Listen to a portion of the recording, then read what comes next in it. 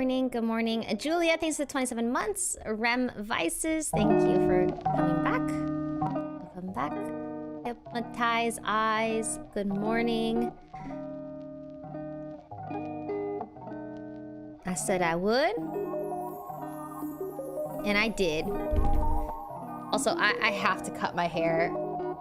The right side is bothering me so much, it's crazy. Good morning, good morning, good morning. We'll turn this down. I have my caffeine. I got Bereki. What's the song? It's called Solar System League of Legends Topic is the album. Copyright free. I can't with this hair. Help! This side is just too long.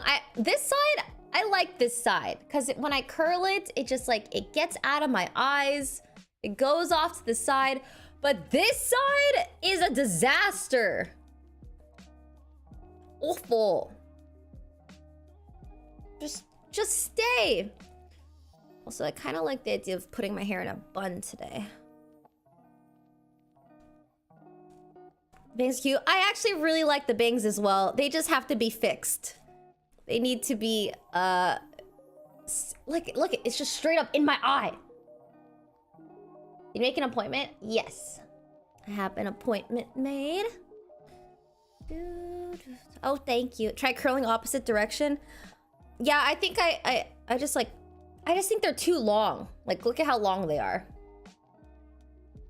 I think I need to cut it to like here. And so when I curl it, it's like here. You know what I mean? Okay, I'm gonna put my hair in a bun. Ruben, thanks for the 26 months. Use the sword to cut it. No. I'll pass. Yeah, they're long. I think they're just long. What if I just...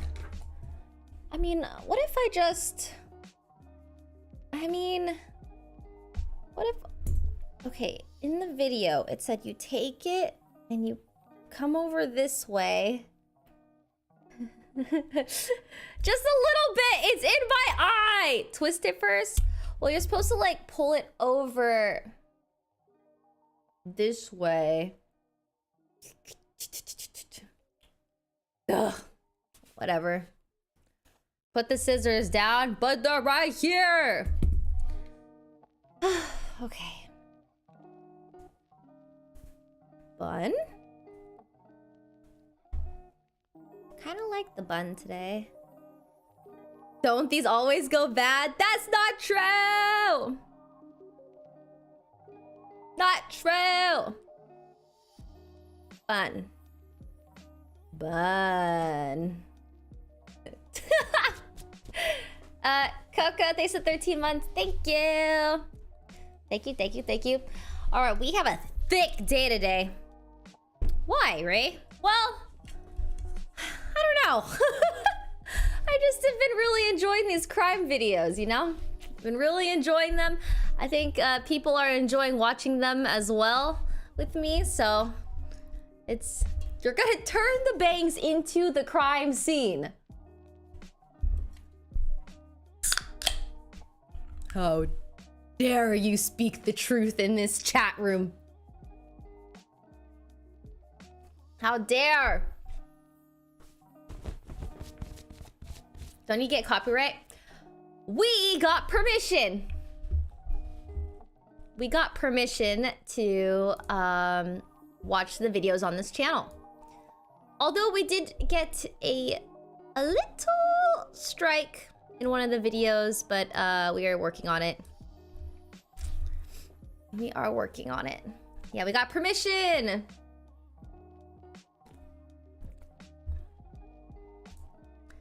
EU friendly? Yes, hello. Let's see. Any updates? My mama.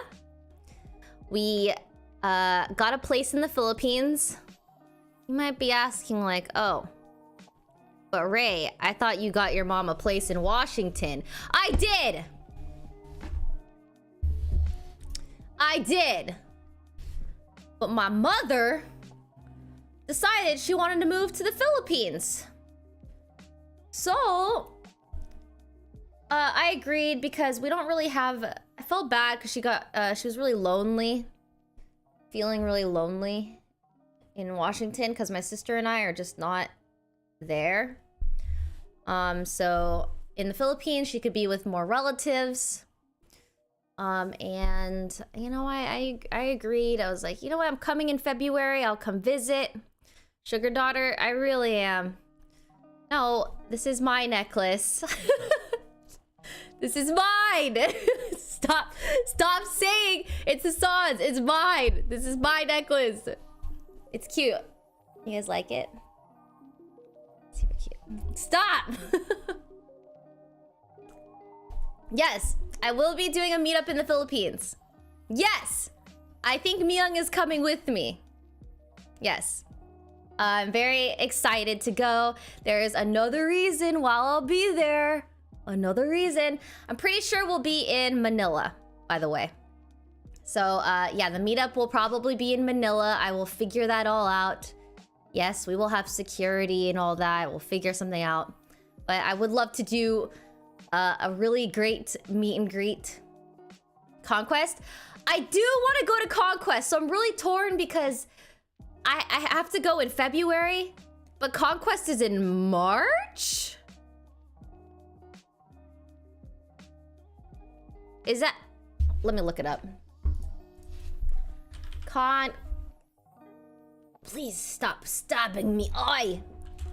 Conquest... Philippines is... July! It's in July.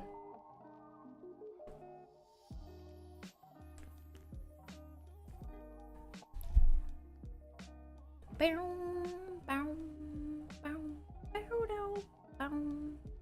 morning. Are you not going to Japan? I want to go to Japan, but in February, I may have to go to not just the Philippines, but I may have to go to Korea as well. February is going to be incredibly busy. Incredibly busy. Yeah. Korea is not confirmed. It is a business trip. And technically, the Philippines is also a business trip, but it's also a double whammy because I get to visit my family, so that's nice. But yeah, kind of depends on stuff. Please leak more. I'm just trying to keep you guys up to date, but I do recognize that when I say too much, I'm being held accountable, which I also don't like because sometimes I can't. Plans change, you know. Sometimes plans change. Merch updates, still working on it.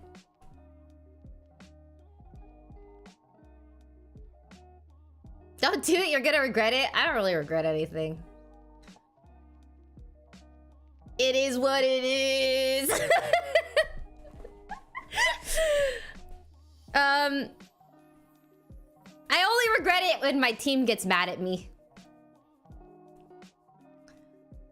When they're like, Ray, you did a bad thing, you went against the contract, now they're gonna cancel. And then I say, oh, I saw that coming. Ah! Oh, also, speaking of canceling, apparently Mauricio and I were supposed to film YouTube videos today, and I did not look at my schedule properly. Let me rephrase that. I didn't look at my schedule at all. So I think we're gonna do that on another day. So yeah. Sorry, Mauricio. But that's okay. At least we have a long stream today. Don't worry. Don't worry. Don't worry. Surely he's not watching stream right now. Sure. Surely. You made me want to cut my own bangs. Yours look so good. I am so shocked. Have you seen what's going on? This is what happened when you take a straightener. Look what's going on. I try to like flip them to go in this direction, but this... Just don't look at this side. What if I just braid? Poor Mauricio. Are you kidding me? What do you mean, poor Mauricio? He gets paid well. My dude living life out here. Whatever. Just use a clip maybe? Yeah, maybe if I just... Voila. Problem solved. Oh, if I look like this, it kind of looks like... Voila! Use a roller? Yes! I need to get rollers. I love when people put it in their bangs like this. You roll it up and then... Yes, okay, I confess. I am stalling because I'm scared. I had nightmares.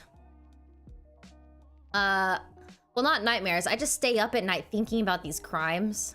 And just... just how awful they are. And now we're gonna do it for like 1 billion hours today! Yeah!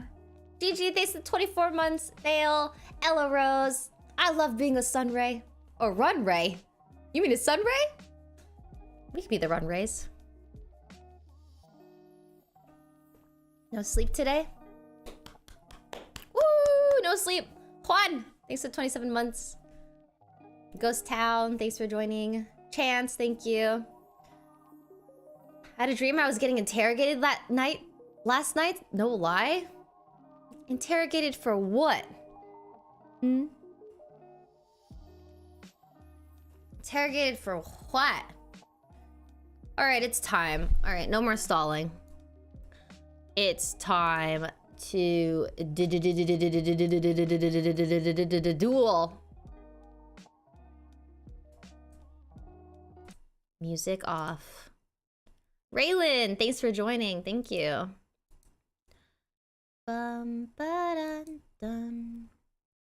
But which video do we watch first? Probably a long one. Start with a long video, maybe. I don't know. Oh, the Scream Killers the interrogations. Because we watched the... Oh, God, narcissists, please. Spoopy. Shocking moment, killer realizes getting caught. Teen brags about his murder. I remember seeing this one on JCS.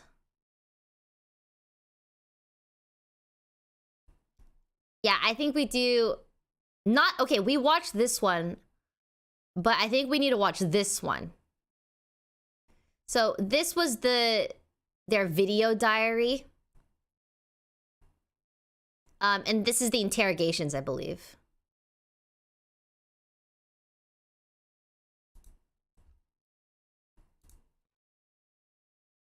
You want to get... That's the reviewed one? This one's the reviewed one? Oh, we watched... Well, what about this one? The following interrogation.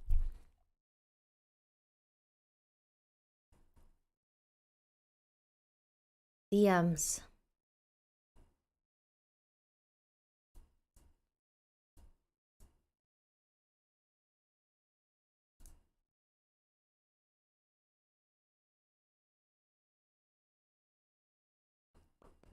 Blah, blah, blah, blah, blah, blah, blah.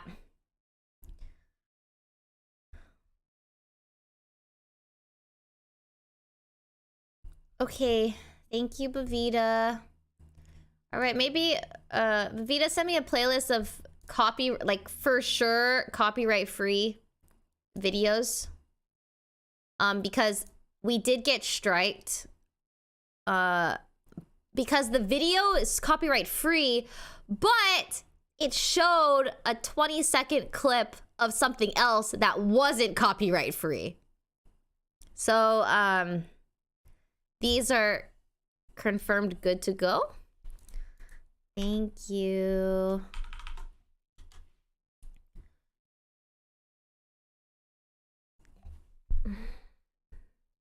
We should start with this playlist, I think. Let's see.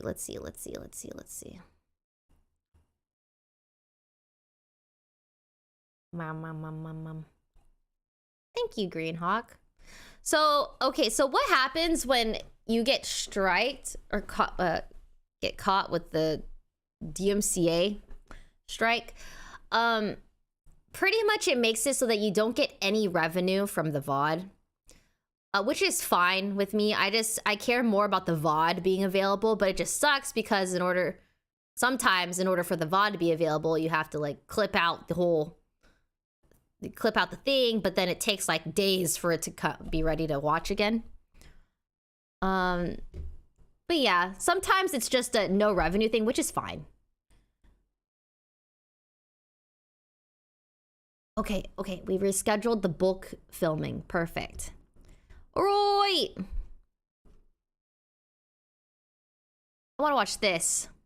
The craziest interrogation you'll ever see.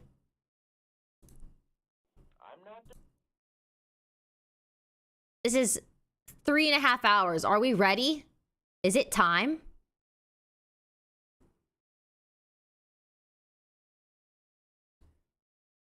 This one's good? Say less. I'm ready for some insane interrogations. All right, everyone, go wee-wee. Get your drinkies, snackies. It's time. Where do I put myself? Down here, maybe?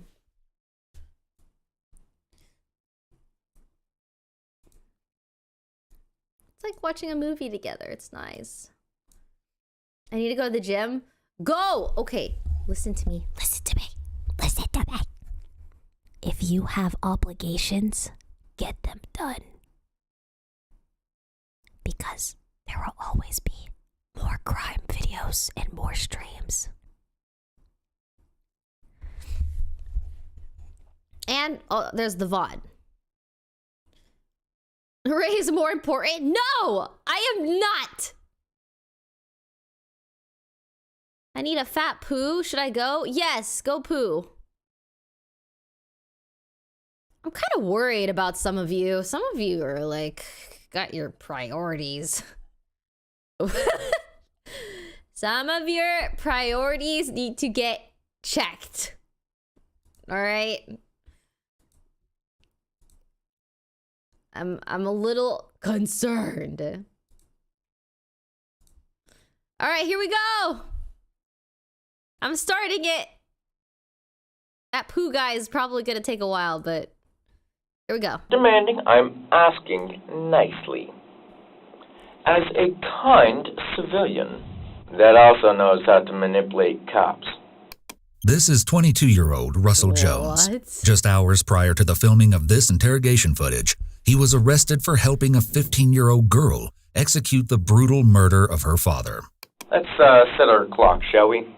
In approximately 3 seconds, you will witness an extreme shift in his demeanor. Already scared. Yep. You're listening in on my conversations, aren't you? Oh.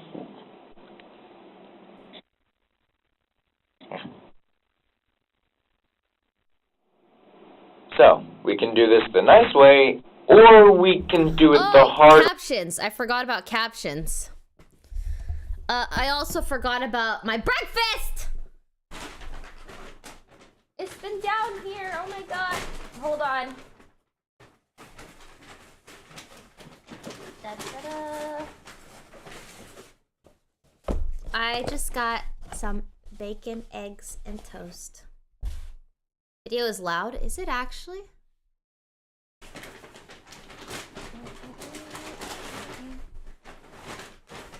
Holy moly, this is a box cutter.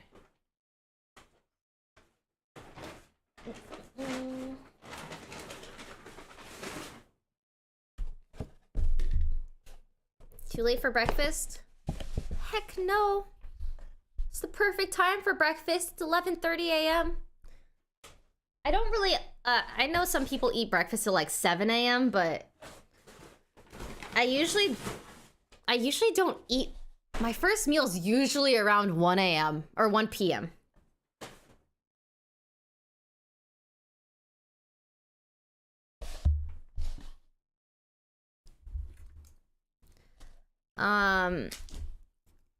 I don't really eat before the gym anymore.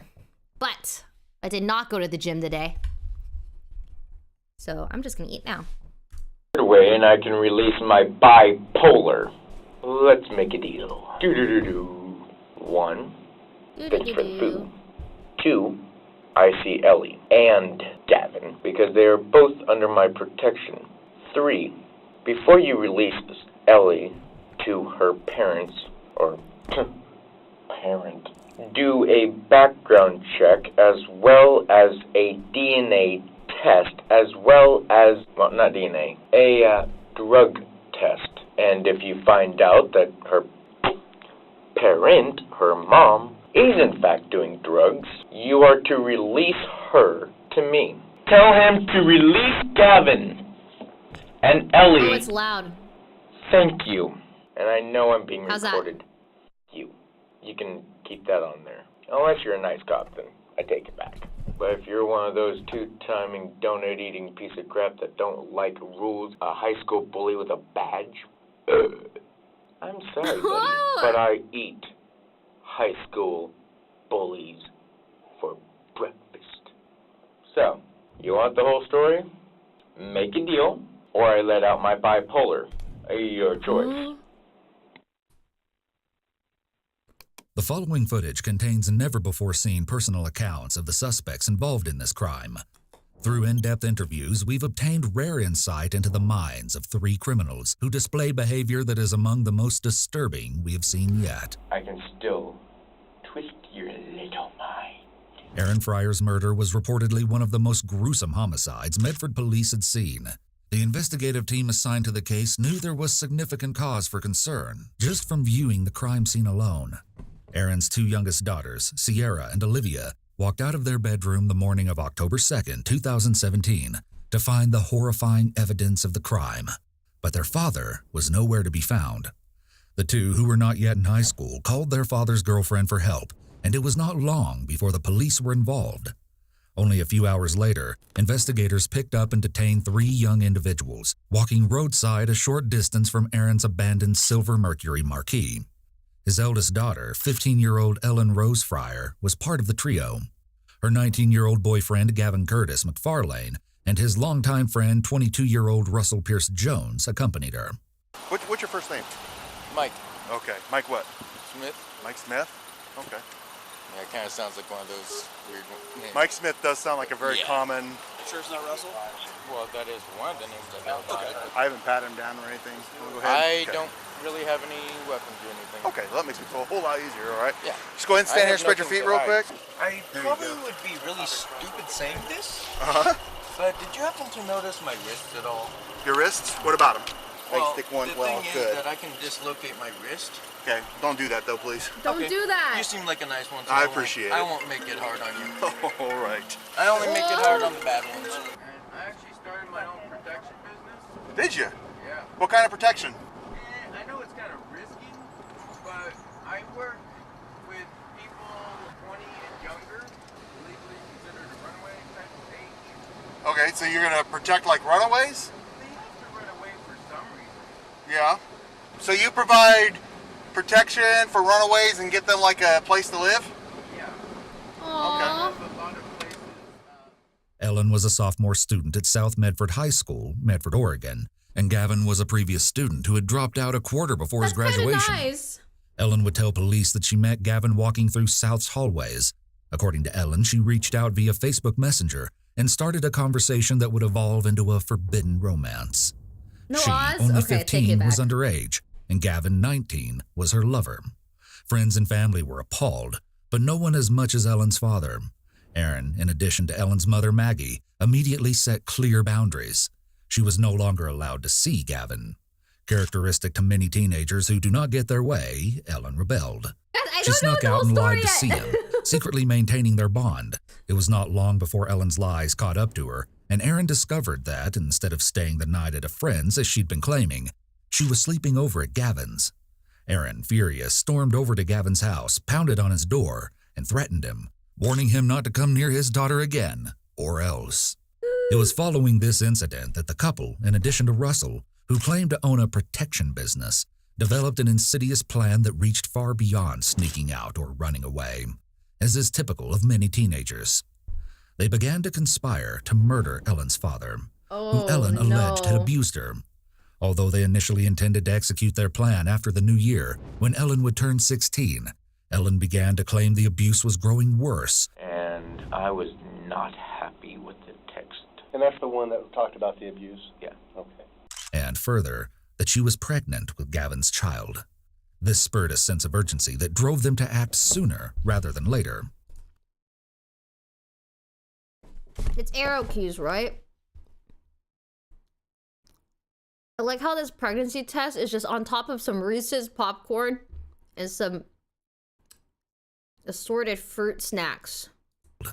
This spurred a sense of urgency that drove them to act Sorry, I sooner wanted to see what rather they than bought. later. On the Saturday preceding the crime, when Ellen was absent attending a high school band event, Gavin and Russell attempted to break into her house through her bedroom window with murder in mind, messaging Ellen all the while. They quickly found that Aaron's girlfriend was asleep in the room and ran off. Although the attempt drew attention and concern, the police were not involved at that point.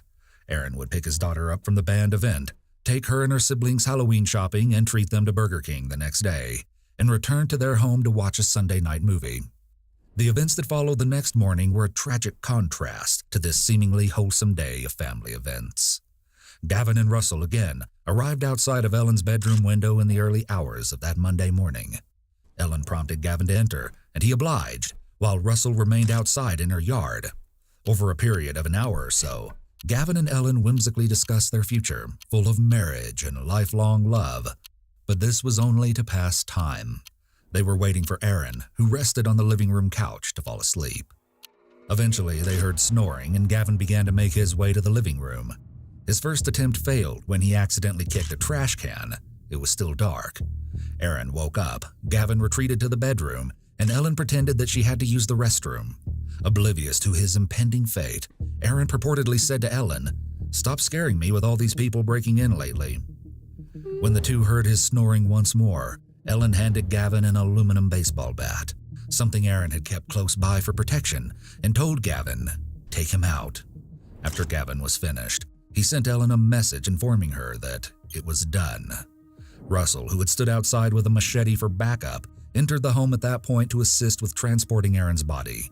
Russell reported that he was shocked and that he immediately retreated to the bathroom, sickened by the scene of the crime. Aaron's face, as shared by Russell, was scary. Due to the nature of Aaron's fatal injuries, Gavin wrapped a towel around Aaron's head and a blanket around his body. Russell holding the blanket at Aaron's feet, and Gavin. They can't show it unblurred and then blur it after they show it. What do you mean? We saw it. Do I see that? I'm gonna go back again. Scary. Due to the nature of Aaron's fatal injuries, I'm Gavin looking! wrapped a towel around Aaron's head and a blanket around his body.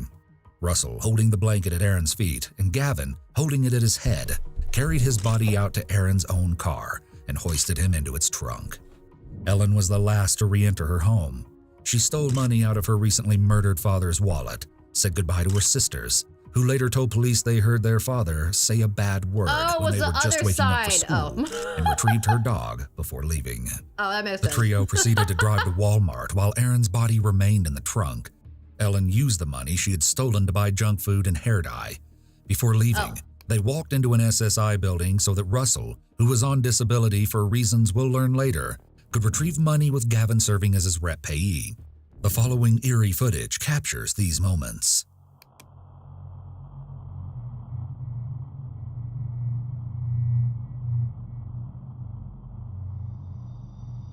Why did they add the eerie music?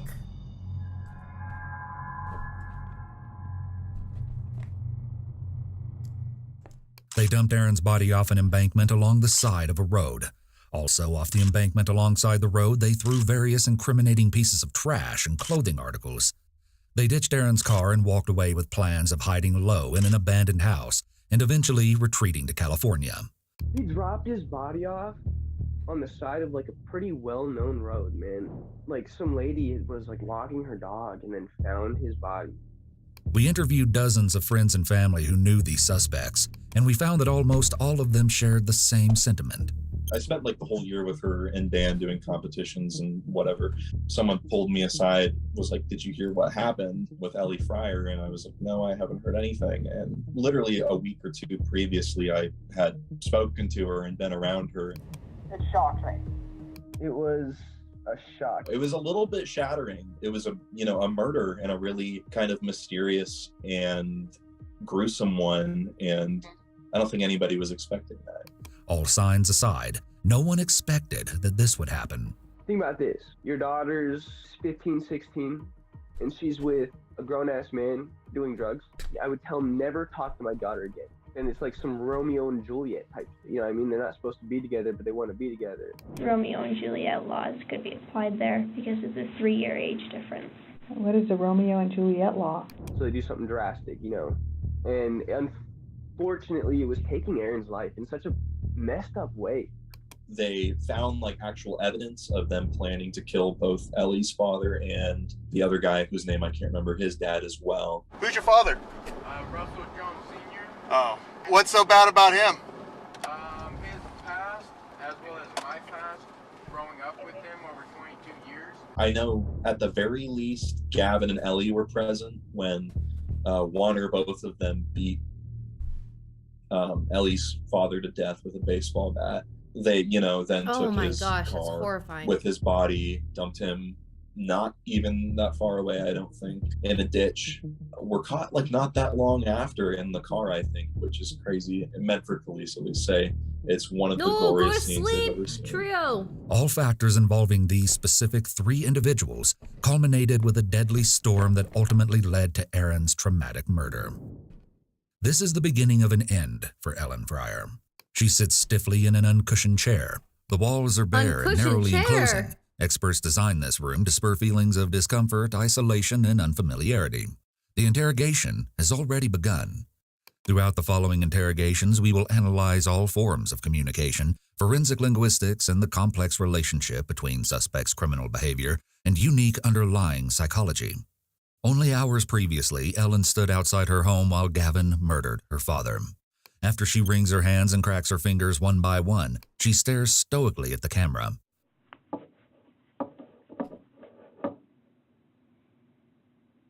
Her behavior is markedly inconsistent with the nature of her recent experiences. An important aspect of reading body language is observing individuals' baseline nonverbal cues, followed by clusters of nonverbal cues, which can occur consecutively or simultaneously. Comparing these in the framework of individual circumstances, including environment, is an additional critical consideration. Upon contemplating Ellen's nonverbal language, also note her paralanguage, or the language that she conveys through vocal tone, pitch, prosody, volume, etc. They may assist law enforcement in building criminal profiles, determining suspects' motivations, or even detecting deception. Ellen shows little to no arousal physiologically, behaviorally, or emotionally. Mark this as our first significant behavioral observation. Yeah, so that's the interesting thing, is that if you met Ellie, she doesn't seem like the type of person that would hurt somebody. She really was a sweet and soft individual. I think that's what was so shaking about it, was that it didn't really make sense to me that someone like Ellie would do that. Didn't seem in her character at all. She was really sweet. She was a really great person, so I was like, okay, I can be friends with this person. She just seemed like a normal 15-year-old girl. Many classmates knew Ellen as the girl who always raised her hand in class. She was accounted as intelligent, polite, and kind. But something that few could later explain lied Now her life dormant is in ruined. Ellen, hiding amidst high school band trips, homecoming dances, and AP classes. Here, that something sits patiently and composed, waiting for an investigator in an empty interrogation room. The following interrogations have been analyzed by a qualified team, including 2 licensed attorneys, one being a former criminal prosecutor and a psychologist trainee. Hi. Hello. Are you Ellie? No. What's your name? I have the right to remain silent. Okay, you do have the right to remain silent. The investigative team on this case may have selected this specific investigator, Detective Stephanie Smith, to conduct Ellen's interrogation for tactical reasons. Police psychology experts outline that investigators with traits similar to suspects are more likely to succeed in building rapport and facilitating open, honest communication. This concept applies to the broader field of psychology as well. It may be used as a vehicle of manipulation to appear more likable, otherwise termed the liking similarity effect. Ellen is more likely to respond positively to a female who speaks softly than a male who speaks gruffly. Ellen immediately displays a high level of resistance. As the interrogation unfolds, Detective Smith will navigate each obstacle to open communication that Ellen throws her way. Is that what you're choosing to do? Yes. Okay. I at least need to know your name now. You don't want to tell me your name? Rain. Rain? Mark lying as our second notable behavior observation and display of resistance. Ellen's first word is a lie, and she lies about her name. Lying is a common exploitive tool. Compulsive lying or pathological lying is characterized by lying about subjects' surrounding identity as a means of control. Okay, Rain, Girl, well, if you choose you are that you want throwing. to talk, I'm around, okay? I would like to know why I'm in handcuffs and why I'm detained. I have the right to know. Okay. Ellen is angry.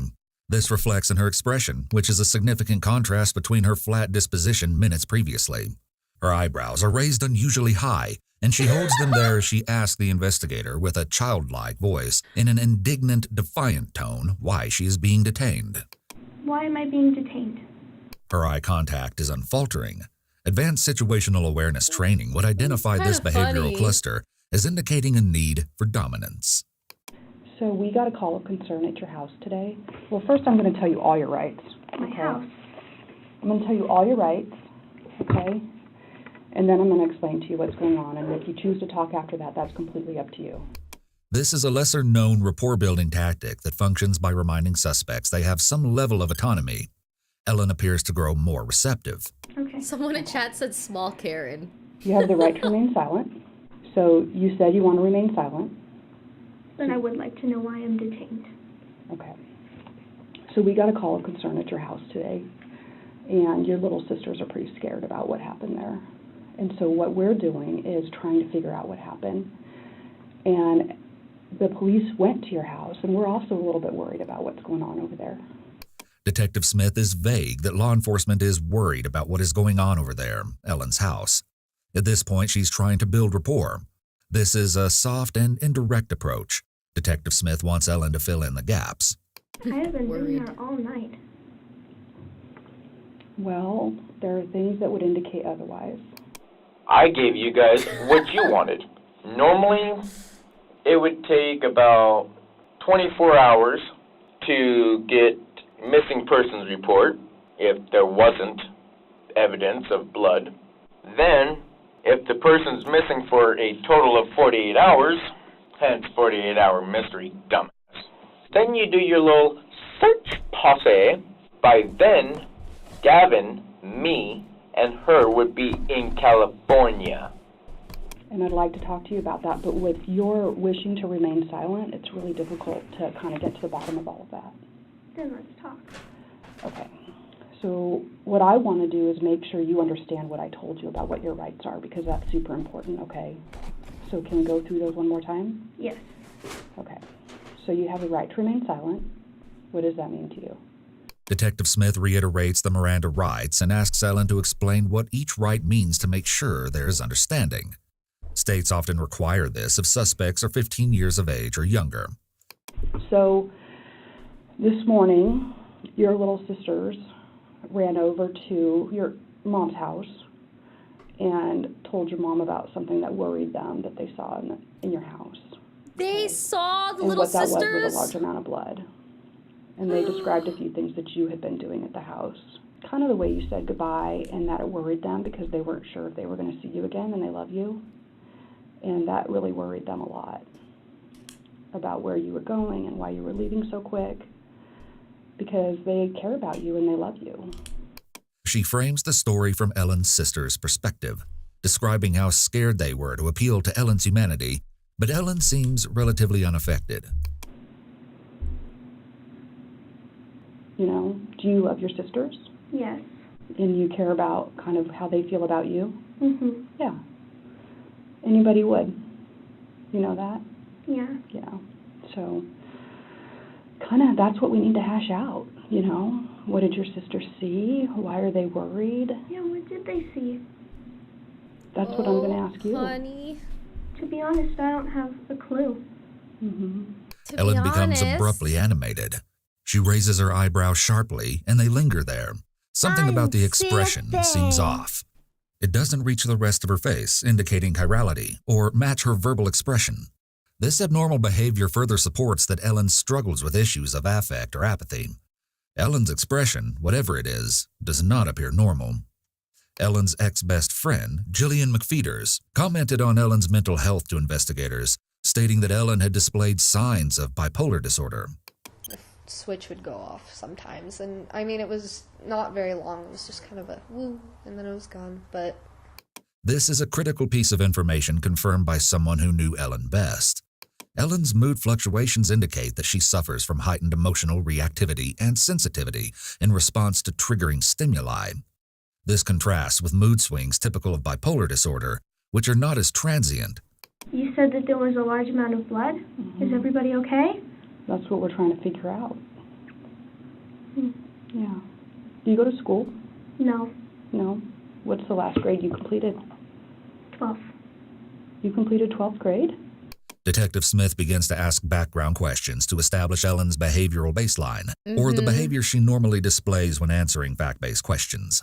Later in the interrogation, when she poses questions relevant to the crime, she will look for behaviors that diverge from Ellen's behavioral baseline when Ellen responds.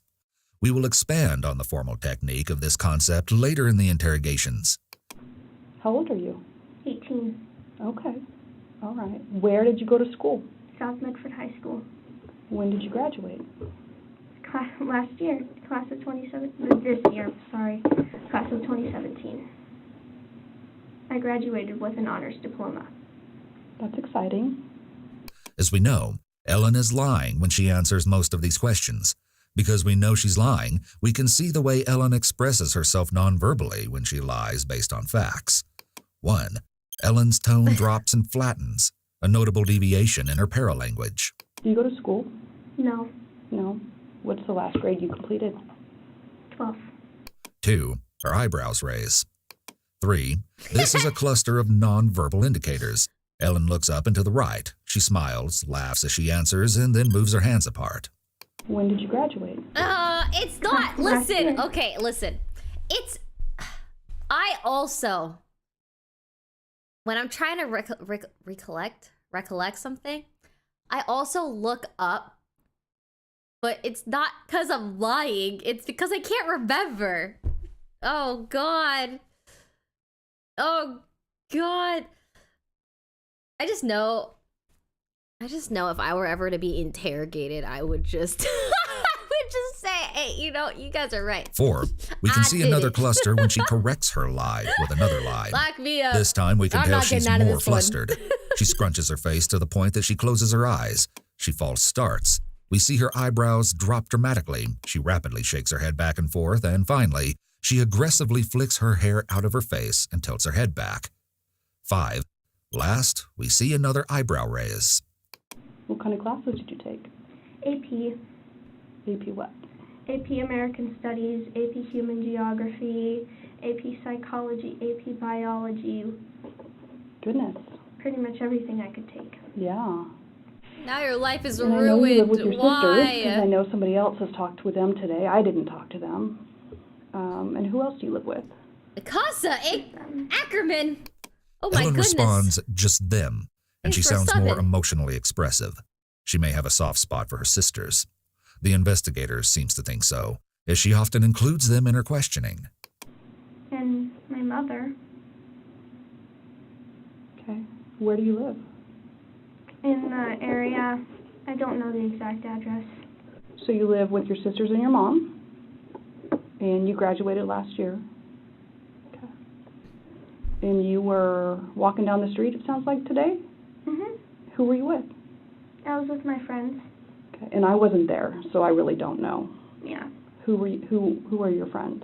The two males that have also been detained. Okay. Who are they to you? They're friends. Okay. What are their names? I'm not going to give their names. Unless I'm there, she only trusts me as her lawyer. Okay. So what have you been up to today? I haven't been home, and now I'm really concerned about what's been going on. Mm-hmm. Ellen puts up her defenses. In a setting outside of an interrogation, defensiveness naturally elicits a negative response from the listener. Detective Smith is trained to employ the resistance countering technique, reframing. In this instance, she utilizes reframing to refocus Ellen's attention on something more positive. Holding positivity assists with resetting the flow of conversation, prevents defensiveness from building, and increases efficient information gathering. This tactic draws from the field of positive psychology, which arose from the idea that reorienting focus and reframing perspectives away from negativity results in greater life equilibrium. Where were you? Out. Like, out where? Just out and about. Couldn't sleep. Okay. Listen. We gotta remember that she is a young girl who is with a much older boy who probably encouraged her, like, if you want to be together, we gotta kill your dad. You know what I mean? So I feel like she's been manipulated and... No, she's not 18. She lied. She's 15. Isn't she 15?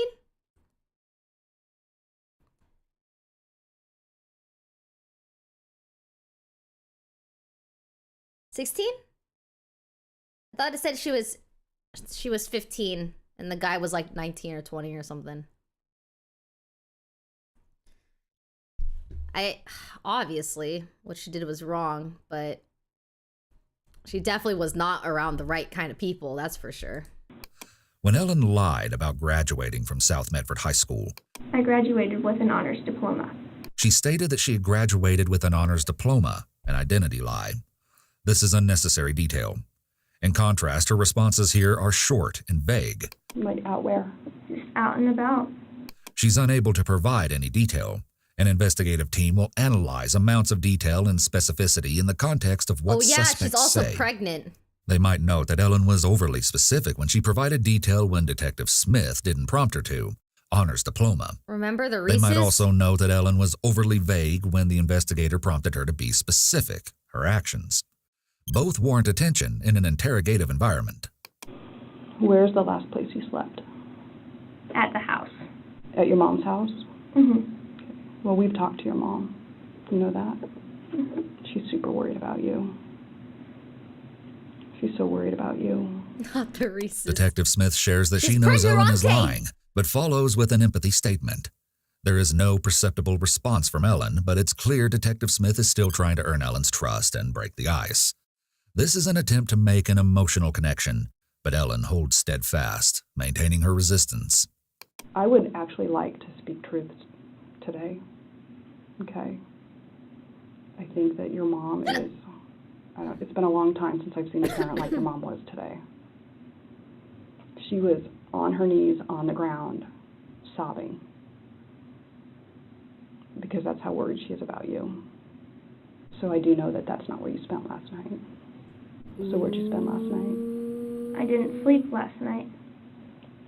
So where's the last place you slept? My mother and my father's house. Mm-hmm. Well, I've talked to your mom, and so I know that you hadn't been staying there. Right, it's my father's weekend. I go back and forth, though, because my father is a little bit abusive. Okay. Ellen mentioned her father's abusive behavior relatively out of context. Her parents shared joint custody, which explains why she went back and forth between their houses. Further, her response bared no relevance to the question. Consider that Ellen conspired to kill her father and very recently encouraged and stood by as her boyfriend murdered him, lifted his body into the trunk of her father's car, and threw it over an embankment. Her statement regarding her father's abusive behavior extends beyond a lack of remorse, resembling something more like revenge. When investigators spoke to Ellen's old friends, they shared that she had been consistently confiding in them about the abuse. I know that he was kind of rough on her, and she said that he would, emotionally abusive and physically abusive, but I'm not sure how true that is. What she would bring up is things weren't they were not good at her household. She felt her dad wanted to kill her. He started getting abusive. He started mistreating her sisters and her. When the Medford PD posted details surrounding the crime and suspects on their Facebook timeline, there was an outpouring of mourning and kind words for Aaron. Many comments portrayed Aaron as the opposite of abusive, stating, Aaron cared more about his girls than anything. Members of the Fryer family and the Medford community were shocked. So what's the last house you left from? My father's house. Okay. And when did you leave there? About noon. Okay. Yeah, I think you're right. She knew what she was doing and she was not manipulated. Whenever I think felt you're like right. going, I just went for a walk. And I didn't stop walking. It was her idea, wasn't it? So today is Monday. In the name of love. It is 11:30. Okay, so I've been awake for almost 24 hours. So you left at noon. What day? Or Sunday. both. Okay. True. Yesterday. Could be both. And what was going on before you left the house? Detective Smith is attempting to establish timelines, but this proves difficult due to Ellen's continued lying and evasion. My father was very upset about something. What was he upset about? I can't recall. He has very violent outbursts. Okay. My dog was hit by a car because he smashed a glass table onto my dog, and the gate was open, so my dog ran outside and he got hit by a car. My goodness, when did that happen? A couple of weeks ago. Okay. So what was going on yesterday to make you leave? Just didn't really like the environment. I just didn't like the vibe. Okay. So who was home when you left? My sisters and my dad. Okay. Where's my dad now? Ellen attempts to act as though she's concerned about her father, but she fails badly.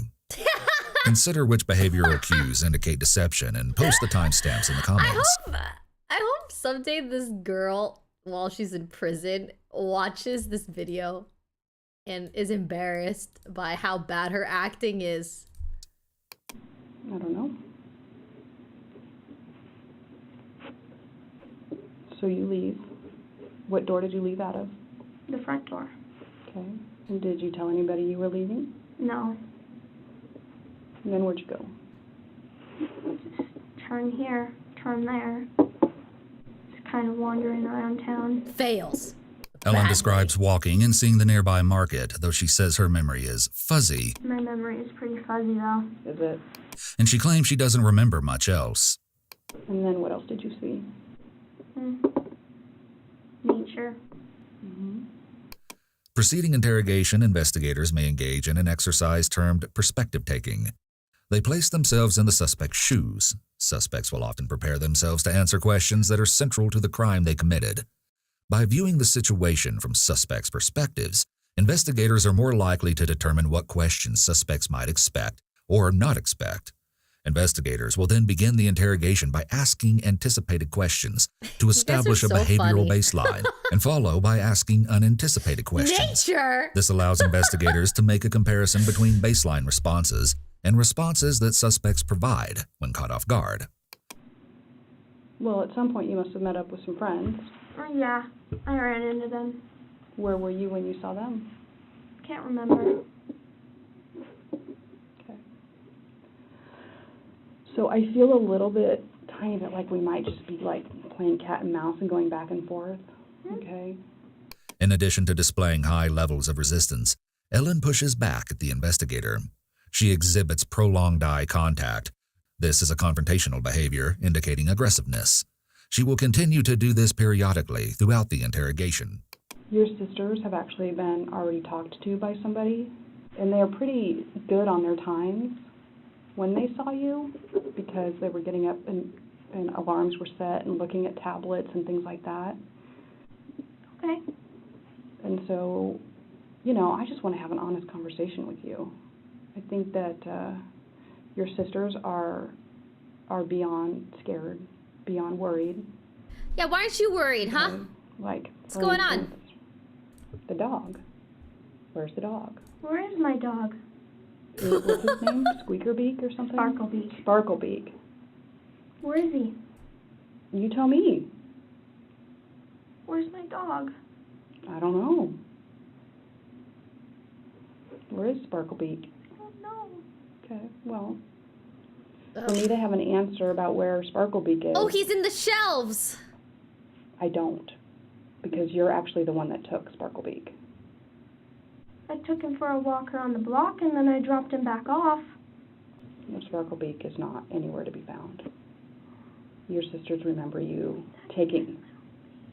Your sisters actually remember you taking him this morning and walking out the door. Dude. With Sparklebeak. Her acting is so cringe. I think only you know the answer to that. No, I don't. It would be nice to be able to at least let Sierra and Olivia know. I don't know. Okay. Do you have a boyfriend? My parents made us break up. Oh, they did? Tell me about that. They just didn't like him. Mm-hmm. Note that Detective Smith is skilled at asking very open-ended questions to entice Ellen to speak. Open-ended questions encourage narratives that are rich in detail and allow investigators to collect further information and insight related to the case. Here we go. How'd you meet him? School. At South? Okay. And so you've been out of school for a bit? Mm-hmm. But your parents didn't like him? Yeah. How come they didn't like him? I don't know. Well, you must have had some kind of conversation about No, why I your don't think parents she don't killed like the your dog. boyfriend. They're just like, we don't like She this just took guy, the dog. Like, the dog So what left did with you her, do? right? I ended it. What was that boyfriend's name? Gavin. What's his last name? Can't remember. I wasn't dating him for very long. Maybe 2 weeks. You don't know your boyfriend of 2 weeks' last name. No. We could find him in a yearbook, though. Oh, okay. Don't you think? Okay. You didn't have any other boyfriend? No. Every detail holds the potential to be significant. The nonverbal indicator that follows is very subtle, almost unnoticeable. I've had a few, weak relationships, but I don't really consider those to be real. Everything is noteworthy when it comes to body language analysis. Note that Ellen displays asymmetrical eye blinking and has done so several times throughout the interrogation up to this point. As part of a standard neurological examination, practitioners document asymmetrical facial movement, including eye blinking as well as out-of-the-ordinary ocular movement. Blinking is controlled by the nervous system, specifically through voluntary neural control in the autonomic nervous system. This could be a sign of a neurological, neuropsychological, or psychological issue, as well as medication or drug use. Overtiredness may also cause asymmetrical eye blinking, and Ellen has purportedly been awake for approximately 24 hours or more. Although overtiredness is a likely cause, we must also note that Ellen displays other abnormal eye movements at different points during the interrogation, as well as significantly and consistently odd behavior. Yeah! We can only speculate what Dude, do you see? This eye opened before this eye. This one's a little sticky from the exactly overtiredness. this may be, but we do know there is a strong possibility that each time Ellen does this, she is experiencing some form of abnormal brain activity. Tell me about the boyfriend you had that Something going on. Dad thought was too old for you. No. Oh yeah, that's another situation. My dad's just flat out, I don't like this guy. You need to break up with him. Mm-hmm. And of course, I want my father's wishes for the person I'm seeing. Who was the guy that was too old for you? I won't give names. So what was that circumstance, though? Tell me about that. My parents are very controlling. Yeah. My dad is very abusive. In what way? Verbally, emotionally. When I did something that he didn't like, he would grab me right here and he'd pin me against the wall. And then what would happen? And then my little sisters would freak out and then he'd stop. So what was being said or what was being done or what happened to lead up to him putting his hand on you? I honestly don't know. I'd like to know that myself. Well, I don't have that answer because you were the one that was there. Yeah, Well, we'll like never I know said, because he was he's dead. drunk, but he's done it sober as well. But what words were being said? Like, you. It's very emotionally damaging to hear your father tell you that. And who all was there when that happened? Just me.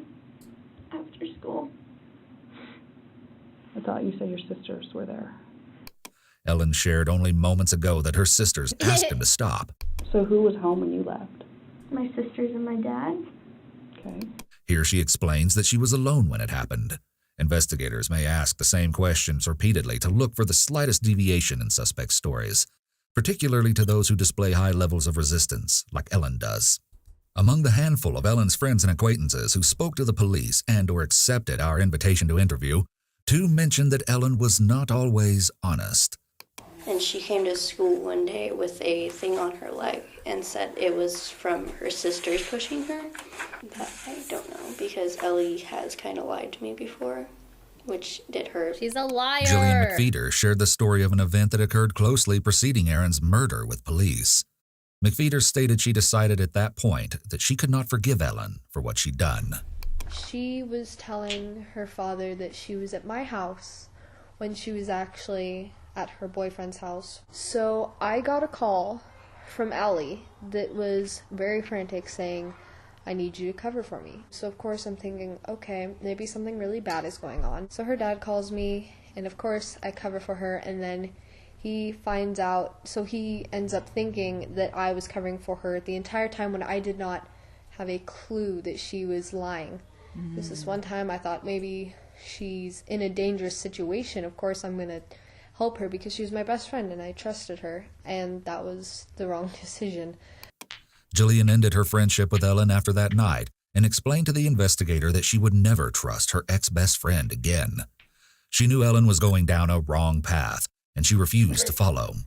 Here, sitting opposite a trained investigator, Ellen does exactly what cost her Jillian's friendship.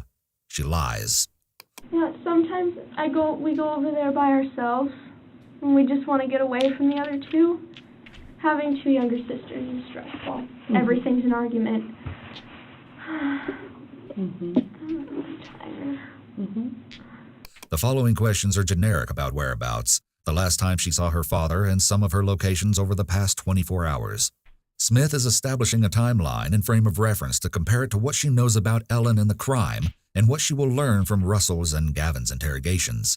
So you were at the park on the other side of the street from Dairy Queen and Blackbird, and then you saw your friends. And what were your friends doing? Just hanging out, eating goofballs.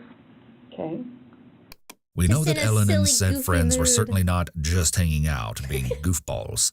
Ellen does not appear to be attached to what she says, seeming guiltless. She also comes off as equally removed from impending consequences.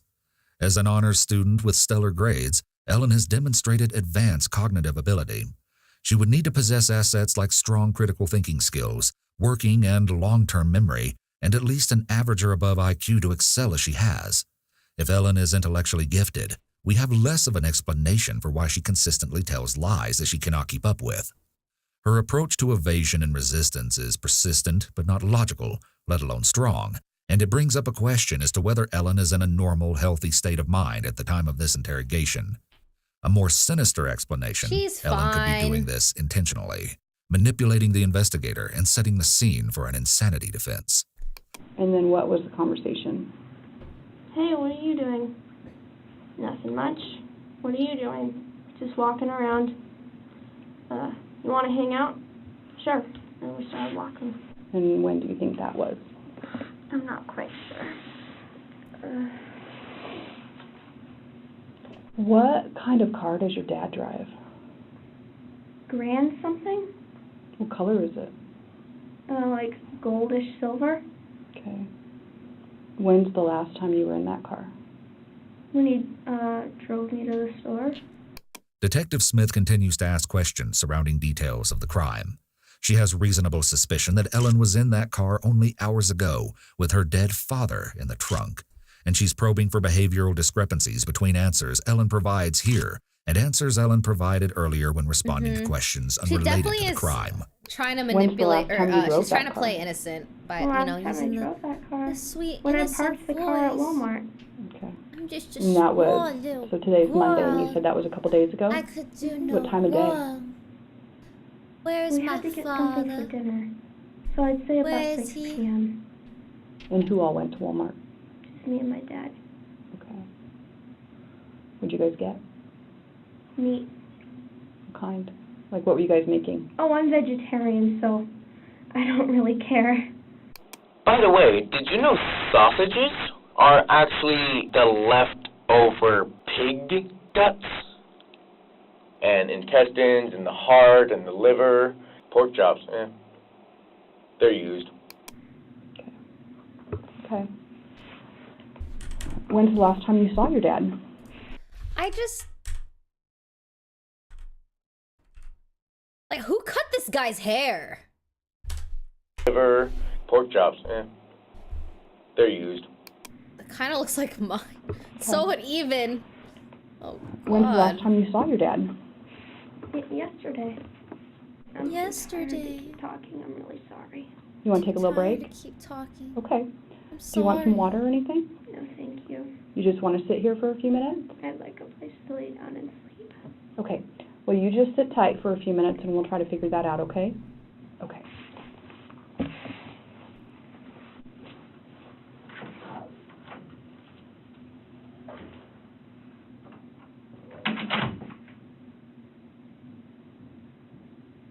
It may be difficult to imagine that this mild-mannered 15-year-old girl conspired to kill her father. She has denied knowledge and culpability and claimed abuse. She has likewise lied consistently throughout the interrogation. Many involved in this case seem to want an answer to a question they are hesitant to ask. Was Ellen truly a victim of abuse, or is she lying? We spoke to multiple sources who questioned why Ellen planned and encouraged the murder of her father when other options of escape from the alleged abuse were available to her. Because she was in They love. argued that she could have gone to the police, her doctor, the fire station, or other local sources of support. They asked why she'd not chosen to run away. They admitted that they simply couldn't understand what had happened. It's relevant to note that cases of patricide are extremely rare. The circumstances of Aaron's tragic murder were less than 0.002% likely to happen. Whoa. This innocent, sweet-sounding 15-year-old girl is not a typical young teenager. Her actions were so unusual that even the FBI lacks the words to describe them. Ultimately, though, Ellen didn't swing the baseball bat that killed her father. Gavin was kind of one of those kids that kind of everybody knew, at least, because he had kind of a very specific outward kind of image that I think he was trying to display, you know, very dark, very kind of shady, 18, you know. take it, Overall, Darth he really Vader. was relatively nice. Sexy as fuck.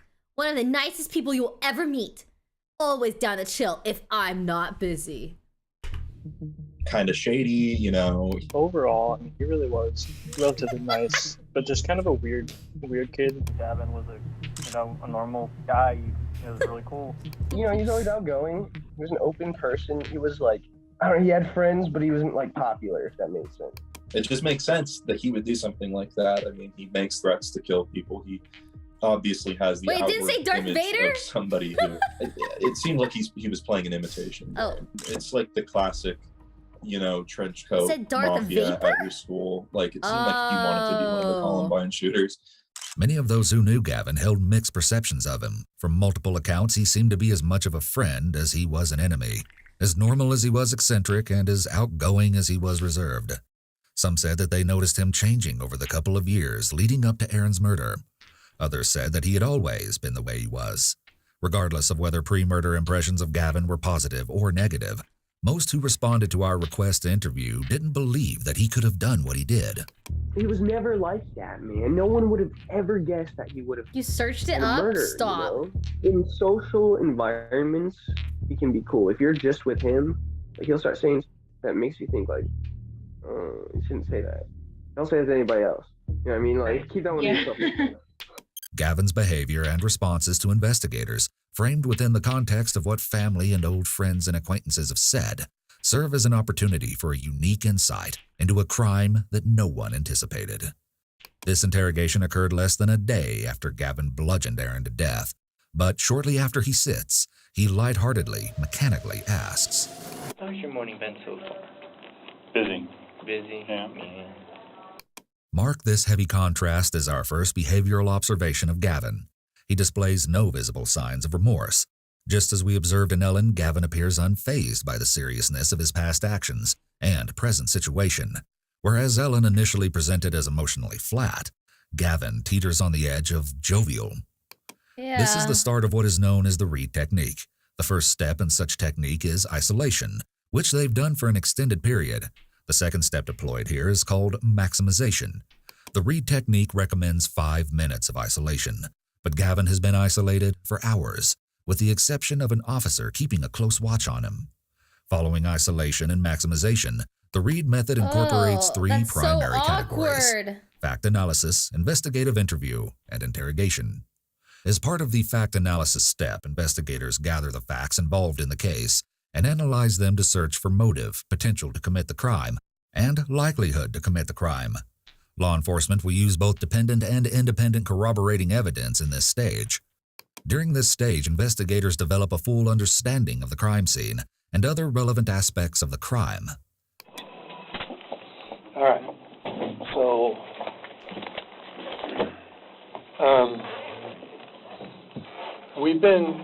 me and Jim have spent about 4 hours with, you probably know him as Mike.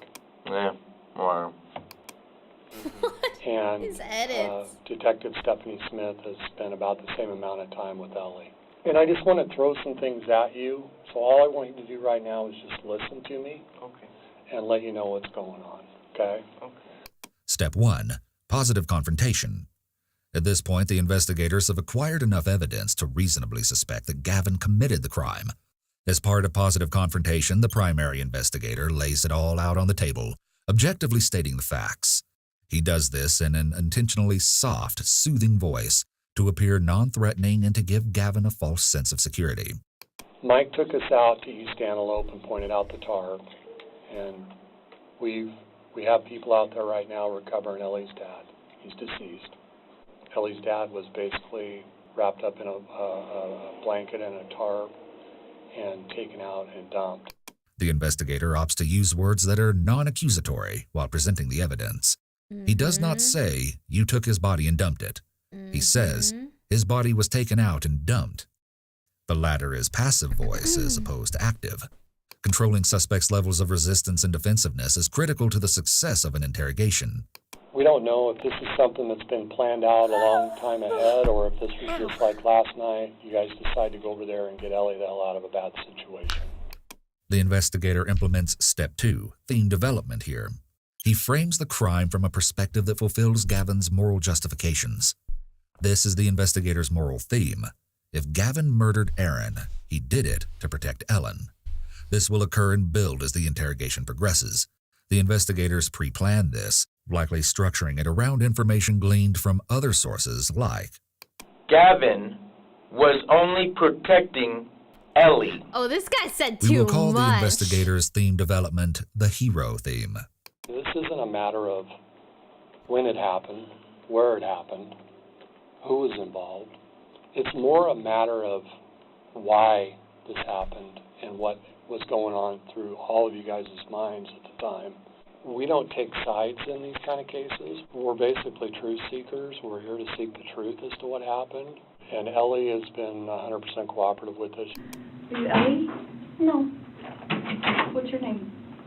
I have the right to remain silent. And then how long have you known Ellie? Ellie, it's been almost a year now, I'd say. Okay. Boyfriend, girlfriend? It's only about 6 months. There's some information that Ellie might be pregnant. Has she told you that? Okay. Gavin confirms that he was both dating and sleeping with Ellen. That is, he confirms that he was both dating and sleeping with a minor. It took a handful of seconds for this investigator to prompt Gavin to admit to a statutory offense. He would like hang around middle schools. When he had turned 18 is when everybody like found out that he was with like a 15-year-old. People were automatically like, okay, bro, like that's not cool. And a lot of people stopped talking to him. And he wanted her at any cost. No one else could have her. Because Gavin shows little resistance and doesn't reject or deny the investigator's accusations, the investigator can bypass steps 3 and 4 of the Reed interrogation technique, handling denials and overcoming objections. Instead, he jumps straight into step 5 of the Reed technique, procurement and retention of suspect's attention. The investigator must guide Gavin's attention away from the potential repercussions of the crime and back to the main theme. He does this through minimization or through rationalizing that the crime was not that serious of an offense.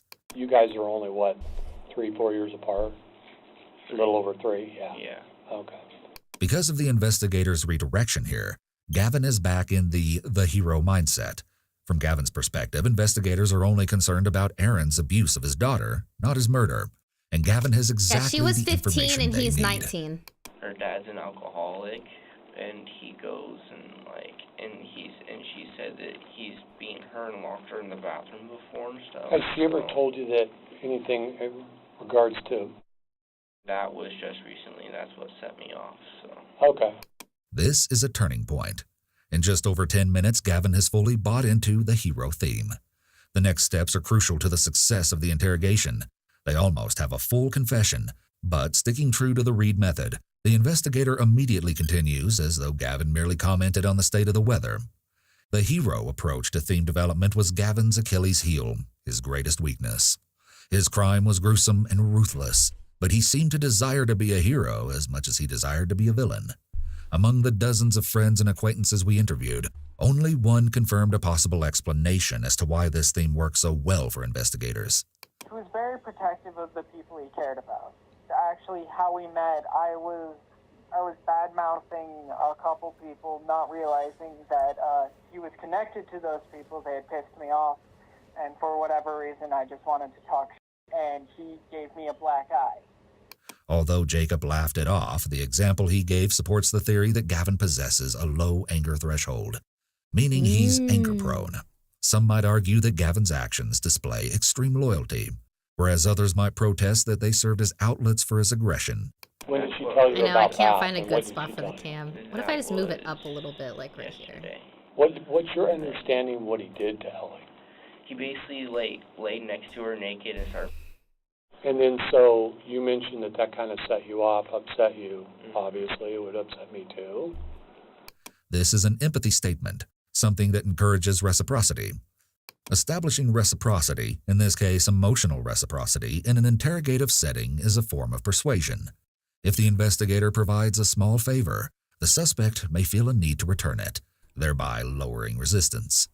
The empathy statement also creates an opportunity for Gavin to elaborate on what he meant when he said he lost it. But the investigator quickly moves on once Gavin responds.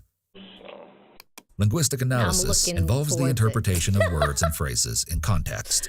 So is a transitional expression. The simple linguistic interpretation here is that Gavin wants to move on from this topic of conversation. The investigator intuits this and immediately resumes asking questions along the lines of the hero theme. And then, so what was the plan going over to Ellie's hero last theme. night? Was it to pick up her belongings and get her out of that situation? Pick her up some stuff. Let me know if I and get cover her the out of there, subtitles yeah. ever. Okay. He's held me at gunpoint before. He threatened my life and held me at gunpoint before. Aaron has over at his house? And then there was one time he came over banging on my door because he was all mad. I actually called you guys for that because I was like, I didn't want to go out the door, look out the window, or see anything because I didn't know if he had a gun or not. But How long ago was that you called us? I think it was a month ago. And then when was the situation where he pointed a gun at you? Where was that? Where did that happen and how long ago was that? Gavin describes his interactions with Aaron as being characterized by fear. He claims that Aaron threatened him more than once. Beyond Gavin's reports of Aaron's threatening behavior, Ellen claimed to him that Aaron abused her. The fear response is an evolutionary physiological survival mechanism that's triggered in reaction to perceived impending harm. It's otherwise termed the fight or flight response, which includes the following reactions: fight, flight, freeze, and fawn. We'll discuss the fight or flight response concerning Gavin as the interrogations progress. So I went over to his house one time. This was where I knew that he didn't like me or whatever, and I came over and he's like, "What the hell are you doing here?" Not the bagel haircut? What is a bagel haircut? She said that I was to come over, and he's like, "No." So he grabbed a gun and was like, "Get the fuck out of here, I'm giving you 20 seconds. Did Ellie witness that? No. I don't know Wait, what caused him what? to not like me anymore. Okay. So he was really chillaxed. I mean, he was, of course, being like the protective dad. He said, "I'll knock out your teeth if you ever hurt my daughter." And I was like, "Yeah, I understand." Does he drink a lot? So, yes, he is an alcoholic. Bagel. If Aaron suffered from alcoholism, Ellen could have been in a considerably unstable environment. Children of individuals who struggle with alcoholism are more likely to develop mental illness. Moreover, and in reference to Ellen's claims, greater consumption of alcohol relates to greater rates of inappropriate, unwanted advances. Oh, that's a donut bun. So you get this text yesterday, last night, and when you got over there, what time of the morning do you think it is now that you guys arrive? It was 2:30 in the morning. 2:30 in the morning? Mm-hmm. Is when you guys get there? Okay. Gavin must be in his hero mindset, believing that the investigators view his crime as morally justifiable. Once Gavin is primed to be more receptive, open, and honest, the primary investigator dives into information gathering. Note that the second investigator is present to ensure proper execution of Step 9 of the Reed interrogation technique. Step 9. Converting an oral confession into a written confession. Oh. A third party witnesses and writes down suspects' confessions. Where is she at when you first see her? She's poking her head out the window, being like, "Hey, come on in." Out of her bedroom window? Mm-hmm. Okay. And what do you and RJ do at that point? At that point, RJ was like, "Okay," and then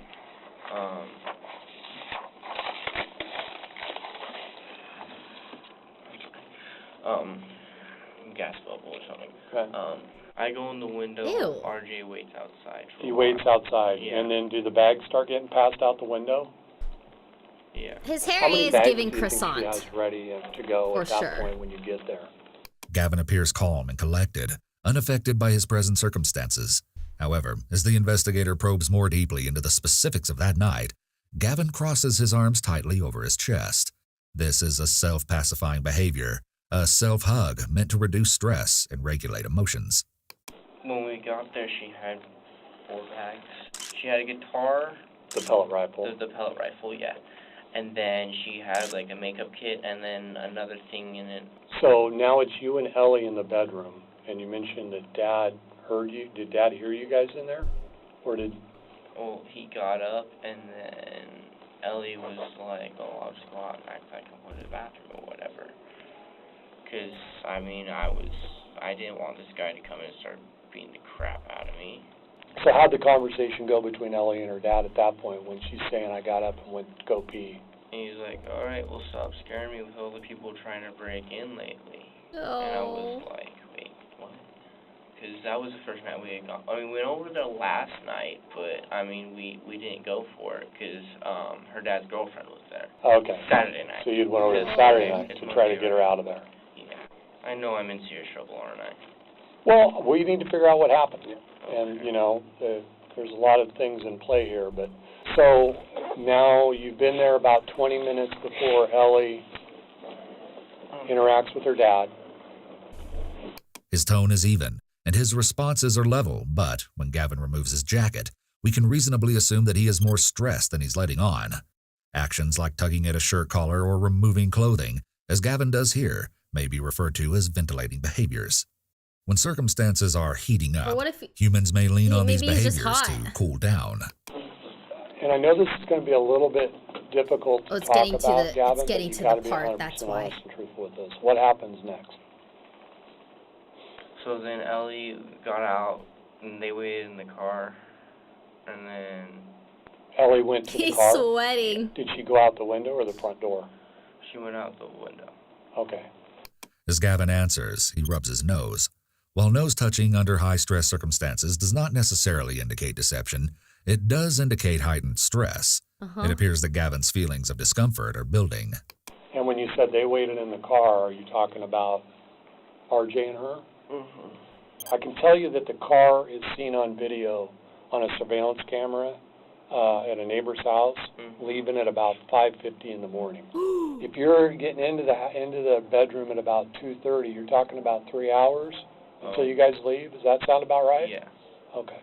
That entire 3-hour time, what's going on inside the bedroom? I mean, what's the purpose of waiting so long? We were trying to wait for him to fall asleep again so that we could get out. Okay. And then he starts to wake up, and I just acted on instinct, and I don't know what I was doing. We know that Gavin was aware of what he was doing, but it appears that he displays little to no signs of discomfort or deception in this moment. And then, I just kept hitting him until he stopped, and I heard, gurgling, and I was like, oh, no. What's going on? Oof. I'm really sorry. Next, Gavin does something unexpected. I know you are, and I know this is difficult. And that's what we're trying to help. What? Sorry. Trying to help.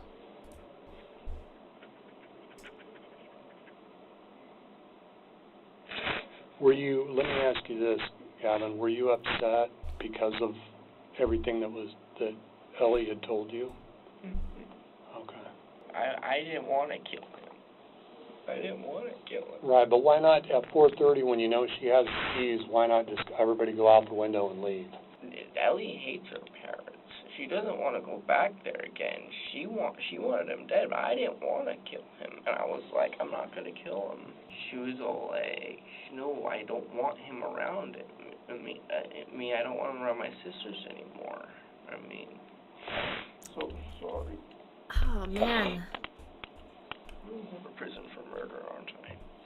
Well, that's what we need to figure out here. We need to figure out what your intent was, and it's important. Yeah, maybe. Protect Ellie. Okay. Well, she had so much resentment So against do her you dad. think that Ellie could have influenced Gavin? Absolutely. Yeah, I think so. I would never see my nephew acting in that behavior of brutally killing somebody. From my point of view and everybody else, my family, we all agree that Ellie was 100% at fault. It was not long before Gavin admitted to his role in executing Aaron's murder. As opposed to Ellen, he put up little to no resistance, immediately acknowledging that the events that morning had transgressed and that he had solely swung the bat that killed Aaron. Russell would prove even less resistant, uninhibitedly spilling nearly all details involved in the crime. Just as Gavin stated he was doing, Russell insisted that he was protecting Ellen. What we are about to observe is among the most bizarre behavior we have seen in an interrogation up to this point. I've been waiting for this. Is that a camera right there? I'd Yep, rather camera. not have a camera aimed at me. I don't. We can talk to Detective Ford, but I think they're required to. So it's nothing. Like I've had a body cam all day. Well, yeah, but see, I don't. My friend, we're recorded wherever we go. You know that. What is this quality? The Probably, body yeah. cam. You have a seat, man. That way I can sit down. Well, you can sit down. Yeah, well, I'm not allowed to sit unless you're sitting. So that way I can sit. Well. Russell tries to show dominance and control by stating he doesn't want to be recorded, and then after the officer tells him he can sit down, he replies, "You can sit down." This immediately shows he's trying to display his lack of fear of authority. Of the three who participated in the crime earlier that morning, Russell appears to be the least impacted. While Gavin's behavior evolved from casually polite to distraught, and Ellen's from flat to angry, Russell's is steadily lighthearted and upbeat. His conduct is eccentric, driven by a variety of psychological factors that will break down as his interrogation progresses. My mom kind of took him under her wing, trying to help him. He mentioned that he's autistic, and so he has trouble finding work. And it wasn't too long before that my youngest son was diagnosed with autism. So that was our instant connection. He did a lot of family things with us. He spent Easter with us, has gone to dinners with us. So we're pretty close. I mean, he calls me his sister. He calls my mom. Really? That sounds good, though. It's kind of a nice place. It's probably soundproof so that people, Well, people can get loud in holding cells. Because sometimes we bring, like, drunks here from driving. Drunks are the worst. Yeah. Not a big fan of them. Not a big fan of them. Like, I protect people, like I said. Russell persistently claims that he owns a protection business. He unshakingly asserts this, and the police don't at any point question it. When individuals are convinced of something untrue despite all evidence indicating otherwise for an extended period, they're said to hold a delusion. Oftentimes, delusions are bizarre, meaning they're highly improbable or not set in reality. E.g., an individual consistently believes that the neighbor reads minds. Other times, delusions are non-bizarre, involving beliefs that are within the realm of possibility, e.g., consistently believing one is being followed. Russell's protection business could be a delusion. While outside of the norm, it could nonetheless be true, qualifying as non-bizarre. We would require additional information, such as input from friends and those Russell claims to protect, to determine this. But I try not to resort to violence. Good. I always try and talk to the person. Yeah. Her father is a drunk compared to what she's told me. And I've only talked to him over the phone probably once or twice. He seemed really not that good of a father. Really? Yeah. He, Her father? Yeah. Who is her father's name, do you know? All I know him as If I know. is Aaron. That's all I know. Of course, then again, I know, like, Aaron Martinez. Yeah, this guy's the appliance. Her father, but I don't know his last name. And I know Aaron Novi. So. Okay. Russell starts rambling, and the investigator allows him to do this. This is a strategy to keep the accused talking so they feel comfortable, and the more comfortable a person feels, the more likely they are to say something incriminating. This is also a way for the officer to build trust. I met him when I was living in Medford, working at a place called the Purple Parrot. He was trying to find a job so he could find a place to live because he was homeless. He was very sweet, very clean cut, you know, very nice. He's just a savior. That's all he wanted to do was help people. You know, all his life he was let America down. needs He more went from jabs. foster home to foster home To foster solve this home. issue, I So intend to would let hire him come in individuals to get that warm. are And then one changed day, criminals he didn't even have a coat. that want a And it was better like life. 3 degrees. And I go, Two "Where you going?" individuals that are... And he said, well, I'm just going to walk around until McDonald's open. And I'm like, no, you're going to come home with me so you'll be warm. You know, I felt like, you know, enough was enough. You know, this poor kid needs some help, and no one's going to help him. I think it was like a good 2 years that he was in our lives. Mostly in my mom's life. Like he really did become like a son to her. Anytime he was looking for help or willing to take help, she would help him. Russell stated previously that he's diagnosed with autism. As a neurodiverse individual, Russell likely struggles with certain aspects of communication. Although he largely displays well-developed social skills, he exhibits circumstantial speech here. The various individuals named Aaron are not directly related to the conversation at hand. We'll continue to observe examples that support this diagnosis, as well as others, throughout the interrogation. Yeah, I know. I don't think I've ever met her father before. Yeah. I don't think I've met her before. You don't want to. I've never met you, and I don't think I've met He had other guy either. a hunting rifle. Yeah. Is it a nice one, or? I've never seen it. Oh, okay. I've never met her. How'd you know he had one? She told me. Okay. Because he like likes that, to drink a lot. Oh, okay. So, and the other night, the reason why I was helping her was because he went into her room and laid next to her. I don't like where this is going. Really? She tell you that? Yeah. And that's why I got her out. Okay. So, yeah, we went down to the park. We met up there. I told her just, like, leave everything. Yeah. And just, like, get the hell out of there. Grab, like, a What bag park? of clothes. Union, I think. He says Union is a question, with his voice trailing upward. These are both indications that he may be lying.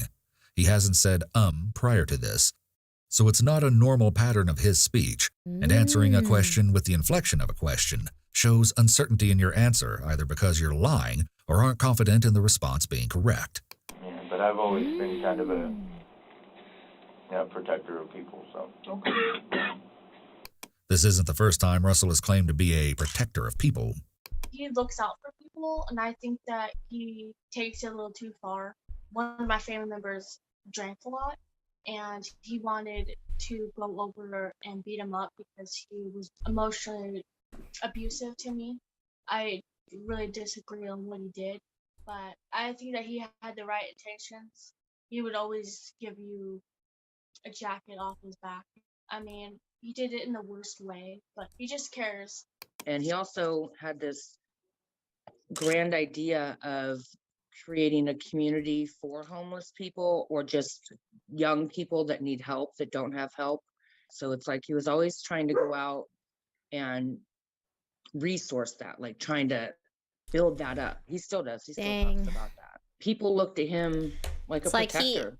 he had really good liked that. intentions, but It he's made not him going about it feel the right way. That's for sure. valued, gave him a sense of purpose, because that was another problem. He didn't really have a sense of purpose. He was just kind of left in the wind. Unless people piss me off, then they become the, not really target in a bad way. Yeah. Just like target as in like someone that needs a firm talking to. Okay. Or a slap across the face, depending on the situation. How much do they pay you for that? Have you been paid yet, or? Not financially. No. Because I can't legally work with the SSI. Yeah. Because I can only work under the table jobs, and those don't. How much SSI do you get? $7.35 plus a $22 check. Net a month? Yeah. Russell begins giving the officer details of his family and personal life, which is a good indication he's developed trust with him. The investigators enter the room, and the officer asks one of them to step out. Can I talk to you for just a quick minute? Hey, take care, buddy. You do. It's time. Likely to brief him on what they discuss that is relevant to the case, to see if he is consistent, and possibly to also let him know a little about his personality. So the investigator knows the best approach and techniques to deploy in getting what he needs from the interrogation. Before we get too wrapped up in this thing, I just got here to work. Yeah. So I kind of want to explain why we're here today for you, and just have I you... don't even know why I'm here. Okay, I'm going to have you just sit and listen to what the story is. And... Okay. Yeah, I have nothing to hide, so. Okay, good.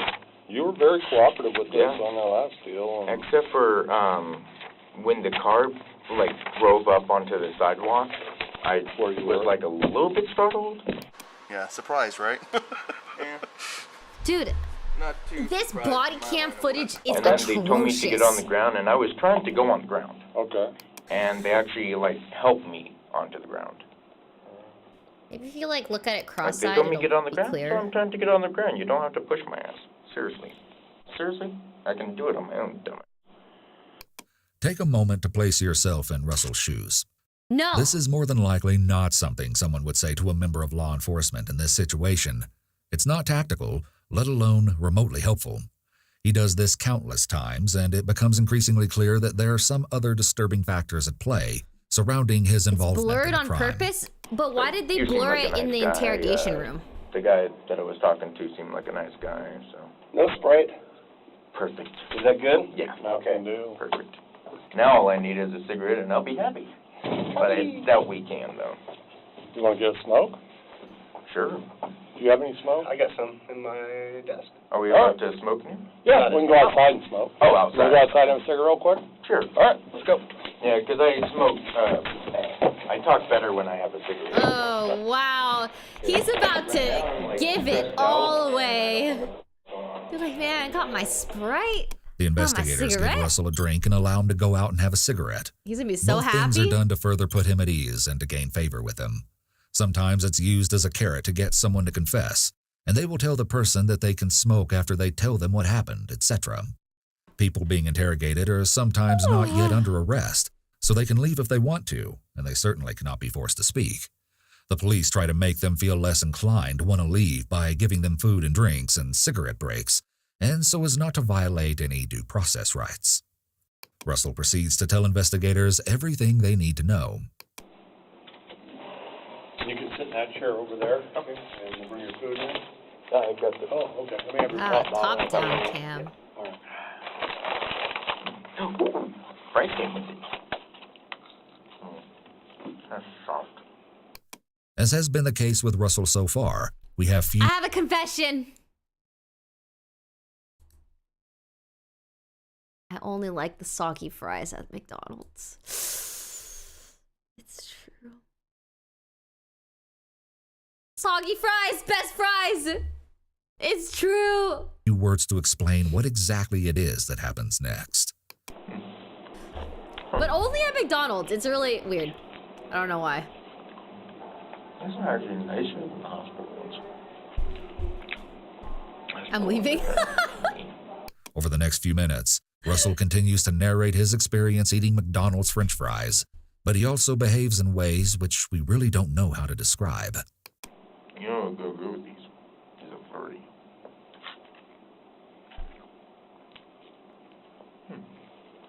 No.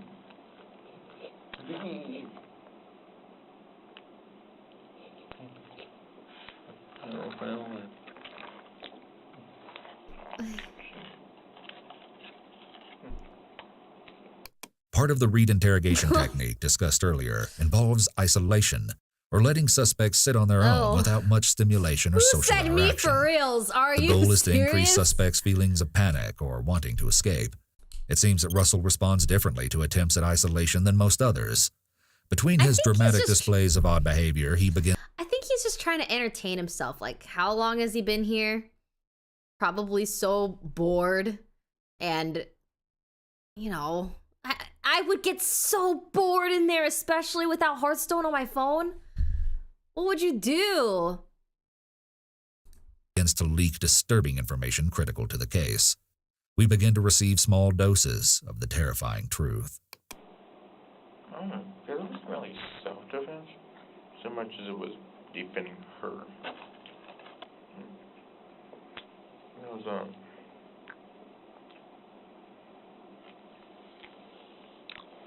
you're listening in on my conversations, aren't you? Camera off. That's so scary! Don't look at the top cam like that!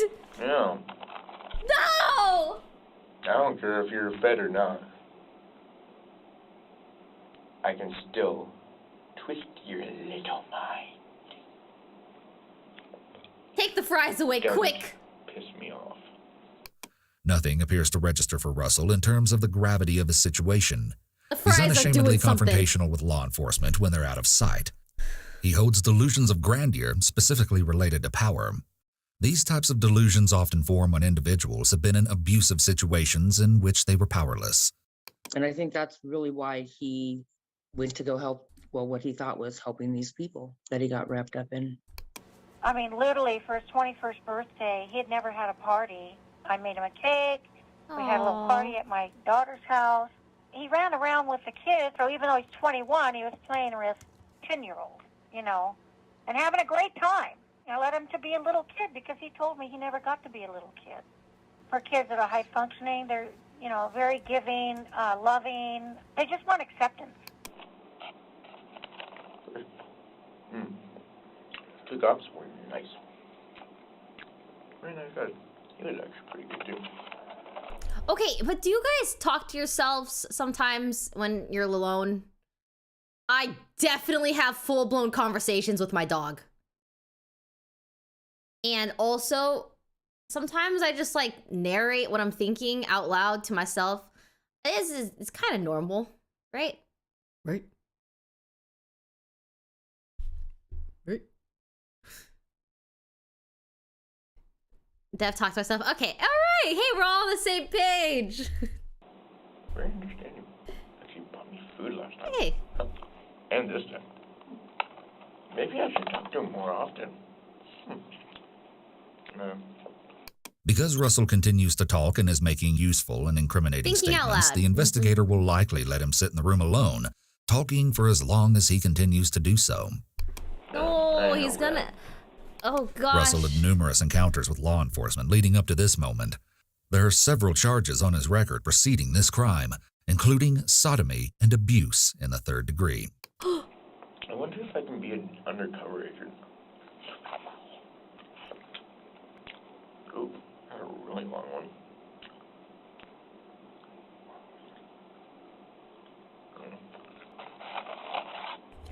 I understand, sir.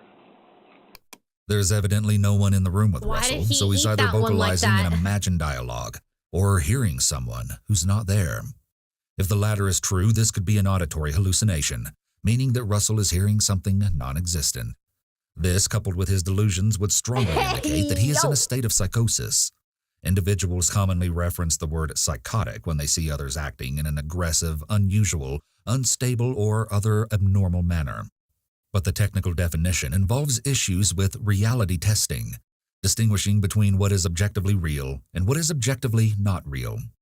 Behavioral manifestations may include delusions or hallucinations, and we know that, at a minimum, Russell experiences delusions. We'll later see that Russell previously commented that he suffers from bipolar disorder. Bipolar disorder creates abnormal swings from neutral mood states to periods of abnormally high energy and/or irritability or mania, to periods of abnormally low energy and/or sadness or depression. This mental illness, affecting nearly 2.6% of the United States population, is the country's 6th leading cause of disability, and it tracks that Russell is on that list.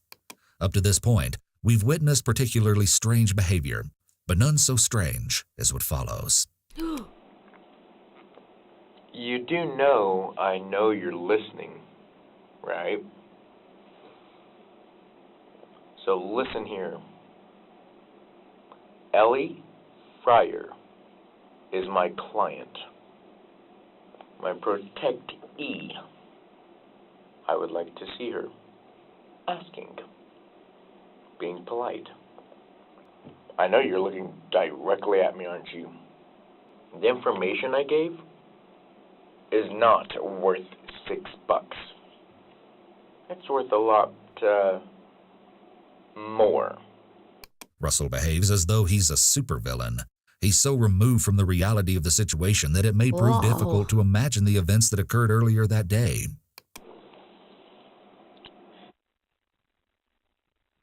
When he accidentally turns off the recording device, he seems surprised that he can do so and begins playing with it. The gravity of the situation he's in is clouded, but we don't yet know by what. He's visibly happy with this new sense of control he feels by being able to turn the recording device on and off. Red means you can't hear me. Green, you can. Gavin and Ellie are to be released to me because the assault her father did the morning of the incident, defending a female. Now here's the thing. I know the cops' twisted little pathetic rule game. And actually, sometimes I like to think that I invented the rule book. Oh. I'm not exactly bragging, but I use reverse psychology, which makes me be able to... Russell steeples his hands, which is a gesture to indicate superiority over those you're speaking to. Make you think it's not Gavin, but in fact, your own kid, by reverse psychology, making you look like the lunatic. We can play it the easy way or the hard way. I'm talking nice. You got two choices. One, put a bullet through my head, or two, for all the evidence that I gave you guys, right there on a silver platter, right there down to the last detail. Not one thing missing. A whole list, step by step by step. Even a third grader could read how easy that was. For one, Ellie is still... He should join NoPixel. Yeah, I feel like, you know, if he didn't commit a crime, he could have been a very good streamer. I feel like he could have had, you know, a very nice life, you know, like playing games. He's very entertaining. I'm like really confused, but also very intrigued at the same time. A minor. Russell is speaking to the officers in a condescending tone and looking at a non-existent watch. He's under the delusion that because he has confessed every detail of the crime step by step, they owe him something now. You want to play hardball? I played baseball when I was younger. I wouldn't go there. And I know everything that I'm Dude, I'm sorry. That was kind saying of funny. is being recorded, and I'm doing it on purpose. Holy shit. I can easily turn the speaker off and rant, and then you guys will come in thinking I'm a loony because you don't hear me. Here's the thing. I'm not the one with the donut fetish. Give a cop a donut, and he'll want a coffee to go with it. Give a mouse a cookie, and he'll want a glass of milk. Give a moose a muffin, and he'll want something else. But here's my favorite one. What is it when a cop car is towed by a tow truck? Oh no, my camera froze. Hold. Pause! Oh no, no, no, not it freezing like that. Oh god, what is this face I'm making? Okay, we're back. Why? Why is that happening?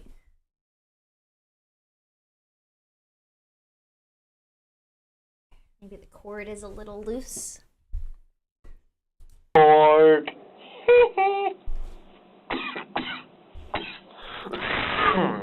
When the officers don't respond to his threats, Russell begins making police jokes and using police stereotypes. He continues on his narcissistic rant and delusions of having control and dominance in this situation.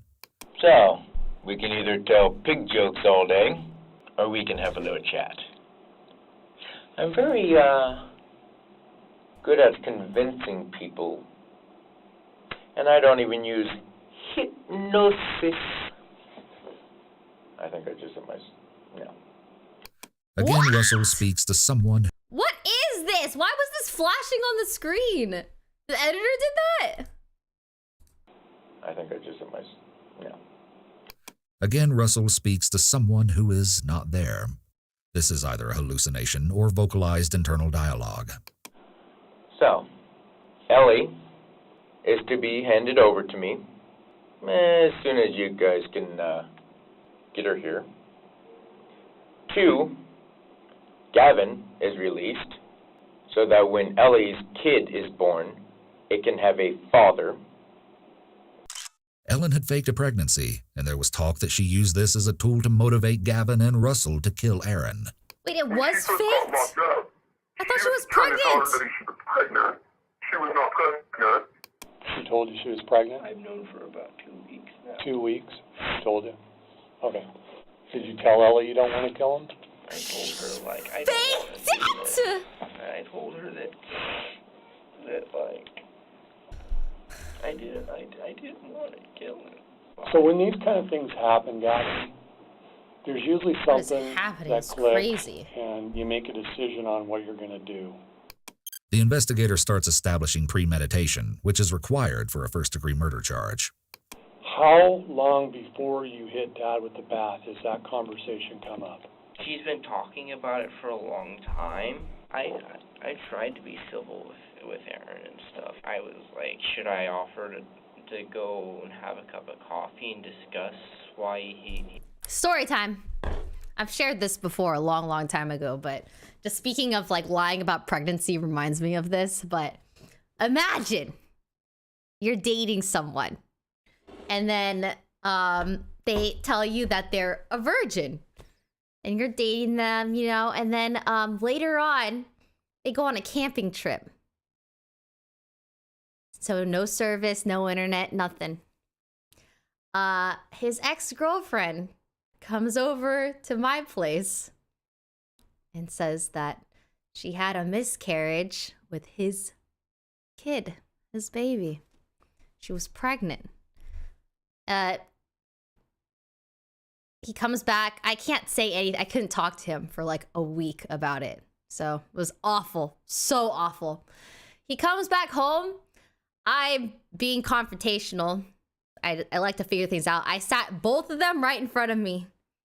At least she told you. I sit both of them right in front of me, and I have them just like, I'm just like wondering what the truth is, because both of them were lying about things. And he says that she told him that if he didn't leave me, she wouldn't allow him to be in the baby's life, which is why he was cheating on me to make her feel comfortable. But he was so in love with me, he didn't want to risk losing me, so that's why he didn't tell me about it.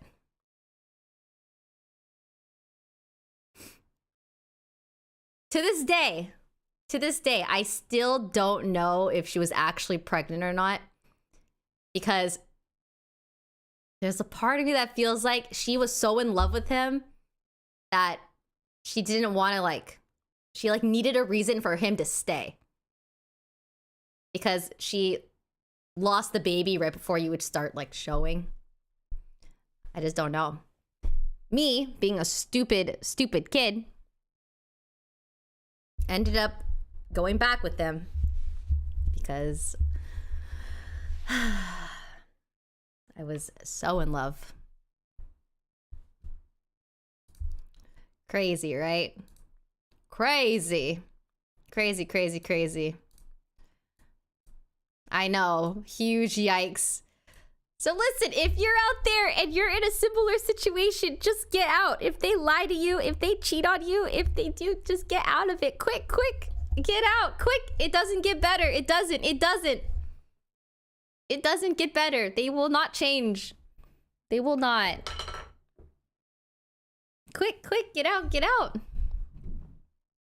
He has beef with Yeah, me. lesson learned. So going back to you guys getting there around 2:30 in the morning, is it possible you got there earlier than 2:30? I mean, we were at Union at about 1:30. And did you guys have to wait around for a little while? We did. Ellie was like, just wait till he falls asleep, then come in. And where did you grab the bat from? Find me the door. Get Where out did you grab the bat from before you walked into the front room? No, I wanted to keep the bat for myself. Okay. Love makes you do dumb Ironically, things the sometimes. bat that Gavin wanted to keep for himself, the bat that Gavin used to beat Aaron to death, was the bat that Aaron had on hand for protection. At best, Gavin used the murder weapon that was most convenient. At worst, Gavin took pleasure in this irony, claiming an ultimate power by using Aaron's sense of safety and security as a weapon against him, and walking out the door with it. Perhaps Gavin desired the bat for himself as a trophy. So now you're walking from Ellie's room with the bat, and the plan for you is to walk out the front door. That's what I mean, Ellie wanted me to kill him, but I didn't want to. I was planning on just walking straight out the front door. Did you play along with Ellie and say, okay, I'll kill him? Mm-hmm. You did? But then he woke up. Did you tell Ellie how you were going to kill him? No. Did she ever mention, hey, use the bat? Well, she said that if I wanted to, I could, and I was like, it's not that hard to punch someone in the throat. Here, Gavin displays an out-of-place, boastful sense of pride over holding violence-related knowledge. That was This is a strong indicator of aggressive strange. tendencies. Family and numerous friends and acquaintances confirm that Gavin held a violent streak. My girlfriend cheated on Another me. of Gavin's close old My girlfriend cheated on me, but I stayed with her because I loved her so much that, yeah. Oh my gosh. That's another thing. When sometimes you feel like when the other person, your partner, gets caught cheating, they act like it's the end of the world and that they'll never do it again. They love you so much. It was a mistake. And you, being sweet, feel like they're actually, and believe them, right? You want to believe them because you love them and think like, oh, they're not going to do it again. They do it again. They do it again. I feel like once the first mistake happens, you got to move on. You got to move on. It's time. It's time. I feel like everyone's been cheated on. But the comfort, don't. I've done that so much in my life where I've stayed with someone out of comfort. It was more so like, that it's a toxic relationship and it's not working. It's not working, but you're hopeful sometimes. But then an episode happens and then you realize like, oh gosh, but then you're more afraid of being alone than like staying in a toxic relationship because you're used to it. Get out, quick, get out. Don't do it. Don't do it. I've been there. I know what it's like. Thanks to the 5 gifted, Jaren. Thank you so much. You gotta get out. It's oh my god. I've done it so much where I was so afraid of being alone. So afraid. I would rather be like miserable in a relationship than be alone. It's terrible. But get out. There's a light at the end of the tunnel. Friends shared the following. We used to get together and like play football or different things like that with a bunch of guys we knew. And a couple different times he ended up punching somebody, or like I think he broke his nose at one point. And then a couple other times, yeah, sort of unprovoked, kind of fight somebody at our youth group. It was more of just a 1 or 2 thing, and then he would walk away. It's not like he was trying to kill somebody at that time, obviously. An additional past friend described that Gavin displayed unusually aggressive behavior a week preceding the murder. Yeah. So last time I'd seen him, we were just hanging out, like smoked a little bit. He wanted to like wrestle me. Like he's like, I know. He's like, I'm a black belt. Like we should fight. He's never really wanted to fight. So I didn't know if maybe he was like trying to get prepared for, like this obviously is like afterthoughts. Like, oh, that's weird, like he wasn't very good at it. I don't think he was really a black belt. And it was just like, what? Caden, who had attended South Medford High School with Gavin, explained that everyone in the school knew that he was scary and seemed dangerous when he shared his friend's experience. He threatened one of my best friends, where he had actually sent a picture of a revolver to him, making the threat that he was going to, harm him. And then when they took it to the school didn't do anything about it. What? We've watched Gavin cry and state repeatedly that he did not want to kill Aaron. We've also heard friends and family share stories depicting that he was quick to rage, often searching for an outlet for his aggression, whether it existed in tackle football, playful wrestling, or defending his friends. It leads us to a question of whether Aaron was another one of Gavin's outlets. So she hands you the bat in the bedroom and tells you to go take that out. Okay, what were her exact words? She said go out in the front room, take him out, and text me and let me know when it's done. And to me, I was like, okay, so I guess she wants me to kill him, but I don't want to kill him. So you kick the bin and the dog barks. Where's the dog at? Sleeping on the couch with him. How do you know the dog was on the couch with him? Like, 'cause I was, like, when we were in the house, like, I heard, like, one of the reasons... He's used the word like periodically throughout the interrogation, but here, Gavin uses it almost back to back. This is a notable deviation from baseline and a strong indicator of general stress, most likely nervousness in the context of the topic. Before leaving, because we heard him say, Sadie, move. And I was like, oh, okay. Because, like, he's probably disturbed a little bit. Is it possible, Gavin, that you hit him while he was asleep? I don't think so, no. Is it possible, though? It's possible he might have still been asleep. This eliminates any possible self-defense theory his lawyers might have wanted to use at trial. Yeah. But I couldn't see anything. It was pitch black. What makes you think that he woke up? He was like, what the f***, who are you? But is that after you hit him once or before? That was before. Ooh, scary. Earlier in the interrogation, Gavin had clearly described that Aaron woke up and, in turn, Gavin acted on instinct. He is beginning to contradict himself, but it's not long before we hear the full truth. Is it possible that he might not have said that and you just hit him while he was asleep on the couch? I don't know. I don't remember. Are you 100% sure he said, who's that? Or could you just be telling me that, thinking that, trying to minimize this, making it look a little better? Because I just hit him while he was asleep. And then... Okay, so if you're going to tell the truth, let's tell the truth all the way, okay? Okay, I'm sorry. Was he awake when you hit him? No. Yes or no? No. Okay. I mean, I wasn't wanting to kill him. It doesn't matter. You still did it, dummy. The dog started barking, and I knew where I was. I just snapped because I didn't want to have to deal with him. It was after like the second swing. He was like, "What the f?" And then. Was he ever able to get up off the couch, or did? No. And be honest with us. Don't try to minimize things. How many times do you think you hit him? I think I hit him about 6 times. 6 times? Yeah, 5 or 6 times. And were all those hits? Where did you swing and hit him at? Like his chest and his head. Okay. Ultimately, did he stop talking, stop moving? Okay. Oh. When did you turn the light on? Ah. Like I stood there for a little bit. I don't know. It seemed like hours, and I was just like, what did I just do? Okay. Like one time, can't imagine We were at my mom's turning the house. lights on and having to see the father like that. So he went outside and, because my mom's in a wheelchair, pushed my mom down the driveway and my mom fell back and cracked her head open. Oh my gosh. I know this might be tough, Gavin, but it's important to know. Can you stand right there for me? Right there. Stand up for me.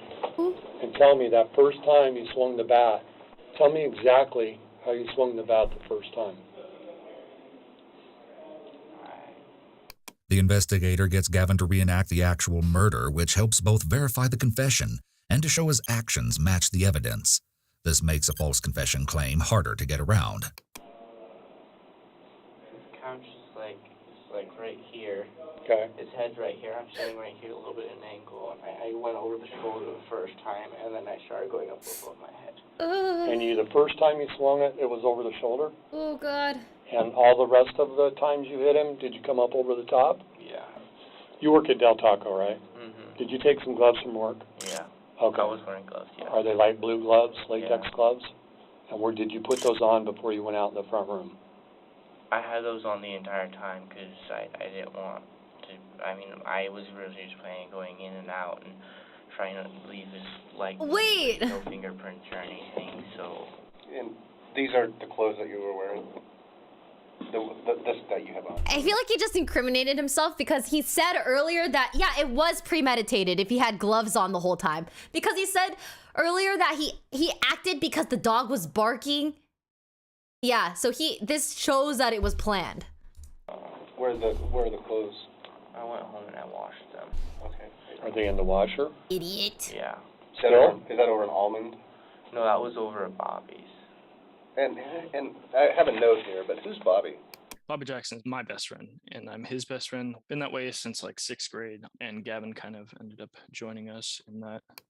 Kyle shared that he, Bobby, and Gavin were close, but no one else who he interviewed mentioned that this trio existed. Gavin embodied multiple personas. He didn't belong to any one group, and those he regularly spent time with seemed unaware of others he regularly spent time with.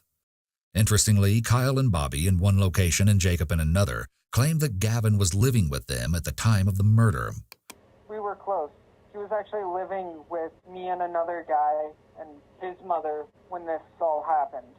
Gavin's friend Christopher Snow had also reported that Gavin was his roommate at the time. Christopher spoke to the press the day after the murder, explaining he was shocked, disbelieving that Gavin and Ellen were at odds with her father. The person who disagreed most with their relationship, according to Christopher, was Ellen's mother. Does anybody know that you did this besides you and Ellie and RJ? Did you tell anybody else? No. Gavin may not have told anyone that he followed through with Aaron's murder, but he certainly talked about wanting to kill him. No one we or the police spoke with commented that they'd suspected he would go through with it, but many commented that he'd spoken of it. In fact, one individual commented that Gavin regularly told others that he could get away with killing someone. An example would be he would say something along the lines of, I'd be able to get away with killing, it'd be easy, I know all these things, I watch all these documentaries. Like it was just something normal to say. Everything in his life seemed like it was a game to him.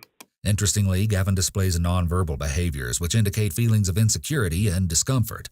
For example, he hunches his shoulders and crosses his arms tightly over his chest, making himself smaller and more contained, essentially an upright, adapted version of the fetal position.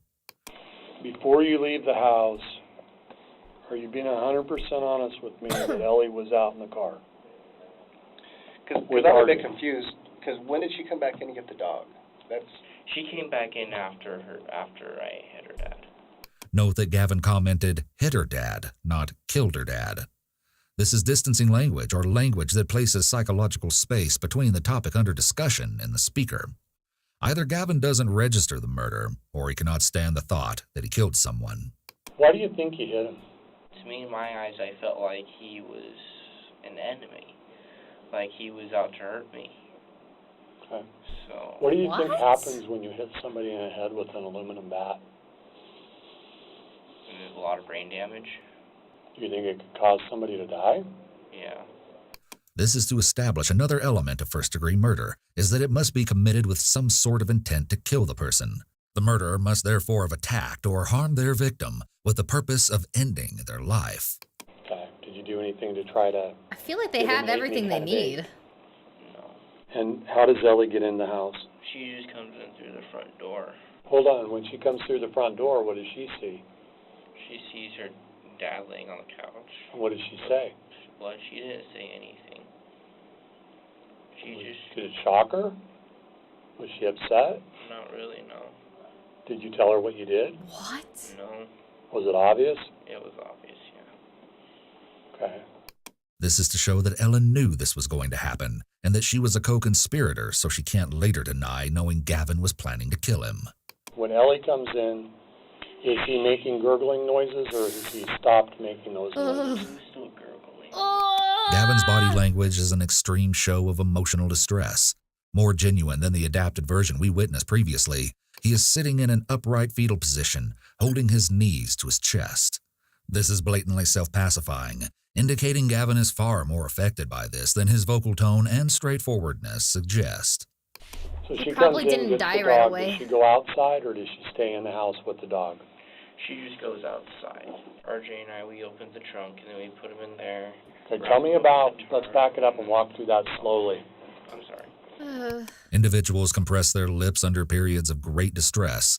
Gavin's lips have disappeared. And RJ came in to the front door, and RJ saw it. What did RJ say to you? He was like, "Oh God, that's gross."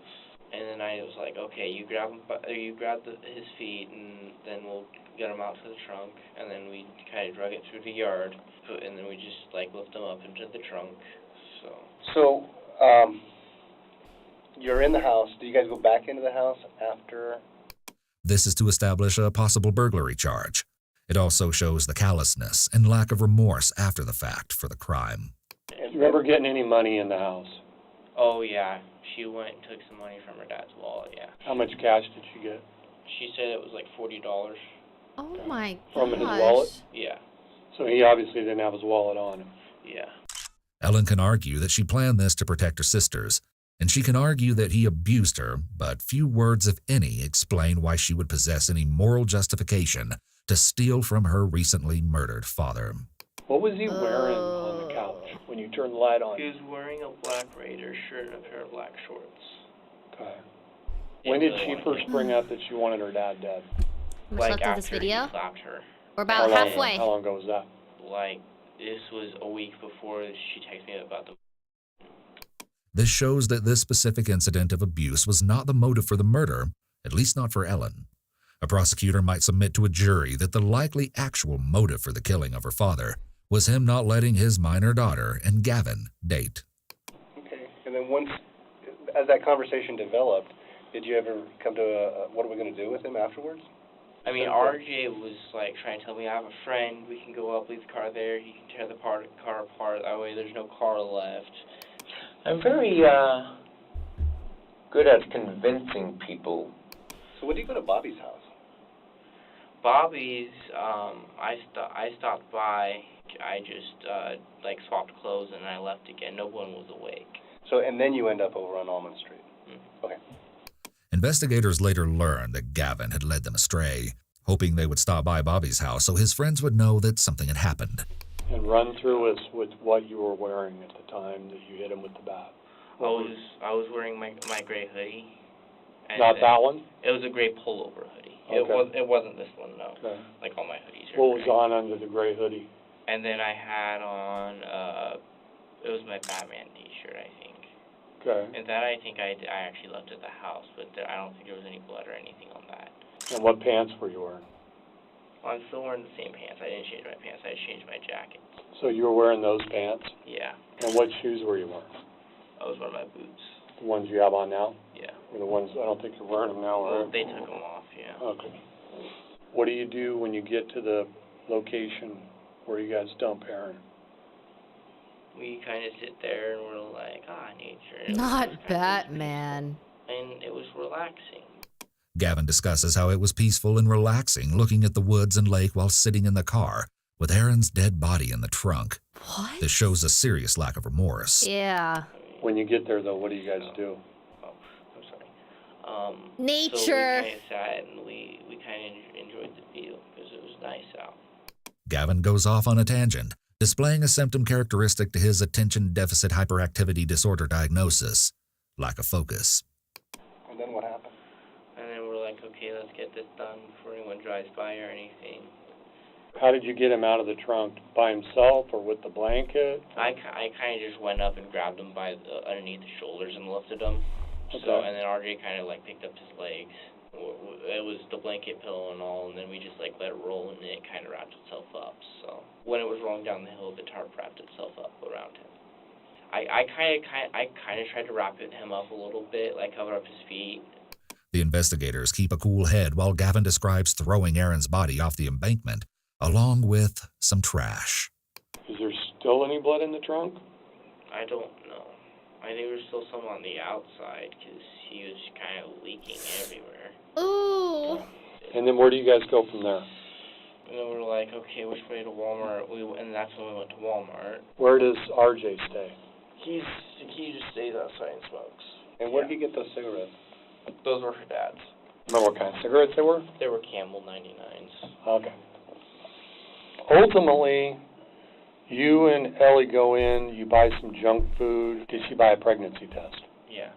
Then you guys come out of Walmart. And we were going to SSI, like, Ellie and I went upstairs because she had to use the restroom. And she also was going to check out the hair dye, so I gave her the hair dye, she went to the bathroom. She came back out, was like, this is the wrong stuff, we need to go return it.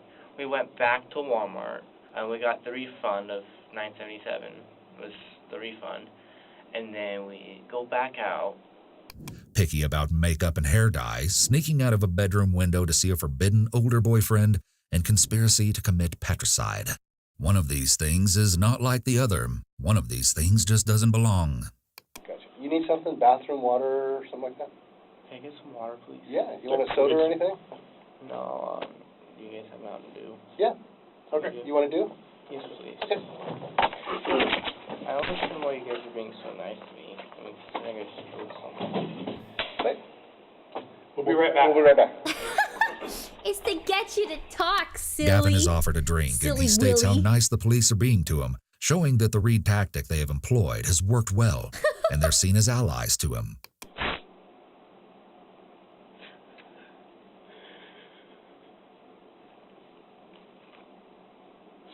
He's only crying because he can't see his It girlfriend proves in jail. difficult to determine whether Gavin is experiencing true remorse over what he's done, or regret over the repercussions, or both.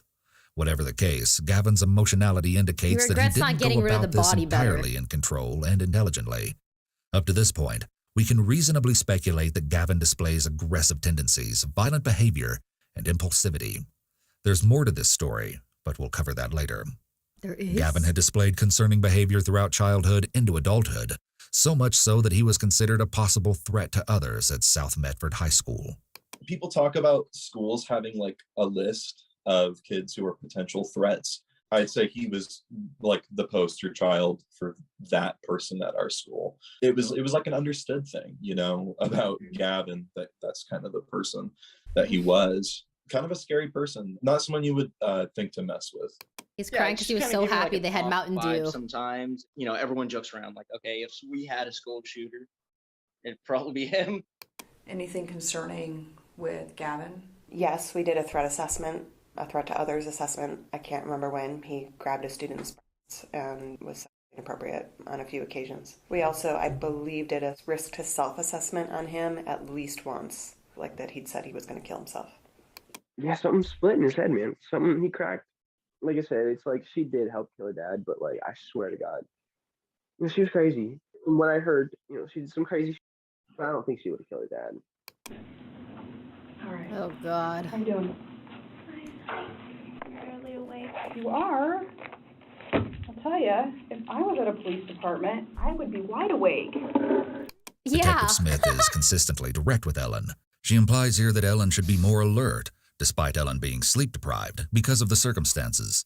This seems rather counterintuitive, considering that Ellen is already displaying high levels of resistance, which interrogators typically counter with empathy and kindness.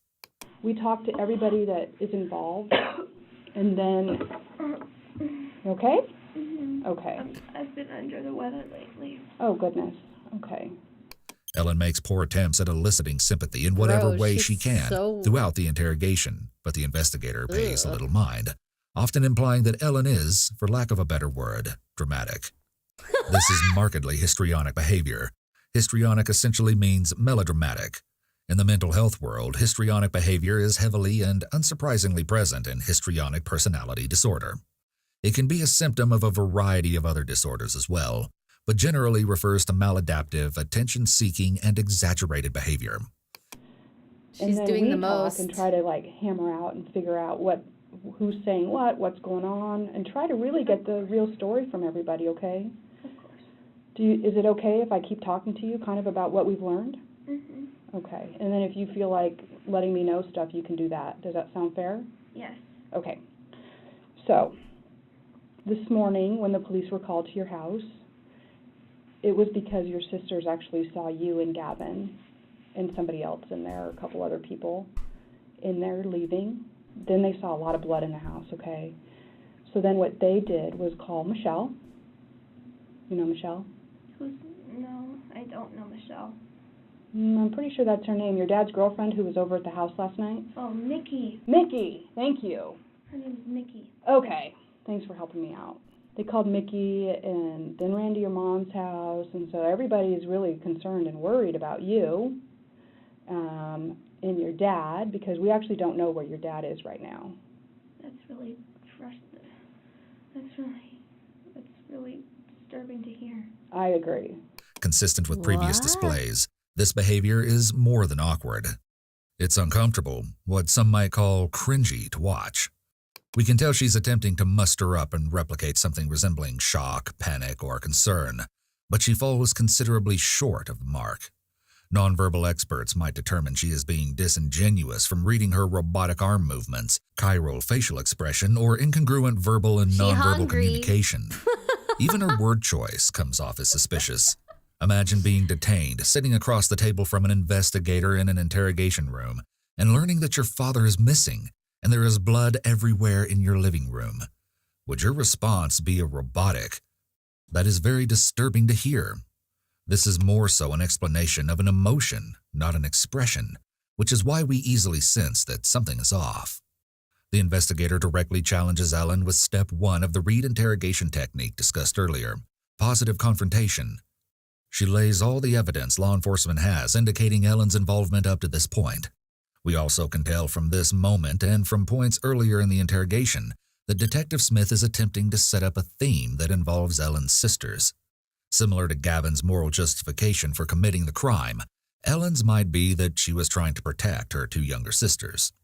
I absolutely agree, and your sisters are a little bit disturbed by that as well. Because they're scared that they saw you leaving, they're scared there's blood in your house, and they're scared that nobody knows where your dad is. So they're awfully little to have those kinds of worries. Maybe he was looking for me. So where did all the blood come from in your house? I don't know. Okay. Mickey knows that you were there, Sierra was there, Olivia was there, your dad was there. So it would be nice if we could get some of this figured out. And like I said, Detective Smith makes a skillful confrontation about figuring out what's going on, without making a direct contradiction to Ellen, who begins to gesture and move without purpose. For instance, she momentarily glances at her nails here. These meaningless gestures and movements grow to be progressively more pronounced. Meaningless movement, otherwise known as fidgeting, is a widely known nonverbal indicator of nervousness. Pay attention to the topic of conversation during times when Ellen fidgets the most. So, somebody else is talking to Gavin, somebody else is talking to Mike. Oh, got a little owie there? That's it. Okay. Oh, she wants to eat more boogies. So, it would be nice if we could get on the same page now, okay? Excuse me, what's your name? Stephanie. Stephanie, I'm barely awake right now, and I barely have any recollection of what happened yesterday or within the 24 hours. Do you need coffee? I hate coffee. Okay. I try to stay away from caffeine and other chemicals. And you don't eat meat. Is there anything we can get you, like, from a fast food restaurant that would... No, thank you. Okay. In She all just honesty, I don't feel like I deserve make herself that. burp twice. You don't deserve food? Why? Finally, Ellen expresses something resembling guilt. Ooh. At least that is what it seemed like before she said, I don't feel like I deserve any of my basic human rights. Oh, Especially when it comes to my father. okay. Help me understand that. Yeah, help us understand that. They've shamed me for the way that I eat for years. Okay. Oh, God. Like in what way? Girl. Just shaming me. Well, you don't eat meat. Do they comment about that? My dad ridicules me for that. Okay. Well, that doesn't have anything to do with you being hungry and us wanting to go out and grab you something if you want something. No, thank you. Okay. But thank you for the offer. Well, you bet. Yeah. Some may feel bad for Ellen, but keep in mind what she was recently part of. It could be that her father ridiculing her over food was only one piece to the puzzle that set her off. But fixating on this detail in this moment, going so far as to share it with Detective Smith, indicates egocentrism, which involves interpreting life as though it exclusively revolves around the self, and maladaptive self-pity. God. Hey! There could be a... Hey! Newsflash! Alright? You're not the main character! Chat. None of us are. It's not real. Main character syndrome. Okay? It's not real. Not the main character. persecution complex here. If Ellen holds a persecution complex, she possesses Yes, I a am. persistent You're belief not. that others have malintent toward No her. one is. It's hard to determine whether there's mental illness involved at this point. She could be playing the sympathy card. Tell me about Gavin being at the house this morning. He was walking. It's with not me meaningless everywhere, so gestures. She wants to eat her if he boogers was because there, she's then he hungry. was there. Okay. And what were you guys doing there? Probably. I don't know. I'm I half know. asleep. Again, I am absolutely not trying to sound rude, but some things I just kind of have to lay out, okay? I understand. Are you Oh my are you God. an AP student? Oh my Yes. God, You she take is AP just, classes? she is digging. Taking AP classes, you've got to work really hard in those classes, and I know that. Okay, so I know there were times you were really super tired and you were still studying. So for you to sit here and tell me how tired you are and you can't remember, I feel like maybe that's just an excuse because you don't want to talk about something that's super hard to talk about. Detective Smith is Tell narrowing her. the ability for Ellen to be Tell evasive. her. We are all trying to piece together what happened because we're very worried about your dad. And I get that it doesn't sound like to That's you my he was the father. best dad. Of course I'm going to be worried about him. He might have abused me for most of my life, but he's still my father.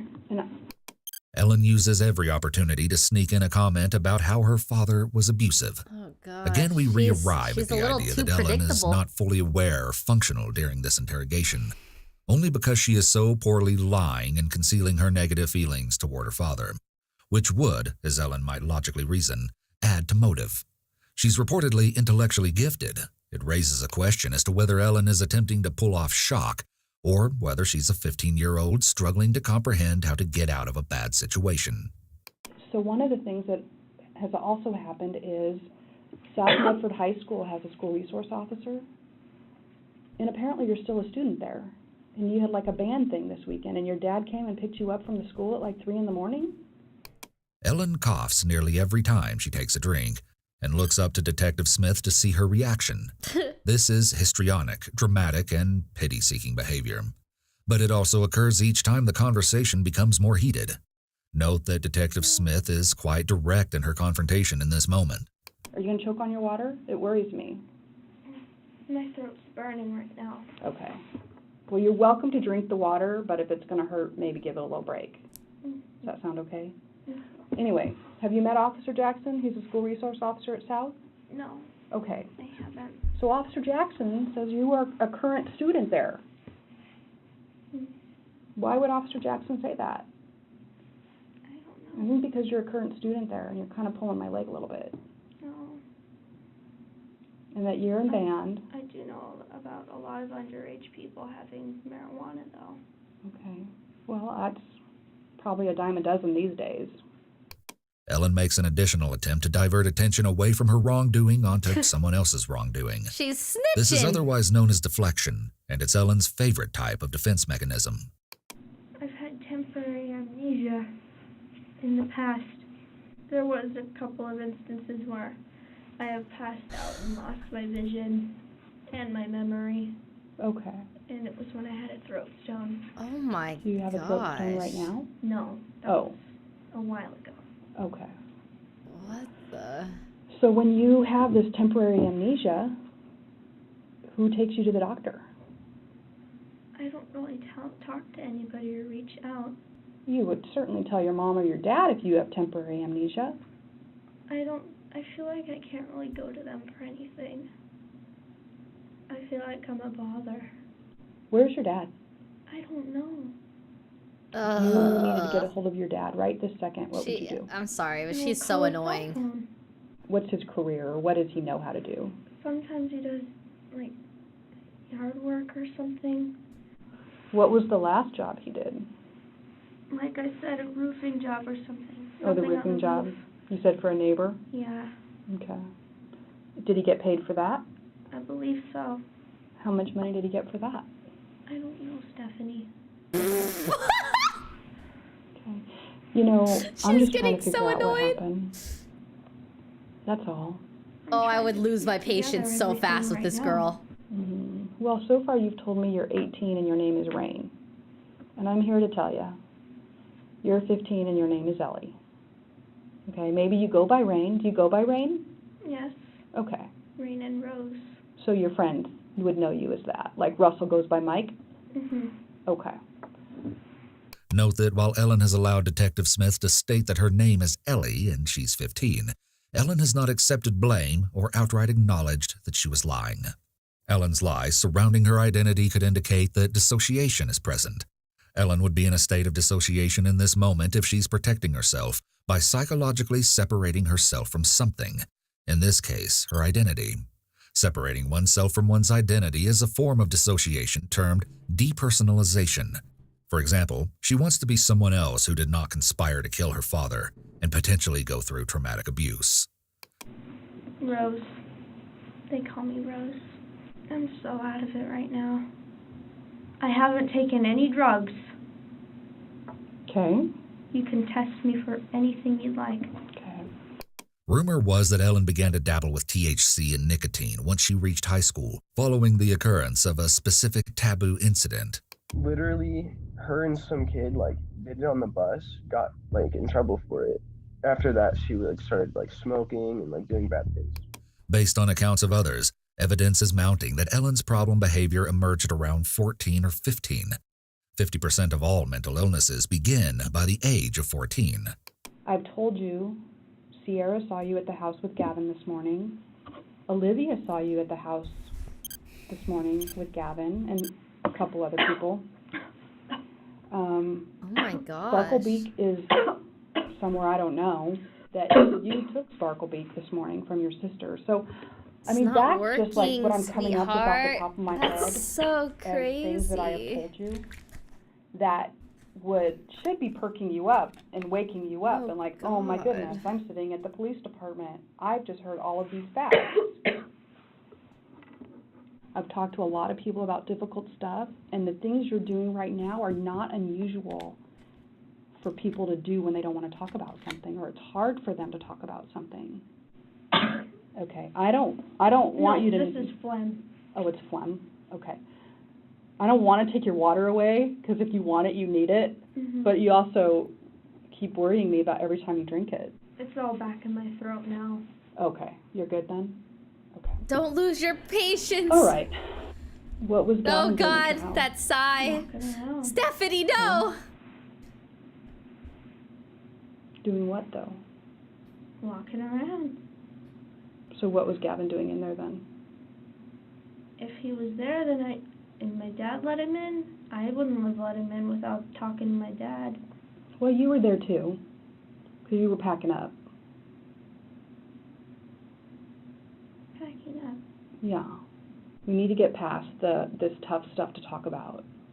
In reference to tough stuff to talk about, this is a passive confrontation made in an effort to appear sympathetic and understanding. Saying I don't remember, saying I'm tired, saying any of that is a cop-out. So the truth is a cop-out. So what's the truth? I don't remember. I'm so out of it. What do you think Gavin and Mike are saying? I don't know. You want to see a magic trick?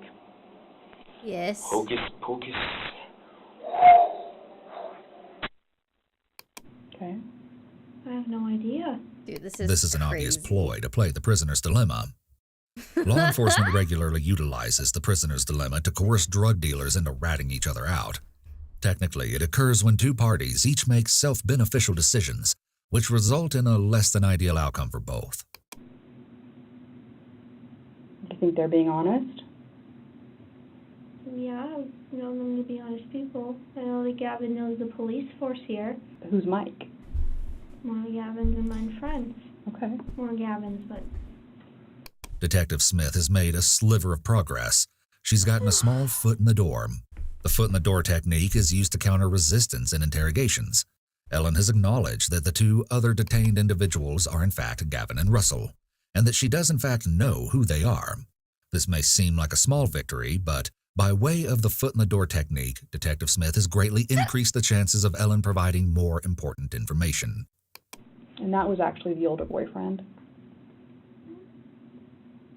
We were friends with benefits, but never really a relationship. Okay.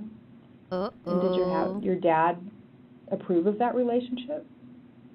I didn't really tell him about it, but he saw us holding hands and he freaked out. Mm-hmm. It's just dawning on me, and I'm going to point this out to you, that you have a pretty good memory of all of that stuff, but you can't tell me what happened. Of my past? 10 hours ago. Not even 10 hours ago. It's ingrained in me. Okay. Because of how much pain it's brought me. Uh-huh.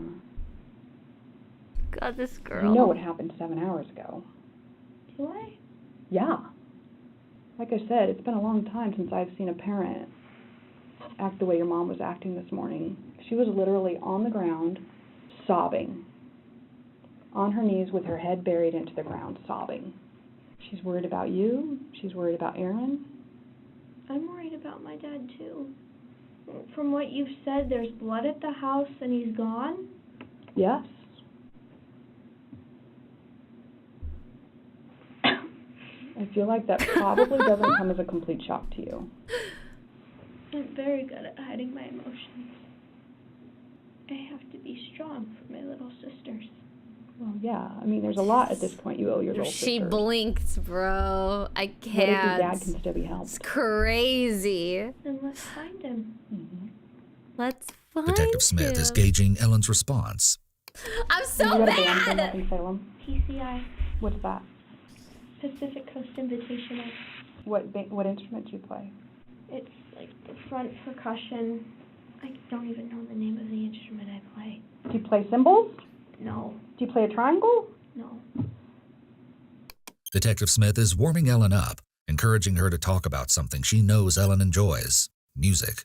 Most of those we spoke with who knew Ellen knew her through band.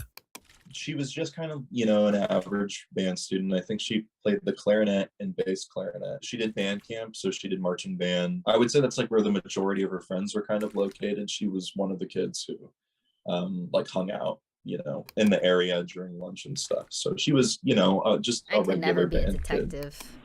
I don't have the patience for this. I'm really tired. Wake her up! Take the table away!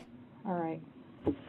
Ellen puts her head down as if to go to sleep, passively ending the conversation at this point.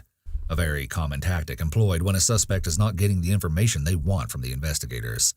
Since she cannot craft her story to fit the facts, she attempts to stop talking.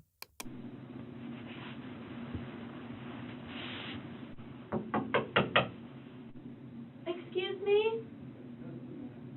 Can I get some nausea medication? Some nausea medication?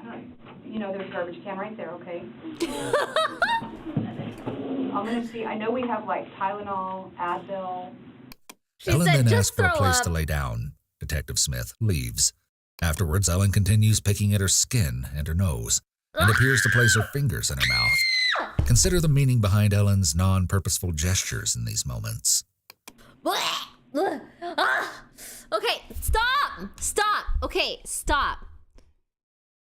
Don't eat your boogers, okay? That's gross. You wanna know why? You wanna know why it's gross?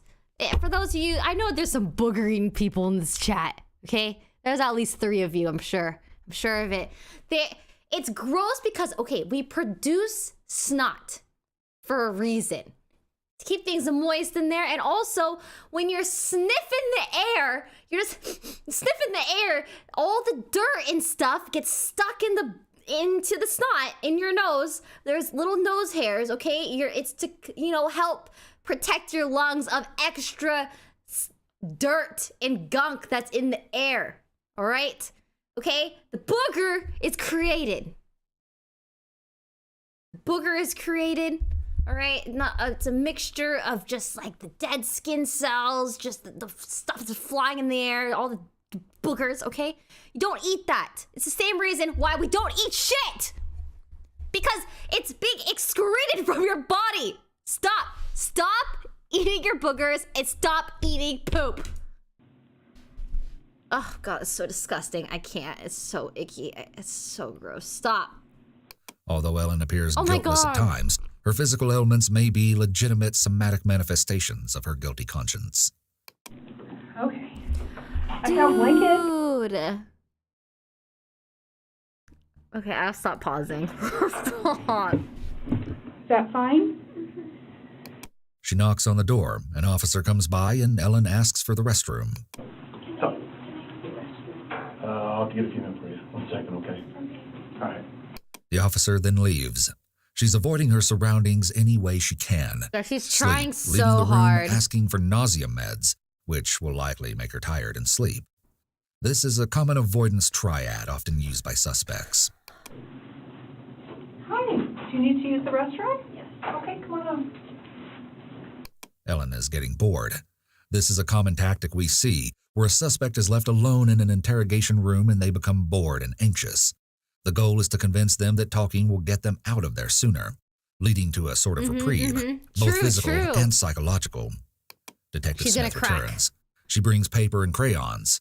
While this is seemingly infantile for a 15-year-old girl of allegedly sound mind, it could be her drawings will be examined for indicators of evidence, state of mind, or other information. Wait, really? I feel like it would be better just to let her be extra bored. What is she gonna draw? A baseball bat? Like, come on. What? They may also serve to relax her and ease her anxiety, making her somewhat more likely to talk, though ultimately still be bored with such simplistic items when questioning resumes.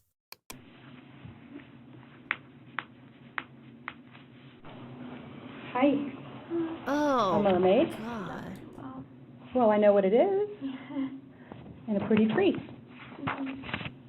A mermaid and a tree. Detective Smith reminds Ellen of her rights. This is common whenever there's been a break in question. All right, let's analyze. A mermaid. It must be because she wants to be a mythical creature that doesn't exist because she doesn't want to live this life. She's trying to be someone else. That's why she drew a mermaid. And the tree has to be nature. It might actually be the exact same tree she dumped her father's body. It has to be. So I know Gavin was at the place at your house this morning. I know your dad saw him. She's thinking of the woods. I know Mike was standing outside of your house. I know you guys went down to Gavin's house on Almond. I know that you moved the car around. Okay? I want you to know that we know what's going on. And the bottom line in all of this is why did all of this happen today? She's searching for corroboration. Why did all... I'm sorry, can I get some more water? Yeah, you can. Oh my god. But you haven't been doing this stuff with your throat since I've left. I mean, it's been a little bit over. So why did this happen today? In response to Detective Smith's question about why did this happen today, why today? Ellen asks if she means her plans to run away. Why did I try to run away? But Detective Smith quickly closes down this denial by stating, you know that's not what I'm talking about. This is an indirect confrontation, purposefully left vague to encourage the suspect to speak of the crime in their own words. Why was Gavin at your house? Why was Mike standing outside your house, or Russell, or whatever you call him? Why did you guys go down there? Why did you guys end up out on Highway 140? Well, I actually know the answer to that. We're not playing anymore. We have the facts. Detective Smith insists that they have the facts. They have stories and statements, but they don't have facts. This is common misdirection, and at this point the questioning will get more direct and targeted. Detective Smith is done playing games. She's done. And Ellen knows it. Can we start from the beginning of your side now?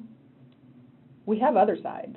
What I don't have is your side, because you've been messing with me all morning. Can we have your side? Aggressively Tell scribbles. me your side. Where should I start? Have you been taking clothes out of your house? Yes. Okay. Start there. Okay. Well, my situation with my father abusing me had gotten worse, so I was looking for a way out. So I started a plan to run away. So I started transporting all of my clothes to Gavin's house. Note as Ellen talks, she also keeps scribbling with the crayons. She's splitting her attention to avoid the interrogation as much as possible. All of that blood that your sisters walked in on is your dad's blood.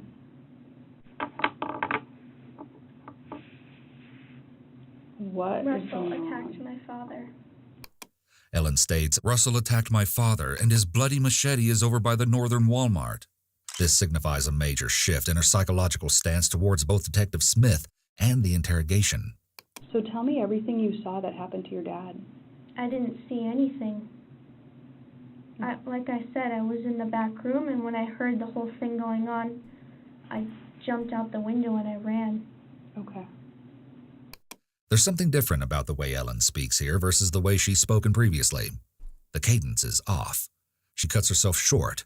She's lied consistently up to this point, but this moment seems significant. Yeah. Perhaps the outcome of the conversation is more salient to her at this point.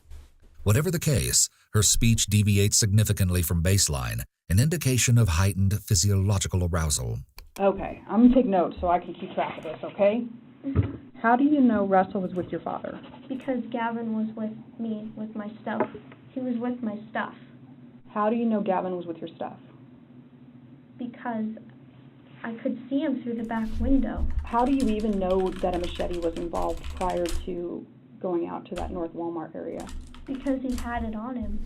And then he pulled it out, and I saw the blood on it, and I realized what had happened.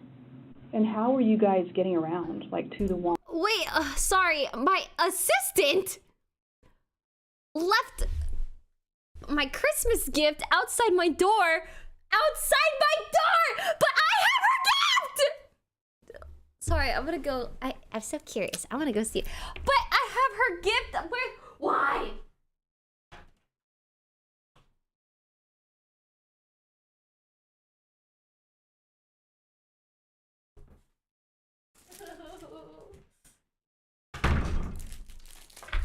Got me flowers.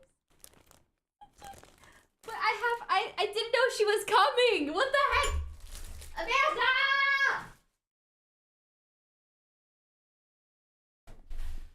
Ay, ay, ay. Yay, ay, ay, ay, ay, ay, ay, ay, ay, ay. Hold on. I didn't know you were coming. I have your gift. Oi, oi, oi, okay. Walmart or that kind of thing. Oh, wait, I can't hear. I unplugged it. Oh yeah, this is what she told me. It looks like maybe perfume. It has petals. Still using old phone. Oh, you saw that? Okay. Oh gosh. Okay, it's a problem. I have a problem. I have a problem. My new phone is still here. It's still here. I just haven't set it up yet because it okay, listen, my other phone still works. So what's the problem? What's the problem? Okay, here, I'm gonna open this. See what it is. It is a Voluspa Milk Rose hand-poured cocoa wax candle. Let me smell. I love candles.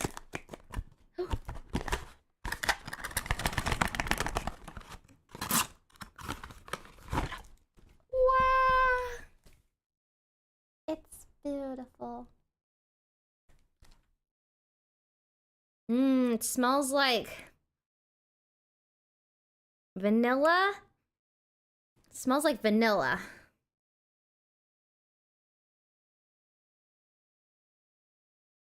I think. It smells so good. Or maybe it's supposed to smell like roses. Milk rose. Thanks, Amanda. Hi, Mika. Hello, little baby. All right, no more stalling. No more stalling. Russell got the keys and we took my dad's car. This is another inconsistency in terms of the last time Ellen claimed to have been in the car, several days prior to the murder. Ellen continues to scribble with the crayons. It smells so good. So, where did you meet up with whoever was in the car? The alley. Okay. Gavin took me back and I pulled it into the alley. And what's the very next thing that happened? I'll light it up. Then Gavin and I go in to get the rest of my stuff. And Gavin has the car started and Russell has a tarp hanging out of the back seat, or the back trunk. Yeah. And then... Did you stop at Gavin's house first? Yes, we did. Okay. We drop all of my stuff off, and then I was hungry. So what about your dog? We dropped the dog off there. Okay, gotcha. He's there now. Okay. So you and Gavin go into Walmart, and then you said you go to the SSI building? Yeah, that's what Mike wanted to do. What did he want to do there? I guess he wanted to make Gavin his rep payee. Did you go back to Walmart? Yes, I went back into Walmart to return something. Oh, what did you return? Hair oil. Okay. Where was Mike during that? Well, since he killed my dad, and I have suspicions that he was in the trunk, maybe he went to do something with the body. Detective Smith pauses. I mean, I've been a little bit, blunt with you during this process. That's what I appreciate, blunt. I don't like people that beat around the bush. This is a dissonant contrast to her previous behavior of playing an extensive game of cat and mouse. Oh, Then I'm going to gosh. be blunt with you. The information I have is you knew your dad was in the trunk. My guess is it probably wasn't a great feeling to know that your dad was in the trunk. Am I right? Yeah. What were you saying to Mike and Gavin about your dad being in the trunk? I was asking them about it, what's in the trunk with the tarp, and they're like, a body. I'm like, whose body? Why, is my dad in there? And Russell says yes. I believe that Russell's the one that killed my father. Okay. Was anybody wearing gloves today? Russell was. Okay. Were you? At one point, yes. I think, because Russell was the one that insisted that I put the gloves on. She is so... And then what happened? You put the gloves on? I put the gloves on. She's just so... So when we get the video footage from you in Walmart, we're going to see you in latex gloves walking around? If I didn't put them in my pocket, then yes. Okay. Did you help with your dad out on No. 140? Because that would have been hard too. 140? Yeah. We have found your dad, and we know he is dead. And we know that you and Gavin were there Girl! when he was taken out of the trunk. That's just things we know. At least okay? pretend like pull you're over sad. Somewhere, that must have been where it was. Yeah. And then Russell threw the body over. She said... How did that make you feel? Whether a suspect expresses remorse or is perceived to express remorse, it may influence severity of sentencing. A defendant who confessed and appears remorseful is more likely to avoid the death penalty. I felt my dad. What did you say about it? I yelled. I blew my top off. What did you yell? A lot of things Like that I regret. Tell me an example. Knowledge of the crime now has been clearly established, and Detective Smith is working towards establishing elements of both the crime of murder and additional crimes, like conspiracy. I hate using swear words, but I was so mad that I used just a bunch of swear words. To who? Mike. More than not feeling, Ellen struggles to identify emotions that would fit this moment, stating that she was using a bunch of swear words when Gavin and Russell, or as Ellen tells it, just Russell, were throwing her father's body off the side of the embankment. One of the things also out there by your dad is the baseball bat. A baseball bat? Is that what he used? Because my dad kept a baseball bat by the front door for protection. Okay. As a reminder, compare Ellen's behavior throughout the interrogation to the behavior Detective Smith established at the beginning of the interrogation. This behavior is similar to what Ellen was expressing when Detective Smith collected Ellen's baseline. Her paralanguage and micro-expressions are similar. Where is that baseball bat now? Well, you said it was found, so he must have saw it and used it along with the machete. Because the machete did have blood on it. Mm-hmm. And it was dried. Okay. How do you know it was blood? It was red. Okay. Like dark red, dried blood. I know what dried blood looks like. I'm a woman. Okay. And tell me about what the baseball bat looked like. It was dark. It was a black metal baseball bat. Mm-hmm. The information we have is that you actually threw that baseball bat up into the tree. What? Mm-hmm. But I was in the car. Well, I'm a little bit thinking maybe you weren't in the car. She is digging deeper into the extent of Ellen's participation in the crime. The whole time, she remains sympathetic and calm with Ellen. Did you put it up in the tree? I kicked it. I don't know if I kicked it. That's why my ink's like here. I have a line. Oh, wait, let me see. You have a line on your foot from kicking the baseball bat? Mm-hmm. Okay. I don't know if you can tell. Was he making any noise or anything? No. Could you tell if he was alive or if he was dead? No. He was wrapped up. I saw his head covered in towels and he was in a blanket. Okay. And how did his head get covered in towels? I guess Mike or Gavin must have wrapped him. But Gavin seemed just as shocked that that happened as I did. Mm-hmm. I think Mike took it too far and did that. Okay. And where was he when you saw that? They were pulling him out of the trunk. And when you say they, you mean Gavin and Mike? Yeah, Mike did most of it, though. Okay. But, I mean, he needed help. Mm-hmm. Yeah. Ellen states they were dumping the body, but stated previously that Russell did this on his own. Mm-hmm. She continues to struggle to keep track of her lies. Mm-hmm. Like, what, do you know the names of roads? I've been in here for 3 hours. You do? What roads were you on that you know the names of? I know that we went on Hillcrest. You know you went on Hillcrest. That's all I can remember. I was just kind of sitting there freaking out, staring at the road. Okay. Okay. So, however way you're on Hillcrest, and then you get out to the road where your dad is taken out of the car? Mm-hmm. Okay. Detective Smith employs a variety of active listening skills. Active listening encourages individuals to discuss difficult topics. Detective Smith additionally attempts to recreate the route taken to dump the body. This is another part of the narrative that will be important to the DA's case against the suspects. It will also help corroborate times and locations. So Mike and Gavin were out. They tell you to get out. Mm-hmm. They dropped the body so close to the road. What? Throw things over. Gavin handed me the baseball bat. Somebody handed you a shirt? Mm-hmm. A pink shirt. Was it pink because that was its normal color? Yeah. Okay. Did it have blood on it? If they must have thrown it out, then I guess so. It was all bunched up. They felt like it was a problem, so they wanted to get rid of it? Mm-hmm. Okay. And then what do you see next? I see Mike particularly push it down. Like, it goes, I saw it go over. Did you see your dad's face? No. While this seems an odd question, it goes to knowledge of the circumstances and would confirm whether any or all suspects disposed of the body, or if they only disposed of other items at that time. Okay. But then they drive away, and then Mike gave Gavin directions as to where to leave the car. I don't remember where. Mm-hmm. Somewhere hilly.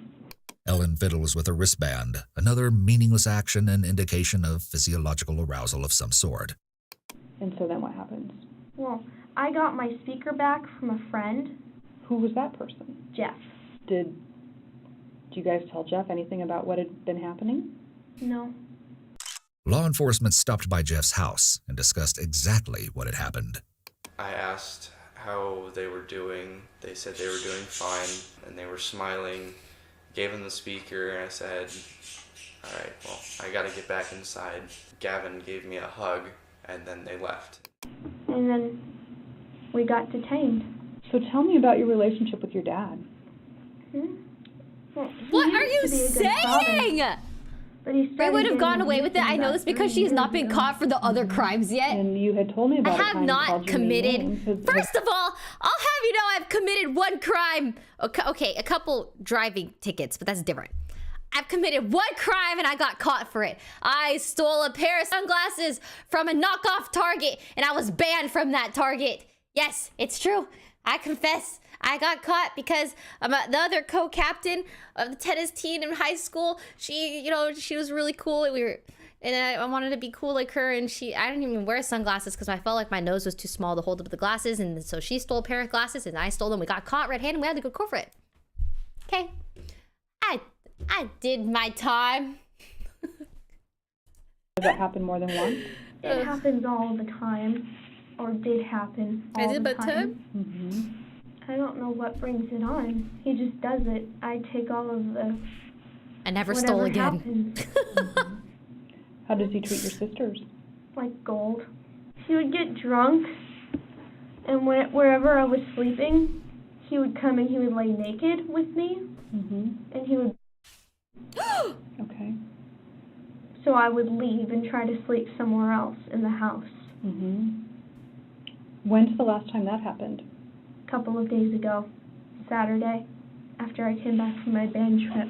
Wait, that's what the other guy said. Is And that Nikki true? came in and pulled him back into the room. When she came out, would she have seen him laying on the couch?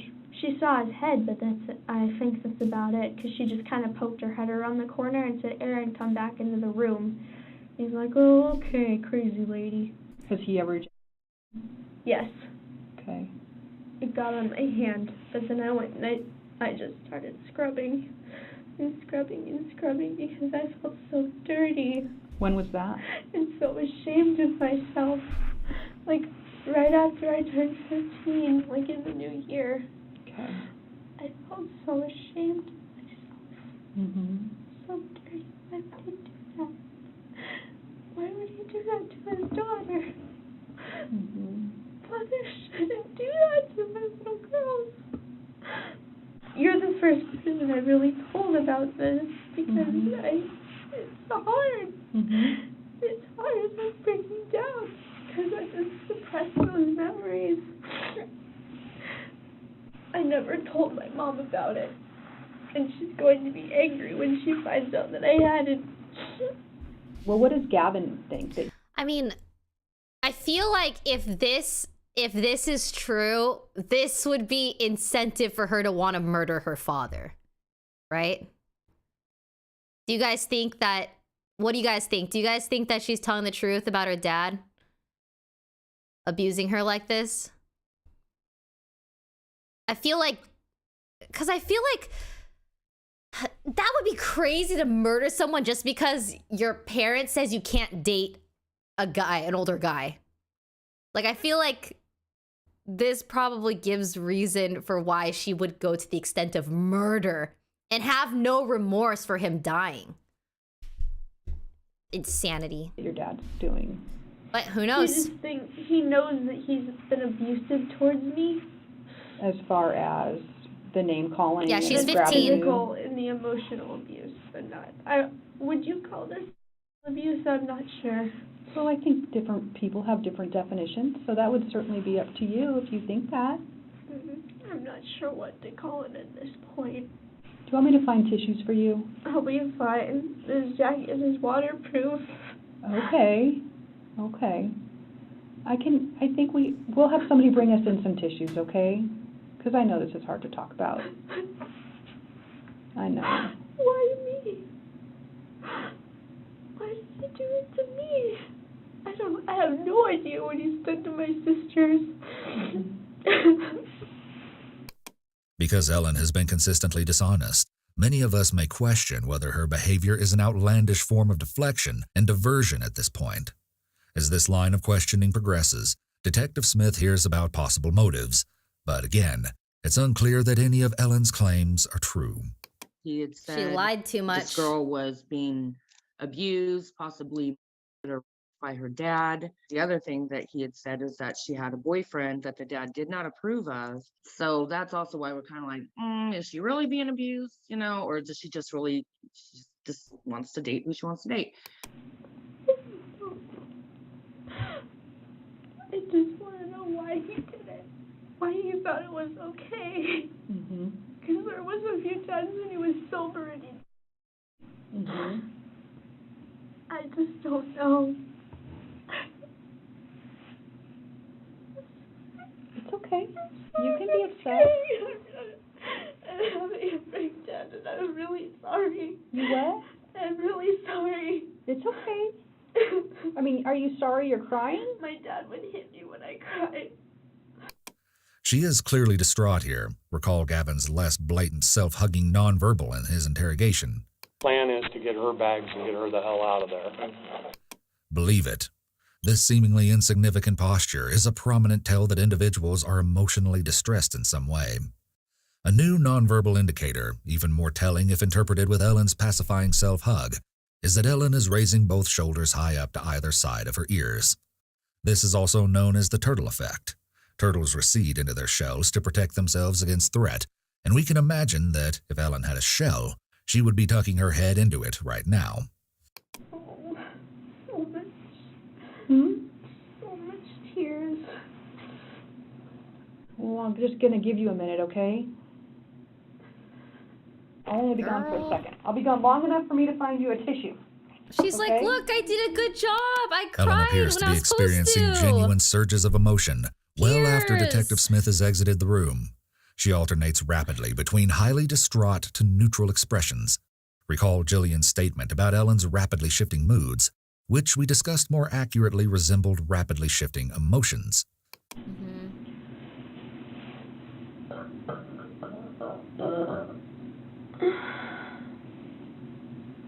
We could infer from Ellen's expressions in this moment that she's struggling to regulate her emotions. This isn't to say that it's not reasonable for Ellen to be distraught over the alleged abuse, but rather that her specific way of We didn't have responding to see hints at that. potential abnormal emotion regulation and possible psychopathology. She's just kind of filling us in, and she's going to come back in and chat with you. Okay? All right. It's going to be really important that you're truthful about everything at this point, and we're going to help get through this, okay? All right. So she'll be back in just a minute. Okay, thank you. All right. The officer encourages Ellen to be truthful about everything. Common thing to say, to play as if the truth is liberating and will help the suspect. It rarely helps them, though. You are an artist.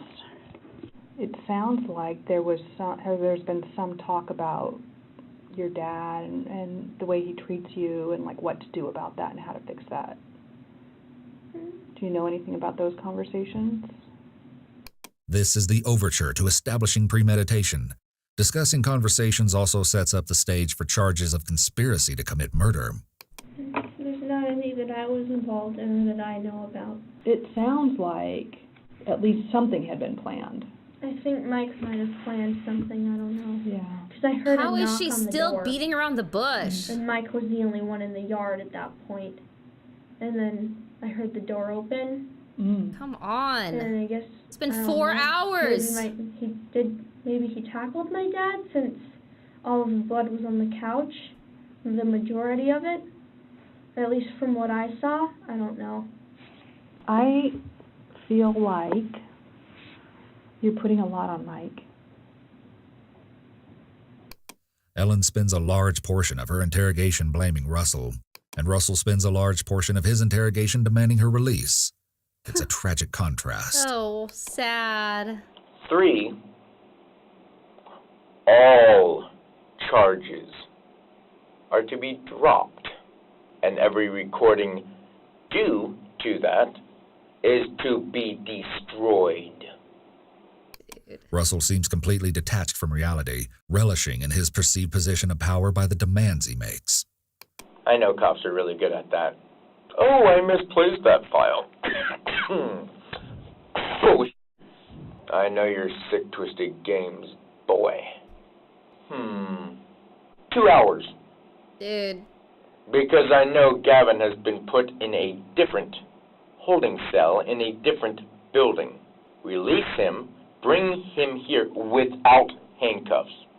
You guys can hold on to the goods. I really don't give a So, we can do this the nice way, and we negotiate Or we can do it the hard way and I can release my bipolar. No!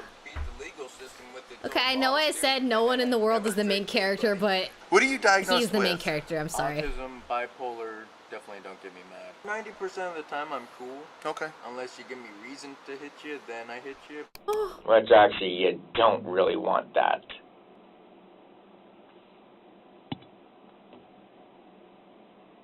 He seems to grow increasingly frustrated when none of these tactics gain traction. So he next tries setting a time limit to which they must comply, and arrogantly turns off the recording, gesturing to it as if it's some sort of standoff that the police are actually contemplating. Okay.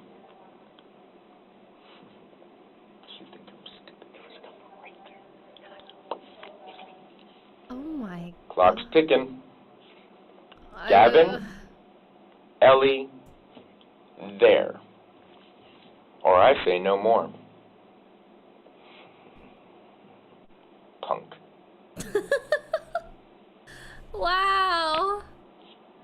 Oh, These are no. nonverbal signs of aggression and dominance. Wait, people pop their elbows like that? Oh! Oh, owie. Oh, MacDonald had a farm, E-I-E-I-O. And on that farm he had some bacon. Russell begins to more directly mock I don't know law how the song enforcement, goes, I forgot. showing clear signs of lack of respect for authority. He's joking, but there are highly negative undertones to what he relates. With a grease there and a grease there, everywhere grease all over the road. Whee! All the way home. 5 little piggies eating at the trough. Wait, no, wrong one. 3 little monkeys jumping on the bed. Wait, no. Hey, you guys want to hear another cop joke? 3 little pigs fell in the mud. That's a dirty joke. You want to hear a clean joke? Yeah. You didn't scrub hard enough. Oh, I get it! Because His behavior grows progressively confrontational, and his demeanor is far less lighthearted. it was like a Oh, two-part boy, joke. That's not good. That was- I should really have a talk with my bipolar side. No, you shouldn't. Yes, I should. Some may argue that Russell is unknowingly working against the potentially damaging effects of the isolation aspect of the Reed interrogation technique. Russell takes control of his situation, regardless of whether it's founded in reality, likely reducing his feelings of boredom, thereby contributing to reduced emotional or psychological distress. Please send Gavin and Ellie Fryer into this room, please. Thank you. Asking nicely. He might be under a delusion, but Russell's behavior is still notably histrionic, similar to what we see throughout Ellen's interrogation. He puts on a variety of melodramatic displays. Scissors and pocket knives are nowhere on me, but my teeth are very sharp as well. Oh my. I just found the wire that goes into the wall, and I'd really hate to get hurt by a cop. Or is it the other way around? I forget. What? The police continue to let him speak, giving him all the rope he needs to hang himself further. Who cares anyway? I just saw Gavin go by. Here's the thing. You passed the door. Bring him back. Please. Thank you. Individuals exposed to violence often display violent tendencies that develop as defense mechanisms. Here, it's almost as if Russell is putting up fists preparing to fight with his past, the one which reportedly included a significant amount of violence. So one thing that we, just to kind of run you through it, and I'll let Jim take over, is you wanted to have a cigarette. We went outside. Yeah. Gave you a cigarette. Yep. I advised you of your Miranda rights. You remember that? Yeah. Said you understood your rights. The investigator wants it on record that he allowed Russell to smoke a cigarette, and that he advised Russell of his Miranda rights twice. The investigator begins to quickly recap his previous testimony and what they did on the crime scene visit so he doesn't have an opportunity to retract his prior statements of guilt. This room's recorded. It's got a mic.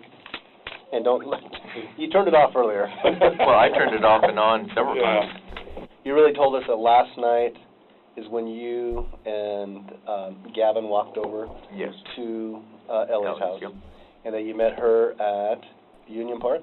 Yeah. Okay, is what you told us. Yeah. Is that still true? No. Okay. We could easily interpret Russell's behavior as psychopathic, and that he doesn't display signs of remorse, even occasionally laughing. Based on information from sources and from what Russell has stated about himself, he more likely does not comprehend the true meaning and impact of what he's done. So why don't we start from the beginning? Okay. And just give us the. I mean, you've been very cooperative and truthful. So You're very intelligent. Yeah. Russell is more likely to respond by continuing to be truthful because he may wish to be perceived as intelligent. That was part of his problem, is because he can hold an adult conversation, and you think, wow, this kid's pretty smart.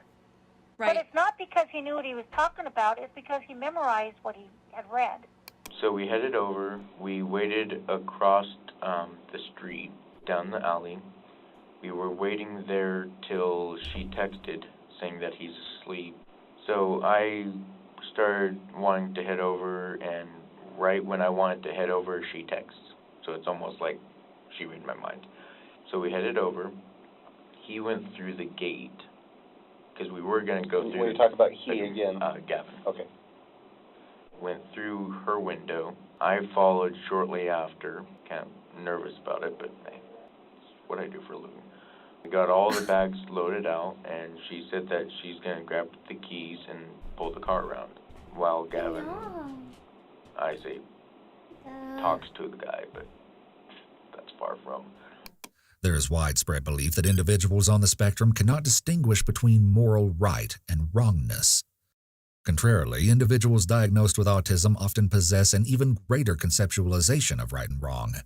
In Russell's case, he seems to have an extreme idea of what is right in this situation, believing that what happened to Aaron was fully justifiable. Did you ever climb through the window? No. Okay. No, I only went through the front door. Afterwards? Yeah, after the beating. Okay. Just as Gavin told investigators that he hit Aaron instead of killed. After I hit her dad. Russell tells investigators that he only entered the location after the beating versus after the killing or the murder.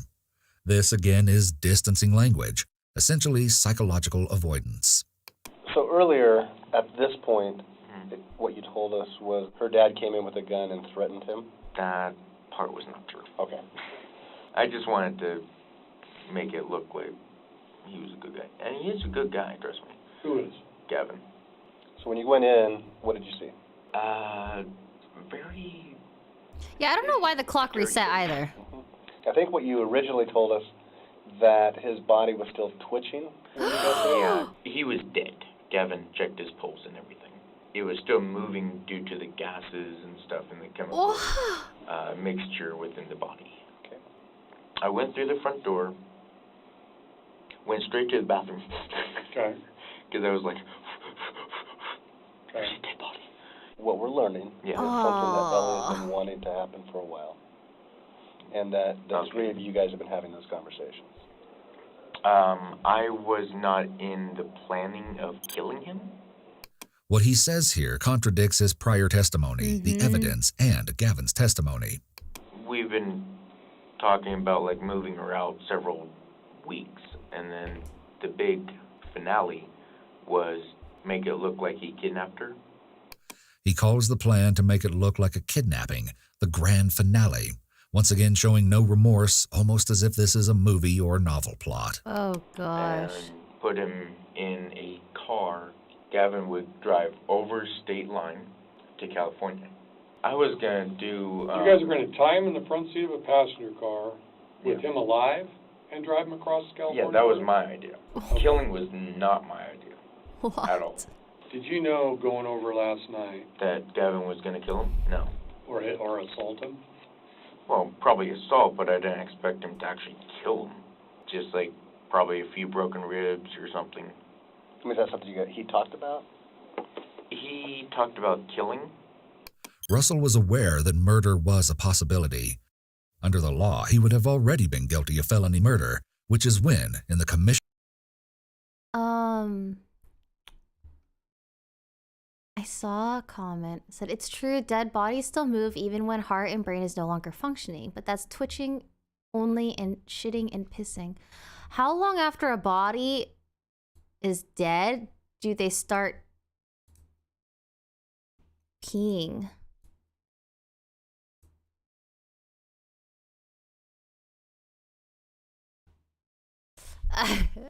Because I was thinking about when I saw my dad die, and I don't think he peed his right after. But my dad was also in a coma for 3 days.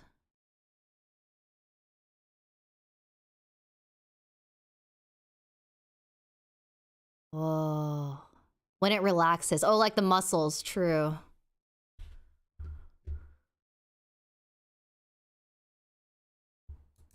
Of a felony like aggravated assault, Oh, maybe dehydration here or burglary. If one defendant kills the victim during the commission of another felony, even if it wasn't planned, all defendants can be charged with the murder. I tried to talk him out of killing him. But when they talked about it, what did they propose to do? Take him over state line, cut the brakes or whatever, make him go into a gas station. It happens often, but not all the time. Oh, Yeah, I see. but I always popped holes in every system.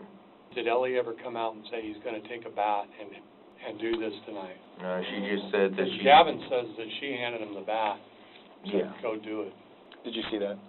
No, I did not. What did she tell you when she came out?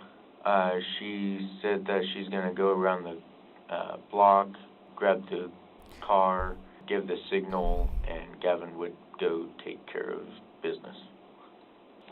So you knew when she had the car that Gavin's going to take it. Well, I didn't. Why's everyone coughing? Know that he was going to kill him, but like, just I thought take care of business, as in like hurt the guy.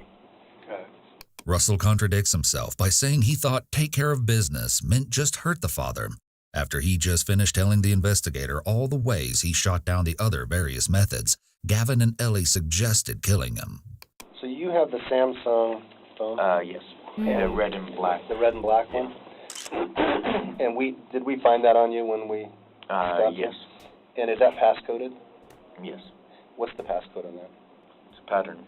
Can you draw the pattern for me? Usually doesn't. So if this is the top. It usually doesn't happen to people who have been dying for a while. When people actually die, they sometimes have a full bladder.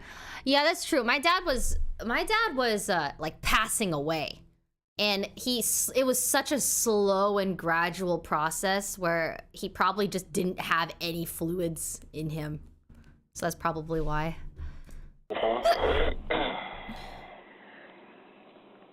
Should be easy. Okay. Because my new name is Mike Smith. Oh, I can already see what it is. Do you recall how they talked about that they were going to kill him, when they wanted to kill him? Besides the big... Man. Oh my all gosh. these pages that I wrote down, the majority of this sounds fairly accurate. Yeah. It's just the gun stuff wasn't accurate? No. Okay. I just wanted to make it look more helpful on his end. Consistent with the interrogation up to this point, Russell seems to be prouder that he could help than worried that he did. You've told us several times throughout our conversation Yeah. that you didn't cause the death. No, I did not. Do you think he was awake when he got hit? Probably just falling asleep. All I heard was, like I said, the thuds and the moaning in pain. Oh. One of Ellen's neighbors had also heard Aaron's moans, likening them to an animal dying. That same neighbor declined to interview, stating, "Hello, Abby. Thank you for asking so kindly, but I don't think I'd like to discuss it for your platform. It was a pretty traumatic experience for me personally, so I think I'll have to pass. Have a great day." Any other stops that's after you left fair. Aaron's house before you got to Almond Street? He said he took his gray sweatshirt and put it in a washer over to a friend's house after you guys left, before you go to Almond. Do you remember that? No, I was probably still terrified that there was a dead body in the trunk right behind me. Okay. Russell does not necessarily deserve credit, but take note that this is the first time any one of the individuals involved in this crime expressed discomfort with the fact that Aaron's body was in the trunk of the car while they ran errands. One of the things that Ellie is telling another detective is that it actively got talked about as far as planned out, different things got talked about. Yeah, we talked about it, but never really, I wasn't really going to do anything. Kind of like I could say I'm going to punch a cop, but that doesn't mean I'm going to actually do it. Russell displays his disdain for authority when he makes an analogy involving punching a cop, which may be a subtle way to threaten the investigator. It also shows his lack of intimidation for their authority and/or lack of social or situational comprehension. Well, I was agreeing to a degree, but not 100% agree. Do you think Ellie knew that it wasn't 100%? I'm not sure what goes through women's heads. If men knew, we'd be able to understand women and not have arguments with their wives. She didn't say anything about him killing her. She just said, take care of business. Did she say take him out? Probably. It was a lot of things went on last night, and I'm still terrified that there was a dead body. Again, Russell is the only member of the trio who expresses shock at the sight and/or presence of a dead body. Yeah. But what he says next is particularly unsettling. What? Did you send anybody text messages? Can you believe what we just did? No. Do you believe I'm riding in the car with a dead body? No, I'm not. I might be blonde, but I'm not stupid. I'm only part blonde. Ever thinking about trying to see if I could be Mr. Popular because I have a dead body behind me? No. No, or if Aaron needed help? I mean, were you pretty convinced he was dead? Yeah. You told us that you were a high-functioning autistic? Yeah. Okay. So do you know the difference between right and wrong? Sometimes. Would it be wrong to kill someone? The investigator brings up Russell's autism and directly asks him questions that a defendant would be asked to see if that defendant is mentally fit to stand trial. Doing this helps defeat a possible insanity defense or mental incapacity defense he may try to use later because of his autism diagnosis. Consider that mental illness and its role in influencing criminality is highly complex. A mental health professional would spend several hours over multiple sessions determining this. This is only a starting place. Well, see, here's another trick with that. What's to say that it's wrong to kill someone in self-defense? Okay, but what if killing is killing? So. But what if this isn't self-defense? Self-defense would be if her dad came at him. Right, and there's no evidence versus him getting mad that her father, Aaron, tried to sleep with his daughter. Okay. Do you think it would be wrong to kill somebody that's sleeping with their daughter? It's not lawful for fathers to do that with their kids.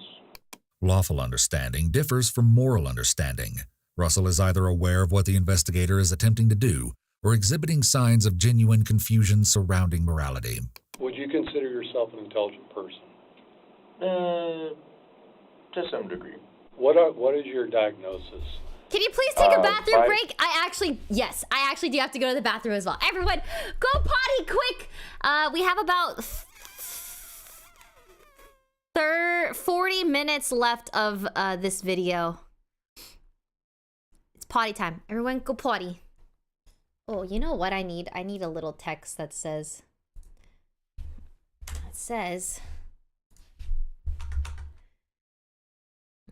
Quick break. Go potty. Get snackies and stuff. How long is this vid? 3 hours and 27 minutes. Oh, jeez Louise. Oh, wow, it might just be too long. It's too long. Oh, perfect. All right, 1 second. I'll be right back. I have to go potty. Would you guys rather sit in the silence or listen to the intro song again? Here, I'll play it.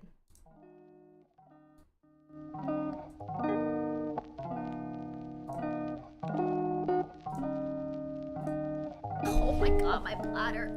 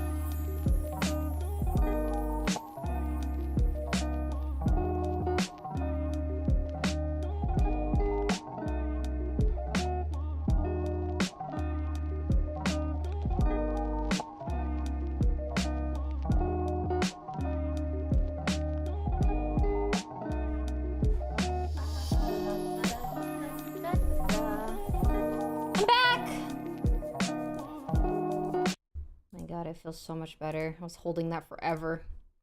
Here we go. Are we ready? I went wee-wee. It was a great wee-wee. Well, you guys were thirsting for my chair? What is wrong with you people? All right, here we go. Are we ready? Is everyone back? I'm just gonna start it anyways. Here we go. 3, 2, 1. Bipolar, which I keep down with cigarettes. Okay. Cigarettes do not keep down bipolar disorder. If anything, nicotine ingestion increases the likelihood of the onset of depressive and manic episodes. Are you just bipolar? Yeah. Any schizophrenia? No. The investigator may ask this because he also believes that Russell exhibits delusions and, potentially, hallucinations. Hallucinations and delusions, as stated previously, are symptoms of psychosis not typically associated with bipolar disorder and more typically associated with psychotic disorders like schizophrenia. Fewer people know that bipolar disorder can occur with psychotic features. This is more likely what Russell is experiencing. You talked about punching a cop in the face. Do you know it's wrong to punch a cop in the face? Yeah. Okay. Plus, I know if You know it's wrong to kill somebody. Yes, depending on the situation. So was it talked about prior to going over there, or while you were over there, that Gavin was going to assault? That Gavin was going to assault the dad? He said that he didn't like it, and he was not happy with the text either. Were you upset about that? Being a protector of females, yes. Okay. And if anyone tried to do that to my daughter, I'd probably grab a shotgun too. Because no one harms my family like that. How did the assault, how was that supposed to happen? We were supposed to try and find chloroform and knock him out. But we couldn't find any chloroform because it's not online anymore. Gavin told me that he knew some karate. I said, well, is there any pressure points that would not I would kill to him? protect my family. I'm He sure said many there of you were, would too. And What? that they would try to, but I guess they didn't want to. Is the reason that you brought the machete was kind of a backup? Yeah, just a backup if he was to try and come at one of us. But I wasn't going to go like, I'm going to kill you. No. It's more like, stay back or I will. But it was never needed. So. If Gavin would have said, come on through the window, and Gavin's got a bat, and Gavin says to you, I'm going to take this bat and bash it over his head. Hypothetically? What would you have done? I would have tried to convince him only to break Aaron's rib cage. What? But not kill him. Okay. Just knock him out, probably like one hit, knock him out. Would you then continue on with trying to convince him to, once he's knocked out, put him in the car and take him to California? Yeah. Russell doesn't skip a beat before answering that he would have taken Aaron to California after knocking him out. He is oblivious that guilt would be an appropriate emotional response. Because that's the other part of the plan, right? That was one of the plans, yes. What's the other plan? My plan was to tie him in the woods, have a stern talking to him, like you do not do that to your family. And hopefully that would scare him, and me and Gavin and Ellie would drive off and leave him there, and he can walk go to back. California or somewhere else? Probably just back to the house and wait till my grandma gave me the RV, and then we were going to take my RV.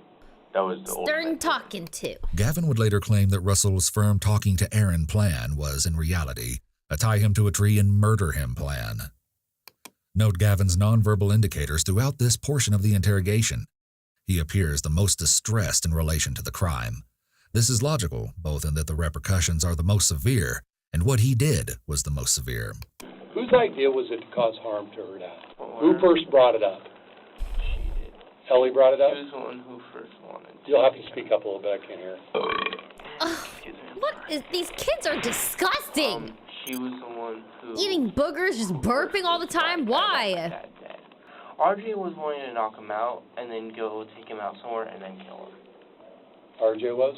That was what he was... Did RJ ever talk about tying him up to a tree and having a stern talk with him? He didn't tell me about that, no.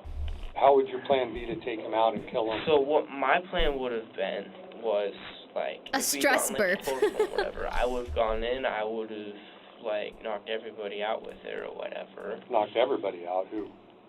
Well, she has sisters or his girlfriend, whoever was in the house. Your plan was to use chloroform on all the kids and the girlfriend and him? Yeah. Even the investigator cannot hold back a shocked and disgusted facial expression. Investigators are human, and they have limits. Oh, So no. is Ellie kind of responsible for facilitating this bat thing? Yes. Is there any talk about getting a gun and just shooting him? That's what Ooh, I RJ gotta was get rid wanting of to that do the Nightbot entire time, command. but I was like, you're gonna have to walk past him to get to the guns, and he's probably gonna wake up before then. Do you know the difference between right and wrong? Yeah. You do? Have you ever been diagnosed with any kind of mental disorders? ADHD. According to family, Gavin was also diagnosed with autism. He's autistic. He's always been very open with children since he's little. Everything we've mentioned about Russell also holds the potential to apply in some capacity to Gavin. He could struggle to realize the true impact of what he's done, although it seems clear to him that the outcome is not good at this point in the interrogation. The family member we interviewed further mentioned that not everything registers for him. When did you get diagnosed with ADHD? When I was like 7, and it hasn't changed. I mean, I've been off medication for it since I was 17. You were using medication until you were 17? Mm-hmm. His struggle with these reported disorders could have largely influenced the execution of this crime. An anonymous acquaintance who spoke with us shared that he had noticed Gavin changing roughly around the time Gavin states he stopped taking his ADHD medication. Oh, he changed. You can just tell by looking at him. He didn't have the same confidence he used to have. He just looked like he didn't sleep well. His hair became greasy. He just wasn't himself. Bottom line, getting off medication and/or stopping therapy when those interventions are needed has dire consequences for those and others who know those who struggle with mental illness. And then I was like, I don't want medication anymore. Did you need it? I didn't feel like I needed it, no. And I've been, I messed up big time, and I know I did. You guys going over there and getting her bags, when did it start passing through your mind that you're going to take him out? Well, let me ask you this. I was just so angry. I didn't want to kill him. Right, I understand that. Note how he bends his head down submissively, hunches his shoulders, and raises his vocal pitch. Gavin seems, or is attempting to seem, honest and simultaneously respectful of law enforcement in the room. But when she hands you the bat, did you feel like, oh, this is going to go down, I'm going to go assault him? I was thinking, I was thinking, is this really happening? I'm about to go kill someone. And I stopped and I kind of sat there frozen. I didn't know what to do. Even though this was calculated, Gavin could have been genuinely afraid in this moment. Fear of what Aaron might do to him should Aaron have woken up may have pushed Gavin to do something that he ultimately would not have followed through with. We mentioned the fight or flight response previously, and what Gavin relays to investigators is that he froze. Individuals may also freeze as part of the fight or flight response. In Gavin's case, freeze may have turned to fight once he was closer in proximity to Aaron. And I'm sorry. There we go. So what's your month then? Well, you made it to the third quarter of your 12th grade year. Yeah. What happened? I just want to get done with school because a lot of people were giving me all sorts of shit about, assault, and there were rumors going around. I mean, I hadn't done anything to anybody. It was a lot of pressure, so I just wanted to get out of there. Mm-hmm. And I knew killing myself wasn't the answer, because that would just be pure stupidity. Right. So, and I'm guessing I'm not going home. I would guess that that's probably correct. Gosh. Yeah, I get paid tomorrow. Okay. Murder is an automatic life sentence, isn't it? When people ask me questions like that, it's not just a simple, easy answer to say yes.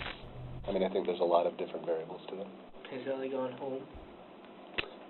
She's not. She's still talking with detectives. Okay. Am I allowed to talk to her at all? Probably not. Yeah. Gavin appears to genuinely care for Ellen. Probably not. Interestingly, in speaking to sources, we found that Gavin had cheated on Ellen. What? I mean, I know this might be TMI, but I actually, hooked up with him.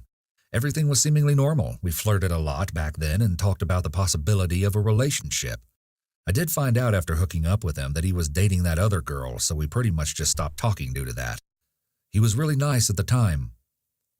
It could likewise have something to do with his ADHD diagnosis. Untreated, ADHD can increase the risk of promiscuity and infidelity. This is, again, largely due to issues of impulse control, excess energy, poor coping mechanisms, and poor emotion regulation.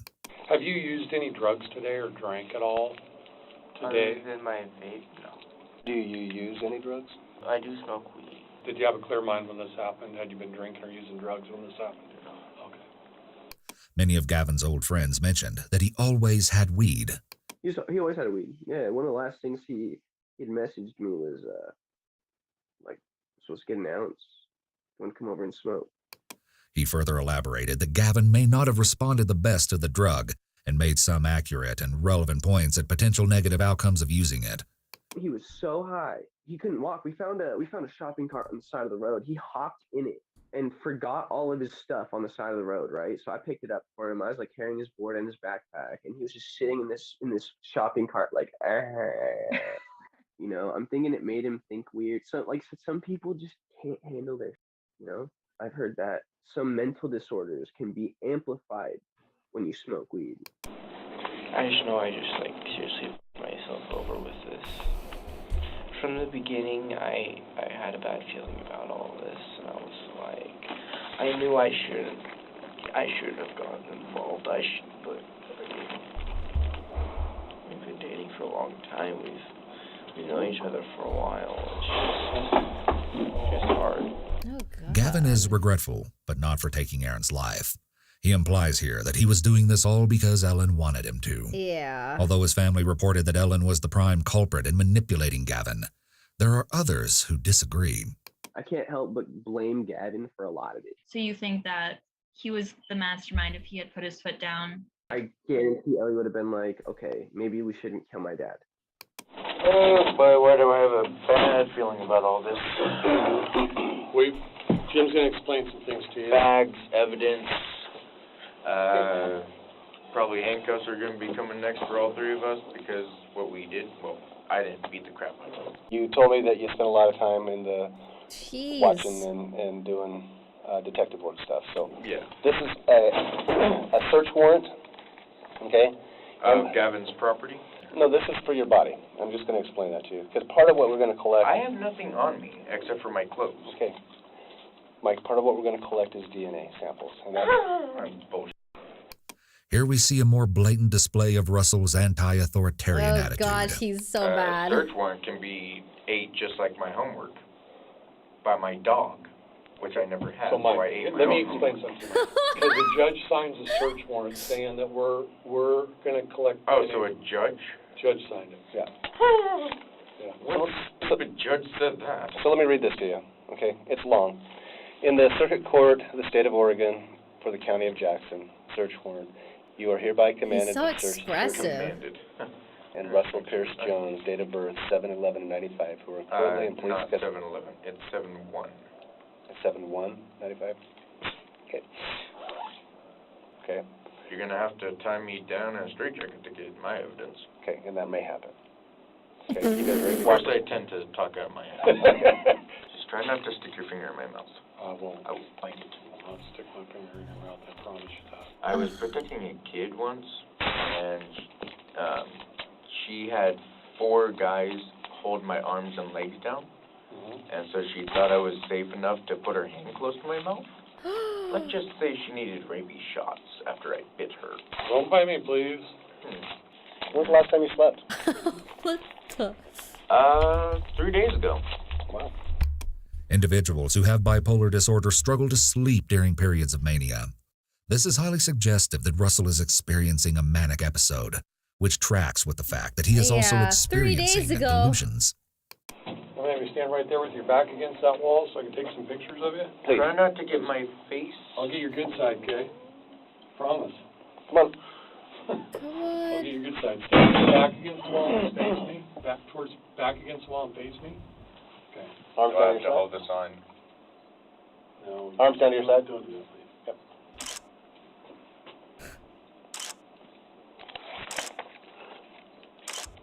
And turn and face that way for me.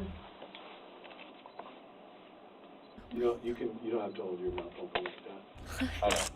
Okay, turn and face I that just way. feel like I'm Why like is at he- school with the photo. Mike, how tall are you? Doing that! right. Stop! I always see. Hold, face me and hold your hands out in front of you. How tall? I always say 6, but I'm actually 5'9" probably. Okay. You hold them up and out a little bit. Like Hitler or a zombie or something like that. Oh my goodness! Put them over for me. Oh god. Perfect, right there, Mike. Alright. Face me.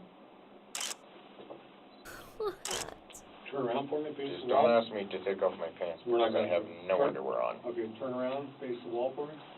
What'd you do with your underwear? Tossed it. I covered it with a lot of paper towels though, so. He did not have the skills really to be on his own, and this was kind of just the final situation for him. I mean, we don't know honestly that he'll even make it out of prison. I don't know. I mean, prison sounds like a pretty rough place, so. So he doesn't get the severity of what Gavin did. He still wants to help her. I go, she lied to you about all this abuse and all that. It was all lies. Mm-hmm. Well, you know what? I still would like to help her if I could. Oh, my goodness. That's how he is. I kid you not. So what's the situation with Ellie? Will she be going home, or what's her case? I don't know. Maybe they did plan something. I don't, because I wasn't. Oh my with them gosh, all he's this so weekend. worried about Yeah, her, they had and plenty she of an just blames opportunity to do him. that. Ellen has transitioned to using they. It appears now that Ellen is moving her focus to protecting herself over Gavin. I'm going to figure out if there's any new stuff and see if we could talk about it. Is that fine? Mhm. Okay. I don't like being alone. You don't? No, I don't. If I find somebody to come hang out with you that's not me, is that okay? Okay, I'm going to do that. Fear of being alone occurs alongside feelings of abandonment. In intimate relationships, individuals prone to feelings of abandonment may rely too heavily on their partners. Should their partners seek to end the relationship or spend more time with others, for example, these individuals may respond in extreme ways, threatening suicide or providing their partners with ultimatums, such as "stay with me or else." Another common extreme attempt to avoid abandonment present among women who suffer from this fear is lying about being pregnant. This maladaptive attachment may develop in those suffering from various mental illness. Maladaptive attachment in adulthood also often develops when individuals possess an anxious attachment style, which is characterized by a longing for closeness, and as Ellen mentions, she has fear of being alone. Can I hug you? No. What's wrong, kiddo? I need a hug. Why? Because I finally opened out about, told somebody about the abuse that I was going through. Okay. We're gonna hold off just a little bit, okay? I can sit here with you, though. Oh. How long have your parents been having problems? They've been divorced since I started middle school, which was 3 or 4 years ago now. Denied. Okay. Divorces that are not amicable cause great distress among children and may lead to negative externalizing behavior, otherwise referred to as acting out. In women and girls, it may more commonly lead to internalizing issues, such as increased anxiety and shame. Turbulent divorces may also lead to issues of attachment. Like to draw. When my parents got divorced, I was so happy. I just wanted them to stop fighting. All they did was fight. And I honestly just wanted my mom to be happy. My sister was very, very sad when they got divorced. But I wonder how, like, divorce may have affected me when I was younger. Or to this day. Monka. Mm-hmm. I'm also a musician. It's so hard to talk about. I don't think I'll ever be able to play guitar again. My dad was the one that taught me how. He used to be so nice. I don't know what changed. I need the subtitles! I'm sorry that I'm crying. I shouldn't be crying. This This is what seems to be Ellen's first display of genuine remorse and sadness over the loss of her father. I feel like I should say something, but I don't want to draw away from what's going on right now. I know minors that have marijuana in their possession and they regularly smoke. Oh my gosh, she's trying to defuse the situation again. I'm here and make a report about it. Okay. It's interesting that Ellen calls out minors for smoking when she was known to have smoked herself. I've never had any drugs or alcohol that I know of, unless my dad did something to me or spiked my drink. Because that's what he does to his girlfriend when his girlfriend didn't do what he wanted. And I have suspicions that he's done that to me in the past. Talk to me about how Gavin is. What's he like? He's protective. Okay. So when you had that conversation with him on Saturday, what was his reaction? He just tried to make me feel better. He told me it's not my fault that he's doing these things. Mm-hmm. And he said that he wanted to punch him in the face. Ellen claims Gavin had violent intentions towards her father, but this didn't allegedly involve murder or great bodily harm. From this point forward, Ellen mostly draws with little interaction between her and the second investigator. A few minutes later, she restarts the conversation with small talk. Ellen seems comfortable with the silence, but the second investigator is giving Ellen a break for a few minutes. This type of mental reset can let new thoughts surface. Then, when questioning restarts, new information may be shared. How long have you been a vegetarian? Since I was about 5. Oh, okay. Is anyone else in your family vegetarian? No. They all make fun of me for the way I eat. Oh, that's not very nice. It's very hurtful. Because your family is supposed to be the one that loves and accepts you. I've always been the black sheep.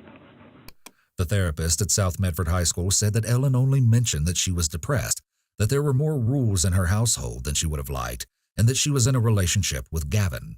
Ellen seems to have a lot more to say right now than the therapist shared she did at the time they spoke. And this was within an approximate 2-month time frame. It's worth noting that this is a dramatic shift, and we can only speculate what it might mean. So she came in on her own, and I asked her how her summer went, and she said things had been going really well. Since August, she'd been feeling some more depression coming on, and so we talked about that. As a therapist, I kind of usually jump into problem solving. She seemed to me to be a little bit resistant and said she just needed to vent. And so I said, of course, you need to vent. When therapists jump into solving problems, it can make clients feel as though they are not being heard. Mental health professionals are typically trained not to do this until they are well into the therapeutic relationship, after rapport has been established. So there's a question as to why this therapist jumped into problem solving, as she states here. And I really like to help people to solve their problems. That's kind of how we ended our conversation, which was I'll check in with you in a few weeks and see how things are going. This applies to interrogation techniques as well. Suspects respond more positively when they feel the investigator is listening, understanding, and empathizing with them. That is why they learn how to effectively employ active listening skills as part of their training. Kiss mom. Oh, I think she wanted. Oh, kiss mom. The second investigator immediately starts reviewing her text messages. This is probably message passing to help her direct further questioning while Ellen eats her food. Are you doing okay? I don't really know how I feel right now. Okay. I just kind of feel empty. How have I been live for 4 hours? That's crazy. It's like a bottomless pit. Never really fulfilled. Okay. Feelings of emptiness. This is an additional symptom of mental illness common to disorders we have mentioned previously. We can by no means unequivocally assert that Ellen suffers from mental illness, but from what we've observed and from accounts of old friends, we can reasonably question whether some level of psychopathology is present. Alternatively, it's possible remorse is catching up to her. Want to talk? Yeah. Gavin is being 100% honest right now, and you are not. Ooh. I told you everything So, I know. We need to talk about the conversation that you and Gavin have had regarding your dad. And I had angered feelings towards him. Mm-hmm. And? And? Classic Reed technique starts here with maximization. She told Ellen she would no longer put up with her lies earlier in the interrogation, but she's more blatantly authoritative and stern with Ellen here. Attempts at building rapport have failed, so it seems as though the investigative team has decided that Detective Smith should take a different approach. And what?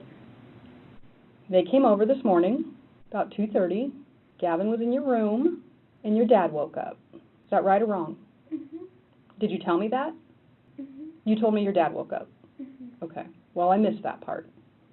Even when backed into a corner without a way out, Ellen clings to her lies. I told you that my dad woke up. Detective Smith is attempting to break through Ellen's resistance. She needs Ellen to admit to lying. So you have told me this whole time Gavin never came in your house. No, I never said that he didn't go in my house. So Gavin was in the house. And tell me about the conversation that you and Gavin had when your dad went back to sleep. Were you saying things like, I want him dead? I don't want him around anymore? I don't want to be around my dad anymore. I want him out? Of my life. Okay. Well, when you tell Gavin, I want him dead, those are pretty specific words. I said he's dead to me. Although it takes a second for her to recast her statement in more innocent tones, she demonstrates a high degree of mental acuity and agility with the ongoing word games. You kind of have been playing games. That's true. You know darn good and well what was going to happen today. What happened? Where would you like me to start? I want you to start with the truth. Sorry, excuse me. What kind of conversations have you and Gavin had about this? What words were you using? The nature of the conversation will determine and help prove the existence of a conspiracy. For conspiracy, there must be an agreement among participants, and this will be crucial to proving this charge. I was using emotional words. Such as? I hate the way I am being treated. Very anger-ridden words. Aside from you telling Gavin you want your dad dead, he said you're actually the one that got the keys out of the living room. Is there a reason you're lying about so much? Oh. Ellen does not deny any of Detective Smith's accusations. This is the beginning of the truth. Where did It's the keys time. come from? 5 hours later. Who got the keys? I did. Why did you get the keys? To pull the car around. Why are you lying to me? Why are you putting all this on Mike? Because it was his original plan to take out my father. Gavin is not saying that. In fact, he used, I believe, those exact same words. Taken out. Oh. From you. My original plan was to run away, and then Mike got involved. About the possibility of doing that. Of doing what? Taking out my dad. And what does that mean to you? Killing him. Then what? And then we started talking more about it. What were you texting Mike? Essentially what you just said. No, I want to hear from you. It's self-incrimination time, and this is why the Miranda rights state anything you say can and will be used against you. To have him get drunk, and then he would come in and take him out. And at what point did Gavin get involved? I kind of forced Gavin into this.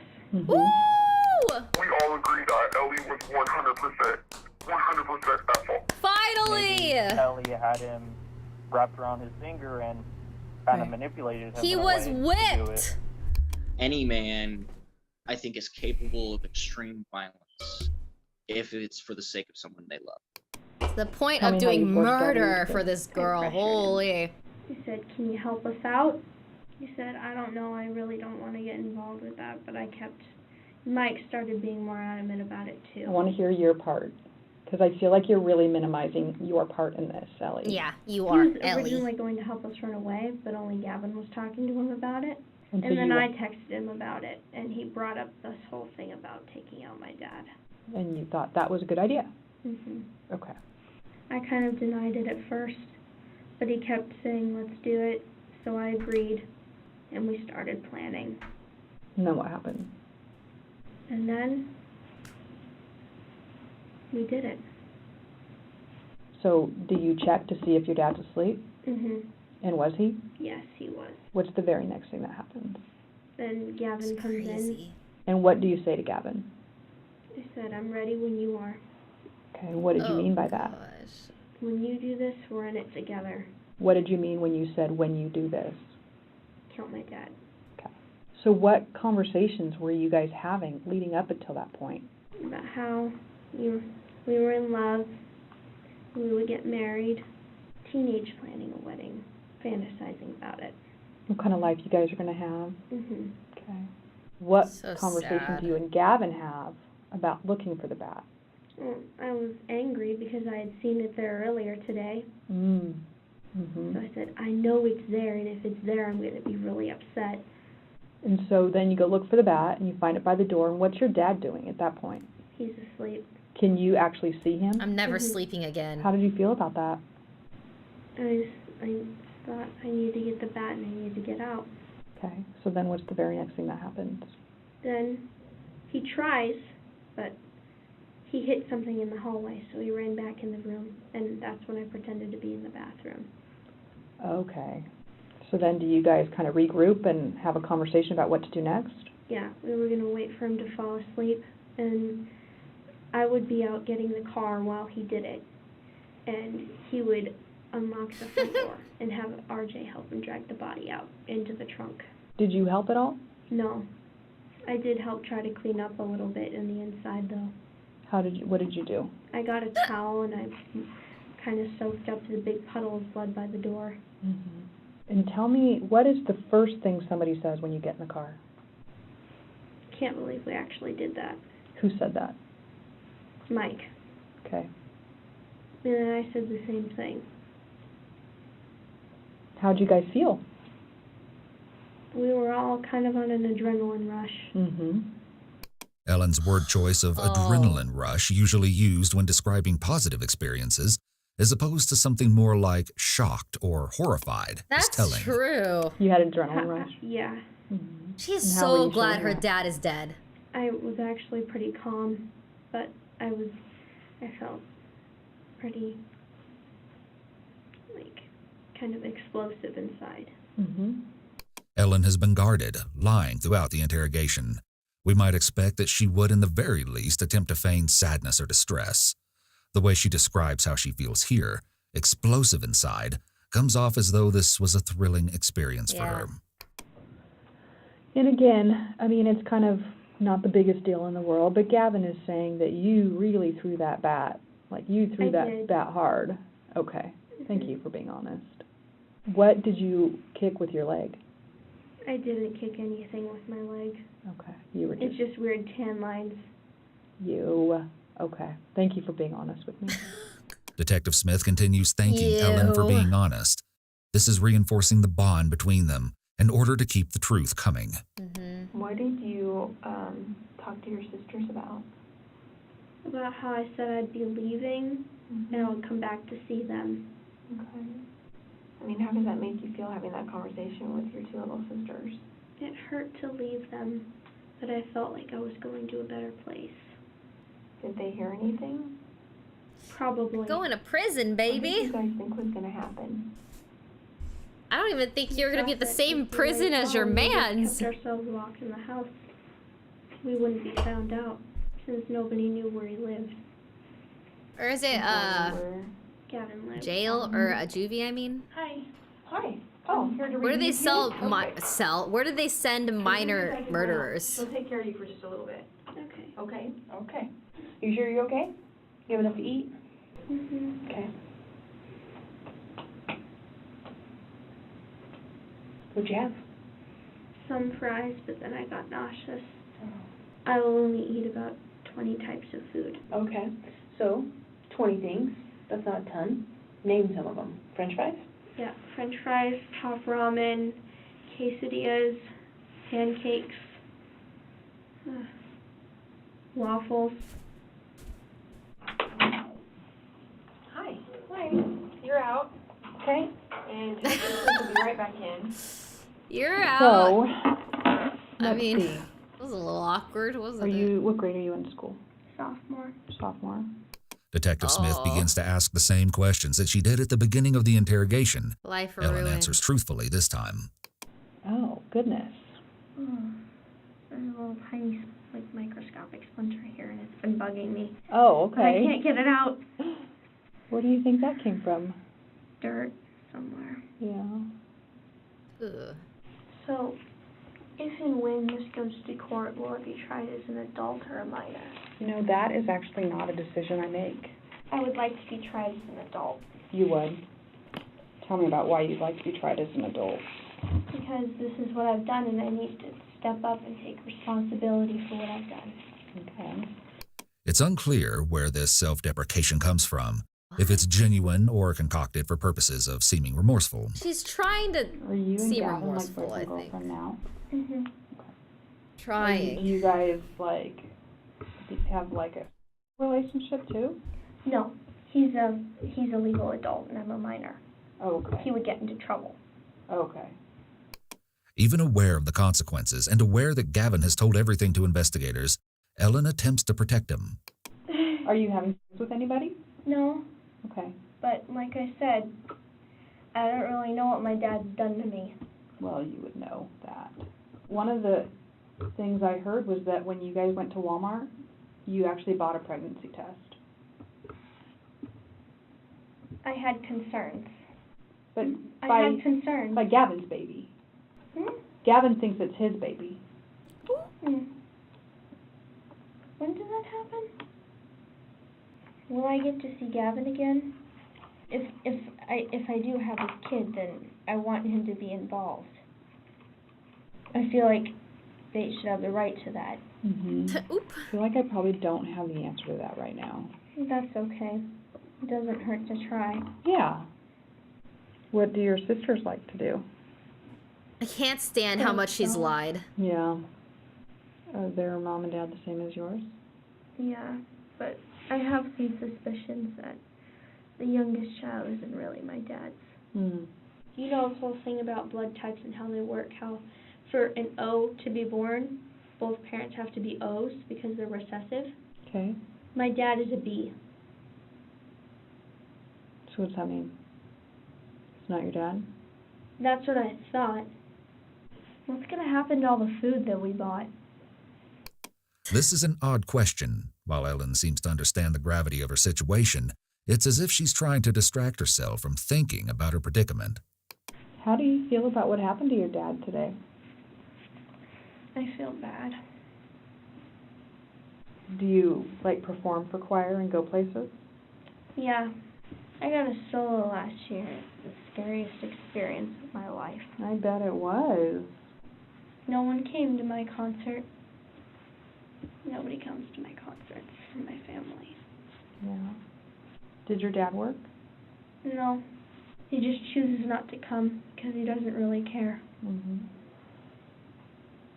Well, I wonder what So would have been I different killed if you him. would have told somebody. I got him taken out. Me too. You need anything? Water. Okay. God.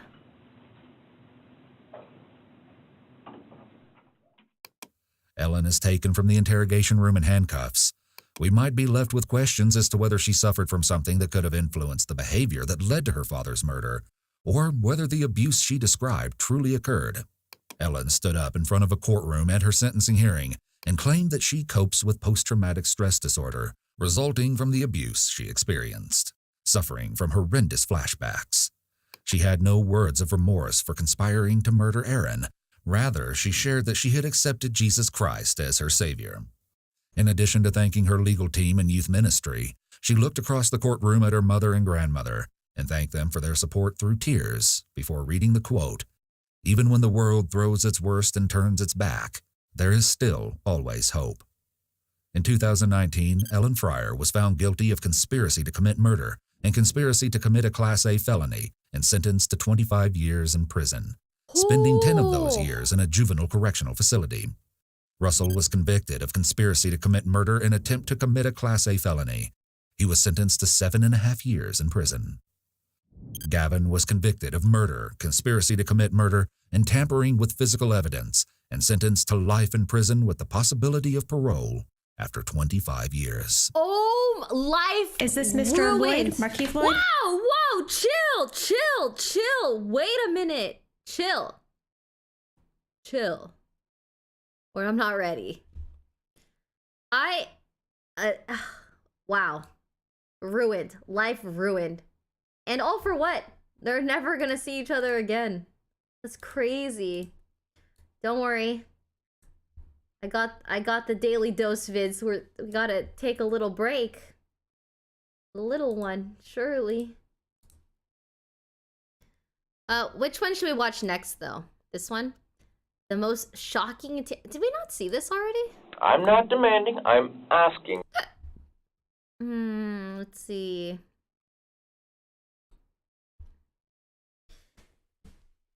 I think we... Is this different from the one that we watched? Oh, there's two of these. Cases with the most insane twists you've ever heard. Cases with the most insane twists... These all have the same title. Part 2 of the murder vlogs. Yeah, I do... I do want to watch that one. I do. Let me ask.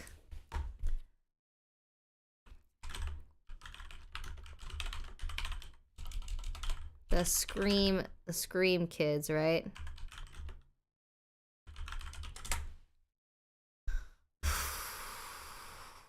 It's just this playlist is guaranteed copyright free.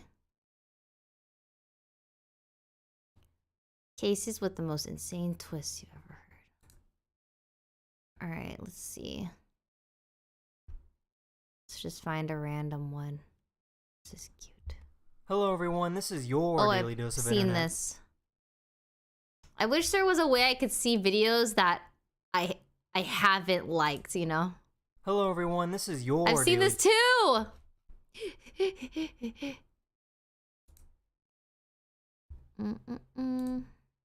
Hello everyone, this is your Daily Dose of Internet. I guess that didn't change anything. Hello everyone, this is your Daily Dose of Internet.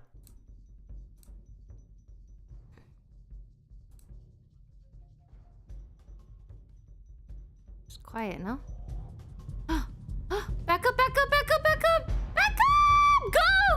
Go!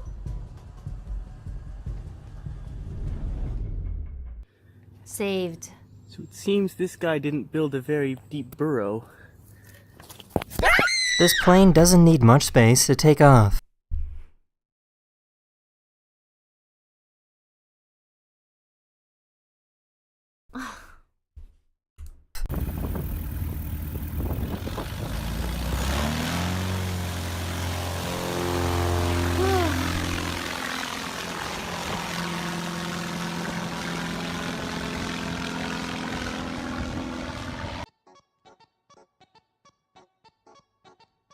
Dude.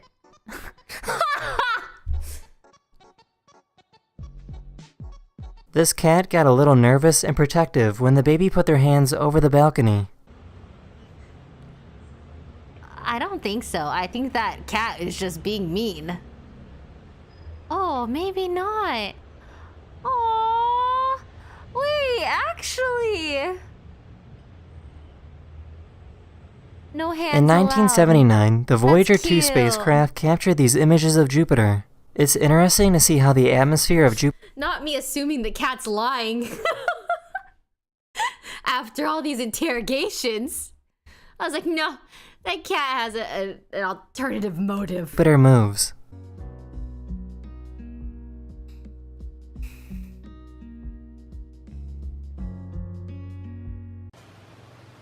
Oh, look at you.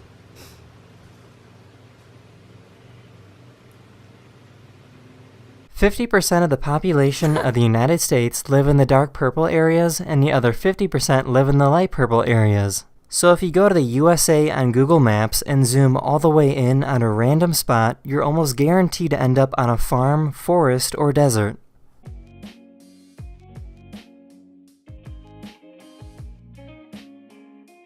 Meow.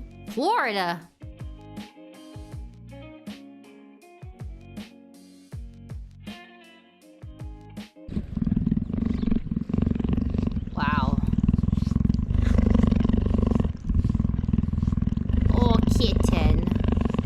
kidding. Iceland gets so much snow in the winter that the roads end up looking like this.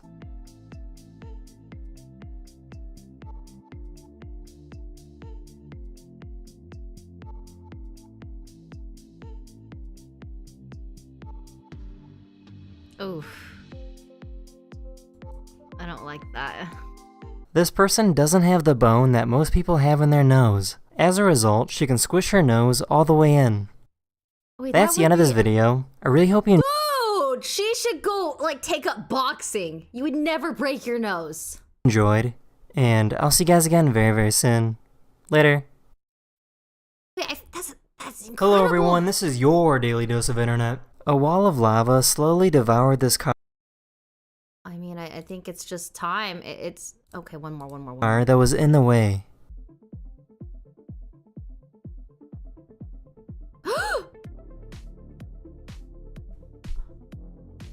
But the car! No!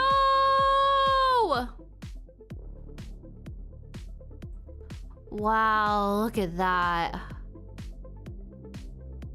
Oh, the electricity lines. This is what happens when you try to call for your dog while your dog is right next to you. Bentley! Bentley, where are you? Come here. Bentley.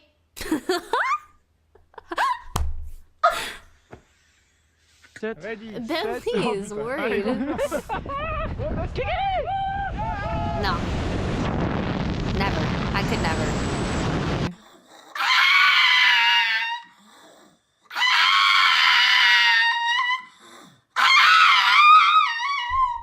The bird didn't seem too bothered by the bees as it eats the honey from their hive.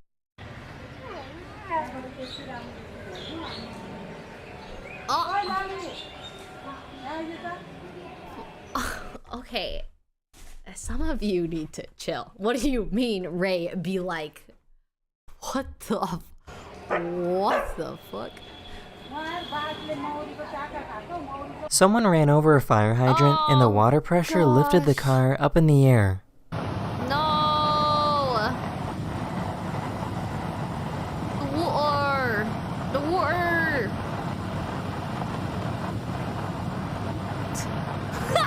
This is what they're actually hiding inside of your face mask. Oh, I just thought it. I'm not gonna say it.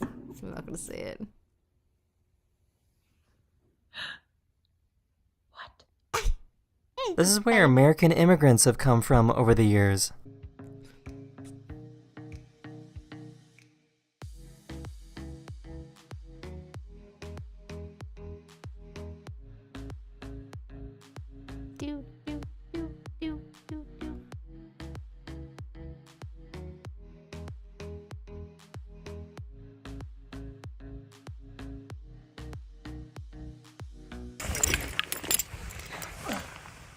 Oh, to the moon! Companies are beginning to use robots that can grab items off of shelves.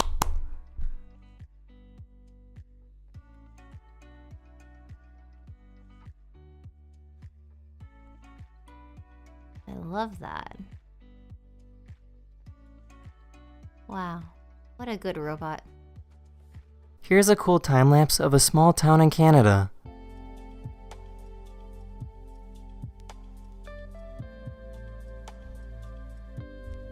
Oh gosh, it's time.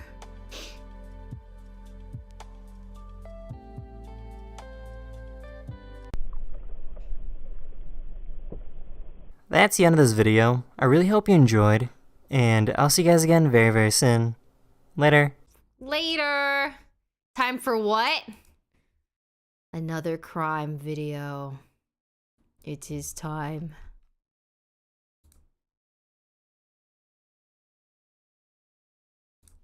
The following interrogation. I've been wanting to wait, we saw this one. Wait, what? Oh, I liked it because we were about to watch it and then I didn't. Okay. So, for those of you that don't know, we watched their vlogs, these killers, and now we're about to see the interrogations. The following interrogations of two 16-year-old killers have never been seen before on YouTube. I just killed Cassie. Right. We just left her house. This is not a f***ing joke. No, This isn't the vlogs. This is not the vlogs. I stabbed her in the throat, and I saw her lifeless body just disappear. Dude, I just killed Cassie.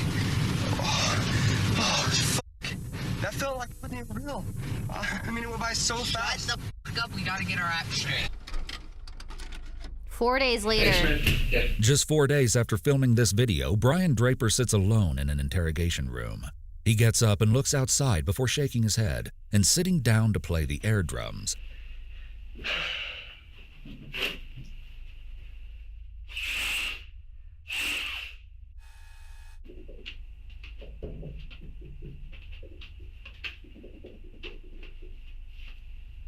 He takes out his wallet and reorganizes its contents. At first glance, it might... What? I didn't watch this. Have I seen this?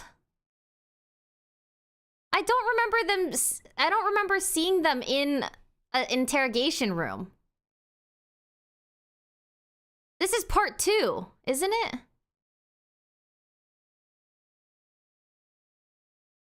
We saw the vlogs. We watched the vlogs.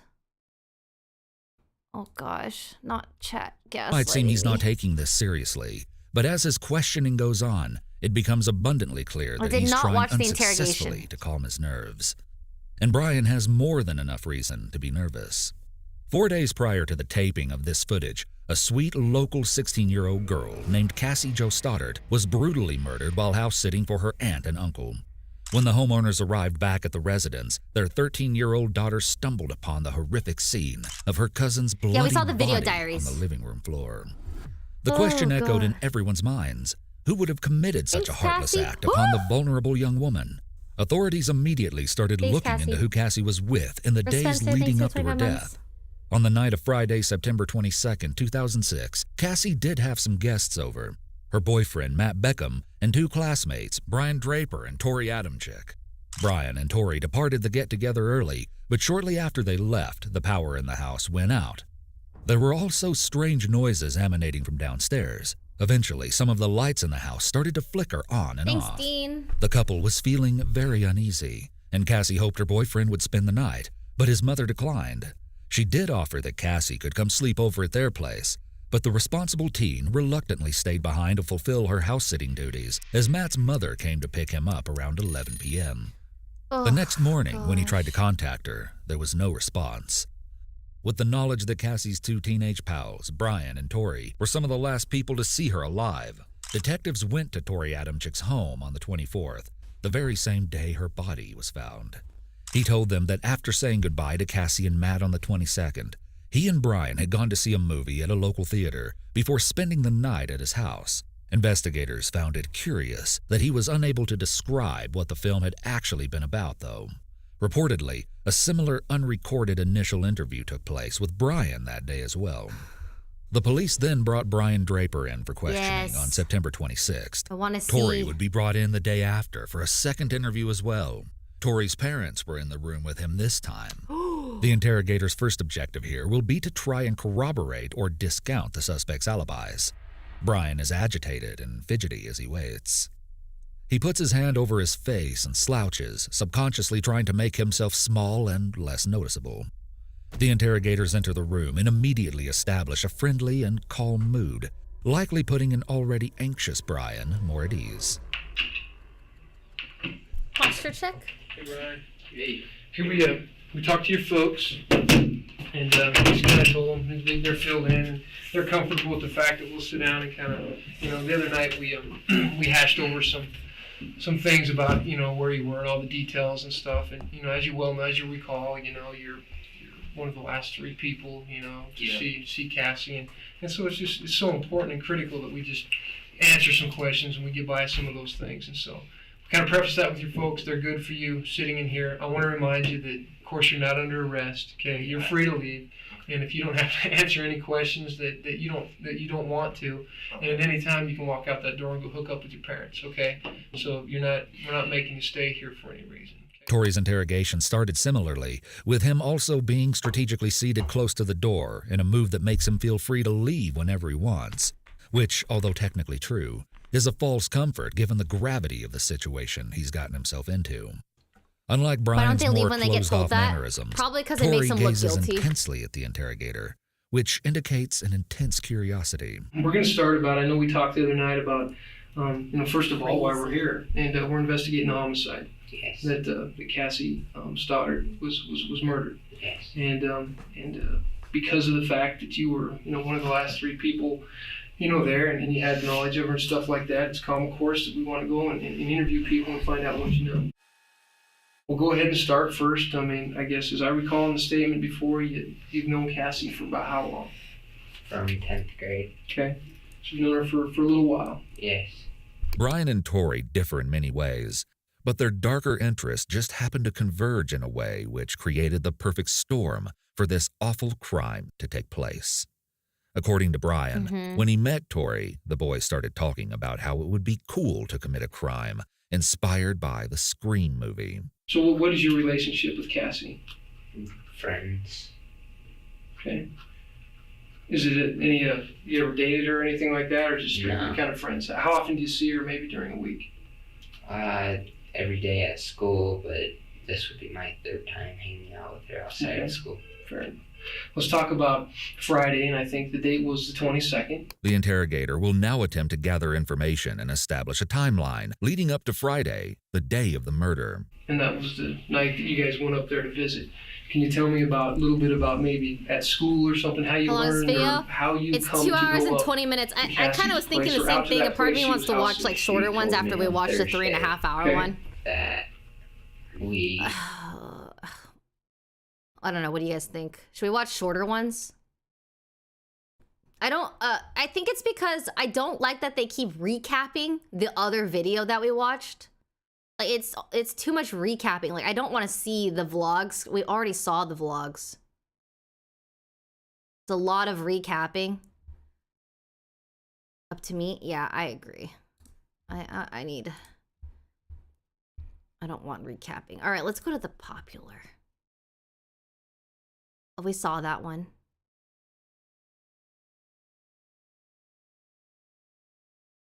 Yeah, that was the one we were just watching. This is the one we watched the other day. The 16-year-old killer's video diary. The most shocking interrogation you'll ever see.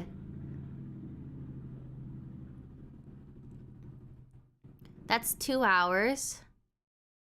Oh, we saw this one. The craziest interrogation you'll ever see. What a psychopath looks like? They're all starting to blend together. I don't. Insane. The incest murders. This is short. Wait, did we see this? He killed his... We haven't seen this! I'm watching it. 16 minutes. He killed his baby and he's in the house. Okay, you said that he told you he killed his baby? Okay, ma'am, listen to me. What's your name? Uh-oh. When an adopted daughter decided to reconnect with her biological parents, she had no idea that it would be the worst decision of her life. Although she may have been looking for a rekindled relationship with her family, that relationship would take a disturbing turn for the worse. What is up, Iwu crew? Today we will be following the destructive series of events that turned a man into a cold-blooded killer. They say blood is thicker than water, but when it comes to this case, it will be proven that father doesn't always know best. Ooh. Let's get into it. As a young man in his early 20s, Stephen Pladel groomed an underage girl from San Antonio he had met over the internet. He decided to make the trek from his home in New York all the way down to Texas to meet the young girl. The year was 1995, and the girl was 15-year-old Alyssa. And he was 20. The pair's parents didn't stand in the way of their union, was covering it. even though Alyssa was still a child at the time. The two continued their relationship, and Alyssa soon became pregnant just 2 years after meeting Stephen. On a January day in 1998, the young 17-year-old Alyssa went into labor and, together with her soon-to-be husband Stephen, welcomed a little girl into the world. Alyssa allegedly witnessed Stephen physically abusing their infant daughter, who they named Denise. According to Alyssa, he would pinch Denise so hard that he would leave bruises all over the defenseless baby's body. If that wasn't enough, she claimed that Stephen would even trap the baby in a cooler and diabolically wait until almost all the oxygen had run out before releasing her. But these were sadly only just a few of the alleged abuses his daughter would experience at her father's hands. Fed up, Alyssa stepped in and did one of the hardest things a mother could arguably do. She decided to give her baby up for adoption so that her 8-month-old could live and be happy. Stephen and Alyssa's daughter Denise was adopted by Anthony and Kelly Fusco, who were described as very kind and open-hearted people. They renamed the baby Katie, and she was sent to live with them in their happy home in Dover, New York. There, Katie would grow up to become an artistic young lady on her way to college. All the while, her birth parents, Stephen and Alyssa Pladel, remained together and had another. I can't believe she stayed with them after seeing what he did to their daughter. That's insanity. Maybe fear of leaving? Maybe he was also abusive to her? Or maybe she also her daughter nearly 10 years after giving up Katie for adoption. Alyssa felt that they were older now and more mature, and therefore more capable of raising children. They had a total of 2 children, both daughters. While the couple raised their 2 girls, tension between the pair increased. Alyssa said her ill-tempered husband's behavior continued throughout their marriage, saying, he would destroy things in the home when he was upset, punching holes in the walls. Oh no. Making matters worse was the claim that Stephen could not hold a steady job for nearly 8 years, leaving the burden of providing for him and their 2 children on Alyssa's shoulders. There's a lot of red flags. Stephen's unpredictability caused great concern for his wife. Alyssa would later describe Stephen's true character by saying, I was always on eggshells. Whatever his mood was, everybody knew, and that mood was often not happy. A lot of yelling, a lot of things smashed in the house, in front of our kids. Joy returned to Stephen and Alyssa when they received a notification on their social media accounts. It was from their firstborn, Katie, who was now 18 years old. She had turned to the internet to help her track down her biological parents and was successful in locating them. After trading messages, Katie changed her plans of studying art in college. Instead, she moved down to Henrico, Virginia, to live with her newly found biological parents and younger sisters. Katie's adoptive parents were wary of the arrangement, but decided that she was old enough to make her own decisions. Familial bonds were formed, but Katie's arrival would only push Stephen and Alyssa's marriage further apart. Stephen's behavior changed whenever he was around his daughter, Katie. Alyssa even pointed out that Stephen attempted to make himself look younger by shaving his beard and changing up his wardrobe. Oh no! Noticing the growing kinship between Katie and Stephen, Alyssa felt the need to disclose to Katie the abuse she had suffered at the hands of her father when she was an infant. But the news didn't faze Katie. Instead, the father and daughter grew even closer. Things between... I tried to phase up, but I this isn't quite right. It's like, oh, there it is. Phase up. Stephen and Katie took an awkward turn when the 40-year-old started sleeping on the floor of Katie's bedroom. No! Growing concerned by the situation, Alyssa asked Stephen why he felt the need to sleep in her room. He became confrontational and stormed out of the house. Stephen's affection for his daughter had transcended normalcy. They had fallen in love. In November of 2016, still unaware of her husband's and daughter's intimate relationship, Alyssa moved out and filed for a divorce from Stephen.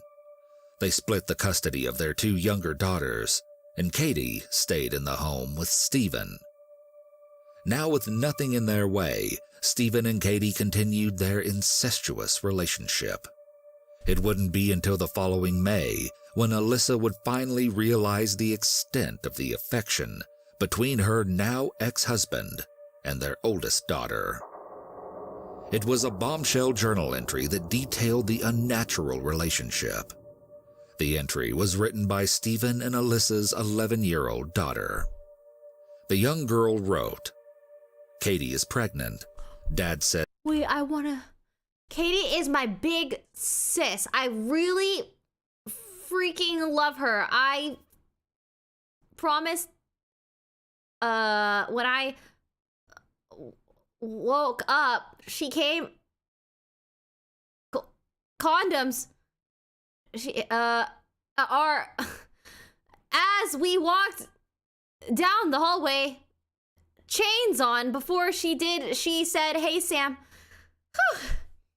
Me in my own head. Oh my god, she said my name. I would get very...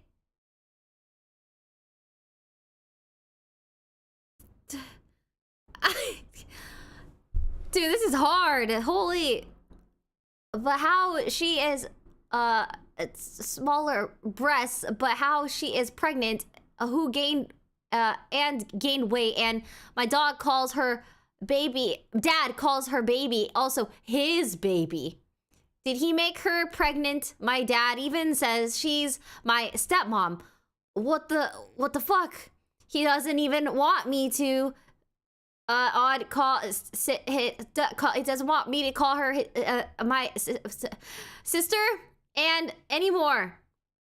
Katie is my sister. She's probably his with... She's probably his wife now, but in natural, she's only my sister. I have such a hard time reading this. Does she see me as a daughter or a sister? Katie now tells me something sometimes to get... okay. The young girl wrote, Dad is doing is breaking my damn heart. I am forever trapped in 9. Katie is pregnant. Dad says they like couple. Did they get a drunk that night? My dad is a...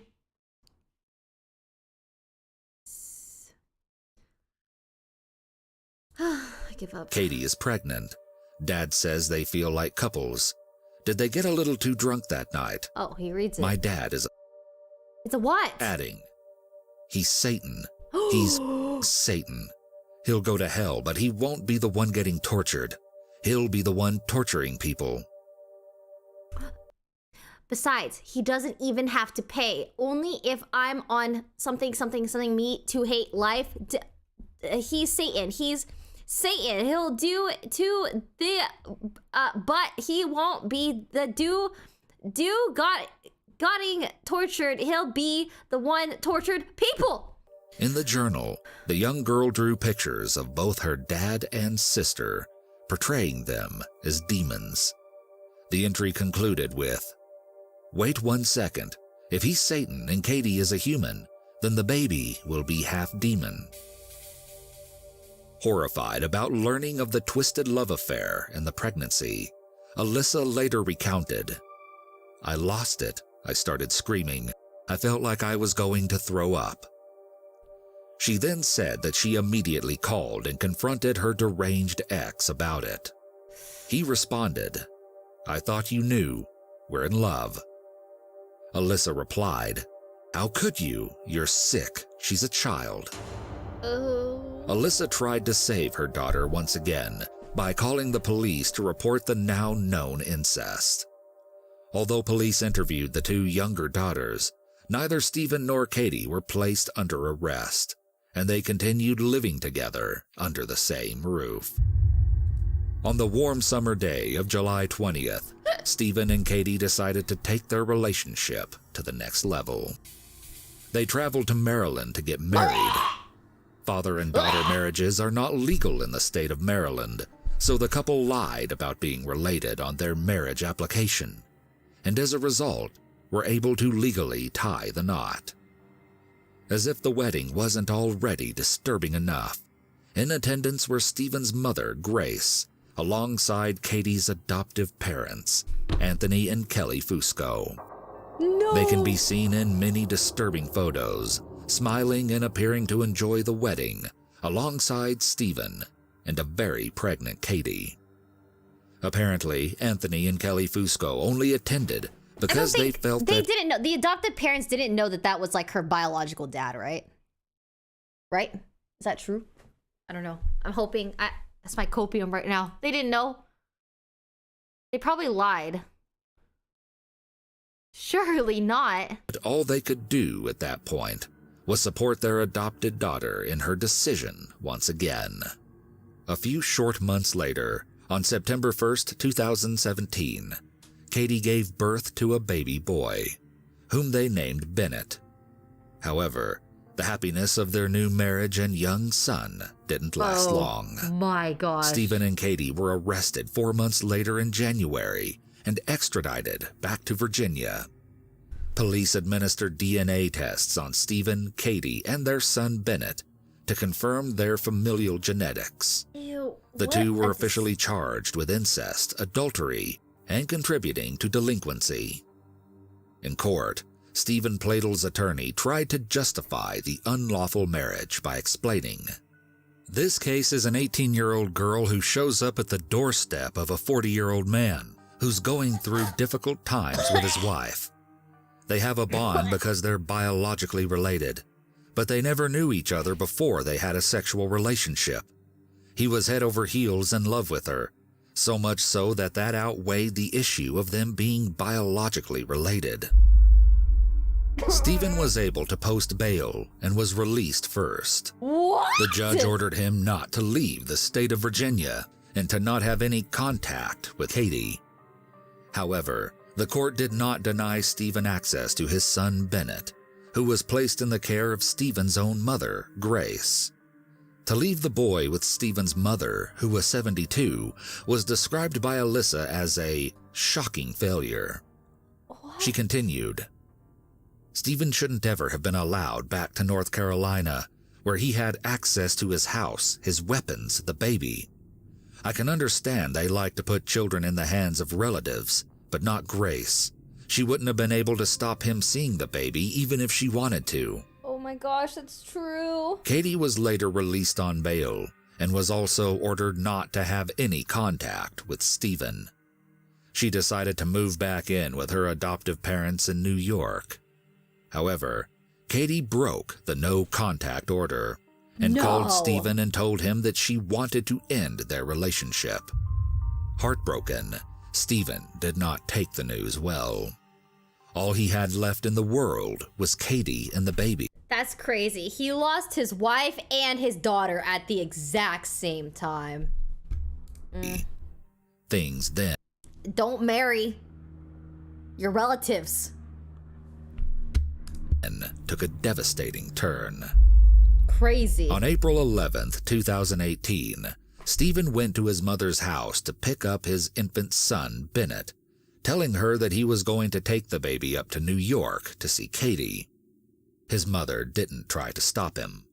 She couldn't have imagined that handing over the little boy would be a death sentence for the helpless child. Stephen took the boy to his home in Knightdale, North Carolina, where he strangled him and left his tiny, lifeless body shuttered away in a closet.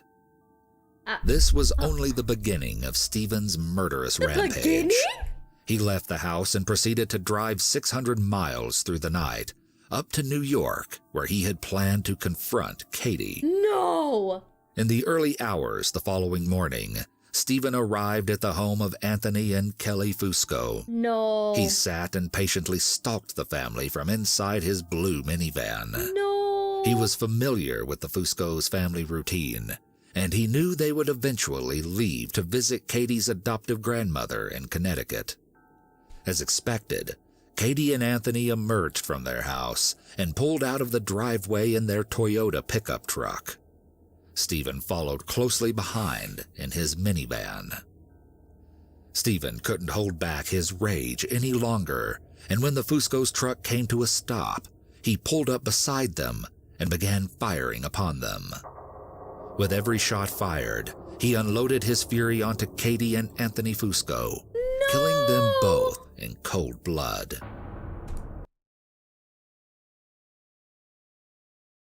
Wait, that's so sad. What? An off-duty firefighter was there to witness the massacre and was the one to make the 911 call to first report the double killings. The firefighter described the horrific scene to dispatchers. 911, what's the location of your emergency? Hello, this is Connecticut. It's on Route 7 and Route 55. Someone just went by and shot this guy in the truck. Somebody just shot somebody in a truck on Route 55, sir? Yes, right at the beginning of Route 55 and Route 7. It just happened. I'm a fireman out of New York. The car pulled up, went around him, shot him. Whole clip full into his head. Okay, sorry. Is you still with him? We're here at the road. Where? Right at the intersection? Yes, sir, right at the intersection. Okay, sir. He's deceased, boss. The truck's in the middle of the road. He's dead? Yes, sir. Brains are on the road. And he was shot. Did you see the person who shot him? Yeah, we pulled up. There's a whole, yes. Who? Okay, which way did the vehicle go? Headed toward New Milford, down Route 7. Down Route 7? What, can you describe the vehicle to me? It's a blue minivan with a South Carolina plate. Blue minivan, South Carolina plate? Yes, sir. A light blue minivan. Okay, sir, just stay on the line with me. 911 dispatchers soon received another phone call. This time it was Stephen's mother, Grace. In the call, Grace described what Stephen had just confessed to her, telling dispatchers about the dead baby boy and how Stephen had killed Katie and her dad. He killed his wife, he killed her father, and I can't even believe this is happening. He left the baby dead when he left. Stephen's mother cried out to the dispatcher. 5 miles from the scene of Katie and Anthony Fusco's slaying, police found Stephen's vehicle, but Stephen was in no condition to be arrested. He had shot himself, and his motionless body sat slouched in the driver's seat of the running vehicle. Stephen's ex-wife, Alyssa, eventually looked back on the events and said, "It's been a difficult roller coaster of emotions because I'm so devastated by the loss of Katie and her adoptive dad and baby. But it's such a relief that I don't have to look over my shoulder anymore to see if Steve is there." Wow. That's crazy. I wanna know what happened in that man's childhood. Coward, yeah. Disgusting. So disgusting. Disgusting, disgusting, disgusting. That was pretty bad. Oh gosh. This one's 30 minutes. The haunting case of Ryan Waller.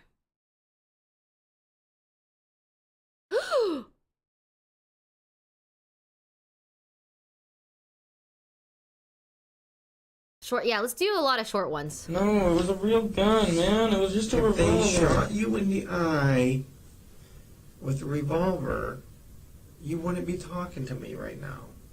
How do you know? It was most likely you'd be dead. That's what I thought too, man. I really don't know. Captain, you're not going to believe this one. I can't believe it either. You're right. I've already heard the story. I can't believe it. Do you consider yourself a good lie detector? Can you sense when someone is guilty or innocent? What's up, Iwu crew? It's the... Slow loud. It's too much. Also, it's kind of quiet.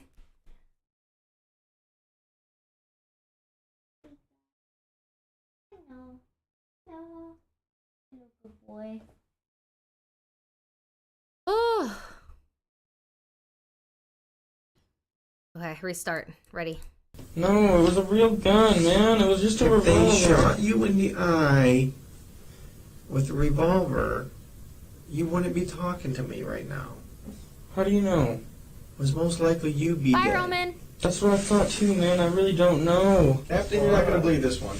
I can't believe it either. You're right. I've already heard the story. I can't believe it. Do you consider yourself a good lie detector? Can you sense when someone is guilty or innocent? What's up, Ewu crew? It's the Raven, here to talk about another shocking, interesting, or just strange, but very true story with you. We're trying out something new today. What? Interrogation footage is one of the most fascinating ways to analyze the raw, unedited behavior of criminals. But hindsight is 20/20, and a lot of the time, when we already know that someone committed a horrible crime, the signs of deception or manipulation can be way more obvious. After all, we know exactly what to look for. Today's case is shocking, disturbing, and extremely tragic. But as we look over the interrogation footage that has made it famous, try and decide for yourself what you think really happened, as if you were the detective with only a few facts to go off of. Now, let's get into it. Okay, normally we know when someone is like guilty ahead of time. So now we just don't know. Okay, I'm gonna do my best. It's Christmas Day of 2006 in Arizona, and the families of 21-year-old Heather Kwan and her boyfriend, 18-year-old Ryan Waller, knew something was very, very wrong. The young woman had gone over to Ryan's home on the 23rd to watch a movie and eat pizza, but nobody had heard from either person since, and both never showed up for the annual holiday activities. After a call from the couple's concerned parents, Phoenix police were dispatched to do a welfare check at Ryan's apartment, and what they found was a sight they could never forget. On the couch was Heather, dead from a gunshot wound to the head. No. But then they discovered something really weird. Ryan was still alive. More than that, he was conscious and able to walk and speak with officers, although he was acting strange and wouldn't give any straight answers. Or if he did, he would contradict himself. Of course, police were extremely suspicious right off the bat. He was placed into the back of a police cruiser for a long while as authorities took a closer look at the crime scene and Heather's body, and then he was eventually taken to an interrogation room.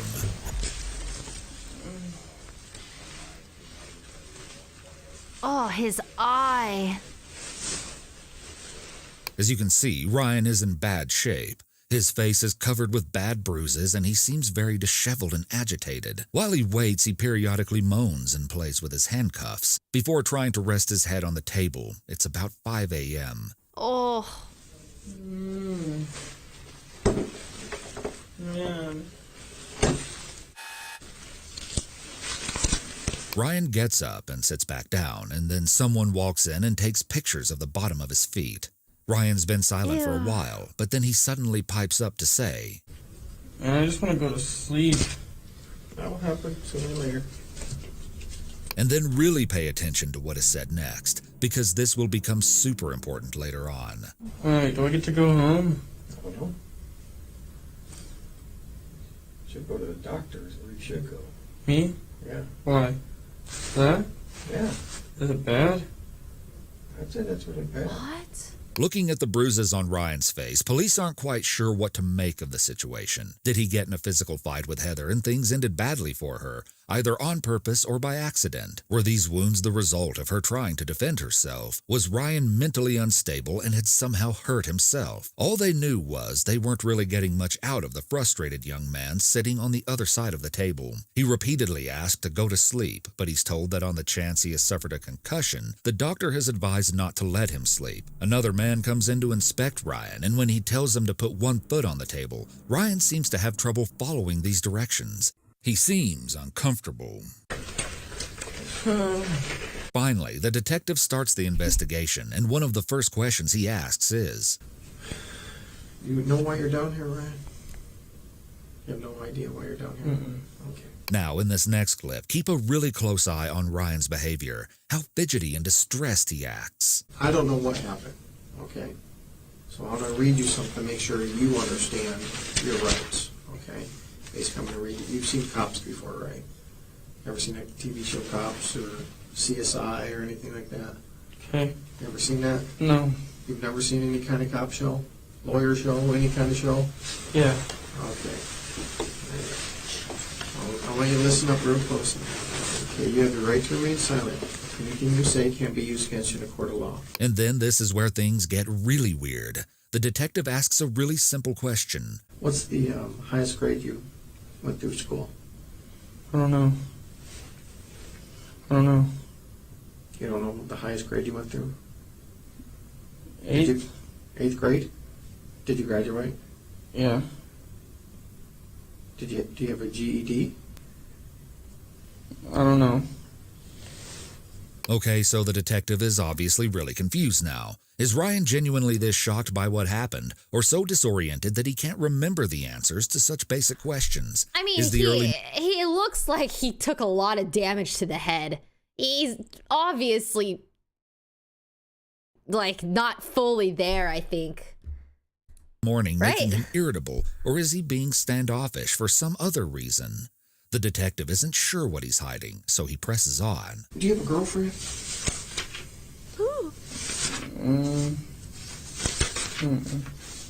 No? You know a girl named Heather? Mm-hmm. You know Heather's last name? Mm-hmm. What is Heather's last name? The one that lives there right now? Oh. I guess, I don't know. If her name's Heather, what's her last name?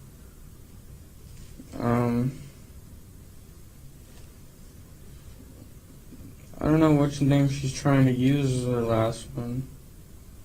She's trying to have a real last as her nickname, so I don't know. Oh. What nickname does she go by?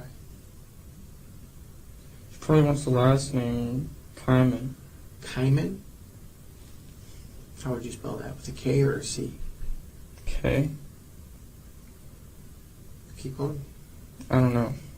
Ryan is acting like he doesn't even know Heather that well, saying a different last name, mumbling something about her going by different nicknames, and even mentioning something vague about her living there. But why is he speaking about her so nonchalantly when he was the last person known to be with her, and she was just found dead with him inside of his apartment? Maybe trauma and brain damage and shock? 16 or 17. Is she a white girl? Yeah.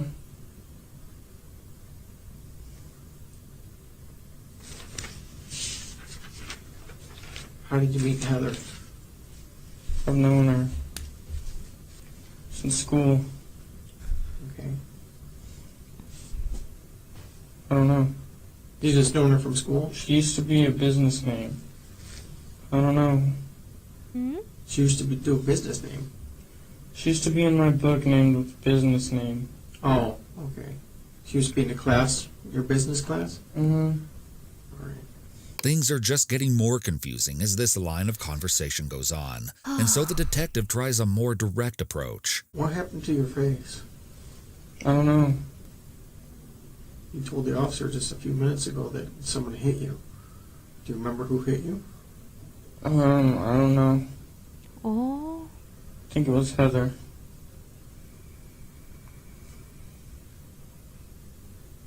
Why would Heather hit you? I don't know. It was an accident. I forgot why. What was an accident? Heather's last name? No. What was an accident? Heather hitting me. Wow. What did she hit you with? He is, Her hand in the eye. So now the talk is getting somewhere, but still it all seems so disjointed and random. First, Ryan barely seemed to register who Heather was, but now he seems pretty confident that she hit him in the eye. But the conversation was about to take another bizarre turn. Did you guys have an argument? Not really, no. Not really? Uh-uh. What happened for her to hit you in the eye like that? She just hit me on accident. She was giving Christina a head. She was what? She was helping Christina with her hair or something. I don't know. Who's Christina? She's on the couch. Christina's on the couch? So this new name, Christina, just got dropped out of nowhere. You can kind of see the detective rummaging through the papers, which looks to me like he's checking the case notes for any mention of a girl by this name. But even Ryan doesn't seem totally sure of what she was doing or who she even is. What's Christina's last name? I don't know. What does she look like? I really don't know. You don't know? I really don't. What color hair does she have? Brown? Is it long? Just average. How old is Christina? 20 maybe? I don't know. You can kind of make out the detective shaking his head, probably in disbelief here. It seems he's not buying Ryan's strange story, and I'll admit, the whole thing is pretty hard to follow. If someone named Christina was really there at the apartment, well, that could be a game changer for the investigation. But everything is so unclear at this point. The detective asks if Ryan knows someone named Alicia. Do you know Alicia? Mm-mm. You don't know Alicia? Mm-mm. And the detective says she lives at your house. She lives at your house? No reaction from Ryan. Then he's asked if he knows an Eric, and Ryan nods but can't quite remember his full last name. You know a guy named Eric? Mm-hmm. What's Eric's last name? He's trying to pay me back. Green something. His last name is Green something? Ryan says he doesn't have the phone numbers of any of the people mentioned, which the detective doesn't seem to believe. Where's Eric right now? I don't know. Do you have his phone number? I really don't. He doesn't have one. Okay. Do you have Heather's phone number? You don't know? Mm-mm. How about Christina? Mm-mm. You don't have anybody's phone number? Mm-mm. The detective pushes to learn the truth once more. What happened last night? I don't know. This guy is gone. I really don't. I mean, I just look want at to him. go to sleep and go to sleep. He's that. I'm just so curious what happened to his eye because, like, you have to get hit really hard to have bruising like that already. Like, this is the same night, right? It's crazy. Well, you remembered Heather hitting you in the eye, right? I don't remember after that because I just went to lay down and try to go to sleep. All right. I don't know what anybody was doing. I really don't. Who was in the house when you went to sleep? Christina and Heather. Christina and Heather. Who is Christina? Okay. And Christina was on the couch? Heather was. Heather was on the couch. You told me Christina was on the couch just a minute ago. I don't know, man. I really don't. I really don't. You just don't know? I really don't, man. Or you don't want to tell me? I really don't know, man. I really don't. I just want to go and go to sleep, man. Well, Ryan, you're not going to go anywhere. So you're probably wondering at this point, how in the world could Ryan have conveniently lost his memory of everything that happened that night? If he had killed his girlfriend in cold blood, why didn't he plan out a better cover story? Was drug use to blame for this crime and Ryan's mind being all over the place? In this next clip, ask yourself, if you were the detective, would you think that Ryan was playing dumb? Do you know what happened in your house last night? Mm-mm. Why, what happened? Okay, dude. I don't know what happened. You're all beat up, right?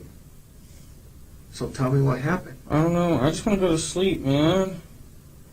That's it. When asked why there's a huge chunk out of his nose, Ryan just keeps emphasizing that he doesn't remember and just wants to go to sleep. Remember what happened to your nose? There's a big chunk out of your nose. I don't know. Someone grab you? Were you fighting with somebody? No, I need to go. I need to go back to sleep, man. I'm just tired, man. That's it. Didn't even do anything. I just want to go to sleep. You remember what time this happened? Your eye? Like 1? Or maybe earlier? I don't know. Oh my gosh. I don't know. And then something really weird happens. What? Do you know Eric's girlfriend? Yeah. What's her name? Heather. Eric's girlfriend's Heather? Mm-hmm. Ryan says that Heather is actually Eric's girlfriend. Okay, the detective is super lost at this point. But then, just a few moments later, Ryan again claims Heather is his girlfriend. You're saying that's Eric's girlfriend? Or your girlfriend? Heather? Yeah. Mine. Heather's your girlfriend. All right. Was Heather over last night? All right. And Heather did this to you. What? Your eye. Okay, who did that to you? Alicia. Alicia did that to you now.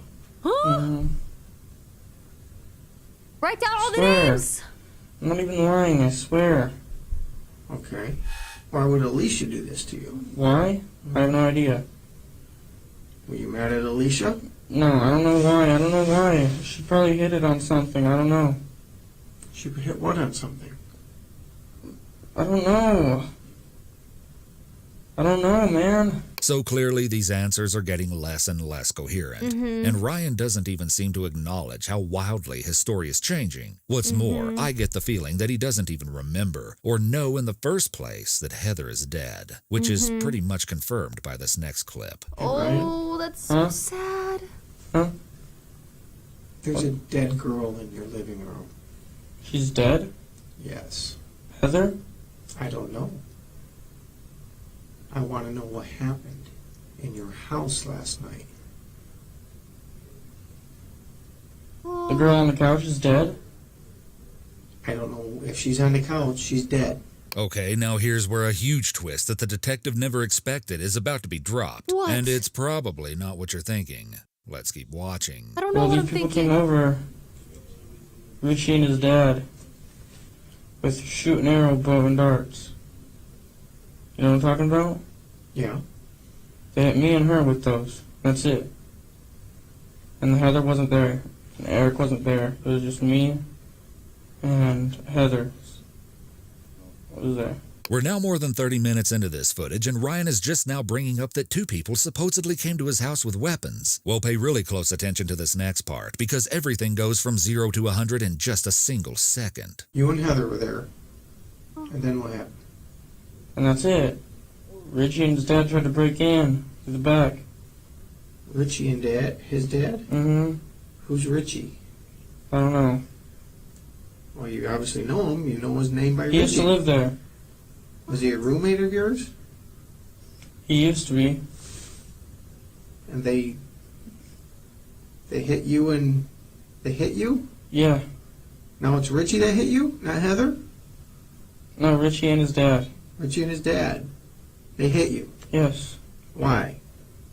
Because they're trying to get their stuff. I don't know why. And they had some kind of bow and arrows? Mm-hmm. They each had 2 revolvers and they didn't let off any shells.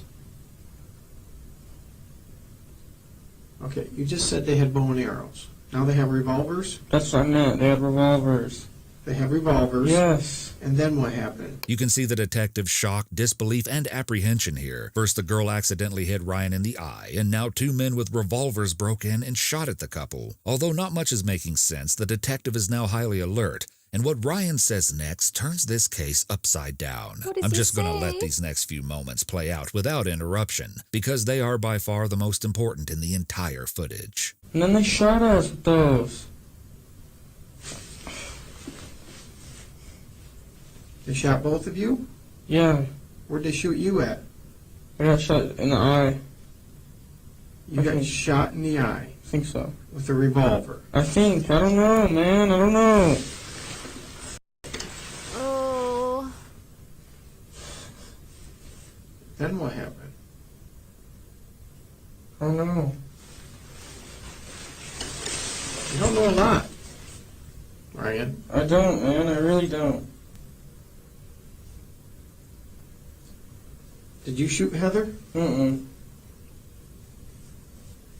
I heard you have a lot of guns in your house. Mm-mm.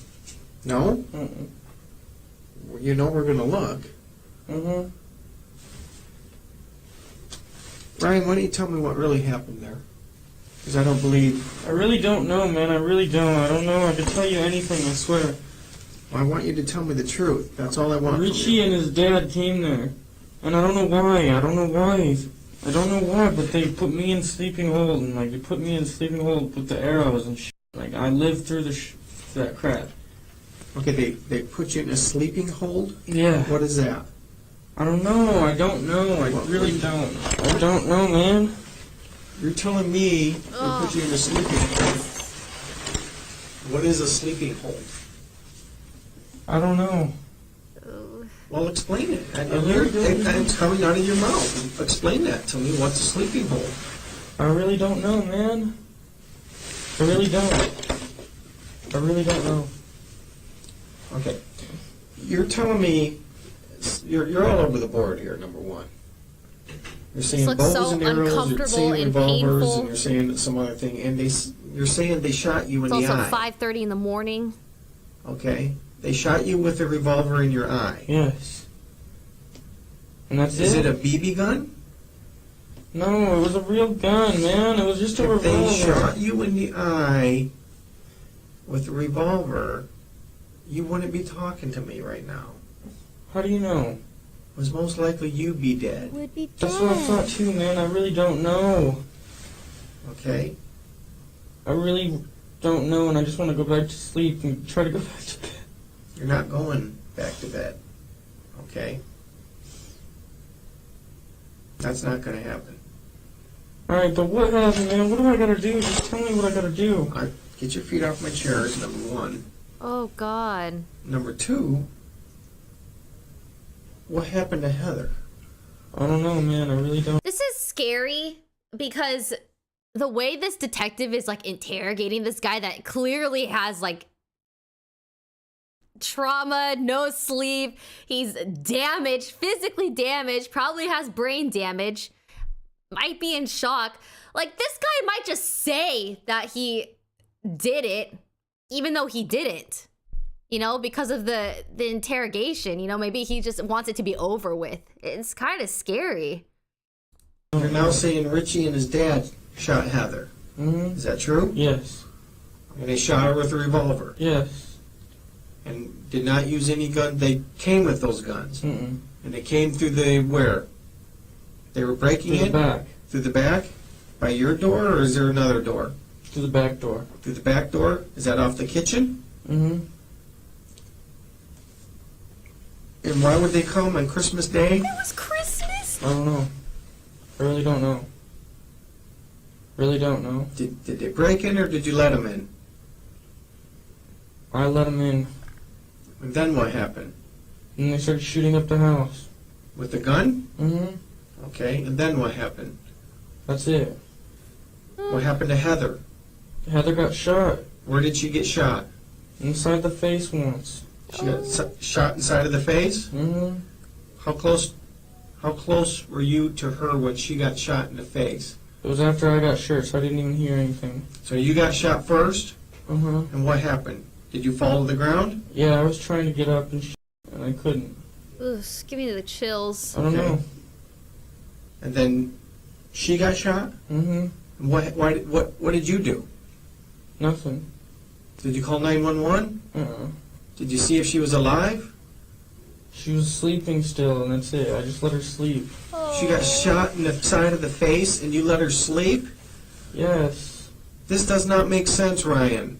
I know, I didn't mean to, man. I'm sorry. I didn't know she was passing out. That's because I got shot wrong once, too, and I was gonna pass out. Okay, this is now, not before. I don't know. You're saying right now you've been shot?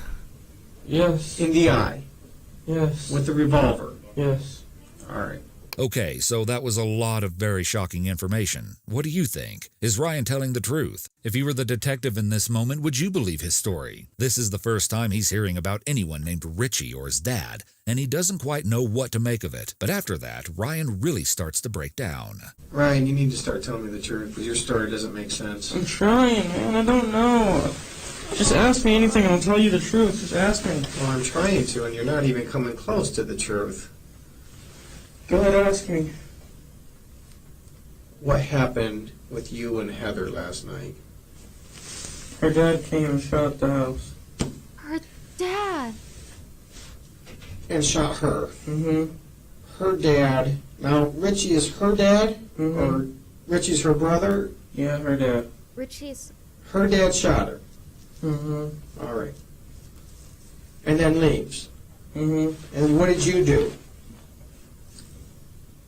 I tried to go back to sleep. After you've been shot? Mm-hmm. In the eye? Mm-hmm. You didn't know enough to call 911? Mm-mm. Why did you call 911? Because I was just trying to go to sleep, that's it. You just saw Richie's and his dad shoot your girlfriend, and you just felt like you needed to go to sleep? Something like that. I don't know, man. I really don't. Ryan, look at me. Oh, God. Ryan. Yes. I don't know, man. I really don't know. Why did you shoot Heather, Ryan? I didn't shoot Heather. She was already shot once by her brother, I swear. Richie. Yes. Richie shot his own sister. Yes, I swear. Heather was That's not related it. to Richie. Sit down. Not me. And you've been shot in the eye. Yes. That's it. It's hard to watch. Put your feet up on the table, please. My feet hurt, man. I don't know why. Get them off my table. So up until this point, it seems like the detective held little stock in Ryan's newest version of events. I mean, a story about getting shot in the eye and living to tell the tale just a few hours later is a bit outlandish. But as Ryan continues to give confusing answers and display increasingly erratic behavior, the detective finally takes a closer look at his wounds. Oh, now? Here, look at it now. Put your legs down. Put your legs down. Bring your face closer. Oh, my head hurts. Okay. Yeah, be right back. After this abrupt exit, the man returns with a totally different demeanor. He's worried. He tells Ryan that someone is going to check him out to make sure he's okay. Now? Ryan? Yes. I got the fire department coming to take a look at it. They're going to probably take you to the hospital. Taking me to the hospital? Yeah, we're going to take you to the hospital. Why? Well, if you've seen your face and the way you're doing things, it doesn't make sense right now, okay? We're just going to make sure you're okay. I can't go back to bed, man. Well, that's the problem. If you have some kind of head injury, you shouldn't be sleeping, okay? Well, sit down. There you go. As the two wait for help, Ryan basically repeats his story about the shooting, saying that he just wanted to go to sleep after being shot in the eyeball. I think I only got shot once in the eyeball. And then you just wanted to go to sleep? Yeah. Huh? Soon, others enter the room to take a closer look at Ryan. I believe it's the detective saying, "You're not going to believe this one." Captain, you're not going to believe this one. I can't believe it either. You're right. I've already heard the story. I can't believe it. This is just my observations that this might be an entrance, this might be an exit, this might be into his eye. And he's acting like he has a serious head injury, which would make sense. So now all the puzzle pieces are starting to fall together. A single explanation appears that nobody would have expected in a million years, and it's one that they probably hope isn't actually true. That's because if Ryan really had been shot in the head, that would mean that they neglected to get him proper medical treatment while he waited in the police car and underwent this lengthy interrogation, which, when all was said and done, allegedly added up to about 6 hours. 6 hours where Ryan would have been sustaining permanent brain damage.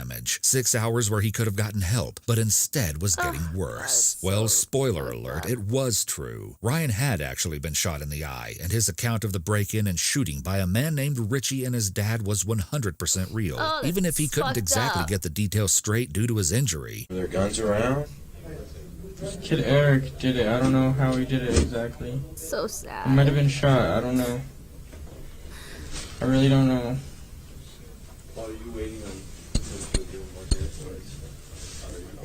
I don't know. Like, I feel like even me, I'm not a detective, but I feel like it was clear this guy he's experiencing trauma. He has brain damage right now. No sleep, probably shock. I feel like if you would look at his face, you know, you could see that, right? I feel like it's obvious he wasn't lying because he was trying to lie. He just didn't know. He just wasn't there. I feel like I feel like they got jumped. That's what I was thinking. I feel like they got jumped. It looks like it went right through, huh? Yeah, it might have, I don't know. I hate This that next clip isn't anything special, but it was the moment they're that just really now broke looking my at heart. him. Ryan is told that his ride to the hospital is here, and the way he gets up and walks out without any trouble just shows that he's no cold-blooded criminal. He's a confused and scared young man who just suffered one of the most mentally and physically traumatizing experiences I can imagine. And the last line before the video cuts off really just makes you kind of angry at how lightly the situation is being treated. Well, buddy, your ride's here. It's checked out. Yeah, he's good.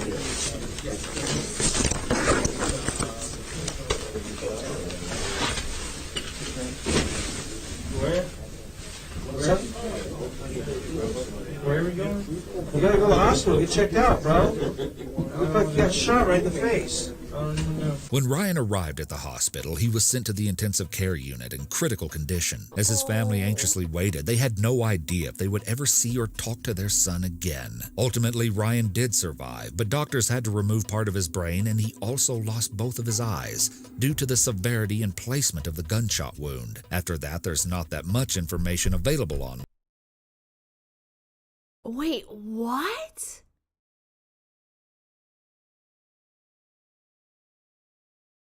Wait, he was actually shot in the brain? I don't understand how that's possible that they're interrogating this guy without getting him checked first. It's crazy. Line Oh about my the case. God, that's But according to insanity. Arizona Daily Independent, because Ryan had been able to identify his attackers, authorities soon apprehended Richie Carver and his father, Larry. Then they started to piece together the details of why this tragedy had even happened in the first place. Richie was apparently a former roommate of Ryan's, and on December 23rd, he and his father reportedly went to the apartment where Ryan and Heather were staying, seeking some sort of revenge. Some sources say that this grudge was due to a presumed altercation. Arizona Capital Times even reported that Richie and Ryan had had some armed confrontations with one another in the month before the shooting and after Waller had kicked him out of the house. Some netizens have alleged that Richie had actually been kicked out for hitting on Heather, but this is not confirmed. Either way, the two attackers tried to force their way through the doorway of the residence, and in the midst of this chaos, Richie stuck his arm inside of the home and landed a shot right in Ryan's head with a .22 caliber handgun.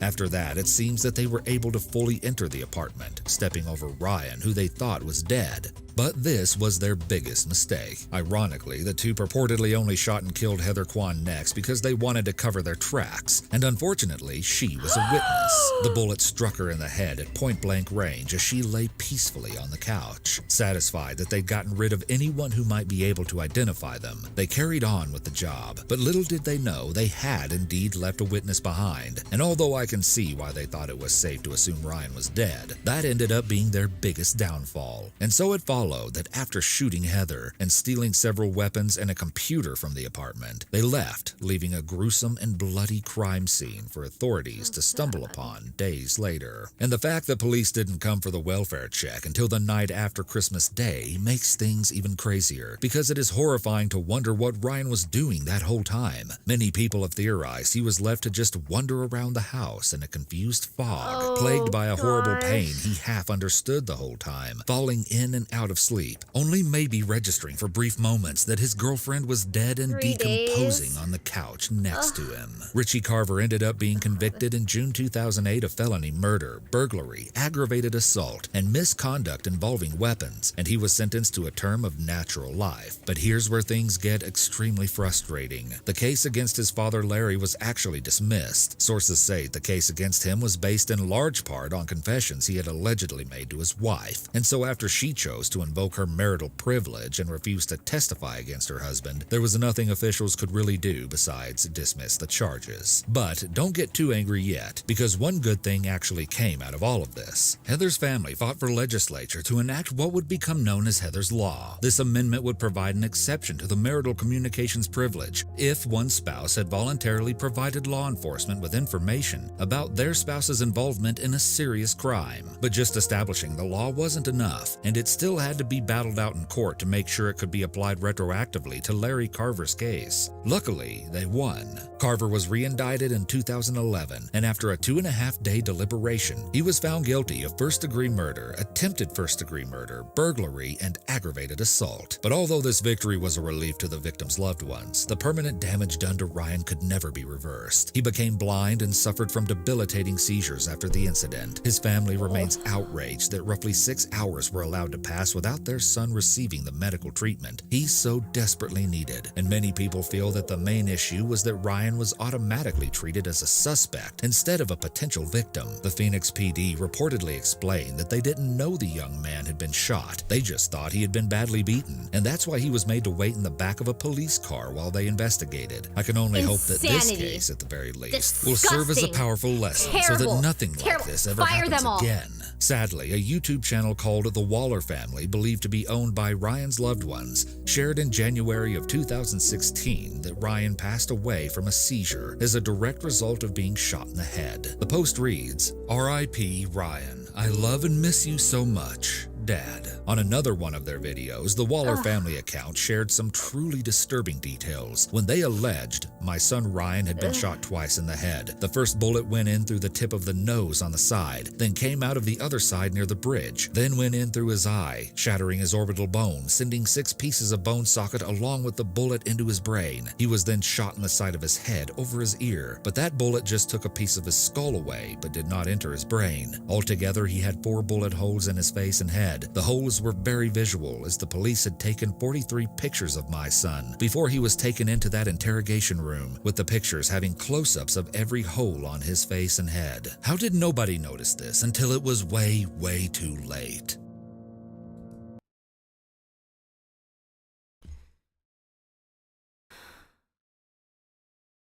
That was really depressing, man. I can't believe that. So sad.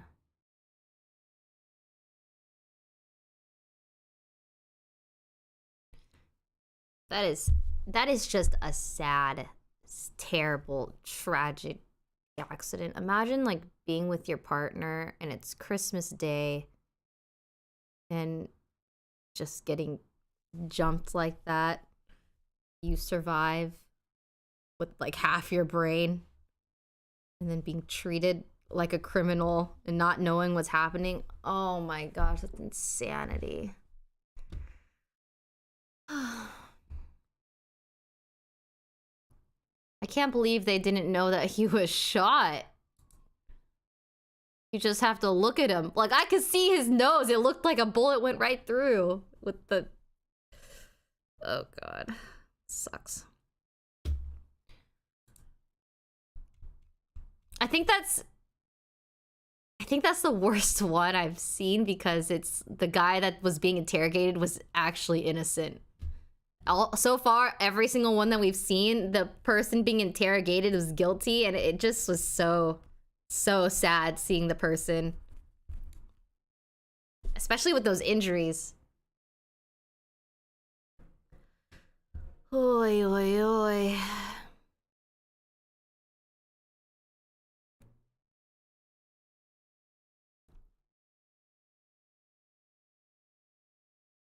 Which one now? Well, now what?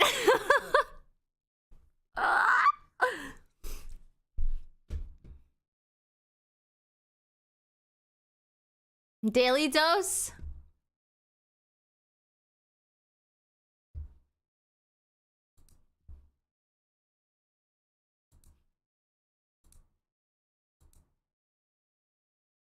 I kind of just want to keep going. It's 4:38 right now.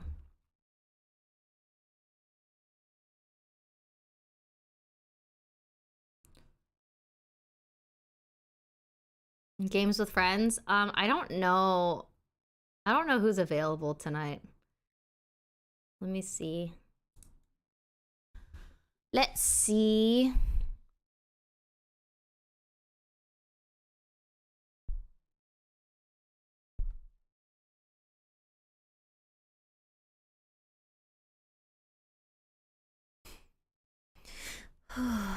Keep going. I'm gonna keep going. It's fine. It's just very, sad.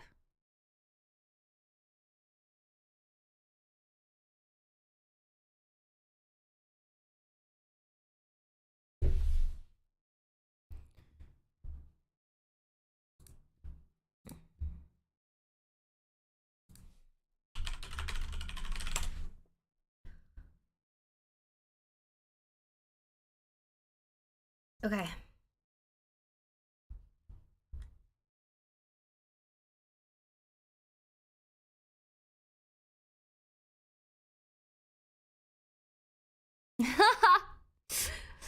You guys are crazy. 12-year-old Slender Man? Where is that at? This one's pretty short too. She vanished for 9 days and then they looked in her bed. 3 solved missing person cases. What is... Wait, this is a different voice.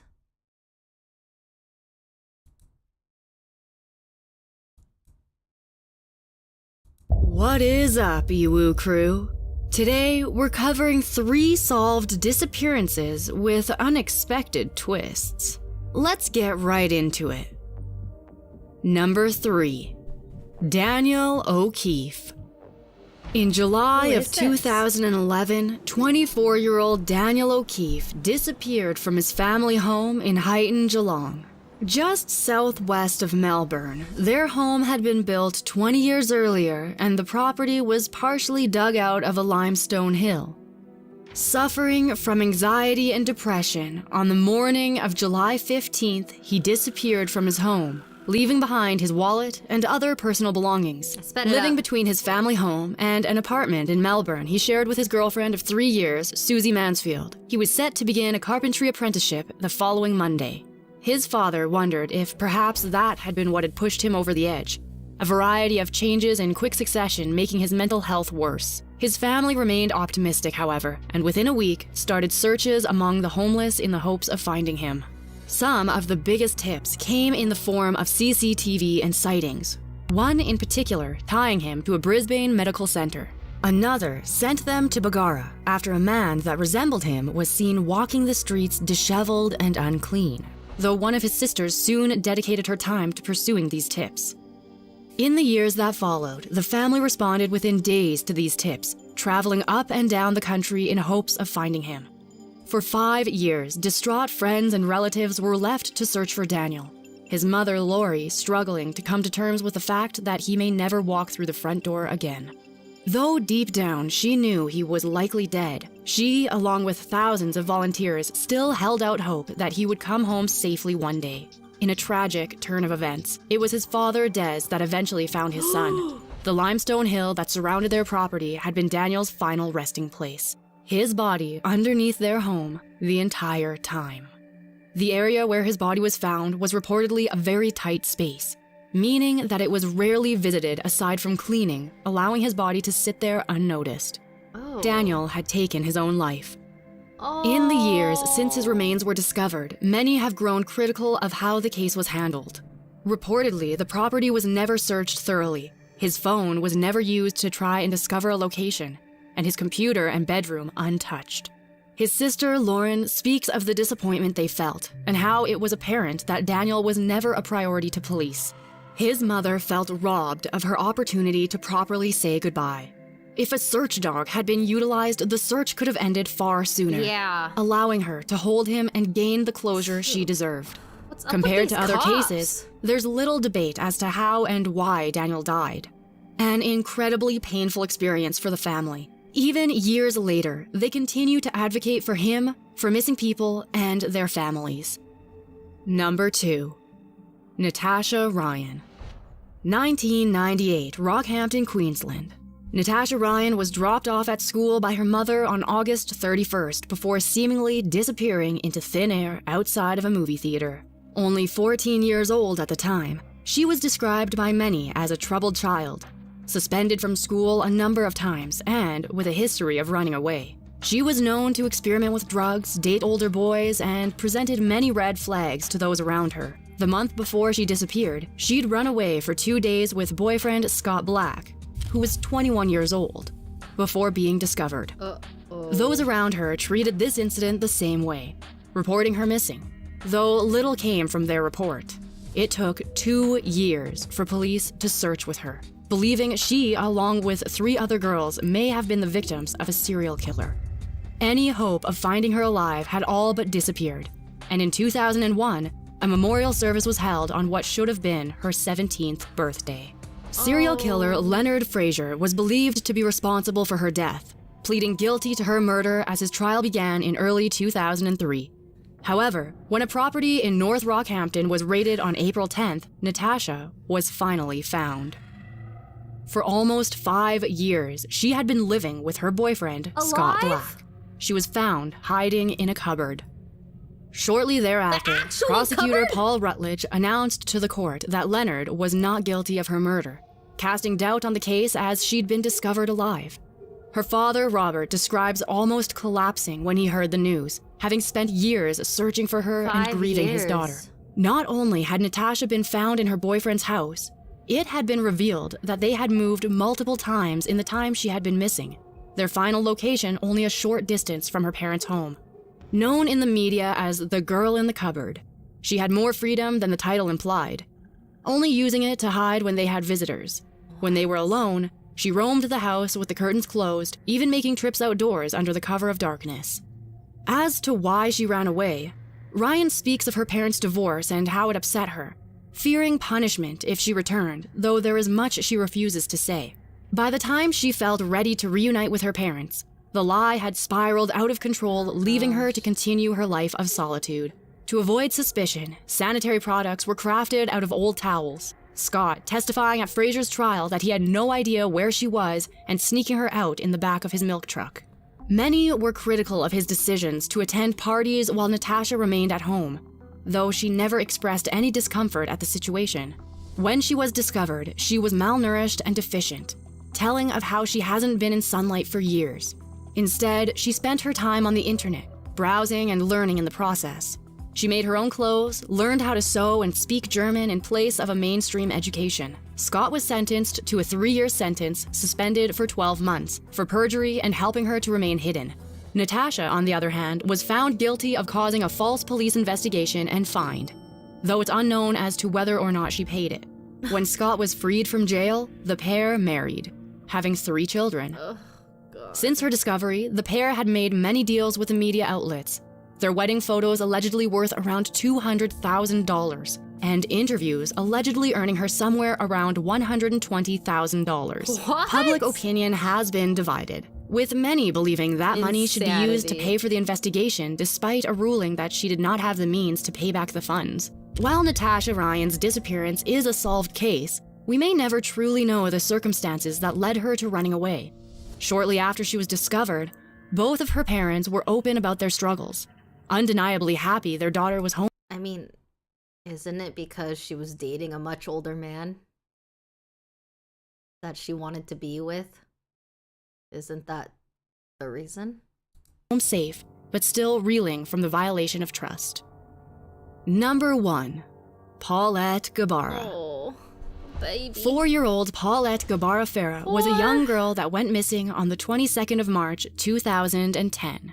Living in a Mexico apartment with her parents and older sister, she was born at just 25 weeks with a physical disability and a speech disorder that required constant attention. Never expected to walk or talk, she could only move with great help, speaking very few words. This included the words mom and dad, though she was never capable of speaking in complete sentences. Her mobility remained limited, and she relied on her nannies for the simplest of things. That morning, one of the 2 sisters that acted as nannies for the family woke her sister for school, a regular part of their routine. Leaving briefly to wait for the bus with her, Paulette was allowed to sleep as they dressed and fed Lisette, and they returned at around 8 to prepare her for kindergarten. All was not as it seemed, however, as Paulette was nowhere to be found. The sisters searched the entirety of their luxury 2-story apartment, inside bathrooms, under beds, and inside of wardrobes. Despite her limited mobility, the search continued, inside the lifts and around the complex, speaking to neighbors and the various security guards. Nobody had seen Paulette after her mother had put her to bed the night before. Her mother, also called Lizette, was notified, and before long, her father, Mauricio Guevara, was on the phone with his sister. Only then were the police called and notified of the disappearance, the call placed by Mauricio's sister instead of Paulette's parents. Further investigation revealed that the apartment showed no signs of tampering, locks all intact, and no items stolen. There had been no theft. The only thing missing was Paulette. But surveillance cameras showed no signs of kidnapping either. She was never seen leaving the complex nor being taken. Her disabilities prevented her from wandering away, raising questions as to where she had gone. That afternoon, posters began to circulate with information and photographs of Paulette, and her aunt quickly took to social media in the hopes of finding out where her niece had gone. Billboards and adverts were also created, and news of her disappearance spread rapidly, a television appeal quick to follow. Speaking publicly to the potential abductor, her mother pleaded for her daughter's safe return, promising that there would be no consequences if they left her safely in a crowded place. This was the first of many interviews the family did, though none are more notable than those from March 27th. Sitting on her daughter's bed, Lizette spoke to the news crews about the last time she saw her daughter. She'd returned from a trip to Valle de Bravo with her father and sister, her mother waiting at home to put her to bed. She'd kissed her goodnight and tucked her into bed like any other night. The house quiet, with nothing out of the ordinary. Oh my. The public was suspicious. Lizette looked nervous as she sat atop brightly colored bedding, surrounded by shelves of toys. Not once did she cry or show signs of grief. The same could be said of the interviews her husband did. Just 2 days later, the family and nannies were placed under restriction at a hotel after the Attorney General said aspects of their statements were falsified and conflicting. The home was searched once more, and on the 31st of March, in the early hours of the morning, officers finally found Paulette. Wedged at the foot of her bed under her sheets, she had seemingly suffocated to death. Attorney General Alberto Basbas said she'd likely rolled over in her sleep and suffocated in part due to the orthopedic cloth she wore over her mouth at night. The blankets hiding not only her body, but also the strong odor of putrefaction for 9 days. What? It's believed her body was there for 5 to 9 days, despite the room being searched a number of times by the nannies and police. A custody battle erupted between Mauricio and Lizette over their remaining daughter, with Lizette turning on Mauricio and eventually being reunited with her daughter. Throughout the battle, the pair both accused each other of murdering Paulette, hiding her body or knowing where it was.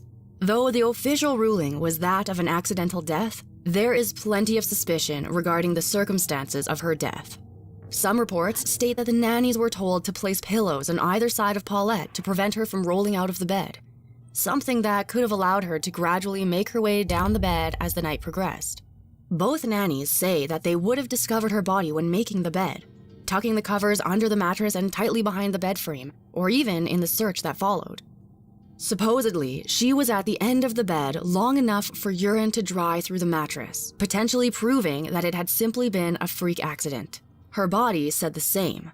Though reconstructions were done after she was discovered, it's believed that the nannies only ever pulled the sheets up to the bed, explaining why they may not have found her body immediately. This conflicts with the reports of them searching frantically and doesn't explain how police didn't find her. Reportedly, a police dog directed them towards her body earlier in the investigation, but it was ignored as it was assumed to be leading them to the reference scent, that of one of her bedsheets, instead of her body. Gosh. And it's rumored 2 people may have slept in the bed during the investigation, leaving many to wonder how she went undiscovered for so long.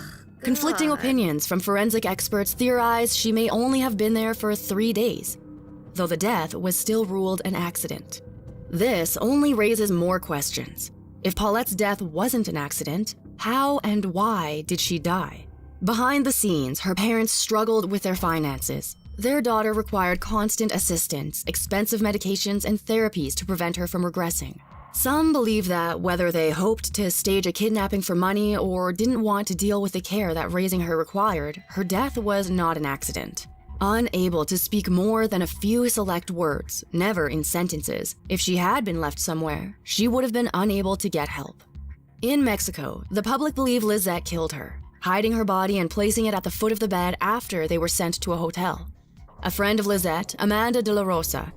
But isn't that's such a strange place to leave a body, right? It almost does seem like it was more of just a freak accident because she was at the foot of the bed. And it also, that's crazy. Stayed with the family during the search and slept in Paulette's bed.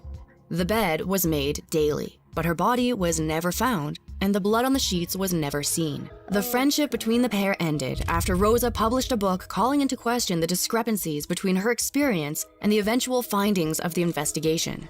Mauricio was loosely linked to Alberto Basbas, the Attorney General, raising more questions as to the validity of the investigation. Later, stepping down from his role as Attorney General, he cited the intense scrutiny of his investigation as the reason, but the case was never reinvestigated. Paulette's limited mobility casts doubts on the official conclusion, but also calls into question the police work that allowed her to sit at the foot of her bed undiscovered for so long. Throughout the entire case, there were conflicting testimonies, and with her room being accessed by hundreds of people, any evidence they may have found was likely destroyed. Though the case was solved, many are dissatisfied, believing that justice was not served for Paulette. With her body being exhumed and cremated in 2017, we may never know what happened to Paulette Gabarra. If you enjoyed this video, be sure to hit— Jesus. That is insanity. Yeah, she looks so sweet. Okay, I'm thinking one more long video, or long-ish video, and then maybe some Valo?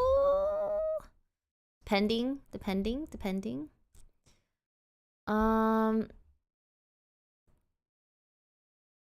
I haven't seen this one. When teen killers realize they've been caught. Volcanic with the 50 gifted. Thank you so much. Thank you. The Burning Man they don't want you to see. What?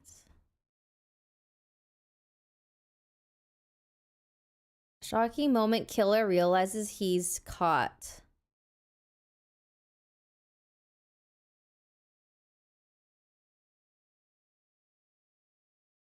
I kind of want to see this one. Or where is it? This one. All right. It's like long, but not too long, but also long. The Hello Kitty killer case is really good. Is that on here? Wait, let me see the... Oh, this is by most popular. We've already seen the Amazon one. I don't like that a lot of these titles are the same. It's confusing me. The 12-year-old one? Where is it?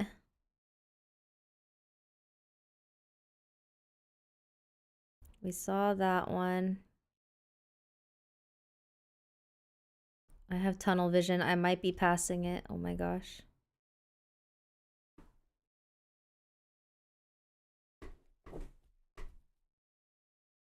Did I pass it? You passed it? Did I? The best friends who became serial killers. Oh, jeez. The 12-year-old. I don't even see.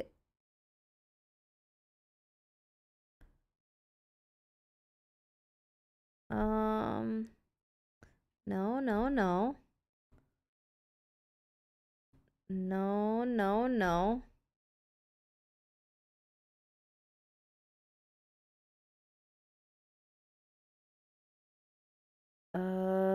14-year-old,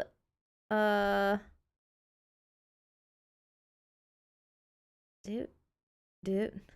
How a pig farmer unleashes her rage and fed her workers to her pigs. What? That's crazy.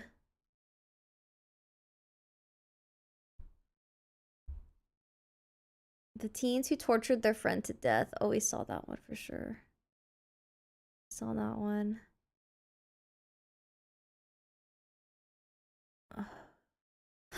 Oh, wow. This one. Ooh, it's a long one. Are you going to put me in prison and I'm gonna... I'm scared. What a homicidal 12-year-old looks like. Oh, God. Rot and die. Please don't cut off my head. What? I'm scared. Stop singing! No! 911. What's the address of your emergency? Waukesha County, Lynn, I'm transferring over a caller on Big Bend at the dead end just south of Rivera. And he came upon a 12-year-old female. She appears to be stabbed. She appears to be what? Stabbed. Stabbed? Correct. Okay. Are you still there? Yes. Hi, sir. So, are you with this 12-year-old female? Yeah, she said she's having trouble breathing. She said she was stabbed multiple times. Stabbed multiple times? Yeah. I'm thinking, dear God, this is really happening. Schizophrenia, oppositional defiant disorder, shared psychotic disorder. These are just a few of the diagnoses made by psychological experts in an attempt to understand why one big delusion caused two 12-year-olds named Morgan Geyser and Anissa Wire to do something absolutely awful to their friend Peyton. Their friend? On a sunny morning of Saturday, May 31st, 2014, a man riding his bike in Waukesha, Wisconsin would stumble upon a horrifying scene. Okay, sir, are you with her right now? Yes. Is she awake? She's awake. Is she breathing? Yeah, she's breathing. She said she can take shallow breaths. She's alert. Okay, stay with her. We're sending the police department. Don't hang up, okay? Okay. Okay. Hold on just a minute, sir. We're sending officers. Is there any assailant around? I didn't even look. I don't see anybody. Is there any bleeding going on? Her clothing has got blood on it. Where are the wounds? Do you see where the wounds are? No, I don't know if I should be rolling her over and checking or not. Okay, just stay with her and just let me know if she's conscious or alert or stops breathing anything. Hold on, to talk to the ambulance. Police are also en route. I'm bothering you at all? You want shade? Okay. Who did that to you? Or don't you want to talk? If you're better not to talk, then don't talk. With your energy. Later that day, Peyton's best friends would be discovered sitting on the side of the I-94 freeway, covered in blood. What? Today, we'll be taking a look at the harrowing interrogations that followed. You'll hear the girls refer to Peyton as Bella at times. This is a nickname the victim went by since first grade, when there were two Peytons in her class. It is One thing sped that up, but I stands out kind of about like these it. interviews is the lack of parental presence. For children this age, it is unusual, although there is no statute requiring it. And the other thing that makes these clips so different. But does it feel too fast? Okay, I'll put it back to normal. Let's see how you guys like it. From what we usually cover is that there was virtually no need for classic interrogation techniques because the suspects are extremely forthcoming with talking about exactly what they did, to a shocking degree. Morgan sits doubled over as if trying to minimize her presence. And then, one of the strangest openings to an interrogation I've seen in a while. Think you guys are going to just run away? And live in the forest? I don't know. I told her that we were going to die. What? Because you can't just live in a forest. Morgan is generally passive and cooperative while waiting. Just waiting for somebody to come back to, look at a couple things on you, okay? Okay. But all of a sudden, she pipes up to ask about the status of her victim. Do you know what happened to Bella? What happened to Bella? Is Bella your friend? She's not Anissa. She's the one who was stabbed. Stabbed? I'm not really sure. Is she dead? I don't know. She went to take her to the hospital. Maybe no. What? I was just wondering. Oh, Although she's mostly alive. Quiet, Morgan is curious about the procedures taking place. No. You kind of try to get underneath your nails here a little bit. Oh, I was gonna move myself. I started. What are you doing? This is a DNA swab. This is just checking to see, maybe who you're around or who you touched a little bit earlier today. She's noticeably fidgety and agitated, making odd, repeated arm movements, doing a sort of dancing, shaking motion, and performing a repetitive hand motion, which could be symptoms of her mental illness. Within several weeks of her arrest, Morgan would be diagnosed with early-onset schizophrenia. After her clothing is taken for evidence, an interrogator starts with opening questions to get her feeling comfortable and establish a baseline from which he will determine if future answers are truthful or not. Everybody's been nice to you? Sounds like you've had a long day so far. Well, I'm a detective here at the Waukesha Police Department. Okay? Okay. And something happened to you with, looks like two of your friends. And so I gotta talk to you about that for a little bit. Okay. So I got some questions for you today. Mm-hmm. How old are you? I'm 12. 12. So you just had a birthday not too long ago? What'd you do for your birthday? Mommy and I had sushi and cupcakes and Daddy. He then starts to establish a rapport with her. See, I understand there's double subtitles sometimes, but sometimes there's no subtitles, so I feel like you guys can just read past it, right? By asking casual questions and relating her birthday to his own daughter. He may also be having issues accepting that a seemingly sweet little girl is sitting in front of him, accused of such a horrible crime. He's likely trying to assess her mental state. That's funny, my daughter just had her 11th birthday and we had sushi for her birthday too. You're a year older than her though, but her birthday was last week too. Pretty close in age. It's funny that you guys both like sushi. So did you guys get presents for your birthday? Mm-hmm. What'd you get? Tickets to a Star Trek convention. Where's that at? I don't know. When is it coming up or? It's soon. Do you like Star Trek? Yeah. When's your last day of school coming I don't know. I'm not excited though because I like school. up? Really? That's good. My daughter's like that. Morgan may have liked going to school, but in a lot of ways, she didn't fit in. And reading through the legal documents for this case shows that there were several warning signs she exhibited in the classroom. Oh no. Teachers say Morgan was an odd kid and a loner. Frankly, all the other kids thought she was weird, and her instructors assumed she was trying to act bizarre on purpose to gain attention. Oh, As the school year gosh. continued, however, they began to realize there may have been something more sinister brewing under the surface. But they would put the pieces together all too late. It all started with quirky but seemingly innocent behavior. One day in the beginning of the school year, Morgan chased after other kids and barked at them, an incident that one teacher only described as strange. She would run away from other kids and say Snape, the Harry Potter character, was chasing her. But her behavior... I've been a kid once. I've barked at people. What does it mean? was about to go from quirky to disturbing. A group of girls found Morgan playing with blood in her fingers. They reported the incident to her math teacher, who proceeded to contact her mother. Morgan's mother replied that Morgan had been going on scary websites. One of these websites was the Creepypasta Wiki, a website consisting of fictional horror stories and online urban legends.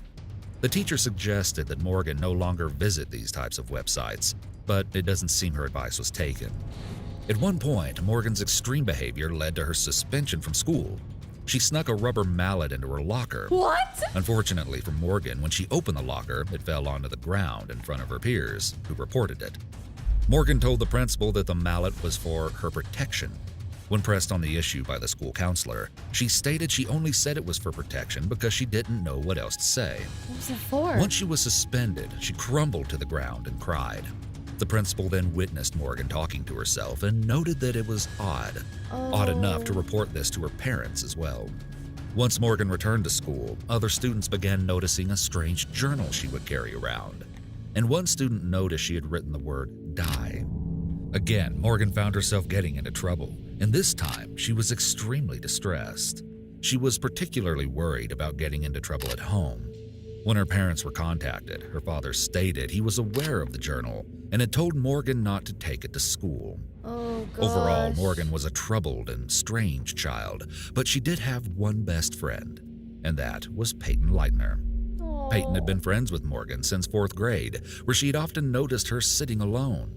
She reached out to Morgan, and despite her unusual habits, the two became best friends. And this act of kindness would come back to bite her in the worst ways when Morgan met Anissa Wire. By all appearances, Anissa was relatively normal in comparison to Morgan and could be described as a teacher's pet. She often reported any student who wasn't following the directions and had a temper. Still, she was generally liked by her peers, though she didn't have many close friends outside of her small circle and struggled connecting to others. This would change when she met Morgan early in the school year and soon after, Peyton. Peyton wasn't particularly fond of Anissa. She described her as rude, hitting people all the time, and using curse words. But she only behaved this way when she was around Morgan, as though she was trying to impress her. The dynamics in friend groups of 3 can be tricky to navigate, and it is clear that this case was no different. It's true. When I was much younger, I had I had a group. There was 4 of us in elementary school. We were 4 best friends. But then in middle school, it kind of turned into just me and one of my other best friends. But then there was another girl that my best friend became better friends with. And so I kind of felt like they definitely vibed better. And I knew that. But it's like I've known my other friend much longer. So it felt really bad because, you know, I just knew that they were like way better friends. And it, yeah, you know, it doesn't feel very good. What's up with Anissa Lake, Bella? I can't really tell who Anissa likes and doesn't like. So you think she dislikes Bella? Probably, yeah. She always calls her, I don't want to say it. Tell me. She always calls her a bitch. Why? I don't know. Because she's being one. I'm just assuming. I don't really know what the definition is. So you like Bella pretty much? Oh my gosh, this girl is kind of scary. Mad at her? She was my only friend for a long time. Because... Why would you hurt your only friend? It was necessary. What do you mean by necessary? I don't know. Somebody told you that? Mm-hmm. Does Anissa have any other friends? Mm-hmm. I hate her other friends. Except Where are for other Caitlin. friends? Caitlin's nice. There's this girl named Frankie. And she seems to hate me. And there's this girl and I don't know her name. So Frankie's the one that doesn't like you? Frankie doesn't like me. She said I was creepy. All I do is smile. As Morgan began hanging out with Anissa more frequently, Peyton noticed a drastic and disturbing change, and so did Peyton's family. Peyton's mother didn't want her hanging out with Morgan, as she believed she was a bad influence who got into trouble at school. In fact, there was even a strange incident involving Morgan at the Leitner household. At Peyton's sleepover, her parents found Morgan setting papers on fire in their basement. They told Peyton she should no longer have any contact with Morgan, but she refused. And Morgan's behavior only continued to escalate when she and Anissa's Slender Man obsession began.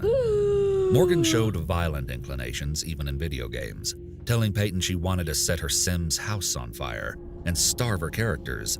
She snarkily complained to Peyton before the sleepover, "I don't know why your mom thinks she controls the plans of our party," which of course infuriated Peyton's mother, but she still tried to remain supportive of Peyton's friendships and allowed her to attend, unaware of just how unhinged the 12-year-old's 2 best friends were really becoming. Back in Morgan's interrogation, the officer starts to assess her A&O, alertness and orientation. Do you know who the president is right now? What? Do you know who the president of the United States is? Yes. Who's that? Barack Obama.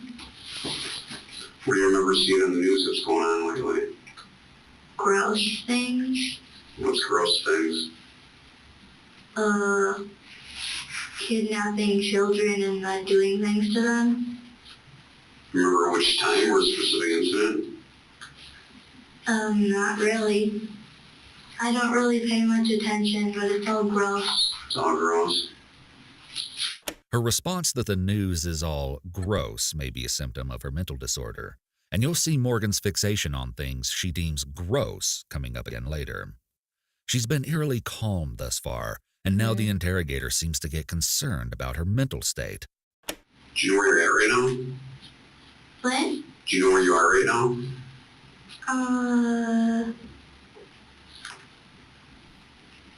Not really. Where do you think you are? At a police station. Her response appears to be an example of flat affect, wherein a person does not express emotions in the same way normal people might. It explains why she speaks in a dull, flat voice without much facial fluctuation. Morgan's behavior already indicates all the classic signs of schizophrenia, marked by periods of psychosis. There could also be bipolar disorder or some other illness coexisting here. An attorney handling her case would likely seek a court-ordered evaluation long before voir dire, because in the U.S., we generally don't hold the mentally incompetent accountable for their crimes. We can't try those people because they are entitled to assist in their defense. If they are unable to assist, then such a trial would be unconstitutional. Now let's switch gears and take a look at Anissa's interrogation. You might think that she would act just as detached as Morgan, but the contrast between how the two girls behave in this high-stress situation is striking. All right, found you some water. Yeah. Are you doing okay? Are you warm enough in here? It gets kind of chilly because of the concrete and the marble and stuff. Would you like a blanket? I can give you a blanket. Okay. Thank you. Okay. Do you need anything to eat? Okay. You sure? Okay. Maybe as you kind of relax a little bit, you might find that you're starting to get hungry. Oh gosh. Try to drink some water, okay? And I'll be right back with you, okay? 10 Anissa has her gifties arms from Tommy. crossed Thank and already you. sounds to be upset or crying. Can I ask a quick question? Sure.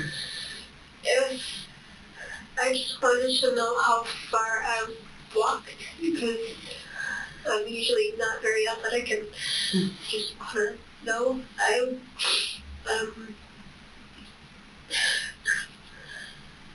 Huh? Trying to think of someplace close to where I live. You know the Kmart that closed down in Waukesha? Off of Sunset? I do. Mm-hmm. I walked from there. Mookie and I walked from the condos close to there, the marshy area, all the way to Steinhoffel. She's freaking out. Where the sheriff found us. Okay. Do you know how far that would be? You know, I'm not real certain. I can get, why don't I just try to get some specifics as to where, because I honestly don't know where the deputies found you, and I'm being 100% honest with you. For this whole time that I'm going to be talking today, I'm going to be very honest, and I'm not trying any tricks or anything, okay? I see that you're upset, and, but I will try to find out that the other girl. information for you. Asking the female officer how far she walked is an odd, borderline inappropriate question. Perhaps this could be an attempt to disassociate from the situation by changing the topic. This is about Morgan. She can be a little jumpy and like get off task and look around and forget what she's saying in the middle of a sentence a lot. What? Okay. Because, like, she says she hears voices too. But I just wanted to tell you. So we're aware of that? Maybe not. Okay. Put off by that then? Okay. Well, thank you for telling me that. Okay. Okay. I'll be right back. You can She says that move them. Morgan hears voices. This may be true and would be an indicator of schizophrenia, which commonly passes into the prodrome phase during adolescence and is marked by hallucinations, including voices. It could be that Anissa wants to exploit this aspect of Morgan's behavior to draw attention away from herself and bring her conspirator into question with the officer. But of course, we can't be sure of her intentions. You just drag them. Meanwhile, her interrogator is very cordial. It's likely that her being a young woman dealing with a young girl gives an early advantage when it comes to gaining the suspect's trust and compliance. So, I need to know the story as to what happened today, because it's been quite a day, you know, and even stuff that happened, you know, yesterday. And I kind of know bits and pieces, but I don't know the full-on truth. And the only people that know, you know, really what happened are people that were in the place where it happened, okay? Your parents know that you're here talking to me, okay? And I'm glad they're so glad that you're safe. We were scared. Oh, I just pause. Wait. Oh, it's just the text is oh, can I make it larger? No, I can't. Maybe if I just lined it up a little bit. Maybe. Scared for you guys, okay? Unlike Morgan, who is stoic and largely unbothered when discussing even violent subject matter, Anissa seems to be barely holding herself together while answering introductory questions about her life. And immediately after her rights have been read, she... You can? Oh, wait. No. Wait, options maybe? But 150 will be too big. She breaks down a bit. And understanding is about rights. Oh god, it's too big. It's too big. Okay, back to... It's fine. It's okay. Here, I'll just... leave it like this. Are you willing to speak with me and tell me what happened today? Okay, I can't. It's too distracting when it's two of them like that. I'm just gonna leave it like this. Here for you guys, okay? Unlike Morgan, who is stoic and largely unbothered when discussing even violent subject matter, Anissa seems to be barely holding herself together while answering introductory questions about her life. And immediately after her rights have been read, she breaks down a bit. And understanding is about rights. Are you willing to speak with me and tell me what happened today?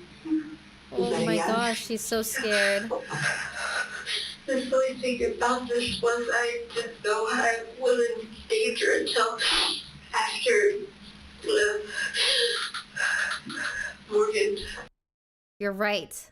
I can change the opacity. Background color 100%, so it covers up the text. Let's go. Okay, rewind a little bit.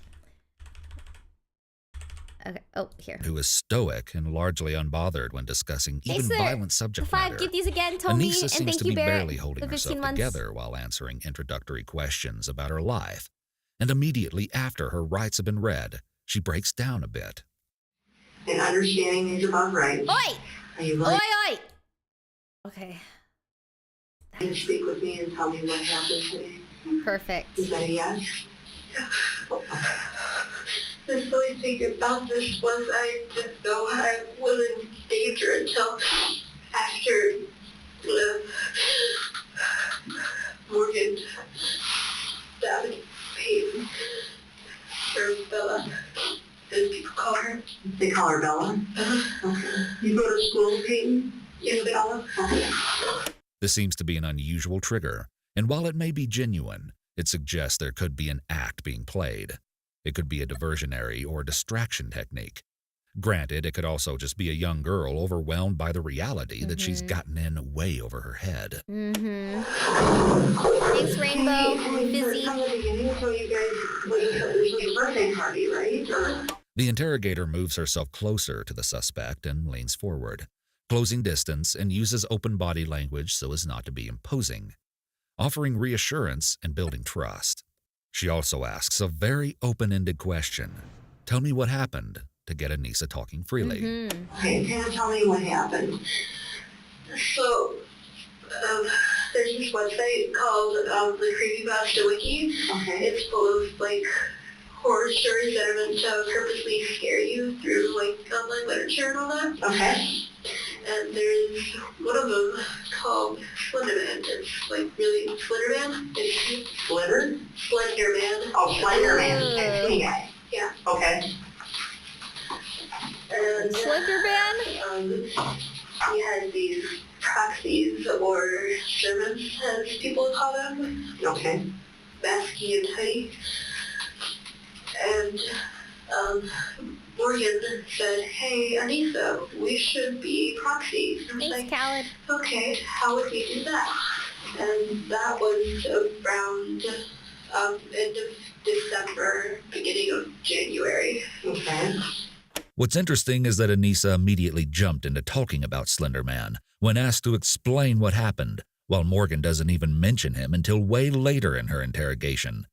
Perhaps this shows us where the two girls' priorities, understanding, and motives for the crime differ. And a proxy again, what is a proxy? It's like a servant or like an apprentice. Okay, and they're a servant of who? The whichever they kind of don't have a choice. Slender's like the really big Okay, so Slender's the big guy. Yeah. The top guy. And the proxies are his puppets. Yes, that's how people put the puppets. Oh, okay. Well, I never even heard this before. Okay. This interrogator would later explain that she's never gone into an interview as blind as she had this one. Oh. She'd initially assumed the ordeal would be some petty fight over a boy. Never would she have expected the real motive behind the crime that Anissa is describing.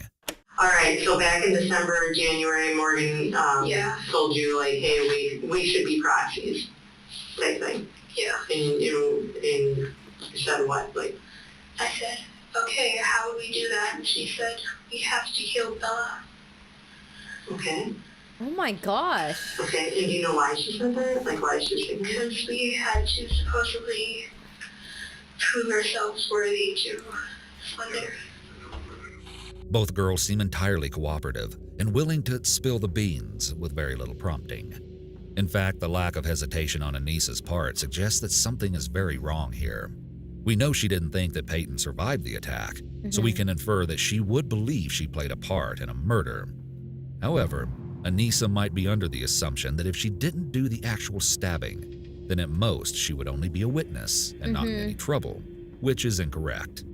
We can also infer that there is a mental defect at work here, where the victim simply cannot comprehend the nature of seriousness of the crime on an adult level. This is a common problem with juvenile law, they don't know. where children are often treated know. as smaller versions of adults. Aside from some limited U.S. Supreme Court rulings, juvenile law is a matter left to the states. With Morgan's interview, we're going to see a similar naivete.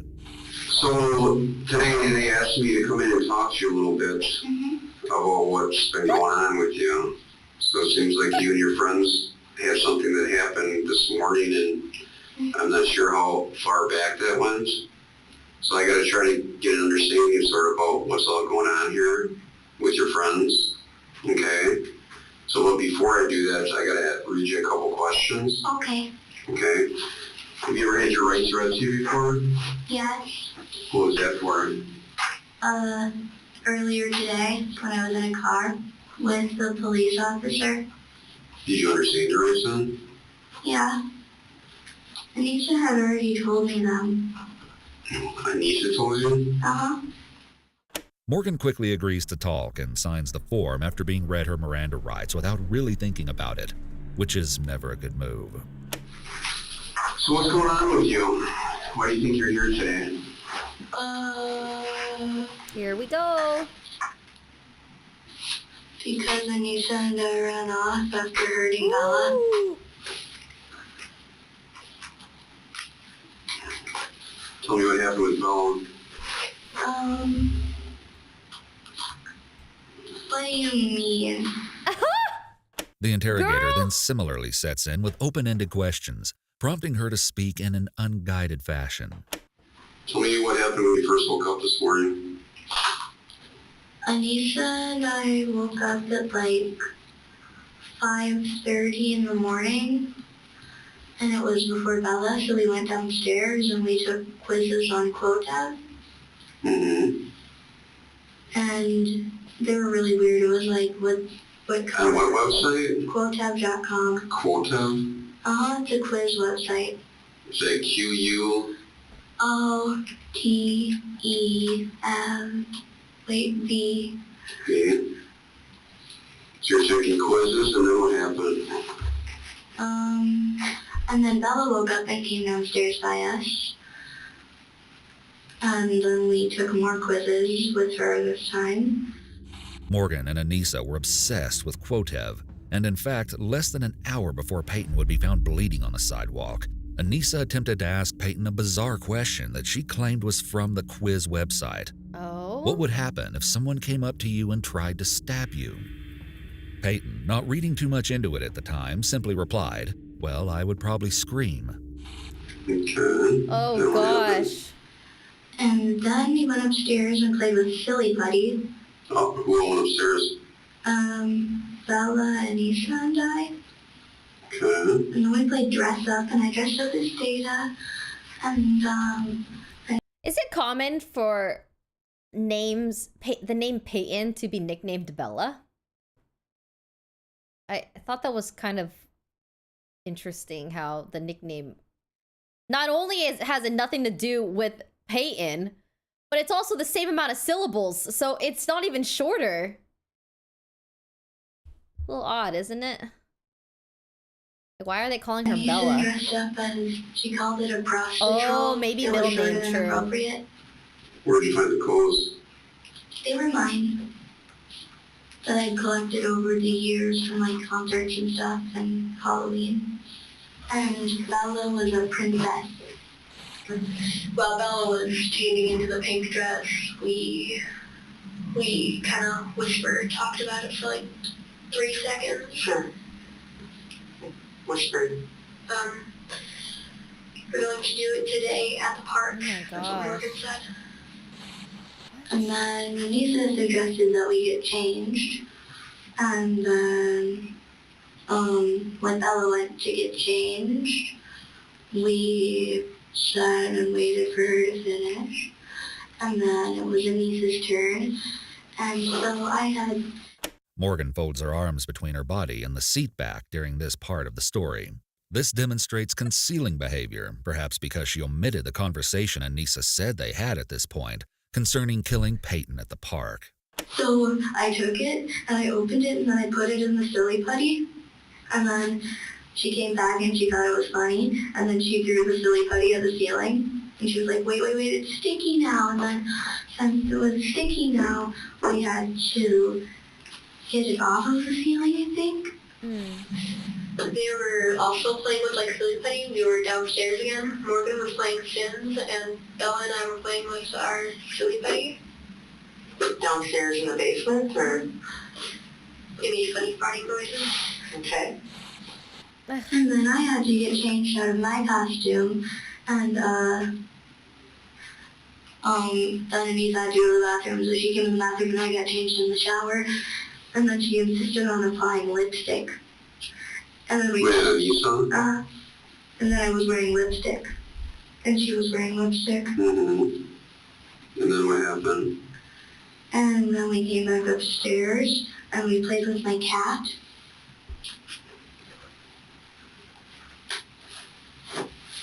Then what?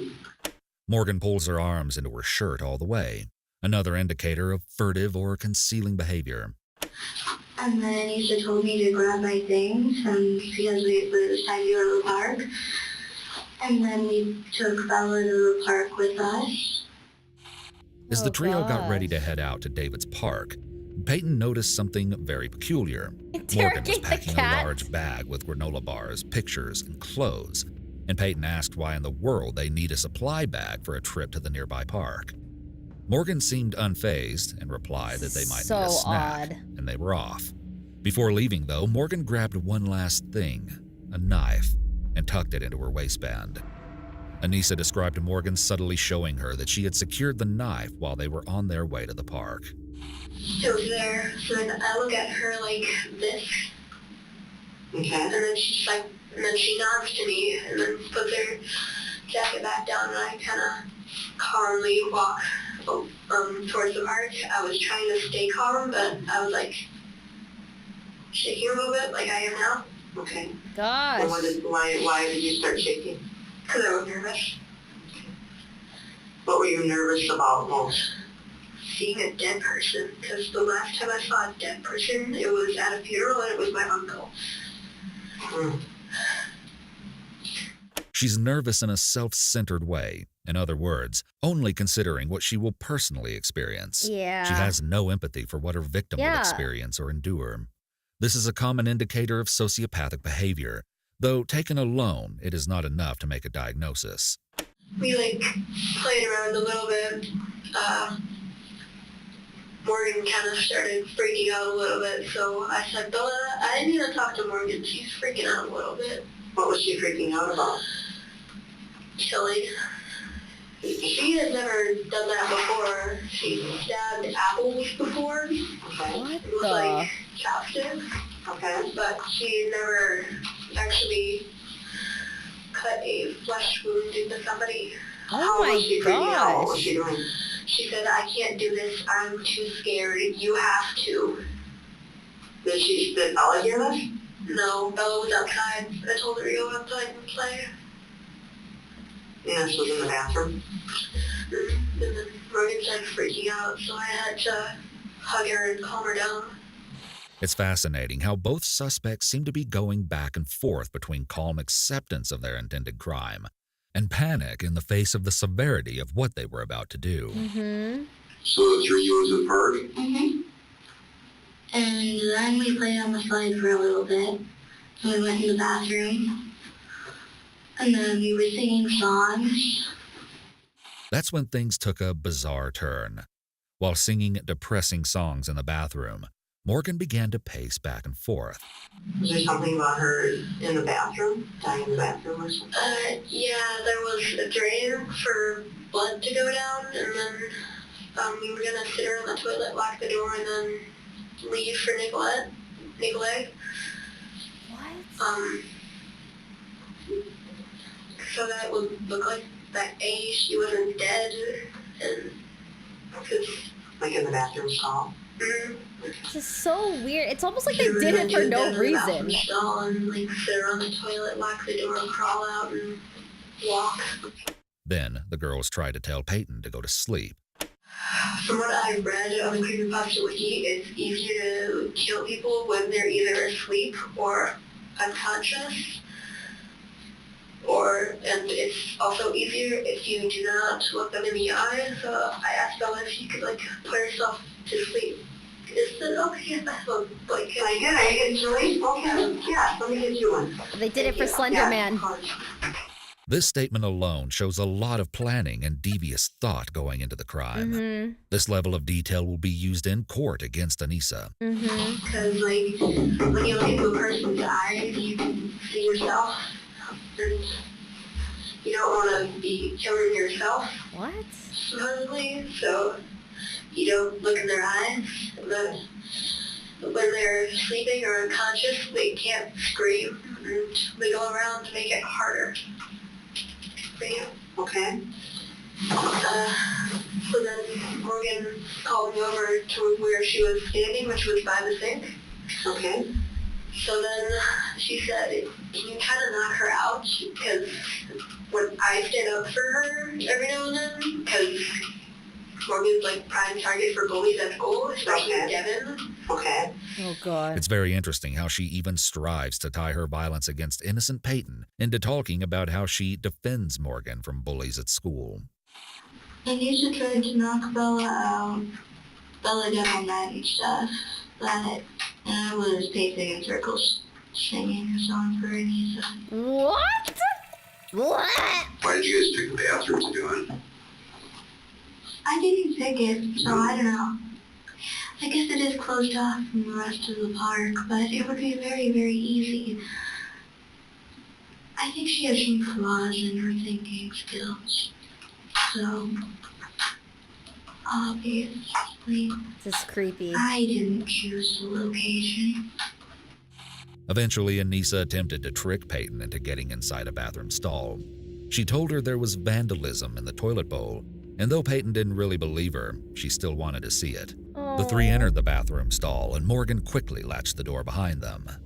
The truth is, there's no vandalism, she said.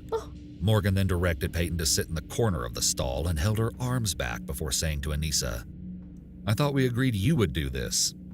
At some point during this tense trip to the bathroom, Anissa did stand over Peyton before striking her head against the wall in an attempt to knock her out. Oh, no. So I kind of went like that to her forehead and banged her head up against the concrete. Okay. And then she was just like, excuse you, pushed my hand away. So I said, sorry, and I got bored and I needed something to do. Plus, my hands got really finicky. What? I lied. So do you think that hurt her, or did it seem like it hurt her? It didn't seem like it. So you hit her slightly in the forehead and her head hit the wall. And you were doing this to knock her out so you guys could kill her in there? Yeah. Basically, and you asked her to fall asleep so you could kill her in there? Yeah. Okay. I don't like screaming. That's what parents can't be handled. It's clear at this point that Anissa was more than willing to forcefully render her friend unconscious, Mhm. just to make the killing easier. Mhm. The self-centric behavior is fascinating. Mm-hmm. However, Morgan and Anissa hesitated from whatever they had planned next, and left Peyton for the next stall over to talk. Peyton sat and waited. It's unclear exactly what happened to change their plan, but Morgan apparently explained a bit of the creepypasta lore to Peyton. I couldn't do it in there. Morgan kind of explained, Slender and Proxy and all that to her, to Bella, while we were in the bathroom stall. So Morgan hands you the knife and tells me to keep it concealed. Where is Bella at that time? We went in one of the bigger stalls. Mm-hmm. So Bella, say the door is here. Bella was standing in the corner like this. And then Morgan pulls her forward, and then Morgan crouches behind her, and Bella crouches in front of her. And then Morgan held Bella's... Sorry, I have to rewind it a little bit because I got messaged about Valo tonight, so I think we're actually gonna play Valo. Okay, I wanna watch. Okay, here. So Morgan hands you the knife and tells me to keep it concealed. Where is Bella at that time? We went in one of the bigger stalls. Mm-hmm. So Bella, say the door is here. Bella was standing in the corner like this. And then Morgan pulls her forward, and then Morgan crouches behind her, and Bella crouches in front of her. And then Morgan held Bella's arms back. Oh, God. What was she trying to do? She was trying to restrain her from moving. And what did Bella think of it? Her facial expression was confused, but she didn't say anything. Oh. Eventually, Morgan stood in front of Peyton, staring at her with her hand rubbing against the bag. This time, Anissa was holding her hands behind her back. But moments later, they strangely said, "Just go out on the playground and just play."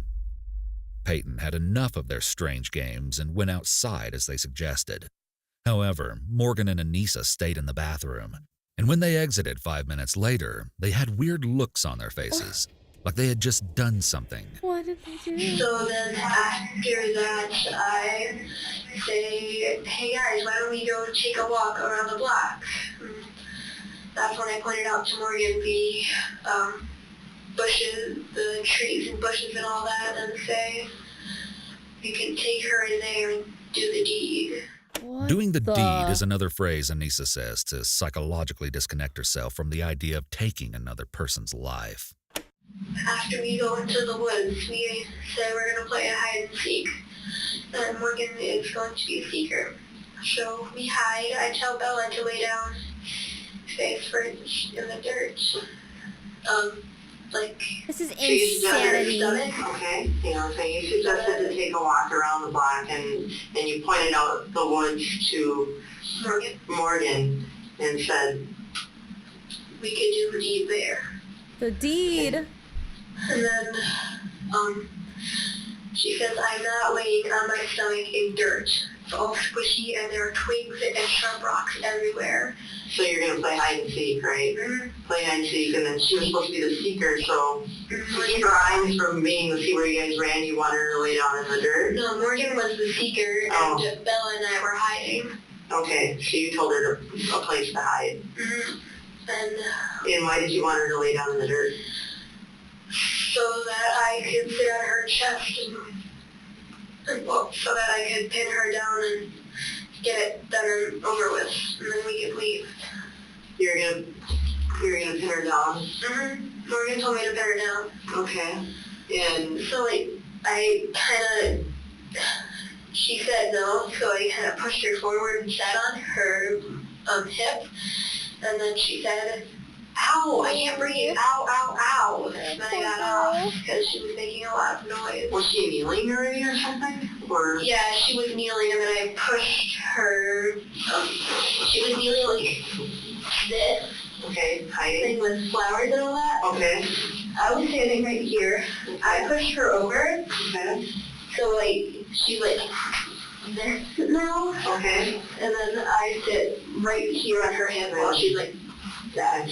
Okay. And then she started complaining that she couldn't breathe, so I got off of her because she was making a lot of noise. Okay. Okay. And what happened next? And I told Morgan that she's not laying down, and then she said, tackle her and I'll stab her. Oh my. Oh. And then, no, there was a time when Morgan gave you the knife. Mm-hmm. And said that she couldn't do it. When was that? It was like before Heidi. It was like after I tackled Bella and sat on her hip. Okay.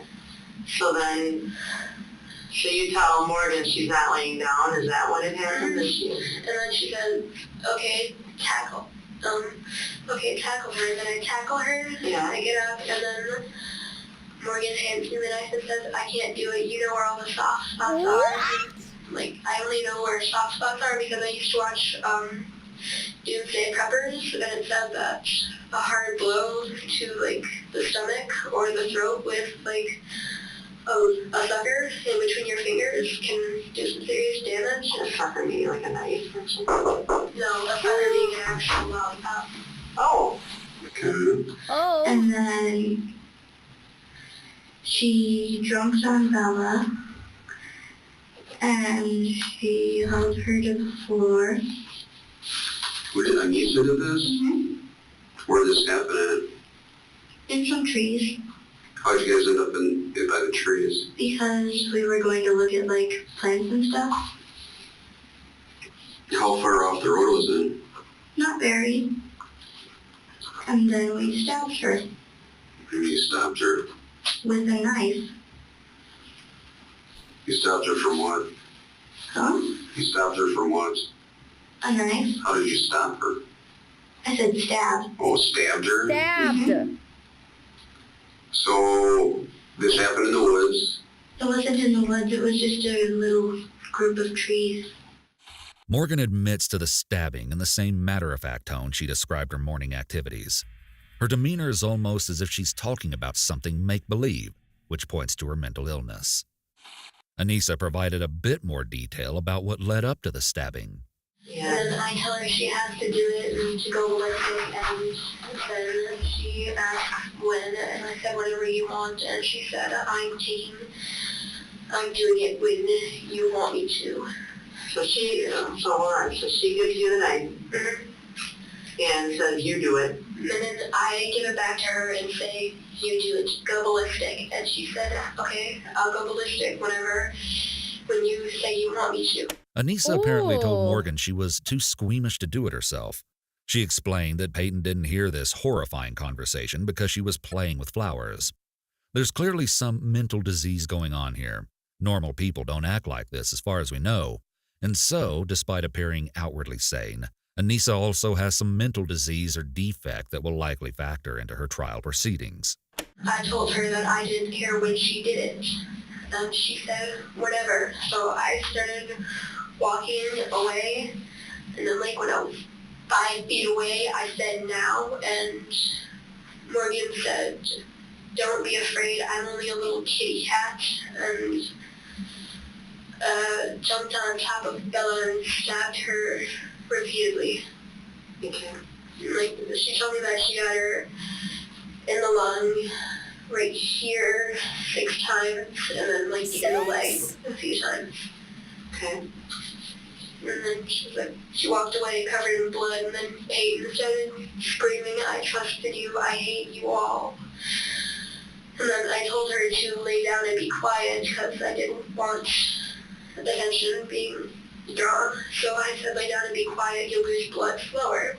Oh so my. she laid down. Morgan tried to clean her wounds with Elise. Did she try to get up? What? Yeah, she tried to get up. She said that she couldn't see, she couldn't walk, and that she couldn't breathe. Peyton was saying this? Yes. So after Morgan stabbed Peyton, did Morgan just get off of her and start walking away, or? Morgan got off of her when I turned around, and Peyton was wobbling around, holding up trees, saying, "I hate you, get help." Okay. And that's when I told her to lay down and be quiet, you lose blood fat slower. Okay. But really, you just wanted her not to draw attention? Mm-hmm. Okay. Oh my gosh.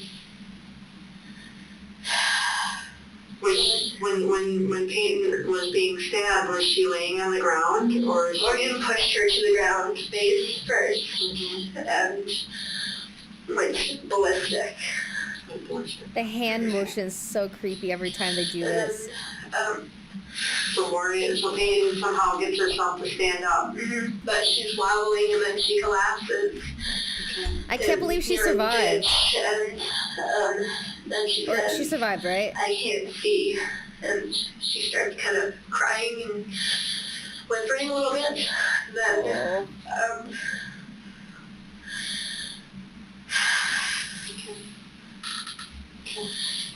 and then Morgan tries to clean a big wound on her leg with part of a leaf, but it didn't help that much.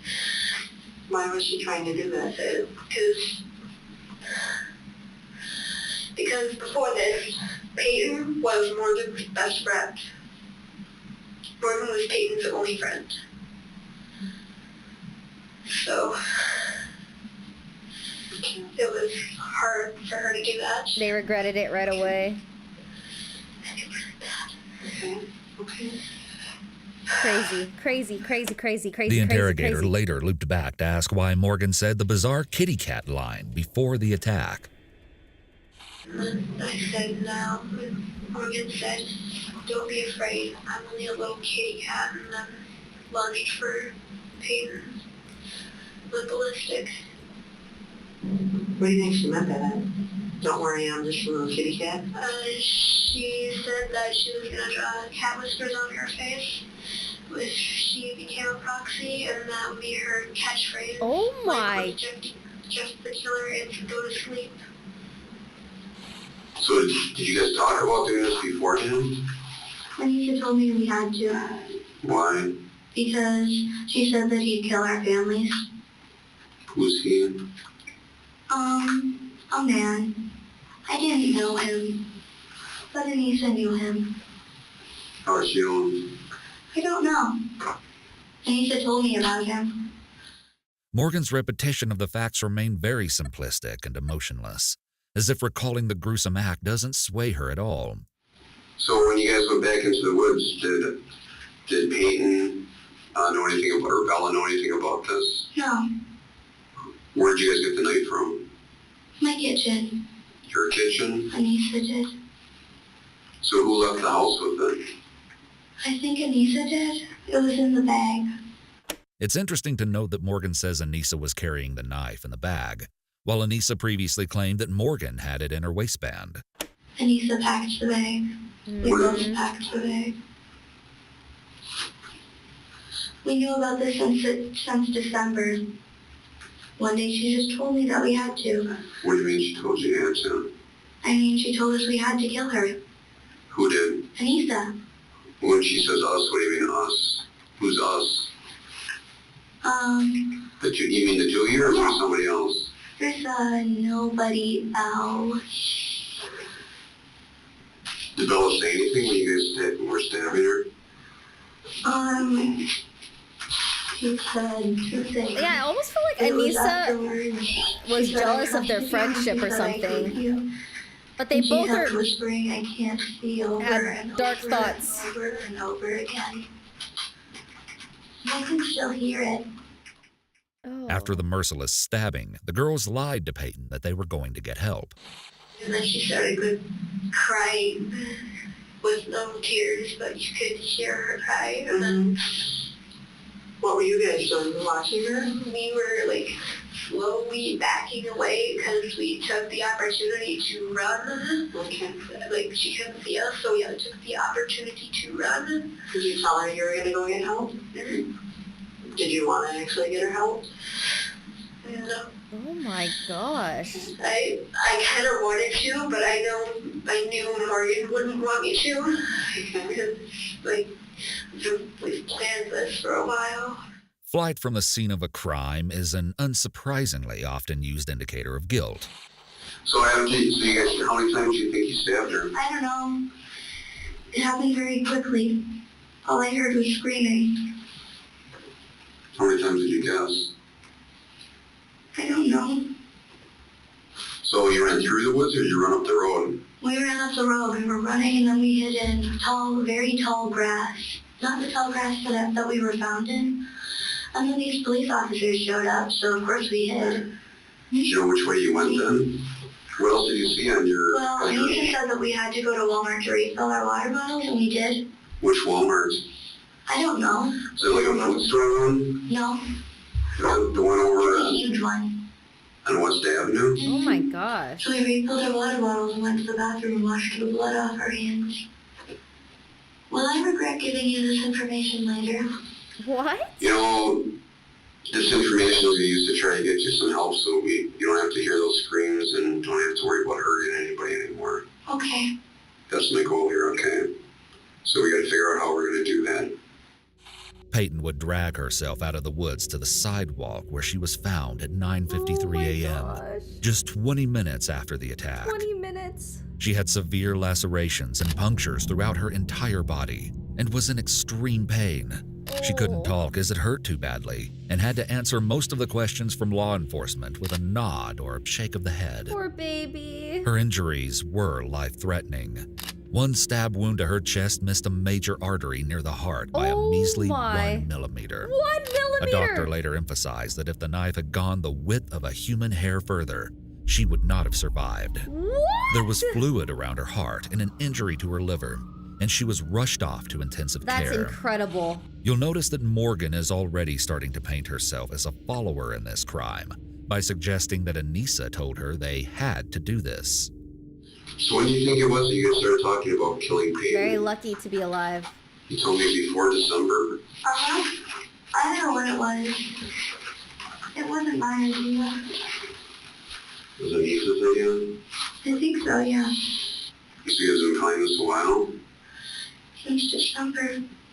She was my best friend since 4th grade. Who was? Peyton. So why did you pick Peyton? I didn't pick her. Who picked her? Whoever Anissa was talking about. She made it seem necessary, and I figured if it was necessary, then I would. So the person that talked to Anissa told him who to do it? Yep. It was more of a message. I don't know. She didn't go very in-depth. So what else have you guys been doing to plan for this? Just talking about it? The two of you? Has anybody else known about it? No. So how did you know how to... what were you trying to do with her when you stabbed her? Kill her. I might as well just say it. We were trying to kill her.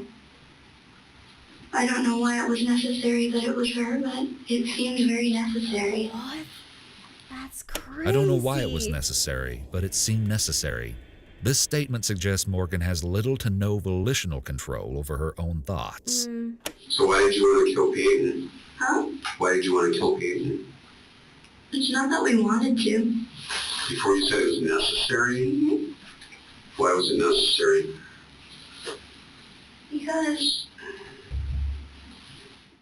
The interrogator revisits this point, but Morgan only answers, because. I can't figure out what part of the illness this represents, but it's just bizarre from a legal perspective. Criminals almost always have a reason for their crime. Usually always some way a to reason. justify it and square it internally. Here, we don't see any of that at all. Oh, Yet at certain points in that's the interview, crazy. Morgan does express a fear that something bad might happen to her family. There's no logic present here. Whatever is going on, we are seeing the manifestations of a malfunctioning brain. However, when we compare her story with Anissa's, it is clear to see that both girls are making their partner out to be the leader behind the scheme. This is very important because although both girls are blatantly admitting to trying to kill their friend, determining who conceived of the plan versus who just took part can establish the nature of different charges against different suspects. Is she really into the creepypasta? Is she like... Yeah. So you said, okay, well, how do we do that? And she said, well, we have to kill Bella. Meaning Peyton. Yes. If you're on the internet a lot, or at least you were in the 2010s, there's a good chance you already know who Slender Man is. I know who he is! But if not, here's a quick rundown on everything you need to know about the Penguin. infamous horror figure. The creepypasta website consisted of internet urban legends and horror stories intended to scare those who read them. Essentially, these were fake stories meant to scare kids.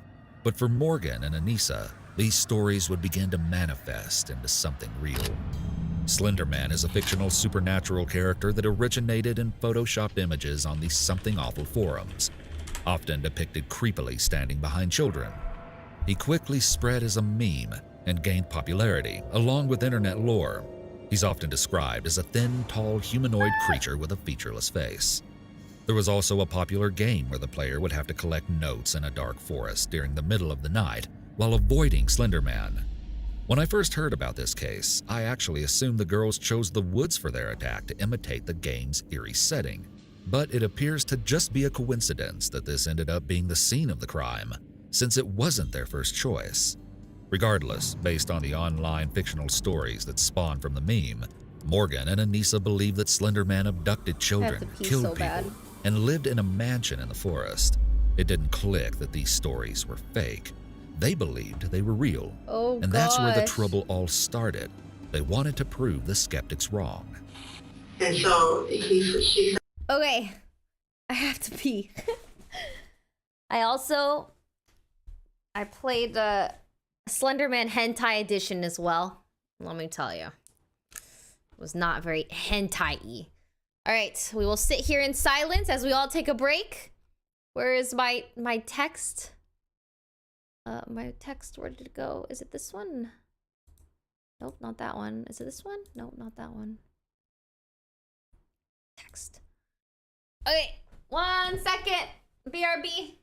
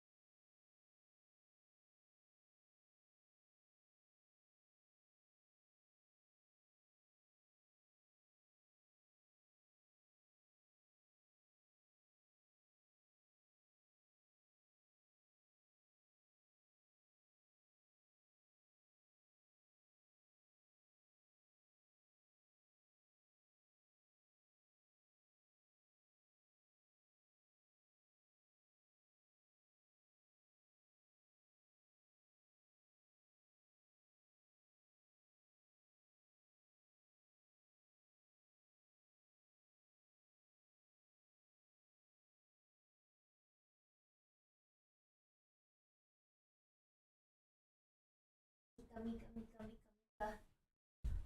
back! 'Twas only a tinkle. Alright, here we go. Oh, wait, let me plug this in. It's so quiet. I know, I'm sorry. Maybe I should have played some music. Well, we have to kill Bella to prove ourselves to the Slender. Yes. And what did you think of this when she was telling? I was surprised, but also kind of excited. Excited. I wanted proof that he existed because there are a bunch of skeptics out there saying that he didn't exist. And then there's a bunch of photos online and sources online saying that they did see him. Okay. Bless you, puppy. So a lot of people believe that Slender actually exists. Mm-hmm. Yeah, so there's a lot of talk about this on the internet, I bet, right? Yeah. Okay. And so you at first thought... At first I was kind of surprised and didn't want to do it, but later I didn't want to leave Morgan all by herself out here because who knows how many creeps are out here. So I decided to go along, tag along, so I decided to let it be. Kind of prove skeptics wrong. Okay. So did you think that you actually had to kill somebody to do it? Yeah. Like for real? Mm-hmm. Okay. Yeah, and for real. There's another killer called Jeff the Killer on the Creepypasta wiki, but he's actually a real person, Jeffrey Woods.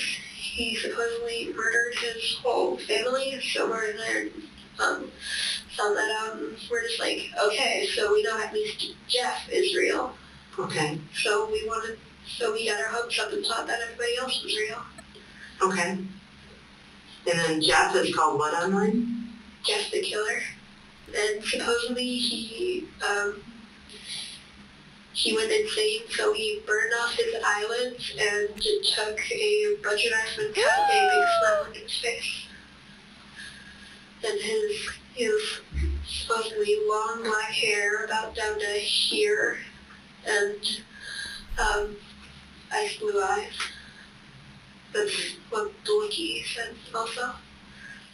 At times, it is unclear if Anissa thought she was involved in a sort of game or a real life-or-death situation. There is some question as to Anissa's ability to understand what she had agreed to prior to the attempted murder, and after the fact, her comprehension seems to be in question.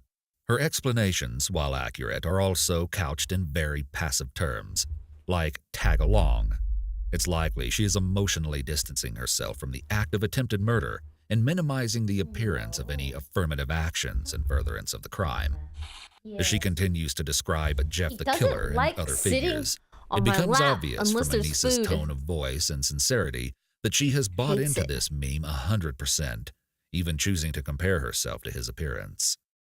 And he's known to exist. News reports say that he exists. If you go on Google Images and search Jeffrey Woods news article, a bunch of news articles will come up, and then there'll be a picture of, a 17-year-old boy with, who kind of looks like me, but it was a black and white picture, and he had kind of the same hair as me also. Okay. Did you cut your hair to make it look like him? No. It was just coincidence. Oh, The interrogator asks if Anissa cut her hair to look like Jeff the Killer. The reason for this is to establish if this was a copycat crime, trying to be like Jeff Woods.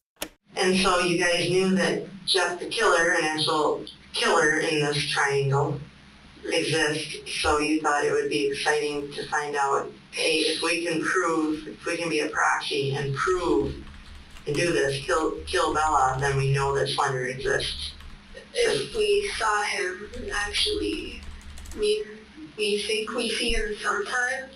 Okay. Like when we were walking up to where we were going, we saw him, I saw him out of the corner of my eye on this side. Okay. And then Morgan said she heard a twig crack when no one was moving. Did you think that you guys killed Morgan? Bella? Yeah. She has no shortage of information to relay about the creepypasta characters. Her. She's alive. Chart, Slender would be up here. Okay. And then it'd be killers and then proxies. Okay, so killers outrank the proxies. Yeah. And then there's another creepypasta that's supposed to be really powerful. It's like Zalgo or something. It's supposedly a demon with 7 mouths that speak in 6 different tongues, but the 7th mouth doesn't speak until the world is about to end or something. That's what the way he told me. Leading up to the stabbing, Morgan had even begun incessantly emailing Peyton creepypasta characters, like Jeff the Killer, telling her they were going to come to her window while she slept. Oh my gosh! She even began emailing her newspaper articles in an attempt to convince Peyton they were real. And fearing she would tell her mother, Morgan told her, "You tell your mother nothing." Peyton became so disturbed by these emails that she began to sleep intentionally facing away from her bedroom window, with the blinds closed and window locked, even though her room became uncomfortably warm. Despite Morgan's warning, she told her mother, who researched the characters online with her, to prove to her they pose no threat, as they're fake. But Anissa and Morgan, on the other hand, continued to believe they were real. With this background knowledge, it's no surprise that watching Morgan interact with the interrogator shows us more examples of how little grasp she has on reality. This is going to get me arrested, isn't it?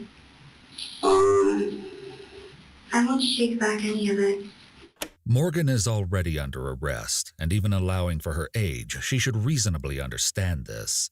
You won't take it back because it's all the truth? It's all the truth. And that's what's important here, is to tell the truth. I know. One time I got suspended because I accidentally brought a hammer to school. Why'd you bring the hammer to school? Did she say Because I was accidentally? cleaning my room and I shoved it in my backpack, so I know that it's important to tell the truth. How long ago was that? A while ago, it was this year though, but it was an accident. I thought you should know. The way she talks is so creepy too. At the beginning.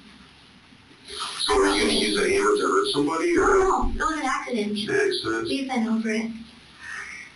I went over it with the principal. Just an I figure you have access to all those files if you need more information, so I might as well tell you. You're a pretty smart girl. Morgan's mother has come forward to say that her child has lacked empathy since a young age. For instance, when the family showed her the movie Bambi, they were worried she'd be devastated when the mother died. Instead, Morgan apparently just said, "Run, Bambi, run. Get out of there. Save yourself." She wasn't sad about it at all. This example alone might be a one-off, but Morgan's mother claims she can think of many examples of times Morgan hasn't reacted like you would expect a little girl to. I read a lot of books about things like this in the library. Spoilers! I read a lot of books. I read medical dictionaries, I read Harry Potter, I read Star Trek books, I read just random books that I get from this one section about like the police and things. So, just get back a little bit. So if Anissa told you that somebody told her or that it was necessary to kill? I was confused a little bit. What do you mean you're confused? I didn't really understand what we were doing, but I was the one who, final kill. I don't know if she's alive though. She's crying. Good. What do you mean you were confused? Did he say she was alive? I didn't know exactly why we were. I really didn't want to make Anissa mad. It's, hard enough to make friends. I don't want to lose them over something like this. And I didn't know what happened if I didn't. It's like, Bree, and it was... Oh my gosh. It's our fault. And she said before we take full responsibility. Having a hard time making and keeping friends likely also stems from Morgan's psychological struggles. As the interrogator starts prompting her to repeat her story, we can see more examples of her lacking social grace. So where did you guys get the knife from? My kitchen, I just said that. Okay. And who put it in the bag? I think Anissa told me to. Anissa might as well. It's sort of foggy, because I've been trying to block it out. So you're not sure who put it?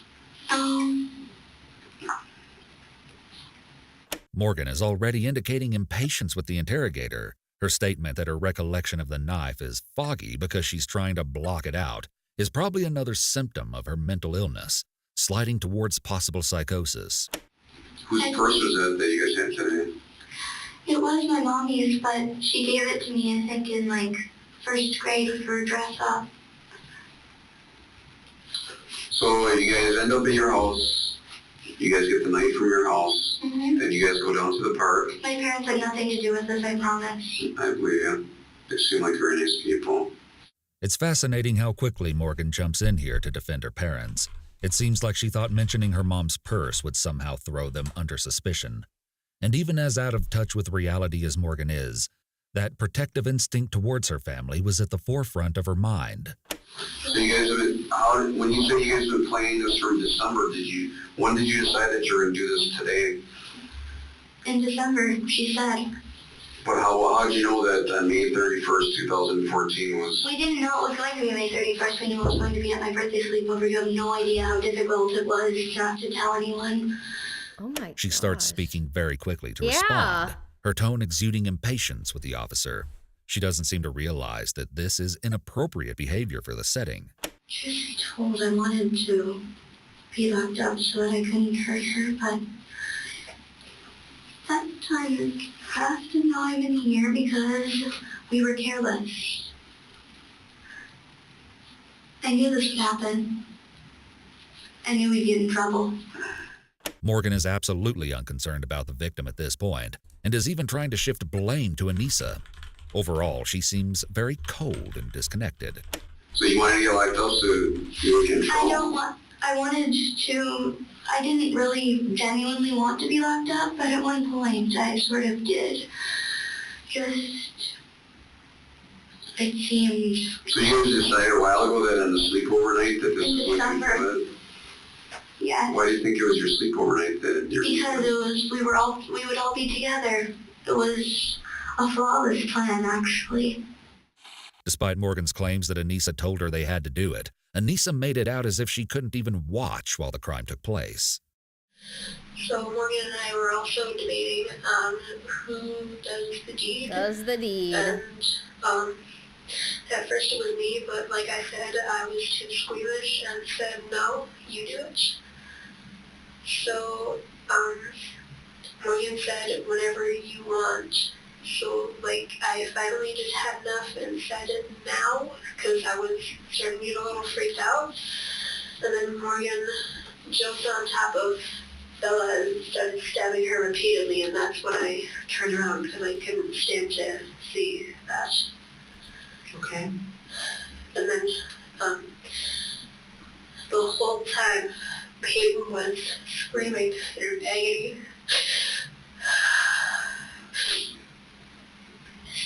Saying stuff like, I hate you guys, I'll never forgive you, and I trusted you. Oh my gosh, that's so sad. And, sorry. So we told her we were gonna get help, but we really weren't. We were gonna run and let her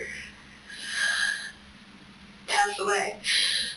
She uses yet another euphemism, pass away, to avoid facing the reality that they essentially left her to die. At this point, Anissa has made a full indication of who committed the crime, whether truthful or not, Morgan. She has also identified the means, opportunity, and motive of the crime, and therefore a confession has already been cemented. At the very least, she could easily be found guilty of conspiracy to commit murder from this information alone. Further interrogation will determine additional charges or reframe the crime and cause a modification of the charges. At one point, she shows a blood stain on her clothing, believed to have gotten there shortly after the stabbing. You see, Anissa claims that Peyton had gotten up and tried to walk towards a street, stumbling. Anissa grabbed her arm and directed her away, not wanting anyone to see her. Back in Morgan's interrogation, she continues to be incredibly blunt. So many of the things she says sound straight from a horror movie script, instead of a thought a 12-year-old girl would organically conjure up. Perhaps this is an extension of her earlier tendencies to seek attention by acting as out there as possible. Why did you guys go over by the woods? Because we knew what we had to do. We led her there and tricked her. The last thing she said to me was, I trusted you. And then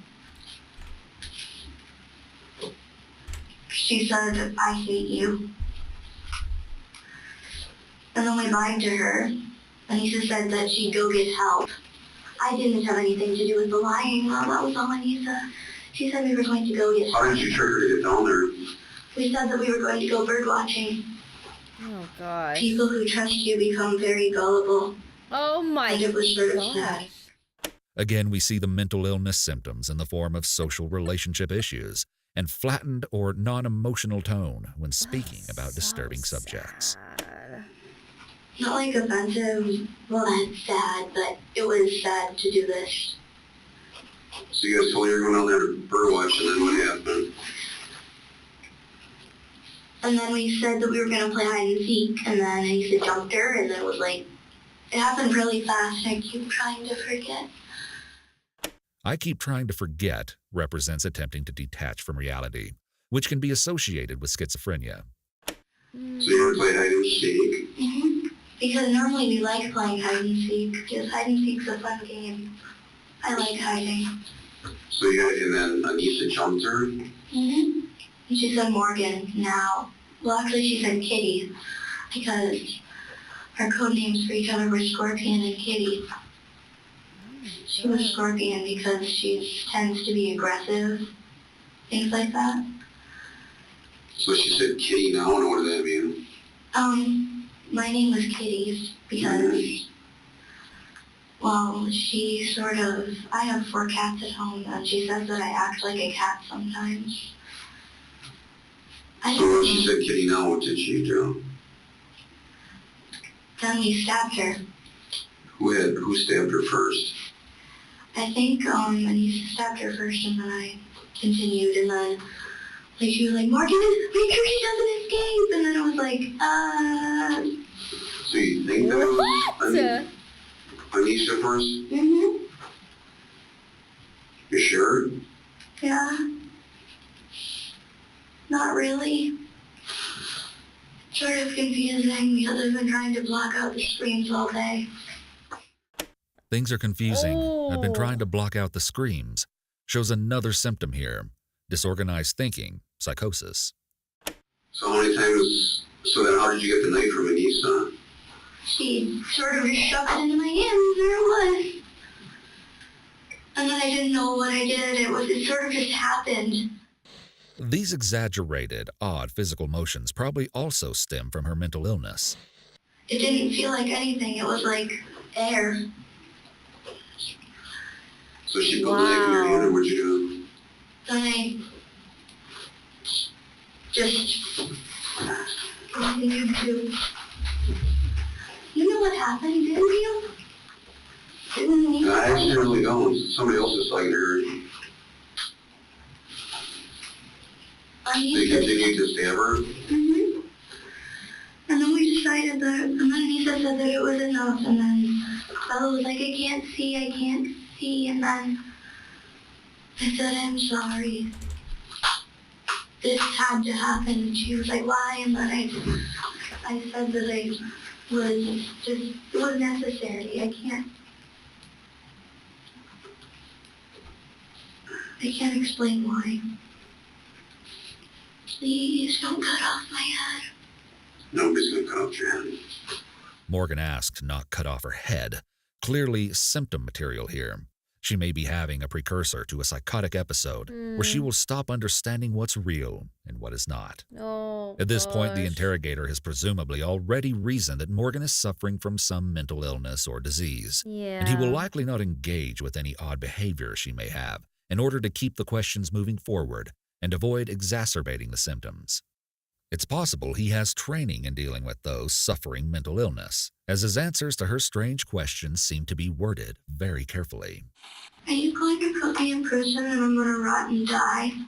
Morgan's rotten die comment goes to the persecution psychosis aspect of schizophrenia. I don't think that you're going to prison, and I don't think you're gonna rot and die there. We probably gotta have somebody talk to you and try to figure out what the best circumstances for you to make sure that you don't Oh my gosh, that's scary. Detective Casey. Notice how Morgan visibly jumps when hearing the phone ringtone. Yeah, she Increased jumps. sensitivity to stimuli is a part of the disease.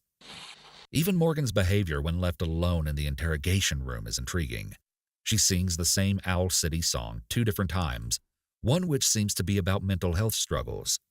The song features lyrics like, I was people are saying Twitter is down, so I went to go check, and literally the hashtag Twitter down is trending. But how is it trending?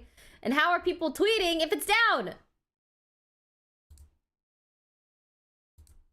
Nothing makes sense anymore! I wish I had covered all my tracks completely. And is that the light at the far end of the tunnel or just the train? The lyrics towards the end cover similar subject matter.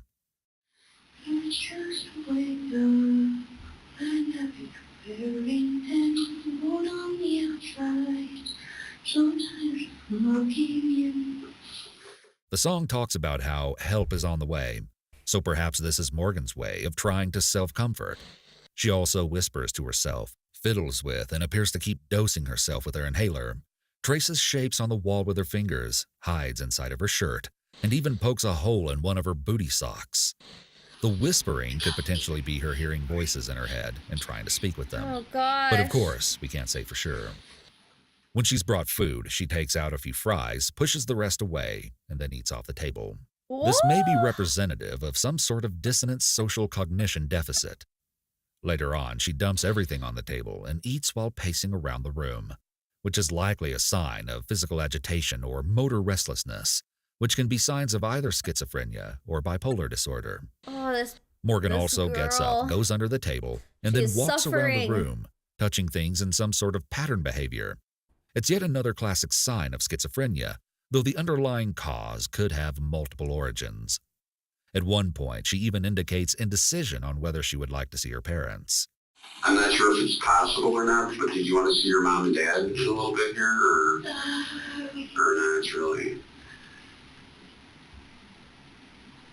Maybe. You want to think about it for a little bit? It's certainly not the answer you'd expect from a little girl from the upper Midwest, and could potentially indicate home problems.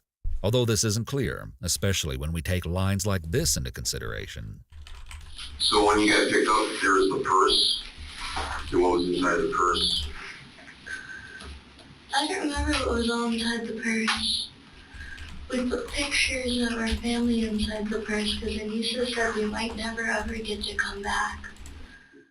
Next, Morgan and Anissa will talk about what they did in the hours after the crime. Did you do anything to try to help her? No. No. There was nothing I could have done. Did you think she was dead? Oh no. Why don't you think she told me not to touch her, so I stopped touching her. I did try to help though. I tried to at least clean up her wounds so that she might have been able to escape. There are countless possibilities of ways that the girls could have gotten help. So Morgan's response that there was nothing she could have done except try to clean Peyton's wounds is the result of either willful ignorance or a very bizarre thought process. Why did you try to clean up her wounds? Alright, I think we do have It was a large Valo. relief, but she said, no, just don't touch me. I'm sorry, that must have sounded offensive.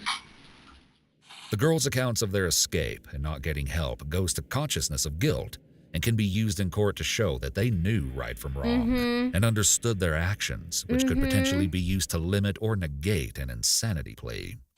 No, I just remember that we went forward and forward and forward, and then we passed a bunch of buildings, and we went to downtown Waukesha, we went everywhere, and actually we were singing the whole time. We took turns singing songs to each other. We were surprisingly calm, actually.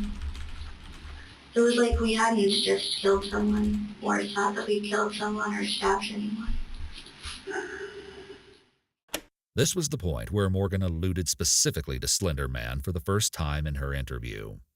And we went into a few like ditches with forests and trees. And I remember we tried to find Slender Man. Okay, Valorant will be with Nesua, Foolish, Puns, and Hassan. After Foolish, Hassan, and Nesua started a game, so Puns is going to start a game, and so after both games are done, then we'll play. Trying to find who? Slender.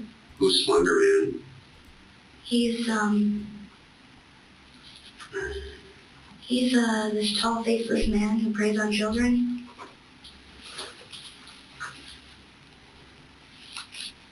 Because we were running a forest and we couldn't help ourselves. Is it a tall, faceless man? Mm-hmm. Why are you trying to find him? What? Why are you trying to find him? Because Anisha said he could help us. Oh my gosh. I sort of thought that he might kill us if we did find him, though, because he has a tendency to do that. Have you ever met him? No. We've never seen him. They believe he's real. He's everywhere. How do you know that? A court-appointed forensic psychologist later shared her thoughts on the girl's delusions, pointing out, once you find this character on the internet, you can read all these stories that look real. They look like newspaper articles. Mm-hmm. It's hard for a lot of people to differentiate, let alone a 12-year-old. Mm-hmm. Because I've read so many things about him. Where did you read stuff about him? It's called creepypasta.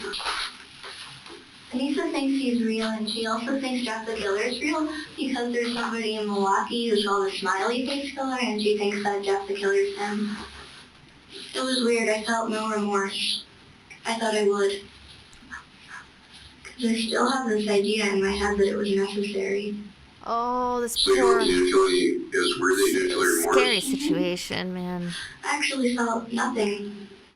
Her expression of feeling nothing shows emotionally flat or detached behaviors and perceptions, which can also be symptoms of schizophrenia. Anissa had me sing for her. Because she said she was scared. And she wondered what we'd gotten ourselves into this time. She explains why they risk going into the Walmart despite their bloody appearance.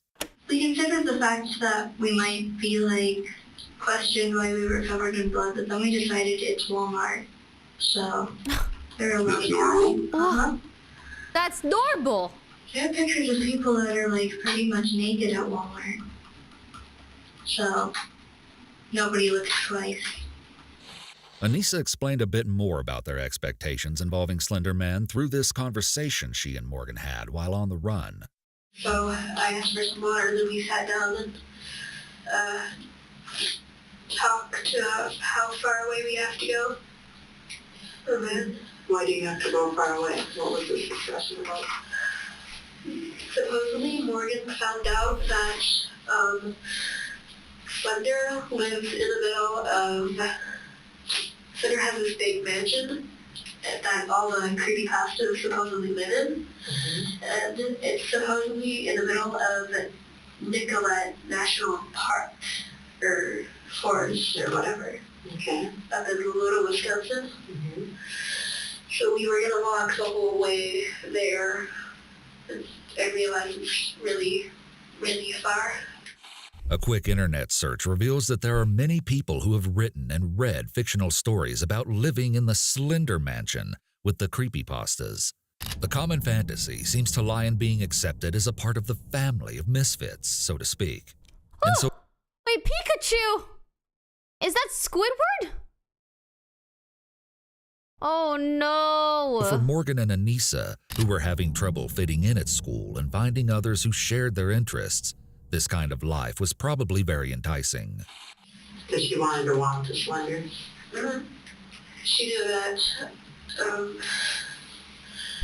that if we asked someone for directions or anything, the police would probably be called, because what isn't strange about a blonde girl with creepy eyes walking around with a blood-covered jacket, then a girl next to her looking like this, wearing winter boots. Yeah. As she continues to explain their journey, we see more examples of her not fully appreciating the gravity of the act they'd just taken part in. We were walking, and then finally I said, Morgan, I'm thirsty. Can I please sit in a hot? Can I please sit in the shade? And she said, sure. So we talked for 30 minutes. I tried to eat 2 different granola bars or something. One was an organic peanut butter one that I didn't like very much. I only took 2 nibbles and said that tasted disgusting. Mm-hmm. And I only took 1 bite of that, and then I spit it out because I didn't feel so good. Yet in the midst of being Jeez worried about the Louise. taste of granola bars, Anissa does show small flashes of guilt, like the mental processing of what they'd done was slowly creeping up on her. Saying that he couldn't eat anything because I was still thinking of Bella laying in the forest area where we left her dying.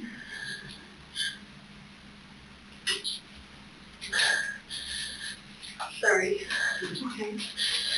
So we finally, Morgan said we should probably keep walking before the police get on our tail. So we were walking, and then I had a total nervous breakdown and blamed Morgan for everything. I said, you stabbed her, you wanted to do this. Oh. Look at what Morgan did. And Morgan's not one to cry very often. And then finally she just let go and started crying. And then I just needed to vent because I was scared. What's intriguing here is seeing how the girls' self-preservation instincts far overruled any concern they might have had for Peyton's well-being. Anissa is about to name 2 reasons why she was scared, but neither have anything to do with what state Peyton might be in. Oh no. I was scared. Why? Scared, A, for myself, and B, for my family, because after we left Peyton in the woods, close to the marshy area that was nearby, he said, oh, and there was one thing I forgot to tell you. I kind of sort of made a deal with Slender, saying that if we didn't kill Bella, that he either would or could kill our families and everything we love. And I don't want that to happen, so that's why I did this. What Anissa just said would later become very important. Prosecutors would latch onto this statement that suggests Anissa only had the fear of her family being hurt after the stabbing, to argue that this scenario was never kill or be killed in her mind. A deputy district attorney would assert that in truth, Anissa went along with the murder plot because she was desperate to keep Morgan's friendship, and said it was therefore a choice she needed to be held criminally responsible for. And then I got really scared then and started speed walking and trying to get myself out of there. I even started singing to myself to kind of calm myself down. One thing that never seems to have crossed Morgan or Anissa's minds as they got further and further from the scene of their crime was any conflicted feeling over the possibility that they could go back and help their victim. And then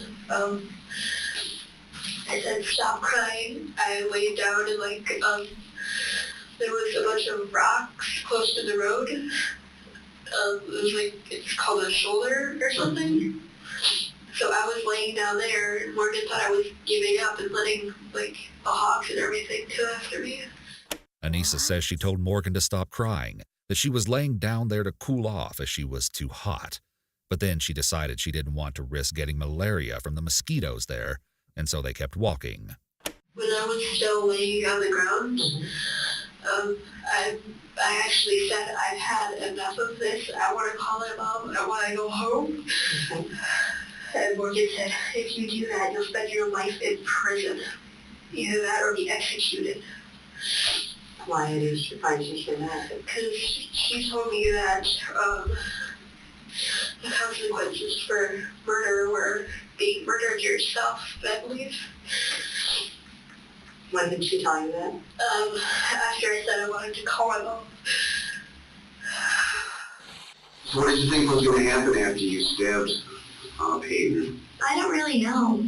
I figured that I'd get in trouble eventually, though. Because, Mommy always says that whatever you do catches up to you eventually. And it did.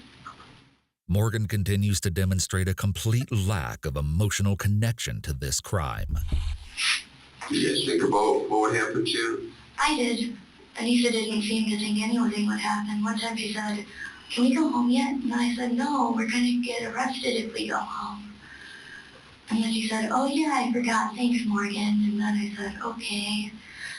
Although we can't be sure if Morgan's story here really happened, since she's inherently an unreliable source, Anissa asking if they could go home already would only build on the idea that this plot may have felt almost make-believe in her mind. She likely got swept up in the fantasy of running away to live with the characters she'd been reading so much about. But in the back of her mind, she may have still held on to the wishful thinking that she'd be able to go home and eat dinner with her family like nothing happened.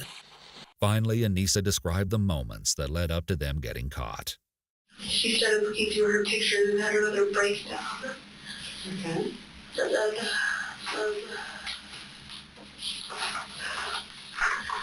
then after like 30 minutes of me trying to calm her down and her crying, we finally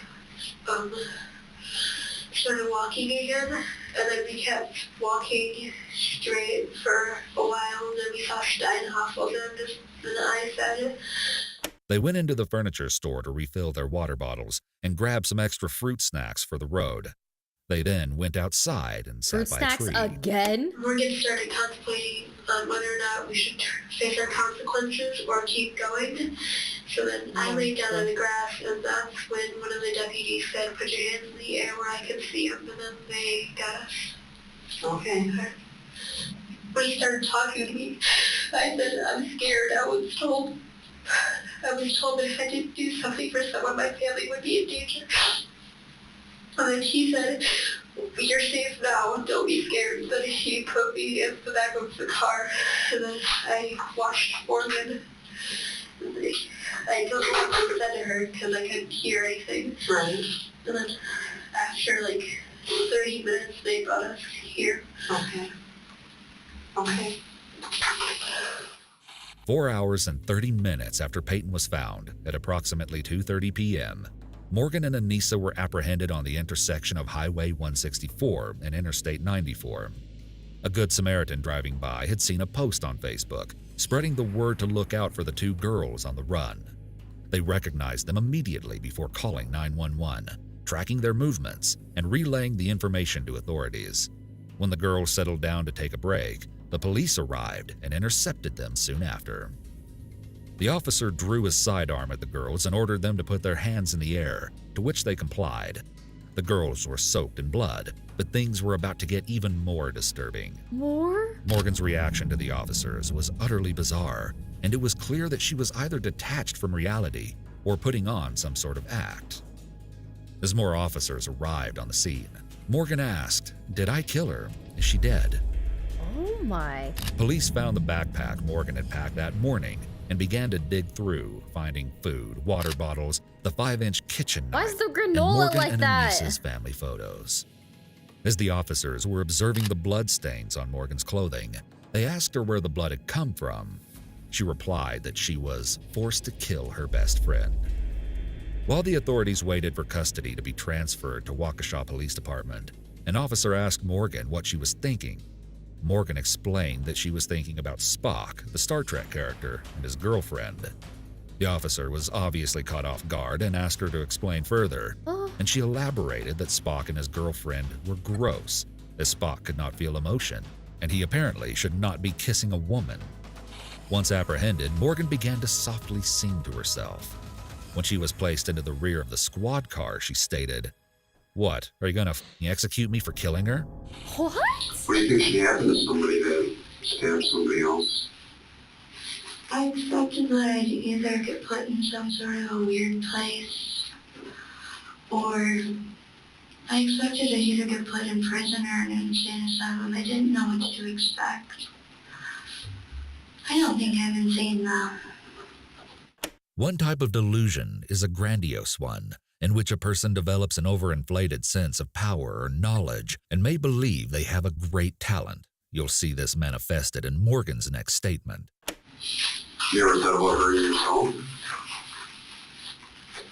I've learned to make myself numb to pain on command. What does that mean? Vulcan mind tricks. So you ever tried to hurt yourself? The interrogator asks about self-harm, clearly looking to elicit additional symptoms of her mental disease. Not Not really. Sometimes I do. What do you mean? Most of the time it's not even on purpose. What do you mean by hurt yourself? Oh, I just fall down the stairs a lot, and sometimes I just like do this and then accidentally like do this instead of this or something. Schizophrenia is debilitating in many ways, and psychomotor problems can also be a symptom, including clumsiness and unusual mannerisms, which could be the underlying cause of the ways Morgan says she accidentally hurts herself. So you guys thought about hurting anybody else or just Bella? Sometimes Anissa slaps people in the face for no reason, like me. How about stabbing people? You ever thought about stabbing anybody else? Only jokingly.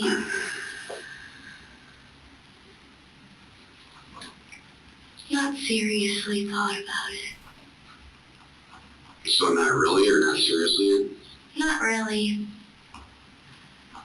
I wanted to hurt people before, but they're not nice to me, so they deserve it.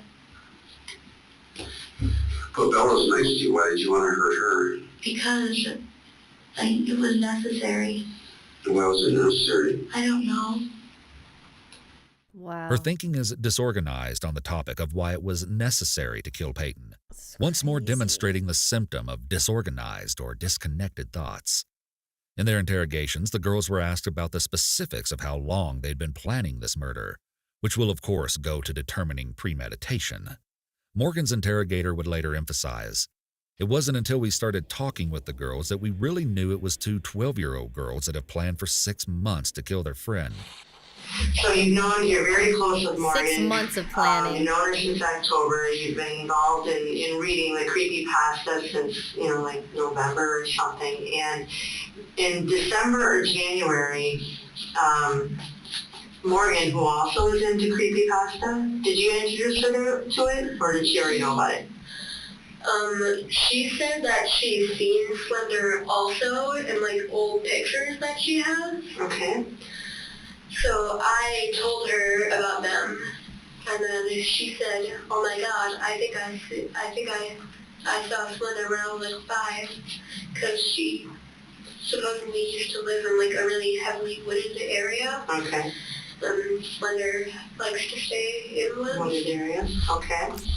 A shared psychotic disorder, also known as folie à deux, or madness of two, occurs when a person starts to take on the delusions of someone with a psychotic disorder such as schizophrenia.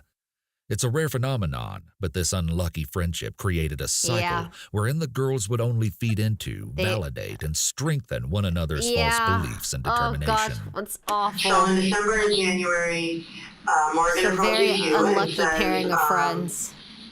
She tells you that you should be proxies of Slender, or puppets.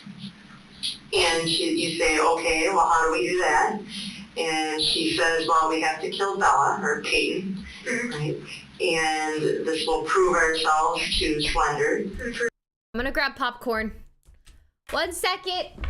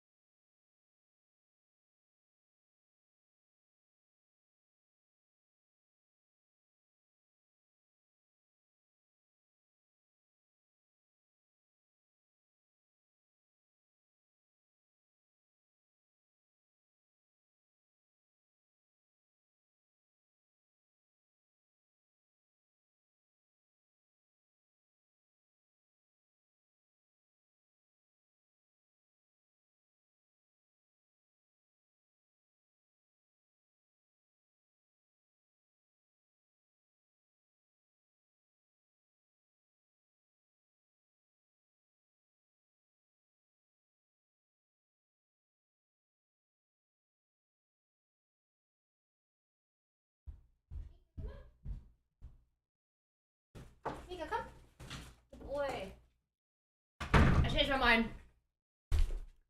I got Rice Krispie treats. Oh. Yourself worthy. Prove yourself worthy to Slender. It's truly fascinating how different both girls' understanding of their plan was.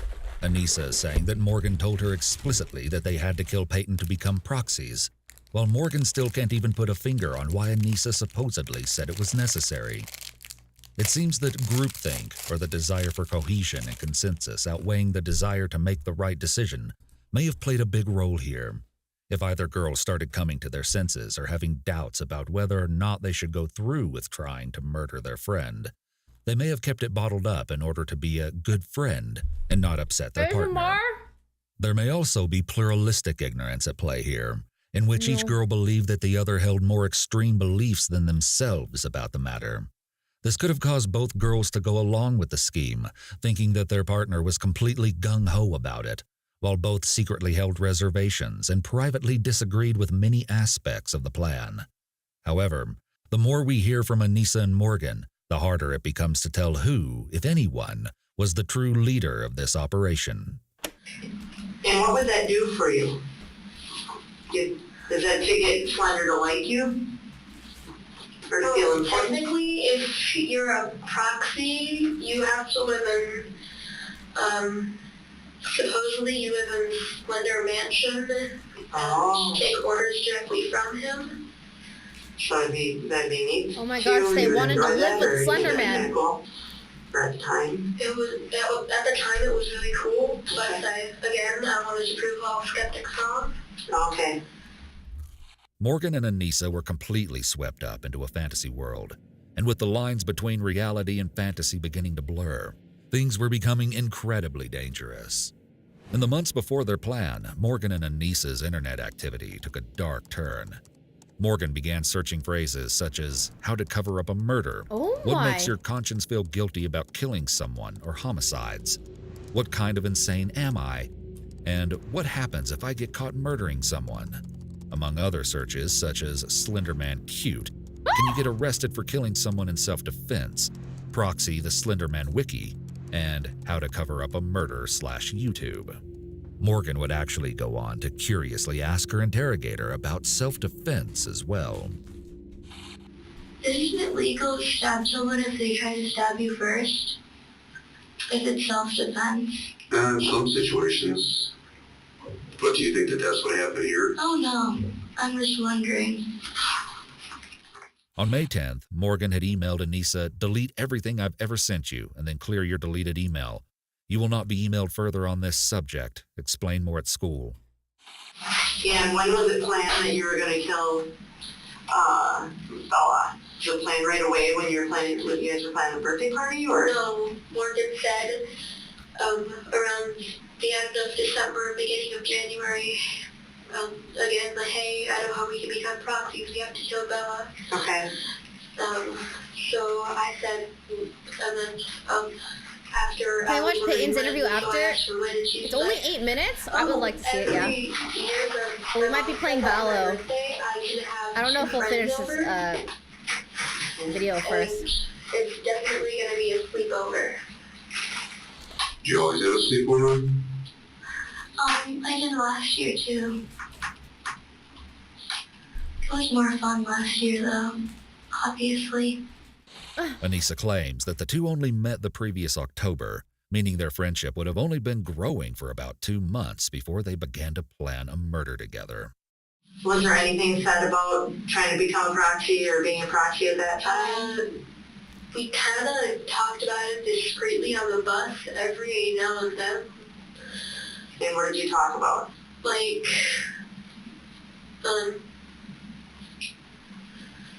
ways to defend ourselves from, like, wild animals and all that, like badgers, and, just random things we might need to know. It was, like, if you live in the woods? Okay. Oh my gosh. Okay. Did you ever talk about killing Bella in the bus? Let's test it out. At the birthday party? Not very often. We did sometimes, but we made sure we whispered. And when you whispered, why was that? Oh. So that nobody else would hear. They're pretty the bus good. is really loud, but people are eavesdroppers. If somebody heard, what were you concerned if somebody heard? That we would be in prison for the rest of our life for doing this. Did you know it's wrong? Is that what you're saying? Yeah. The interrogator is looking for ways to corroborate the story, such as interviewing other students who regularly took the bus. This is a standard police investigation method. He definitely sounds Anissa's sped up, admission though. that they whispered in order to avoid getting in serious trouble indicates awareness and understanding of the wrongness of their plan at that point in time. Legally, insanity may come and go, and courts will consider sanity both at the time of the crime as well as before and after. When does it ultimately come to the decision that it's going to happen at the birthday party? That was made in February when Morgan said, I confirmed with my mom of having a birthday party. We used code words like, for knife, we used cracker. For the killing, we would use words like it, the deed. For the place we were trying to go, Nicolette, we would use like camping trip and all that. Up north, camping trip. These code words show significant planning and surreptitious behavior, which goes towards establishing knowledge of guilt. The girls might have used code words and whispered, but in reality, they were not the only people who knew of their plan. Following the crime, investigators spoke with local students and school staff, and that's where they uncovered some truly shocking information. A few weeks before the stabbing occurred, one concerned girl had come forward to let an adult know that Anissa was claiming she had found a way to become a proxy for Slender Man and needed to kill someone as part of that plan. It was believed that the guidance counselors at Morgan and Anissa's middle school were also aware of this. Officers tracked down the counselor who the student was reported to have confided in about her worries with Anissa. However, the woman claimed she couldn't recall ever being approached about such a matter. However, a social worker who was employed at Morgan and Anissa's middle school at the time of the incident did reveal that a student had later come to her expressing feelings of guilt. Why? Because she said Anissa had asked her to be part of the stabbing before it occurred. She felt ashamed that she had this knowledge and hadn't done something about it. One girl, who was actually a junior in high school, told authorities Anissa was her best friend and that the two had enjoyed talking about creepy and dark things. This friend also remembers Anissa saying she had discovered that killing a friend would allow her to become Slender Man's proxy. But at the time, the girl says she just dismissed it as a goofy thing. One classmate would later testify in court that Anissa had hinted about killing a friend, but then assured her, "Don't worry, it's not you." It's disturbing and unfortunate just how many people knew about Morgan and Anissa's dark plan, but didn't take their words seriously enough until it was far too late. Here, the girls describe what their original plan was. So originally I thought it was, we go to bed around 8, Morgan sets an alarm on her Kindle to like 2 a.m. and puts big headphones on, and then the alarm wakes her up. She wakes me up, and then we kill Bella, put her under some covers to make it look like she was sleeping, and then we run. And just leave her at Morgan's house. That was the original plan? Yeah, until it changed. We were still planning on waking up really early, but Morgan was being really nice that day, and she let me sleep in like an extra 2 hours and 45 minutes. On that day, meaning today? At the sleepover last night. So she was being nice, what do you mean? Sometimes she can be kind of mean, but that's only like when she's threatened. I thought we were going to Skateland the next day. Okay. But we were in reality going to Skateland that night. And so that messed up the timeline? For me it did. Did you originally make that first plan? Is that why? She made the first plan. I just kind of went along with it and tweaked some things. Okay. What was your plan originally when you guys were going to kill Bella? Well, she was sleeping, so we didn't have to look in her eyes. How were you doing when you were sleeping? I don't know. It didn't work out very well, What do you obviously. Meaning, we couldn't have... Well, actually, Anissa was very prepared to go with it, but... So who was prepared to go with it, Anissa? Anissa was very prepared to do it that night, but then... Was that last night? Yeah. I found many flaws in her plan, such as the fact of exhaustion. I know how she is with her sleep. It would never have worked. It didn't work this time, obviously, and we're never going to try again, because I hope I never have to see Anissa again. Many of the things Morgan chooses to say about Anissa suggests a feeling that Anissa is beneath her in some way. And here with her harsh statement that she hopes she never has to see Anissa again, just hours after planning to run away with her forever. Yeah, what? We can see just how fast she was able to turn against her friends, further illustrating her difficulty with maintaining healthy social relationships. So what were you guys originally going to do? And when she was sleeping, how were you going to do that? Just the same way we did now, except we probably duct tape her mouth shut or something. I don't know. Whichever way would be the most logical, if there's any logic in killing people, which I don't think there is, actually. So if you guys were duct tape, do you guys have duct tape?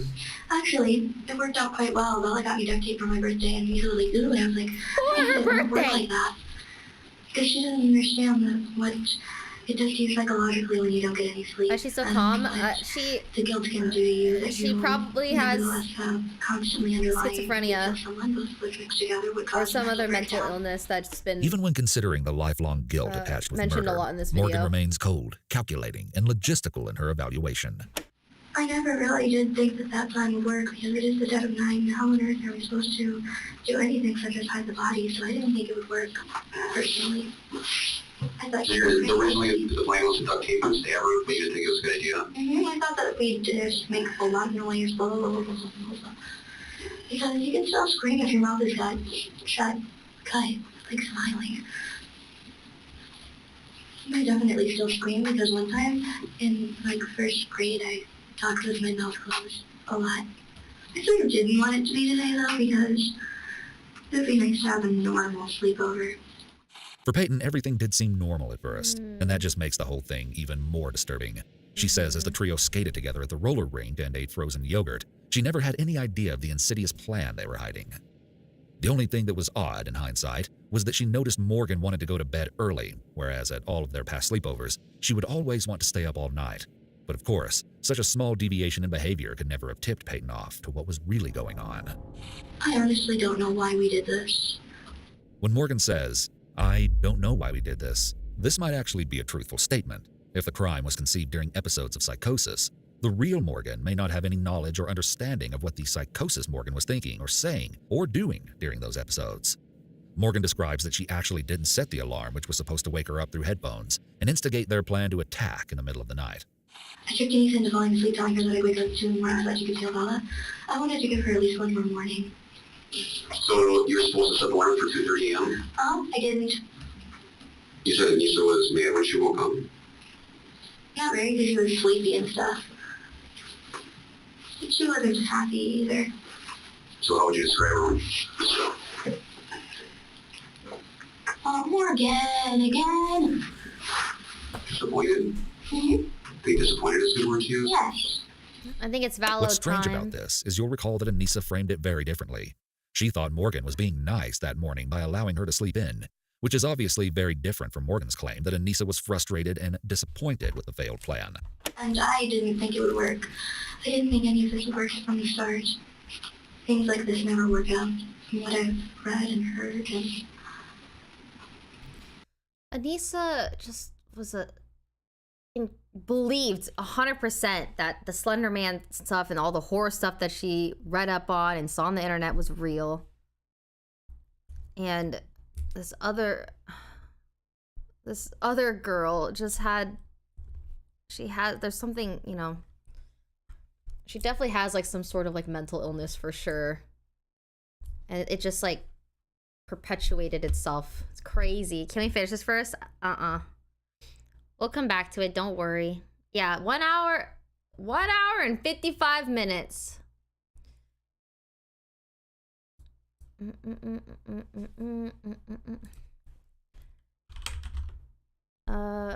Did Puns finish his game? Let me see. Yeah. I don't have ad block. You wanted to give Bella one more day? I wanted to see if I could put it off forever, but it didn't seem to work out like that. So... Put it off forever. Interestingly, Anissa also claimed that she wanted to put the crime off for a while. Morgan then said, we have to kill Bella today. And I was like, but can't we say another night and do it tonight?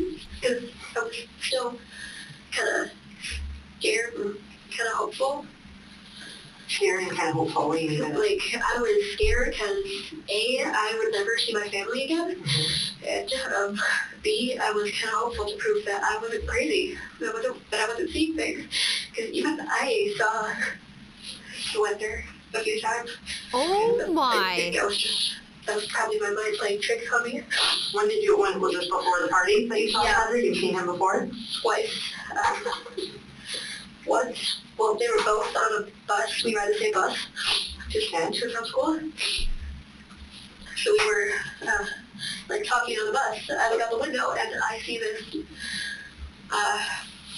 it was a thing standing like this with tendrils, looks exactly like a tree.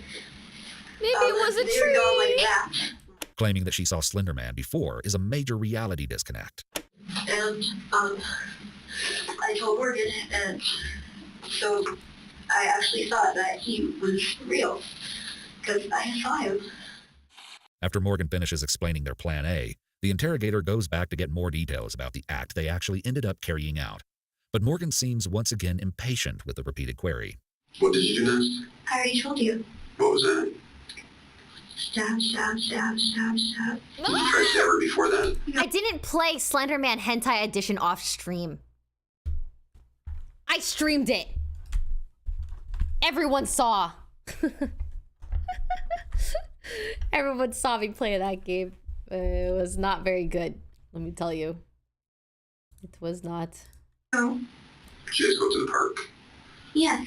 What happened at the park? Who was in there? The park, we played and she went on the swing. I was in the bathroom. What happened in the bathroom? I was singing. Socially, this type of response may be typical for a frustrated and immature person. But as Morgan has already given this answer multiple times under similar circumstances, it is unclear why she chooses now to get snappy. So then after the bathroom, where'd you go down? I already told you. Where's it? Over by the trees at the dead end. Patience, maybe losing patience. And what'd you do there? Stabby, stab, stab, stab, stab. Oh gosh. What's that? I already told you. Her repeated utterances of just simply stab, stab, stab, stab might be indicative of thought blocking. Morgan is being asked to repeat her story, which is a common interrogation tactic, but to her, it is an annoyance, as if she has better things to be doing. And then Anissa did the jumpy thing and said, now Morgan. What do you mean the jumpy thing? She jumped on Bella. The jumpy thing. You know what happened? What? What happened then? And then we stabbed her. She even goes so far as to ask this bold question. And then I went and looked for them. You know what happened? Then I found them. What happened? Tried to play again. And then Anissa jumped on Bella again. Like I just said. You know what happened? Are you trying to do this over and over again and see if I tell the story differently? I'm just trying to make sure that I get it right, that I don't make any mistakes. So then she jumped on her, and where did you get the knife from? The bag. So you took the knife out of the bag? Mm-hmm. And then what? Morgan has also been diagnosed with oppositional defiant disorder, which entails a frequent and persistent pattern of anger, irritability, arguing, defiance, or vindictiveness towards peers, parents, teachers, and other authority figures. And then she got stabbed. Who stabbed her? Both of us. Who stabbed her first? How am I supposed to remember that? No, I mean, it's just pretty important, so... That's kind of important, isn't it? Anissa or me, one of the two, of course, but I don't know. What this illustrates is a typical symptom of schizophrenia called a deficit in social cognition.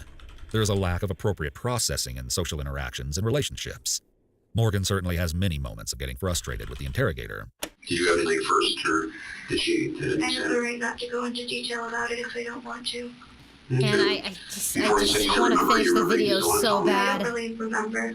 It happened really, really fast. How many times do you think it was? I don't know.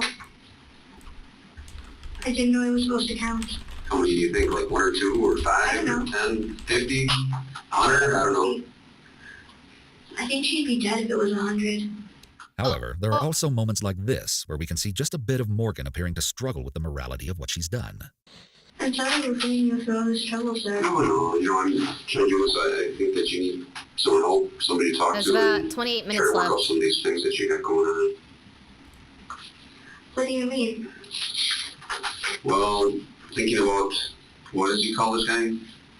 Mr. Slim? Slender Man? Slender Man. I mean, those thoughts probably aren't real. And to think about stabbing one of your very good friends probably isn't the best thoughts to be having. To get a better idea of just how extreme Morgan's disease is, schizophrenia symptoms usually begin in late adolescence or early adulthood, making an onset younger than the age of 18 uncommon and a diagnosis before 13 extraordinarily rare. Wow. Estimates claim that at the very most, only 1 in every 100 adult schizophrenia patients developed it while still a child. So rare. Probably not. So you know that that's wrong to do, right? Yes, no, maybe. But lots of people have seen Slender Man. How was that? You think that's right or wrong? Probably wrong. Yep. If it were right, it wouldn't be here. That's right. You can't go around That's getting true. I think that maybe you gotta get talk to somebody to get some of these things, but also you don't go around doing this anymore. But the question is, deep down, did the girls truly believe that Slender Man was going to target them if they didn't do this? At a few moments in the interrogations, we can garner a little insight into their headspace. When Morgan said to you that if we don't do this for Slender, our families and loved ones are going to be killed, do you honestly believe that? Well, yeah, because he could be anywhere from 6 feet to 14 feet tall. He's, like I said, a tall guy who constantly wears a suit with a red tie. He doesn't have a face. His skin is white. And at his own will, he can exploit these tendrils from his back. Someone tell her that Slender Man is not real. He said he targets children most. And so I was really scared, knowing that Slender could easily kill my whole family in 3 seconds. So, how did you learn about Slender and creepypasta? I first heard about it on YouTube. I was watching a Minecraft mod showcase by... I want to finish this so bad, but they're waiting for me. We're gonna have to come back to it. Oh gosh, I'm so sorry. I'm so sorry. He's not real, chat. Slender Man is not real. Right? He's not. Right?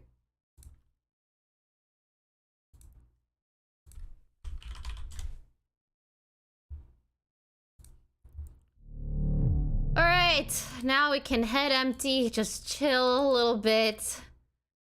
What a day of crime and tragedy. Wow, Wow.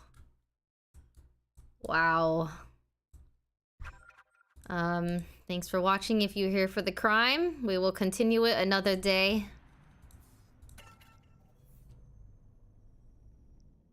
We are playing with Nesua, Foolish, Puns, Hassan, Valkyrae. You're waiting for you? Yes, I'm here, I'm here. I'm present. Let me get the boobles.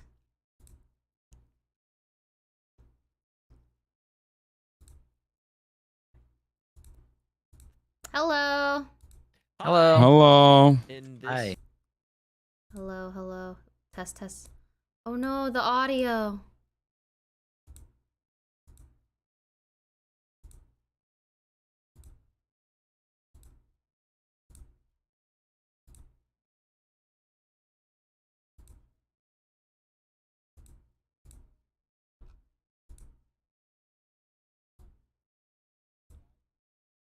My audio isn't working. No. I didn't know though. There. Okay, we can hear now. I mean, I literally only. Right? You can hear that, right? I went broke last time, bro. I remember. I have 217 points. Bubbles. I only have 217. I'm putting it all in on yes though. Wait, 200. Wait, only 217. Like not 217. Bro, I had 80k and I voted on and lost. I went broke. You didn't play hard People enough. are forgetting. Yeah, people are forgetting that Puns lost the last one. So, all of you believers, you should go. You should juice up doubt right now. Yeah. Puns, don't worry. I'm just saying that so you get more points, okay? Guys, I'm throwing. What? The bubbles are Testing, working. I hear you. Hello. Hello. Testing bubbles, sorry. Testing. Bubbles. Can you see my bubble? Bubbles. Oh fuck! My What's bubble, the bubble? what's the bubble on it? Is it on threads? Is it pinned? Test. What the heck? These bubbles are not Which one working. is it? Which bubble is it? Is Oh, it the it K is working. Catamina one or is it the here, Foosly one? I pasted it. Oh my god, the bubbles are working. They're working. Testing. Do you see my bubble? I see the bubbles. I see the bubbles. Bubble. Hello. Bubble. Oh gosh, how are the games so far? Oh, bubbles You guys are working. win? Okay. We're 1-0 as a. I dropped a 30 bomb. Not a big deal. Really? He was baiting. Yeah. He was baiting. I'm expecting. Yeah, no, I'm I just expecting the baited my same. team. Yeah, he baited me for the most I part. just wait everybody to die. Literally, he was the last one alive every time. Let's go. Typical duelist Reina activity, Foolish is you know. quiet. Oh yeah, I'll go in first, guys. Come on. Okay, Hassan I do is it for the loud. clips mainly. We sent the loud. initiator in. Foolish, No, quiet. if you want clips, you I'm need to gonna go play pee. Omen. Okay, I there you was go. doing clips. You were doing clips. All right, I couldn't even keep did I track fix of you. I'm it? like, where is he? Where is he going? The TV's go crazy. That was like the greatest buff they ever did. Like I don't remember if you were playing before, but Omen's TP used to be like a little bit slower before you could get like Still your gun quiet? out again. Oh, I remember that. How's that? Yeah, Is that better? that was a game changer for the best. I played this game when like first came out for like a week. Oh, I see what you're saying. So like, yeah, I do remember. Perfect. Good. I think I tried that character and I was like, I don't like this. Should we keep watching the crime until we start? I definitely played it a lot. This guy did Minecraft or something. Okay. And it said, it was the creepypasta mod. So I was like, hey, what's the creepypasta? I watched the whole video and I was like, oh, that's interesting. A few months later, I asked my friend Kelly, the one who I got the skull bracelet from. I asked her who that Jack or Jeff or Taylor was from the creepypasta. And then she told me about Eyeless Jack and Laughing Jack. Laughing Jack is supposed to be like a clown that also targets children. And then Eyeless Jack, he wears a blue foam mask, no mouth. Two big black holes for eyes, and that are like oozing this weird black ooze. And then supposedly he eats human kidneys. Wow. The interrogator plays along with the bizarre fantasy, giving understanding O's here and there. Although we can't be sure if Anissa truly believes this story or is trying to appear disconnected with reality as a part of her defense. Definitely She does retain eye contact and consistent seems body like she language that she's had believes this it. whole time, which suggests she's telling the truth. Yeah. At least as she perceives it. Whenever I'm really bored, I go on my iPad and I go to the creepypasta with you, and then there's a button you can click for a random pasta, and I read whichever random one comes up. And so in reading these, you truly believe that Slender exists, that there's Slender out there. Not anymore, because we asked for his help when Morgan and I were having nervous breakdowns, and he didn't do anything. Nothing happened. Before this thing, leading up to and even after. While we were walking and having a nervous breakdown while I was laying on the side of the road. Morgan said, Slender, if you're listening, please help us. And he said, having a nervous breakdown. And then she started kind of crying. But you truly believe before beforehand, I believed. But now I know that it's just teenagers who really like scaring people and making them believe false things. It's interesting to note how Anissa claims to now realize she was being fooled about the existence of Slender Man. If she had believed in the lore so deeply that she was willing to partake in the murder of her friend, Did I hear would something? she really be able to... What happened? Did we start? I thought I heard. Did I hear something? I don't know. Oh my god. Am I okay? I'm so scared, dude. Changed all her preconceptions about the matter in the span of just this day? Was this traumatic experience enough to snap her out of it? The only other options would seem to be that she either never really believed in it in the first place, or she secretly still believes in it now. I think she believes in it. What's wrong? Is it Slender or something? Slender Man. Slender Man, who's that? He's very tall. Ever met him? Not exactly. Tell me about him. He watches you. How does he watch you? He can read minds and he has teleportation skills. Morgan's mother would later reveal that Morgan had been experiencing visual hallucinations since 3 years old, one being a tall, slender, shadowy figure. She believes this early influence was what ultimately solidified Morgan's later belief in the existence of Slender Man. Dude, 3 years old. I feel like her parents could have helped her sooner. Did you see him in your dreams, or where did you see him at? Oh, I've seen him in my dreams. You start to get something that people call slender sickness. He's following you wherever you do because of the signal radiation that he emits. Which is also cameras don't work around me. Why do you guys know about Slender Man? Because I think Slender Man might have something to do with what's going on with you today. Oh. Did you feel bad? Did I just stab one of your best friends? I thought about it, but then I decided that remorse will get me nowhere. Oh! It's easier to live without regrets if you can just decide that you don't want to feel. So, don't you? Don't do it. Just, don't you rather not feel things if you don't? It's a negative emotion, what's the point of feeling it? So you don't have to do it again, or stay away from it, or make different choices. Oh, right. I can't do it again. Of course not. Or if something's bad, then you don't do it anymore. So when she said that we have to kill Bella to prove ourselves worthy to Slender, you were surprised but excited at the same time to prove that he existed, to prove all the skeptics wrong. And you feel as though in order to do this, you physically had to kill somebody. Yes. Okay. The interrogator confirms that Anissa actually believed they had to kill someone. This is an intent question as to whether or not the suspect believed they merely had to pretend to do something, negating intent, or actually had concluded they needed to do it and had resolved to go through with the act, intent more likely confirmed. Many of these queries are trying to establish if Anissa formed the necessary mens rea, or state of mind, to be part of a murder plot. Mens rea refers to criminal intent and can be translated to guilty mind. We're looking at if the defendant committed the offense with a culpable state of mind. That's what creepypastas are about. Okay. Even seemingly nice creepypastas, like Music Keeps Me Calm, are about killing.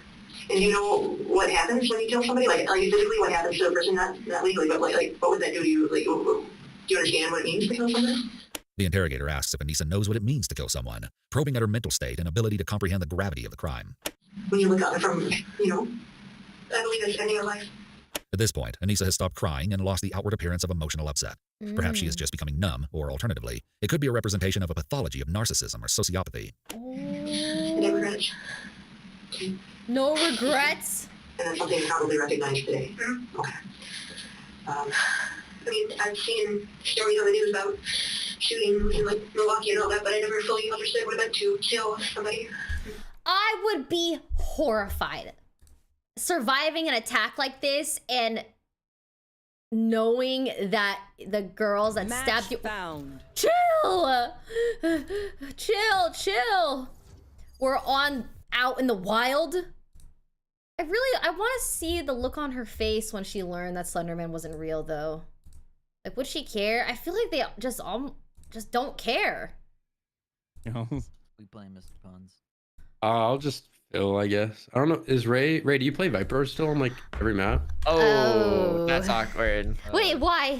Are you Viper main? Well, no, I already installed the Omen. Oh. Well, see. You can still pick Viper. I can Sage as well. I'm just not very good at Sage. Yeah, honestly, you can just go Viper. Yeah, you can just go Viper. Okay. Double controller is still really good. Okay. It's just I haven't been playing very often. Really? Do you have like smokes and stuff? I smokes, TPs, yeah, I have Omen lineups. Wow. We have so much smokes going on. Wait, what have you been playing instead of Valorant? Oh, I'm a true crime streamer now. I can go Sova. Okay. I've been playing Sova a lot recently, but I'm just gonna go Jet. Okay, I'm gonna start watching that tomorrow. For 8 hours. Wait, that sounds awesome. 8 hours? Wow. It's been a sad, very depressing, traumatic day. Holy. Let me tell you. But I have a channel. The greatest way to unwind. For you. The greatest way to unwind, actually, as a matter of fact, is to get some doinks in Valorant. Yeah, I'm hoping. Your day was head sadness empty. on Valorant. We have a Plat Jet on the other team. Not even worried. Don't look at that. Don't look at that. Let's shit talk him. I'm down. That sounds fun. No. Yeah. Okay. Yeah, they're terrible. I'm gonna call the. Okay, here we go. Let's move through them like smoke. Yeah. That's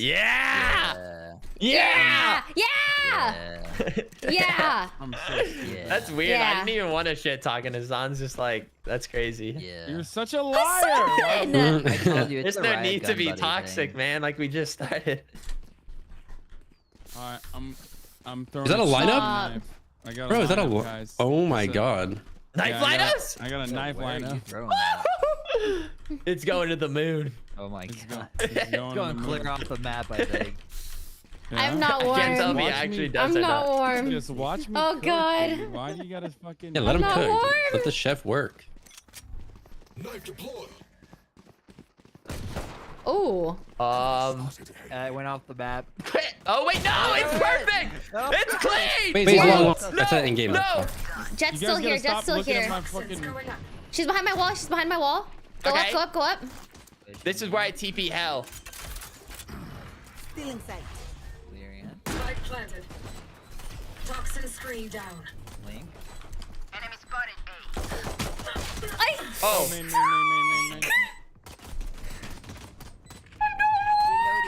There's like 2 heaven. 1 heaven, 2 heaven.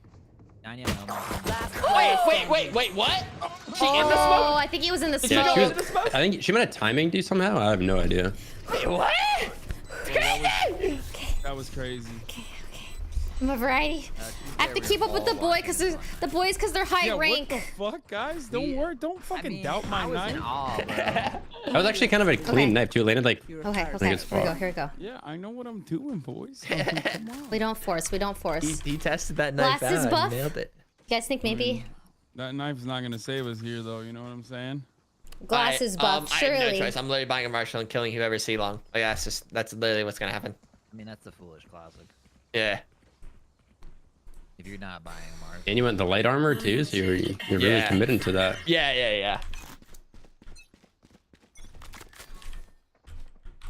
I'll break that.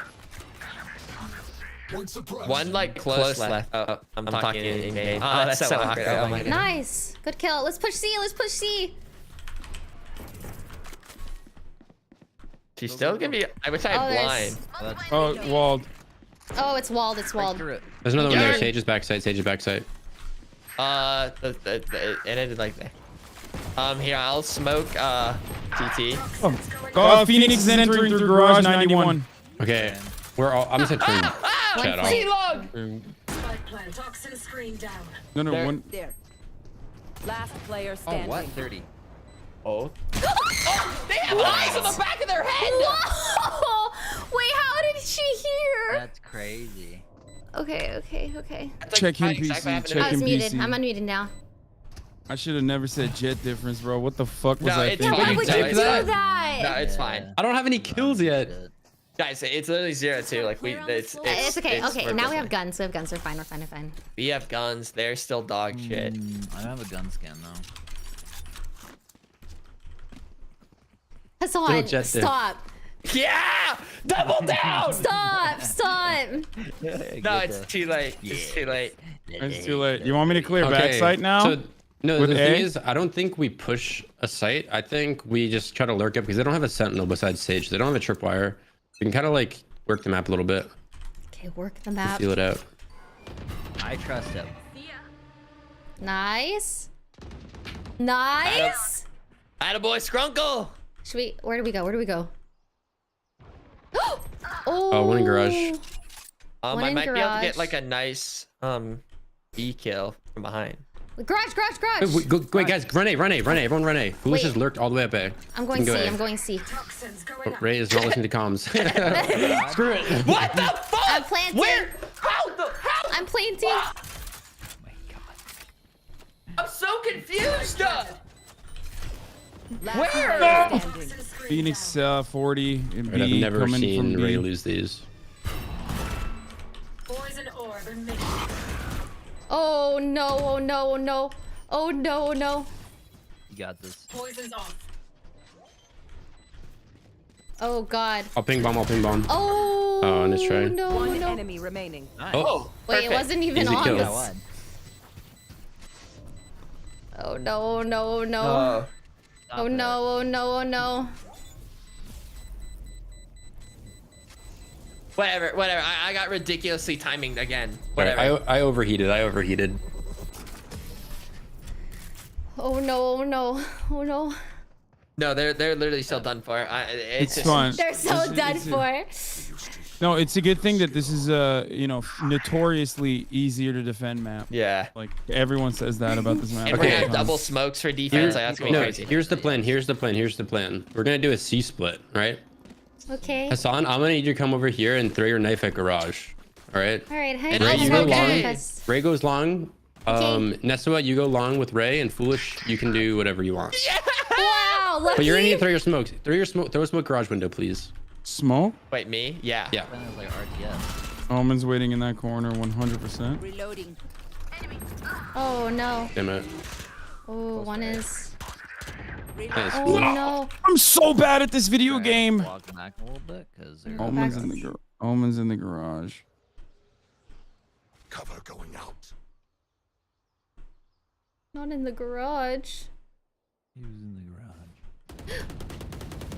What the fuck? What the Omen's coming fuck out. are these people? I'm shaking. Omen's coming out from garage. My ultimate is ready. There's one to your right. I don't know where the other ones are. Ready to. They're just batteries. All right, we're just warming up. Oh, are we? They're done for. They're done for.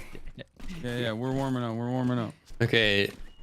Someone just hold garage with me because the Omen likes peeking it, and then we just kill him when he walks Dude, out. these guys are crazy. I just keep getting timing.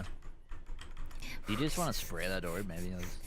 No, let's just not make noise here. I think he'll walk out. To be honest, he might throw a flash. It's okay. The other side's supposed to be You want me better. to knife it? No, don't knife. Shadows traveling. Oh, Phoenix, off on Phoenix A. not being A long.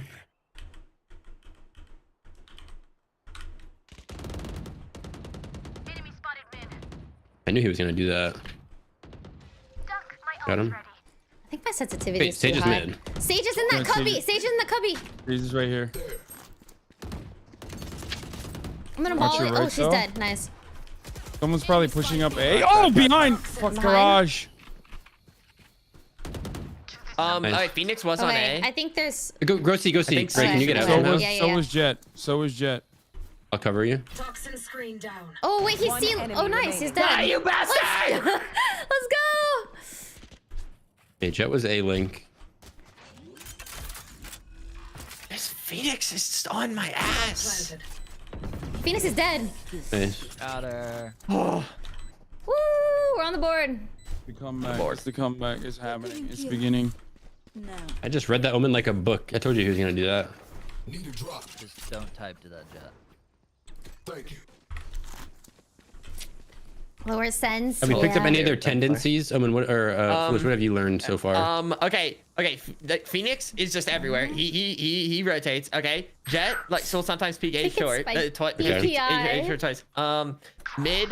that's Phoenix faster. will flash out through smokes. It's the fast. Omen always Oh, parks his God. ass at the Wait. door in garage. Nice. Nice shot. Jet's mid. Jet's B. Jet's B. Fade is C. Okay. That was. Oh, Phoenix was A long. Oh, Phoenix is right? A long. Phoenix is A long. Was he left or right? Could you see? He ran to the left. Oh. Jet's covering B, I think, still. This one, I'm gonna throw a flash in garage for me. Yep. Ready? Uh-oh. I took a steppy step. Nice. Let's go. Let's go see. Let's go see up that. Oh. Omen's back sight. You guys can kill him. He's alone. Oh, you're blinded. Fuck. Uh-oh. Ray wins these. Are we planning? Nice. Yeah. I'm planting. Oh. Wait, I have a great plan. I know Phoenix is exactly coming. what Phoenix to is do. coming. Phoenix is coming. no. Phoenix is coming. Go ahead. No, Hassan is a free kill. Spike planted. They're both on C. Aim higher, Hassan. One enemy remaining. Nice. Yes. Jet was here Wasted also. my I think. ult. Where was Jet? I thought I heard her here. I don't know. I'm just gonna wait. probably for her. running She A now. was. She probably sprinted to A. We have the I bomb would- planted, by the way. Hassan, Hassan you on should go to A. A.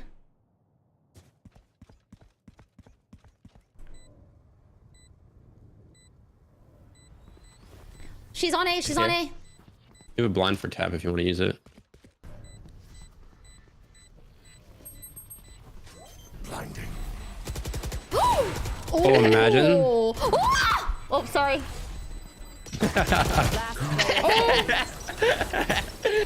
I didn't want the op anymore. I'm at peace with getting rid of the op. I wanted the no scope. I wanted the no scope. Honestly, that no scoop was pretty close. Yeah, I thought we were good at it. Have they peeked A long? Do we know? Do they peek A Literally long? did not. Yeah, Fade? Yes, they do. The Phoenix does.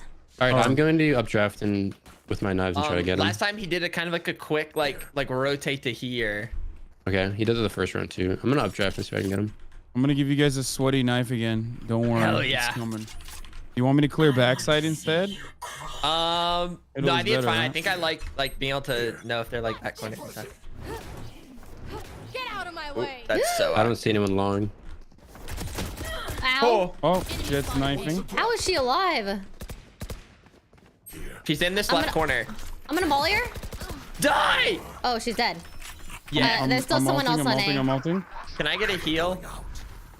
We have no heals. I see They Omen. already That's left. fine. They already left B. I'm heading to B. Never mind. I'm coming A. Oh, what the fuck? Oh, backside, backside. Should I res him? Can we Please res me. Please res me. Wait, why wouldn't you? I don't know. Oh my god. What world do you not? Well, because before when I played with Hassan, he said not to be res. I think it was like an eco thing. But I realized. What? Don't No, you get to keep your no. gun? When I Wait, say yeah, don't, we don't have a sage. Remember? no, when I last time say we played? don't res me, because it's usually to debate my body to kill someone. Oh. That's why I say don't res me. I thought last time you like needed to die to get money to get a gun or something. Because you only had a Spectre, remember?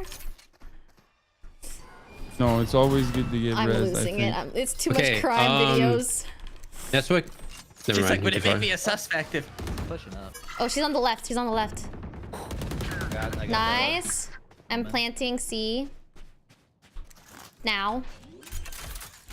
How do people do that? What the fuck is wrong with you, Sage? Nice. Alright, Sage is on A. Cutting their vision. One enemy remains. Sage is on A. Oh, okay. Oh, that there was she is. awesome. She dropped. Oh my god. Good job. I thought you were gonna get that in there. Nice. That was unfortunate. The timing on that. Thank God she whiffed. Look them in the eyes. We're really good at them now. They're sinking. Good job, everybody. Yarp. You tied it up. I knew you could do it. I had no doubt. Now the jet diff is looking real. We're going A. It's alive. Type jet diff. I don't know. I feel like our little kind of defaulting action. Their Fade plays the same spot every round. I'm gonna try and just kill her again. Always play as the garage.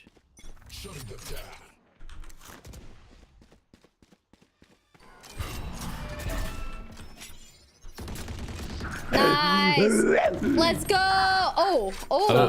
Sage is on C. She's probably gonna res. Wait, Ray, I think you just. Never mind. Yeah. She's gonna wall I'm it not off. good. Okay. I was gonna say like she's probably gonna res that person, so you could maybe get a kill, but she's gonna wall it off anyways. Ray, you are good. Oh, I fell. I haven't played. We're going A. I'm smoke heaven. Little bada bing. I'm gonna do a Then little I'll smoke bada there. boom. Not kill my ally. That was on C. That was on C. You're on C. Planting. Spike planted. One's on site, by the way. Oh. Yeah, one's on site. He's short. Yep. They're running. Yeah. Ooh. Nice shot. I hear one short, running from short now. Oh, 80 on Fade. She's gonna go up heaven most likely. One enemy remaining. Oh. Nice. Yay! Good job, everybody. Yeah. Love it. Wait, I killed them. Oh, my sensitivity got crazy again. Is it because I pressed? Okay, Ray, come see with me. I have a Aggie. play. Flex on the doubters chat. All right. Okay, I'm gonna need you to throw your wall. Gun, or I mean, spike. Okay. I have gun. I'm walling. Yeah, just wall off like half the site. Oh, like half just the site. do it. I don't know, like whatever, like that. Okay. And then I needed you to throw your molly on The cubby or the left. What's I our could plan? ping. I What's can't our ping. plan?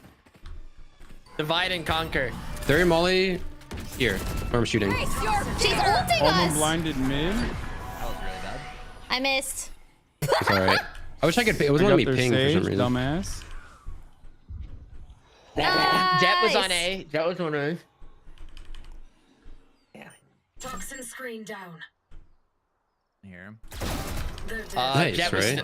Jet was A. Fade was C. Okay. Well, should we go?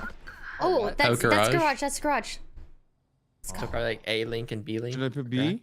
Come on, come, Hassan, come. Wait, hold on. One enemy remaining. Nice. You guys should go C, I think. Should you not do B? No, go C. Go C. I don't know. I'm Yeah, Jet could kind of be scared. anywhere. Can you plant I think she backside? was A, right? Yeah. I don't know. Right She here? could be like Anywhere, C, like long now, I guess. I'm gonna put this right here. Oh my god. I don't know. Love it. That's a good knife.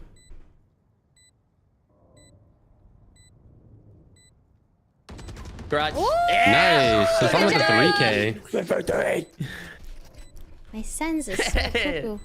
I'm amped. Let's go. I things to do. That's a 3K round. What is happening to me right now? You warmed up. It's ascending. I don't feel too good. Oh no. My cheats are unlocked finally, dude. Took a while. I haven't seen the new OTV vid yet, Right, but we'll do the watch same another day. thing, but now I can actually ping. So like, try to throw your molly like deeper Okay. if you can. Okay. Charge! Toxins going up. Nice. I missed. love battling. Nice, it worked. One enemy remaining.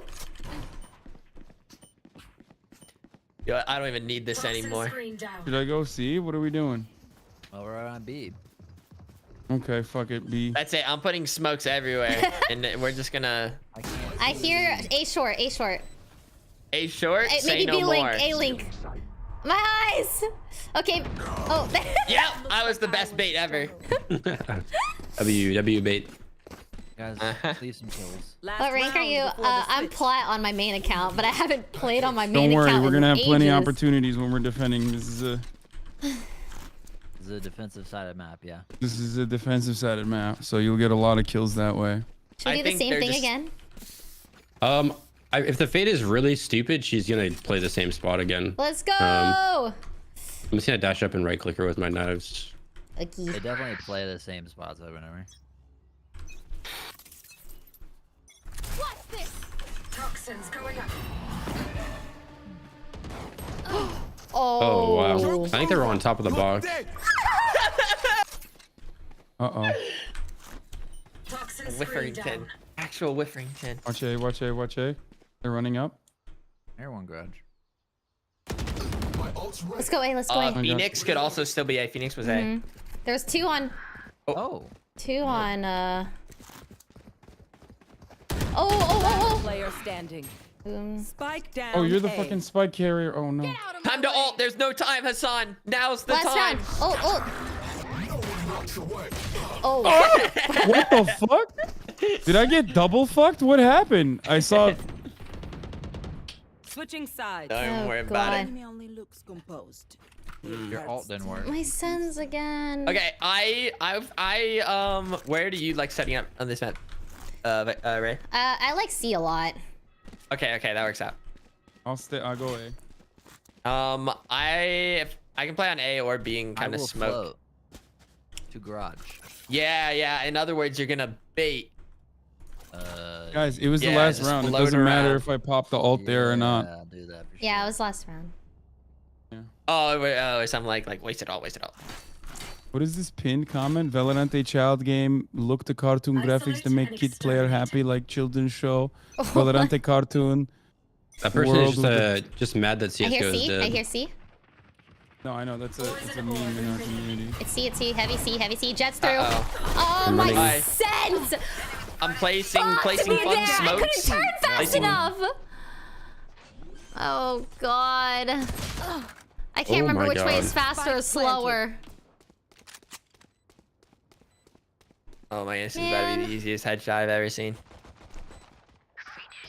So there's a button that I press on my mouse that makes the DPI poo-poo.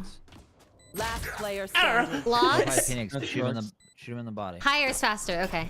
Flashbang.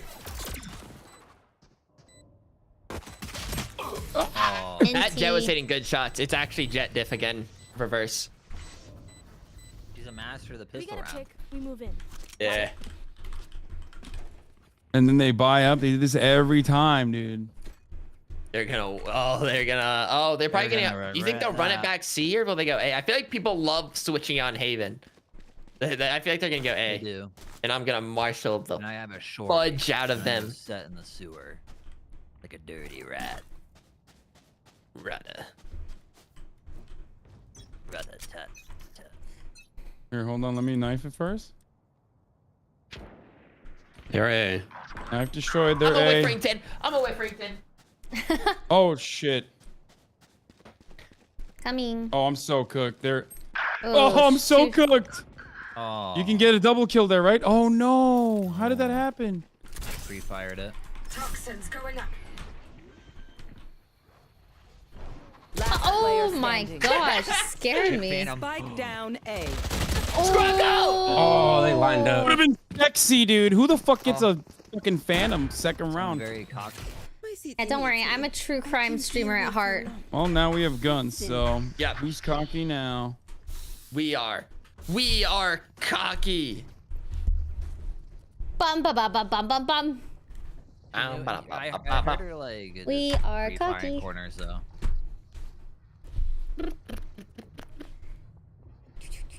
Okay.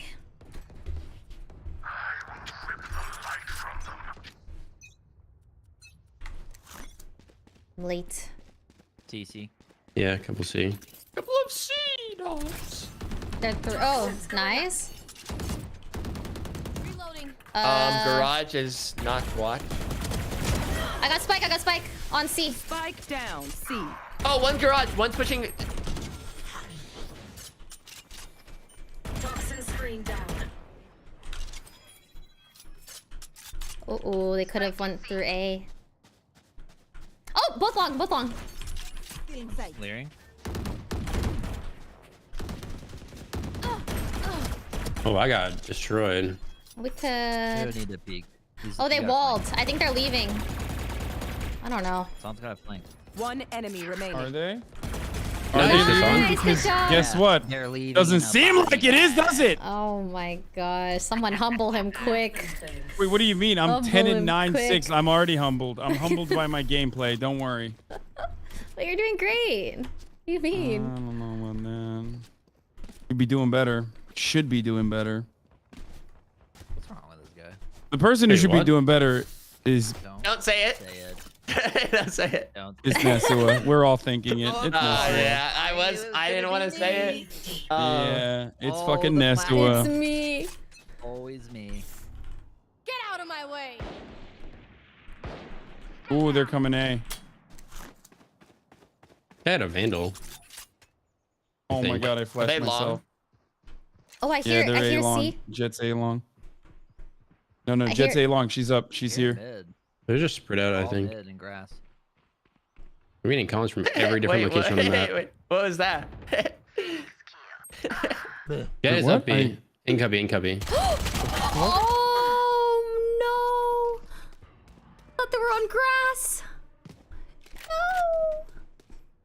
No. It's me. Hi. I'm the Please don't problem. kill It's me. me. It's me. Wait, that was crazy. That shot. I got their Jet. Oh, one Last garage player window, standing. one on C.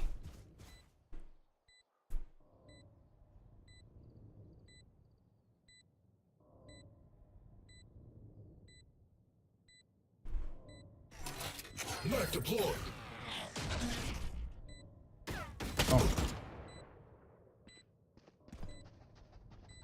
Both on Oh, they're site. both on site. Thought I heard her. She On was site. there. Ah! Oh, not sure. Inti. We got a close one.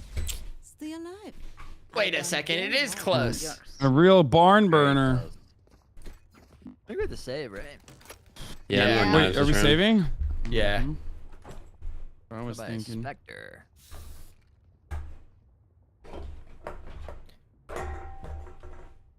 Where do I've never played B here defensively. I don't know what I would knife at all.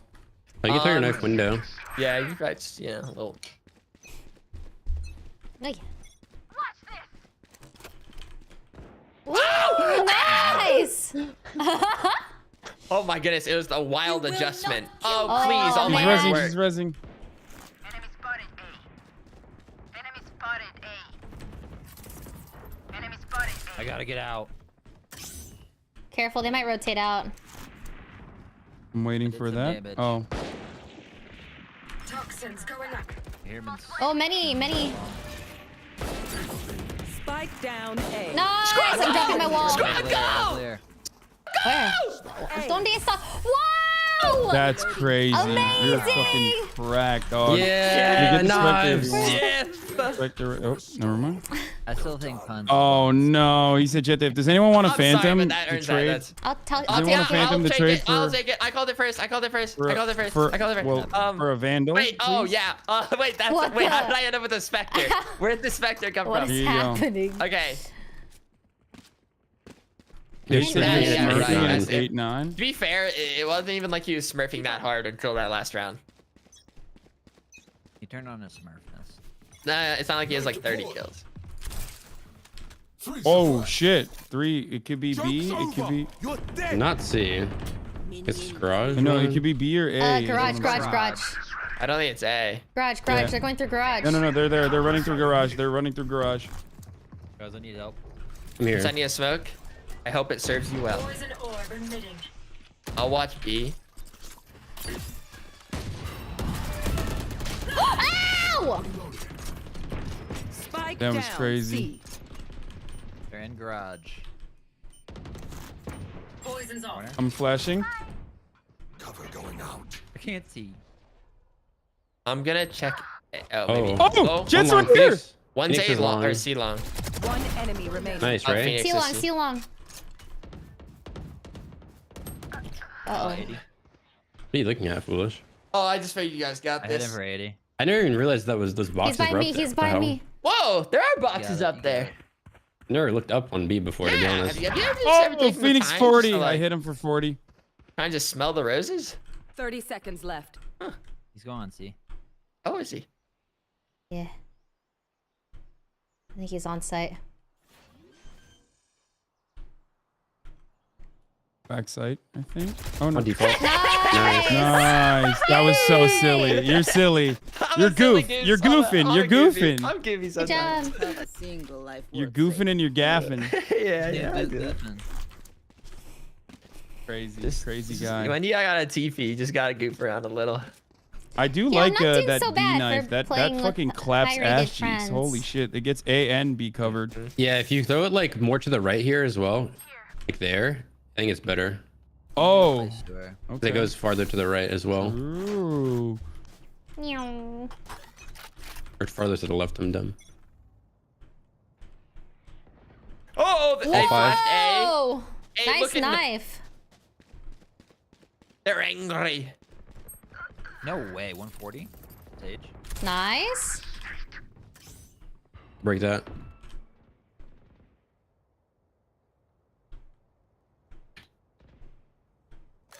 Oh, I hear them running. Running to. Running to me, maybe? I got their spike. There's a couple A short, I think. We got two. Oh, Fade. Nice. Fade got me off skewers. Spike is near the door. A door.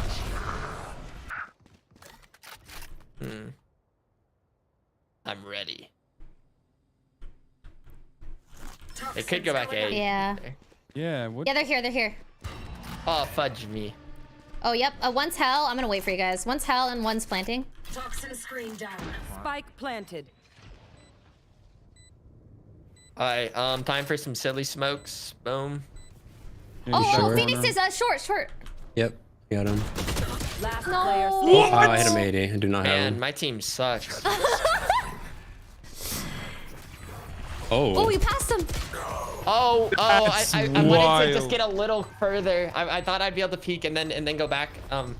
It's okay. They can't begin to comprehend it. No, I'm never gonna forgive you for that. Nesua, What's up? hit tab for me real quick. Yeah. What's up? What do you see?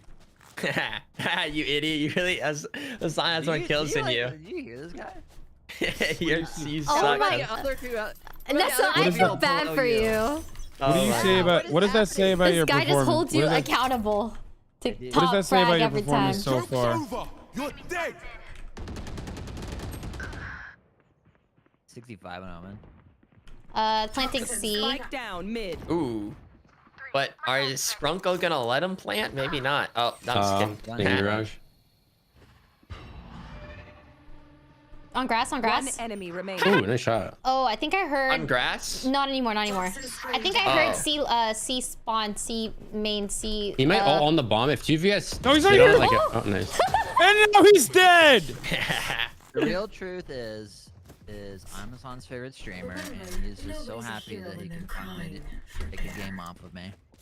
Guess what? It is downright disrespectful. A gun. I don't have money. Please. Here, I'll buy you. What? Oh man. Yeah, Oh yeah, buy. I can buy. Oh. Sorry, I was just so looking at my Duolingo. He is very wealthy.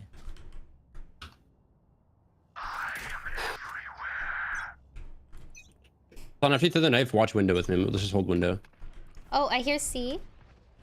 Oh, they might be going C.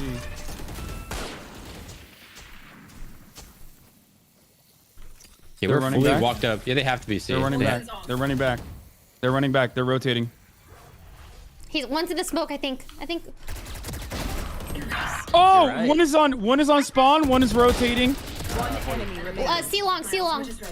Let's go! Yes! Scrunkled up right now, dude. Yeah, we're scrunkled up. I'm feeling the scrunk, dude. Yeah. I'm all scrunkled up right now. Yeah, we are. Scrunkled like my uncle. Ooh.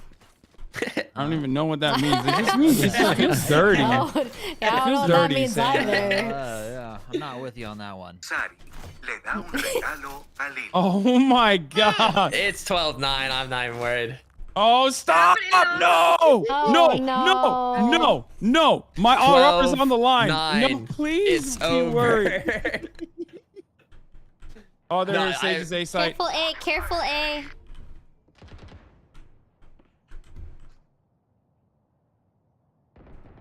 Jet's here. Sage is here. Nice. I'm down away. I'm gonna give a wall to short. Down A. I mean, they're just fucking done for. Like, what are they supposed to do? They can't do nothing. They're just done for. Just right here, behind that wall. One enemy remaining. Just done for. Defenders win. Oh, dude, I can't. Dude, I almost went above you. That's crazy. Nessawa? Nessawa, what is that? That's what you're gonna just take this, man. Listen, he gets really emotional when he's bottom fragging. All of a sudden, when he starts doing well, it's like, hey Ness, what's up? Why are you so bad? But I double ranked up. What the hell? Oh yeah, it's a new update. It's an update. I keep double ranking up. Yeah, the Smurfs double rank. You know what it is? You know what it is? Because I expect so much more than you. So much more from you. Yeah. And especially I'm just here to be a goofball. Especially at the top of the hour. Boo! Oh. Amber. That was a pretty weak transition. I love big fan of this. Big fan of Good this. segue. Points. We gotta continue the crime. Crime time. So, no. Until you saw it happening. Saying that she never understood what it meant to kill until she saw it happening really sounds like a juvenile mind at play here. But sociopathy, along with other mental diseases, can manifest at a very early age. Do you think that you could be able to physically do that now? No. And why is that? Just, I'm too nice of a person. I'm too nice and too squeamish.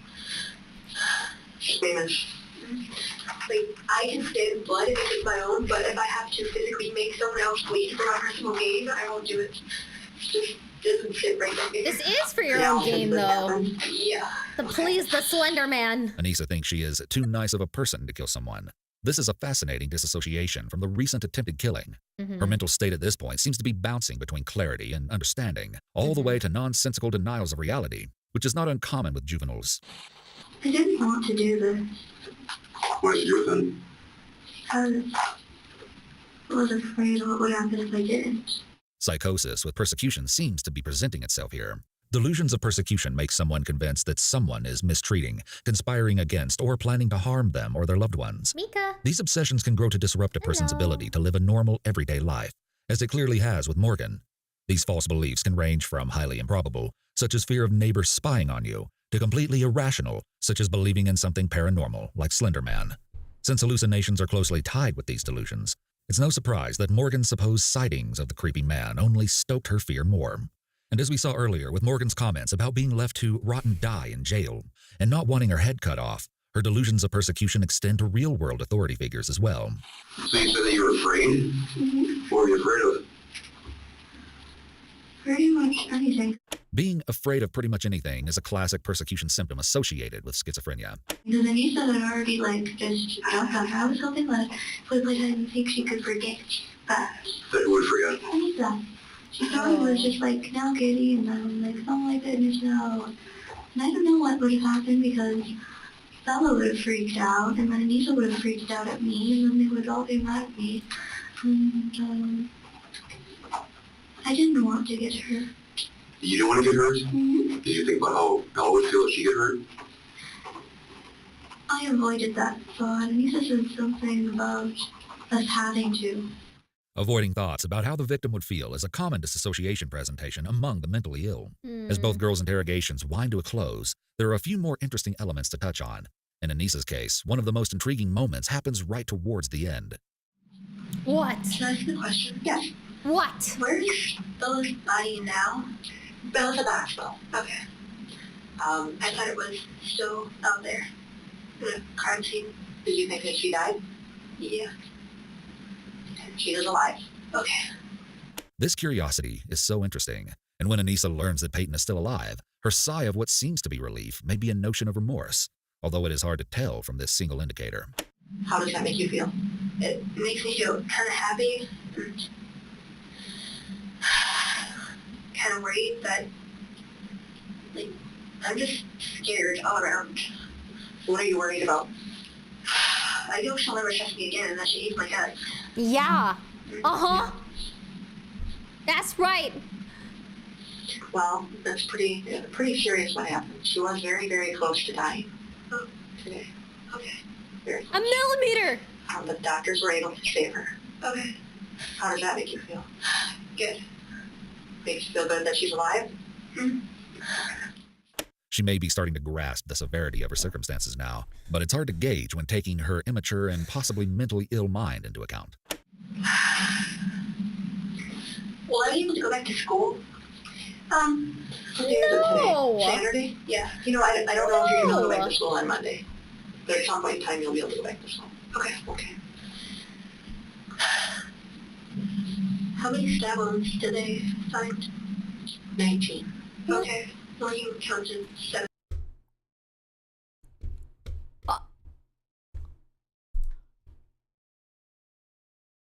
19 stab wounds, and she survived?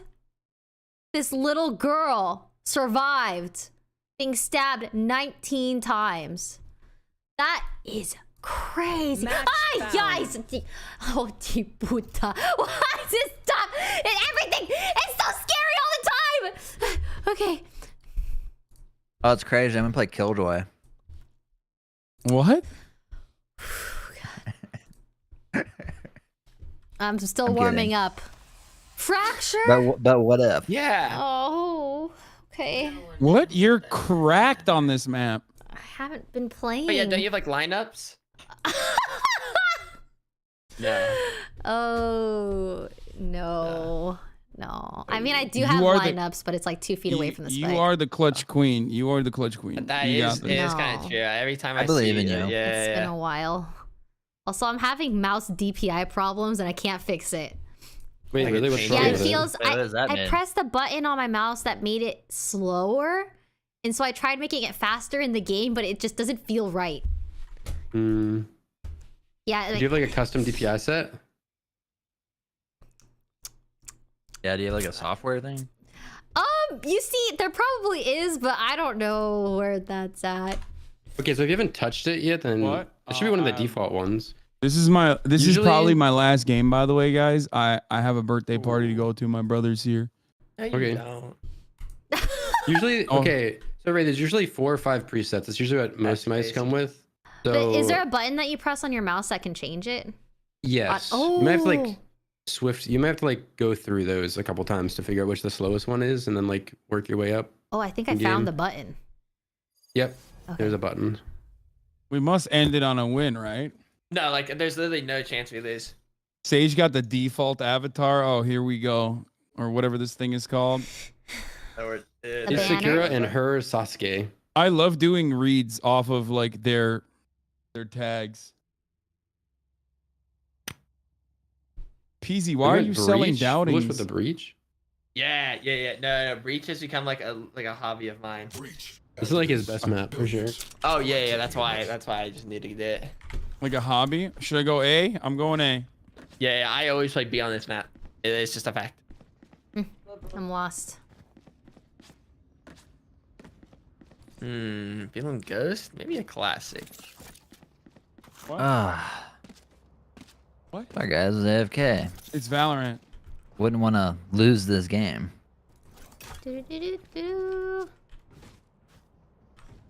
Please, no snide remarks. Okay, Marat. My mental is fragile. I can't handle it. My brother's here. He's like, what is this game?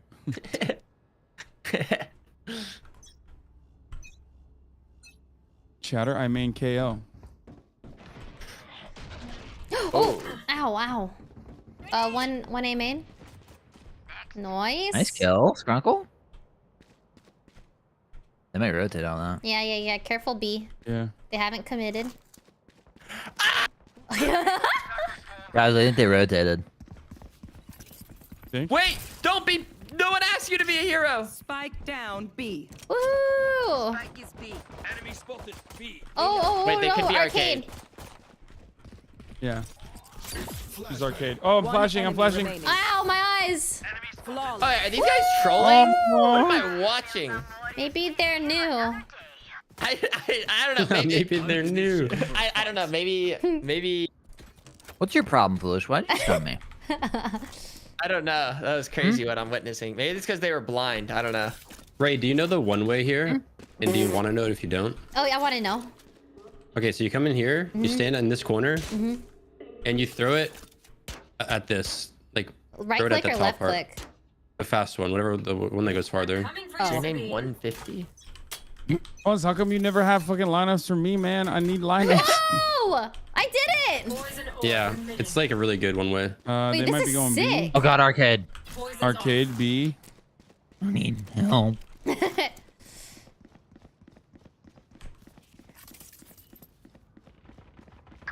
Here's a wall. Oh, what the fuck? They're doing Give me a a full wall, arcade give me a push. wall. I had a Spectre down. Oh, you already have Spectres. 114. Uh-oh. Oh. 114 jet. So, team. Uh-oh. They're all arcade.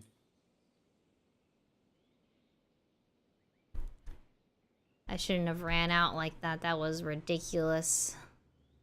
They might be looping under the tunnel, though. Yeah. Also could have rotated. That's also true. Ba-ba-da-bum-ba-dum. I'm thinking, yeah, they rotated. Oy, oy, oy. I'm hungered. They're planting on A. Spike planted.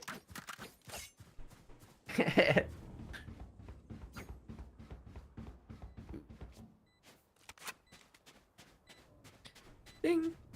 Ding. Ding. Ding. JJ's on the drop. Last player. Oh, Reina 44. She sucked me. Sage is right under. Jet's right under the drop. Or was? Satchel out. Oh, above. Oh, Nice man. Unfortunate.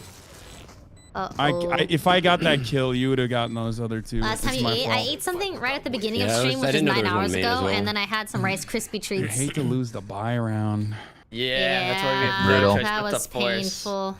Wait, really? No, I Our don't. backs are we? against the wall. Are they not? Are we? It's like, like what choice do we have? What choice do we have? Right, Yeah, there is a usually. choice to like save our money. I'm saving. I'm saving as Scrunkle, well. you're a coward. I thought you were different. I trust you, Foolish.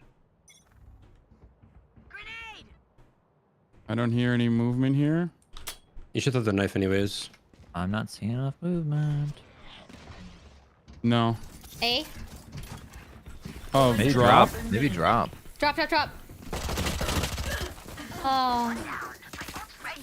That's what I meant. Couple pistol shots. Oh, 123? That's crazy. I could ult sight.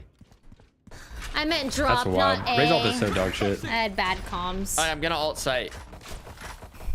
What the fuck? Go. It's ulted. Sucker. Up top, one On up top top. side. One enemy. Nice. On top. Up top in heaven. Last Oh, no. 52. Let's go. Nice. Let's Ooh, go. Oh my god, he's foaming at the mouth. I just say, damn, Ice Spice is watching. Wait, that'd be so cool though if I could foam at the mouth. Would I it? still think it's what? No, not like in a dangerous way. I just mean like say like we just had that ability, just like foam. I think that's like I think that's Ew. It's called rabies or something. No, but I'm saying minus like the rabies. I mean just the foam. Ew. Okay, guess that's just me. Yeah, it is just you. That's crazy. Okay. Alright, yeah, never mind. I was just kidding. Yeah. April Fools.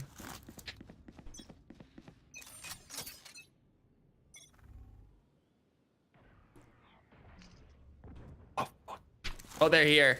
Define here. B, arcade. Nice. I'm gonna stay on A. There's too many! Oh, one heaven. Oh One heaven. shit. One is. Oh, they're outside of arcade, grabbing orb right now. Toxins going up. One might be up tower. I think they're rotating though.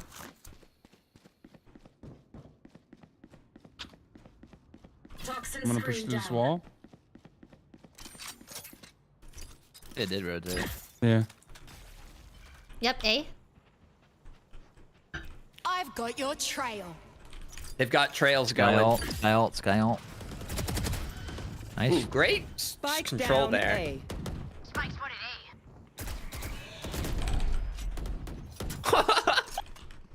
This guy was looking at. Oh, they're coming back to you. Yeah, Hassan, Hassan, watch out. No.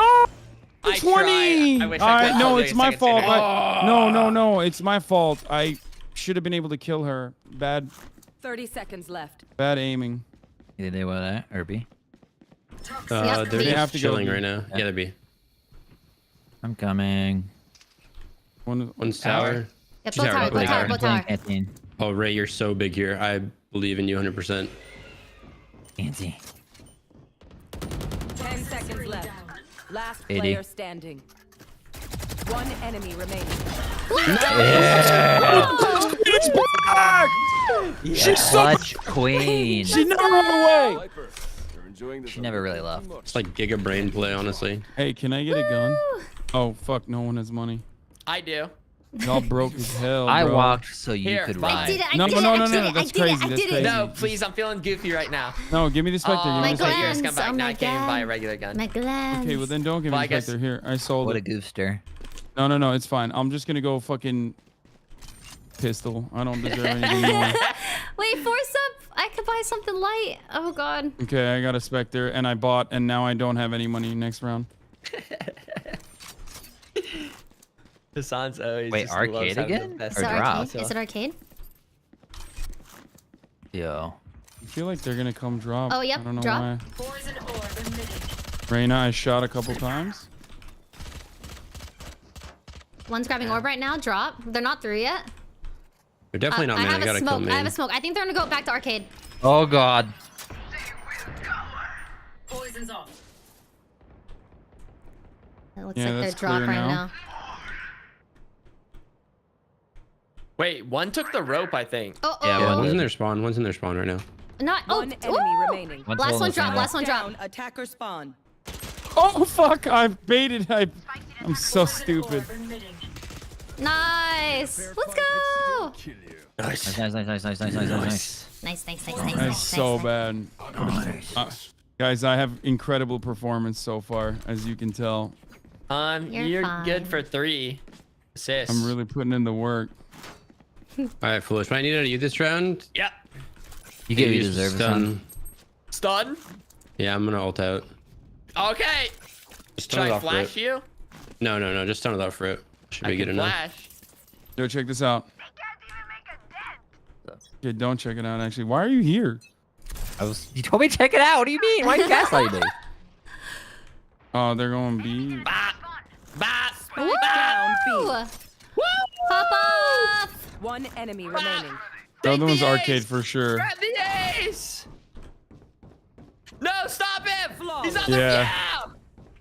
Oh my gosh, we're popping off. At least I need every kill to go. I have good call That's outs. what doesn't want to get At least bullied I by have good Sonic. call I outs want to and good finish the game video sense, after chat. this game. Chat, you see that game sense? You don't learn that in a day. You know what I mean? That's What was that? a veteran when you see one. What was that, Miko? No, I just because I told Nessa that the last one was arcade for sure. Not a big deal. I heard a large I feel banging like I sound. totally zoned out. Uh-huh. I was like in I'm the game. scared. You zoned out and then you heard a voice whisper in your ear. He's arcade. That's not what happened. I Until heard their all footsteps. this. Do you hear them? No. Yeah, I think they're here. No, they're I don't not. hear them. One They've arcade, one never arcade. gone. Wait, but I had my all ready. 2 arcade. No one's I'm getting watching your fucking- main. I'm gonna wall heaven. You just got rolled. One ropes Yeah. heaven. No, it's fucking made. Where did you go? Oh, they're both on. They're both I on. thought you're my boy. And they're gonna wish they weren't! Toxin screen down. One enemy remaining. Tower. Last one's tower. Spike down B. Alright, it dropped. Maybe Yeah. the ropes. I think ropes now. You want it? Do you want it? Get the point. Get the point. Defuse. Oh. They didn't plan. They didn't even plant. They didn't plan. What the fuck? I thought they planted. I got hit from every direction. It looked like they planted. You know, I wasn't even paying attention to the. The worst part is they hit me with like every util, and they were shooting at me, but it took them forever to kill me. That's game sense. You don't get that in a day chat. Yeah, I get Actually done for. Shut up. Are you gonna watch that main there? To be fair, I wanted to get a really cool alt off is why it wasn't made. Okay. Alright. And like you came and fault me there. Okay. Yeah. Oh, Viper there's wall someone A. here. There's definitely someone gonna be drop too. I'm looking drop. Yeah, look at drop. Oh! How are you alive? Strikes again. Go Scrunkles, go remaining. Scrunkles. Drop. Oh, Jet's up. I knew it. Drop, Stop drop, the drop, ace! drop, drop. Stop the ace! Stop the ace! Stop the ace. She's grabbing Don't points. let them have it. She's grabbing Careful, orb. careful. She's leaving. Ooh.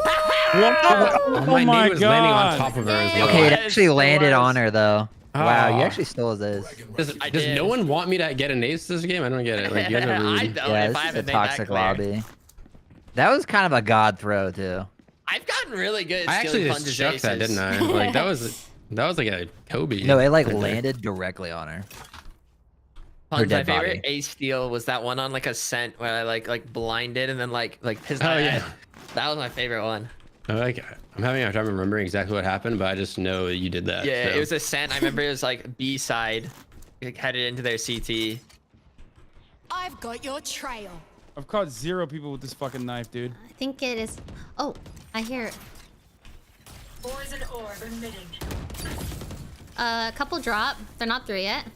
I think it's a bait. I think they're Well, leaving. it worked because I'm here. 80. Oh yeah, it was a bait and a half. Wait, Poison's off. Uh-huh. Where did she? I'm gonna wait for the Oh, plant. they're planting A. They're planting A. Oh, It's let him just- plant. Let him plant. I'm grenading. Planted. There's one on site. One on site. Wait, Oh. what the fuck? Oh, what the fuck? What? Flashing. Ow, Oh, I yeah, fucked it up. One why? drop. Why? One Okay, One cover drop, one drop, cover one drop, drop. cover drop, Drop, cover drop. Oh, fuck. Remaining. Last one One more drop. One more drop. One more drop. It's just you, Ryan. No. Oh, Nice try. That was my bad entirely. If I didn't Yeah. flash there, That was a crazy I flash. should have gotten 2 of those kills. I should have gotten 2 of them, the kills instead of 1. They were right on me. I mean, they weren't even looking at me. Whatever. They need. You don't to get It's okay, crazy it's okay. flashes It like was just that one without round, it's game fine. sense, chat. Yeah, you don't learn that in a day. They don't teach Let me that tell at you the about that. academy. They don't teach that at the academy, okay? Yeah. Sometimes you get coached on. Fucking. Oh, what if I stay ashes, here dude. this time? That's natural. I'll never expect this. Kind of cringeness isn't carrying right now. I agree. I hear a drop. Who said that? There's no way you just stunned me. Why'd you do that? Just keep you on your toes, bucko. Oh man, good for Nice, 2, Ray. not 3 though. Not 3. 2 drop. They're Drop, there, drop, they drop. just We're not out yet. Oh, maybe not. Oh, nice pick. Oh, one's. Oh, never One's mind. still Alright, guys, dropped. I'm here. One main? Am I tripping? One enemy remaining. Oh my god, Fool's just running at them. No, it was me, man. Hey, what's going on? Ran all the way. Dude. Why did they do like? That's Maybe such I a should've weird waited thing to do. longer. Why are they doing 5-man drop? It is a bold. Listen, I have picked up on they either arcade or they do drop. Yeah, Or they they do really like A-main. playing the reverse map here. The thing is, Yeah. they're just very scared My of going sweatshirt. A main because This I've is been here called every Jacob's single merch. round. So I they think just it's don't- unreleased. I don't know if he released it. Me too. Yeah. I Yeah. think, yeah. I'll No, send that it right makes here sense. for you, Jacob's Nathan. video. You can just go Movie crazy. rentals on the That makes go. sense. Go here? It's Okay. 98. Yeah, I I've think got you go. this game. I've literally gotten cold. I mean, Oh, Well. still A main. I guess they haven't learned their lesson. Nope, they're at drop right now. Saw Jet. That's crazy. What's wrong with them? I don't know. One's at drop. God, Like it's like, 100%. Jet with ult. how many times do they need to get Oh, raised Jet's ulted? dead now. One enemy remaining. Oh, last She one's ulted, but dropped. she's dead now. So how does that work for Guys, her? please. No, it's not a leak. I'm just running He around gave with this it. to I me when we can't did see. his last merch shoot, and I've Wait, been wearing I it a thought lot. she was. Wait. She's No. not Is someone here. by her? Oh wait, she ran through the what? Do Rope? we have spike? It's main. A main is spike, right? I thought they weren't even there anymore. I thought you ran through that. I'm an idiot, I guess. I did run through Knife that. her? Or maybe you got Wanna timing by knife the her? smoke. Maybe she was in the smoke. Guys, That's crazy. Wait, whoa! Chill. Yo, Chill. Oh, I'm really rooting for this one, Ray. Poison orb emitting. 30 seconds left. Are you shooting at her? Yeah. Yeah, she's Okay. dropped right still now. Oh, drop. she's dropped still. Okay. Darn it. Oh, we still have spike. What the hell? I didn't realize we had spike there. Yeah, spike's with me. Oh, she ulted. Poison's off. I think they just lose. Oh, she has no time. Oh, she's with me. Oh wait, No, that was the that's jelly. that's the jelly. Oh, she's a drop still. She has no time though. Wait, No I time. don't think she has time. Yeah, no Yeah, time. she doesn't. Big L. Absolutely bamboozled. Wait, what if? Yeah. Ooh. Wow, she almost got an ace. She That went would've after- She been wants not- it. She wants it. Peek it. Last round in That the was the latest. Not even pretend like you I were. was scared. I was so scared. All right, I don't know how I get such a good jet again? kill and then get fucking owned by this guy like Did you that. say stun me? No, can you stun B? Stunning me. No, stun B. Me. B. I'm not gonna Roger stun that. me. I'm just gonna stand next to you. Can you stun arcade? No, I'll stun. I'll stun. I don't trust Guys, you. they're gonna be arcade. I'm still knifing A main regardless. Are you good? Oh. Guys, they are arcade. Oh, that sucks. Holy shit, you got rolled. Guys, I they slipped arcade. off the box. Unlucky. Ooh. My feet are slippery. There's 3. I hear one arcade. Toxins going up. Oh. Ah! Tower, Wait. tower. Hassan, you better clutch it or else it'll be 9-3. They're planning. You also have alt, Hassan. Spike I planted. know, but Screen down. Last player no, standing. Jet's 80. Oh god. My DPI! I pressed it again! Oh my gosh! Oh, no. I'm scared. Wait, is it on the top of your It's mouse? on the top of my mouse, yeah. Oh, that's really the button. annoying. Yeah, that's annoying. I just have to curve my fingers a bit better. Okay, it's okay. It's not good for sausage fingers. Like 9-3. Yeah, yeah. No, stop. Don't say that. 9-3. I've never lost a 9-3. Oh? Okay, Nessa was going B, it seems like. Should we all do full 4-man push A? Or are we going B? I think we look A. I stun this real quick. Clear the corner. Bada boom, bada bing. Ooh, I like that. I'm just gonna run it A. Bada boom, bada bang. I'll hit it from drop. Yes, sir.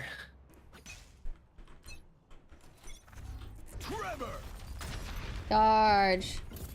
Yeah, they're actually done for. Toxins going up. All right, I got a mean flash. Heaven. I mean tower. I got one. Yes, Spike. Good for one. Nice job, one's guys. heaven. Dead. Woo! Was Sky the one that was dropped, or? No. Not sure. Oh yes! Yes! He's always drop. Let's go. Oh my goodness. Calm down, puns. Calm down. No. Yay! It's just game over. No. Don't say that. It's game over, Hassan! He said it. Considering I've never lost a 9-3. Hey, whoa, that was my spot. So that's crazy. You just covered mine up. Like, I'm throwing now. I'm pissed. No! That's crazy. I put 9 and then you just covered it. Wait, this is why I meant Hassan. You see how he has like circle eyeballs? That's what I meant. Like a Family Guy. Yeah. Wait, I think I I already said that. Like a Family Guy. Why are we having the same I conversation? forgot. I already explained it. I couldn't remember. Yeah. It's okay. No way, she's in the same spot, right? What the fuck? 3 on A. Wait, the knife was good. Oh wait, I didn't The kill the knife was Jet. so. There's Idiot on Jet in their There's spawn. 3 on site A. Okay, I'm going B. I'm pushing There's A. two. I'm Two on not A. One's top. One's one's up top. above. I never give up. I mean, sure. Here, I'll drop the wall for you bottom. guys. One Papa. enemy remaining. Yeah, I never give up. Wow. That was crazy. Oh, I No should've plant just- money for Plant you, it! sucker. No plant money. Oh, here, you want it? You want it? Here, go ahead. To be clear, though, that technically was the right call to go back to B. We're bonusing, You right? guys are crazy. I'm gonna satchel triple into bonus, B yeah. tower with a judge, and Are if you anyone's gonna be playing able to there, do they that will if you're Good son? calls when you can do bad habits. no. I won't. Uh-oh. Wait, actually, I kind of want to see the double satchel, though, so I'm all for this. Wait, I want to see it.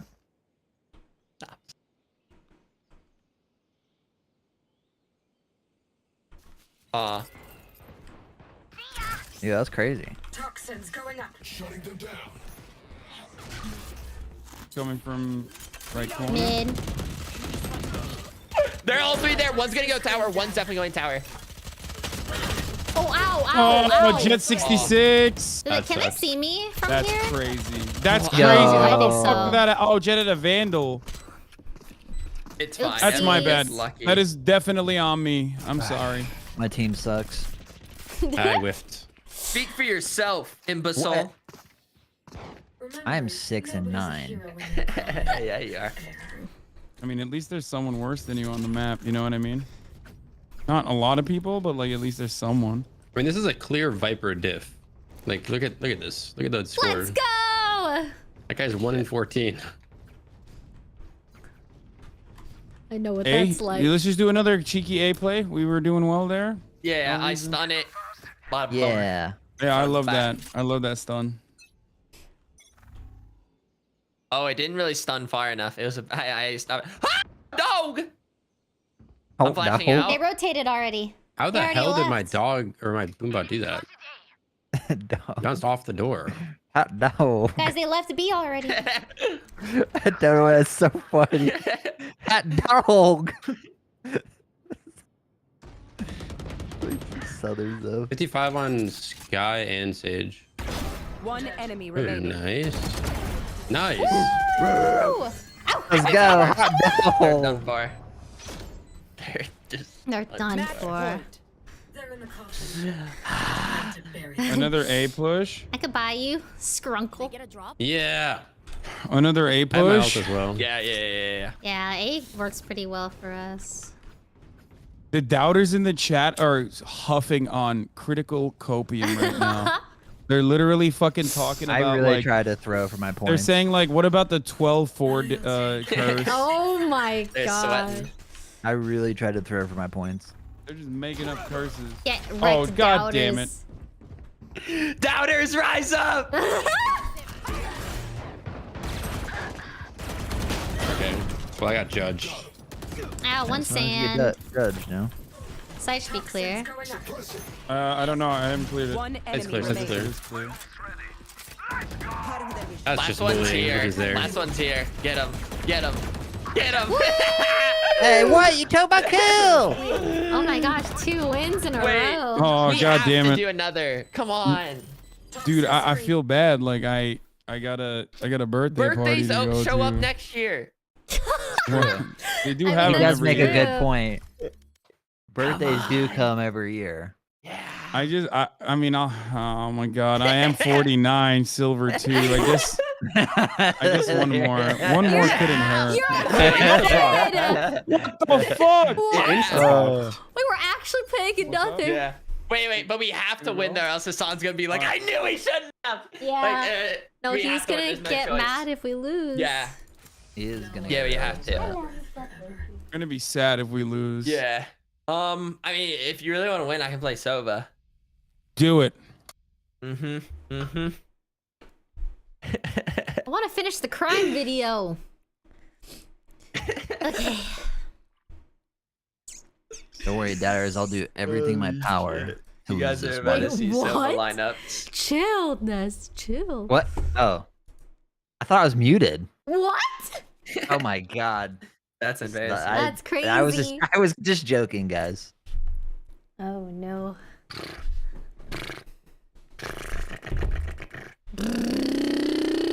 Okay, I'm just gonna hover and not lock in because I have to pee really fast. So I'm just gonna let this happen. We're back. Wait, what did he? Wait, what did Nessa say? I was up, but I heard because I have the fucking headphones. What are you talking about, man? He was wishing your friend brother a happy birthday. Yeah. I was remember whose saying birthday it how I was. wished I could show He up said, there. "Okay, doubters, I got this one." Ooh. Is that what you said? Are you just making things up now? You are like a professional gaslighter, so I'm not gonna buy into this. Well, if we lose, we know who to blame. Hassan. Mhm, again. Hassan. That's right. Should have went to that birthday. This is the worst night of my life if we lose. This is about to be the best night of your life because there's just no way. There's just no way we lose with this squad right now. Yeah, we got this. We're on a win streak. Yeah. I haven't felt this in decades. Yeah, it's just too clean. Okay. Probably a good feeling after watching Sleeves 8 are hours up. of true crime. Yeah, it kind of feels nice. Oh. Just some silly video games, you know? Head empty. Yeah, it could have felt real bad if we lost. Yeah, I really hope there isn't like a radiant smurf in the other team, you know? Do I only have 4 fingers? Or am I crazy? Wait, what? You have 4 fingers and a thumb. No, you only have No, 3 no, fingers, I silly. wasn't talking about my real hand. I was just being dumb. I was like inspecting and like, never mind. Wait, your real hand? What's I your meant fake not my real hand? hand. No, I wasn't He was- talking about. I was talking about in game. What? He was inspecting his real hand in real life. Yeah. I have lineups. Here, May. A's quiet. A's. Oh no, I hear 2A, 1A maybe. I'm gonna keep 2A, watching 2A, Cat. 2A. I pushed up B right now. Oh, the teleporter thing. His feet are here. His feet are here. It's gross. Wait, Right here. I can. Let me. My helicopter's going. Your helicopter. He's That's a not a backside. He's helicopter, that's a backside. car. Back sight. What's his face? He did the Could have been a fake. Could have been a fake. Could have been a fake. It was a fake. They're B. They're B. Guys, I don't know what's happening. No, they're A. What is happening? 3A. Good comms. Good comms. I'm gonna make my smoke will be back up in a little bit. Oh, they're not gonna know what to do with this lineup. Yeah. We do have a flankster going on. They have a cipher though. We have a It could be scrunkle. rotating. Oh. Have a heal. Scrunkle. I can lure you in. No, they have cipher trip. Oh, Oh, they're what the? in. One enemy remaining. Oh wow. Door. And they're dead. And they're Wow. dead. And they're Boba. dead. They got any cool gun skins? No, there actually seem to be. Oh, skinless. cool. I messed up badly. That means they're I smurfing. wanted to, Watch I out. was trying to be No, it means patient they're new to the again, game. and We then the gotta guy lose. saw me. Their Cypher, by the way, was sitting behind this box mid for the entire round. I'm 1-0. The What are you, entire Hassan? Like, that guy is a nerd. Noob.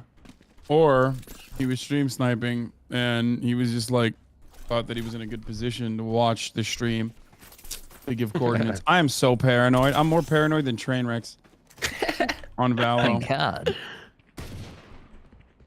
Maybe we shouldn't. I hear a foots. Maybe we shouldn't be in the same spot. Me and Sova. I have helicopter. I'm fully pushed through B. Yeah, it's true. I guess we could split up for the initial. Oh, on site. I didn't hear his feet go off. Cypher's on site. One enemy remaining. Last one main. Please, Spectre. Down A. Golly, I am still alive somehow. I don't know. Oh, I Gut's didn't dead. hear the guy's feet. Show me where to go. Also, why are they Double bonus, double bonus, double bonus. But what if I don't Double wanna? bonus. It's just a regular bonus. Oh, never mind. Yeah, this is our first bonus. I forgot that this is only the second game. It feels like it's such a breeze. Ray's poor. This is Ascent. You mean Ascent? Fuck, we're all so unoriginal. Oh no. That was so funny. Guys, let me go play B. No, I'm gonna go play mid. Alright, I think this is like a line. Oh, that's a sexy ass sick. knife. God damn. What Alright, the- one top mid, one more B I don't main. know what that's called. Mid link. I still have helicopter. If you wanna wait. What? Oh. Okay. I still- Two on that. That Sage crack. She's gonna go through. Cypher's really good. One's pushing the smoke through the drone. I don't know how to get rid of it. Player standing. I think he's in this. Both, Oh, maybe both not. are lane. Both lane. Lane, yeah. Okay, so I'm gonna trick them. Oh, also foolish to get out. You just hit the button again. I Drone tried, but I think I pressed every button but C. Shoot an arrow up. Wait. Let me work my magic.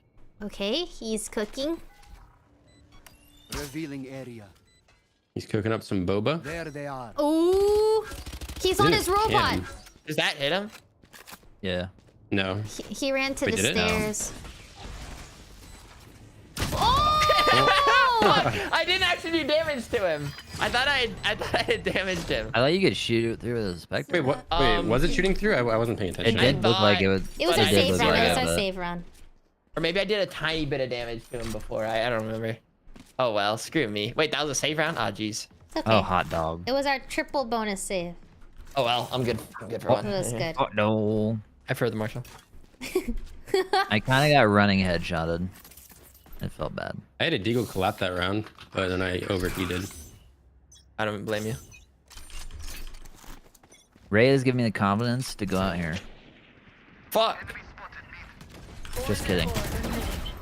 Nice shot. Hello. Yeah. You will not kill my allies. I'm okay. Cypher You was res. top cat. Poison's off. I got your cross.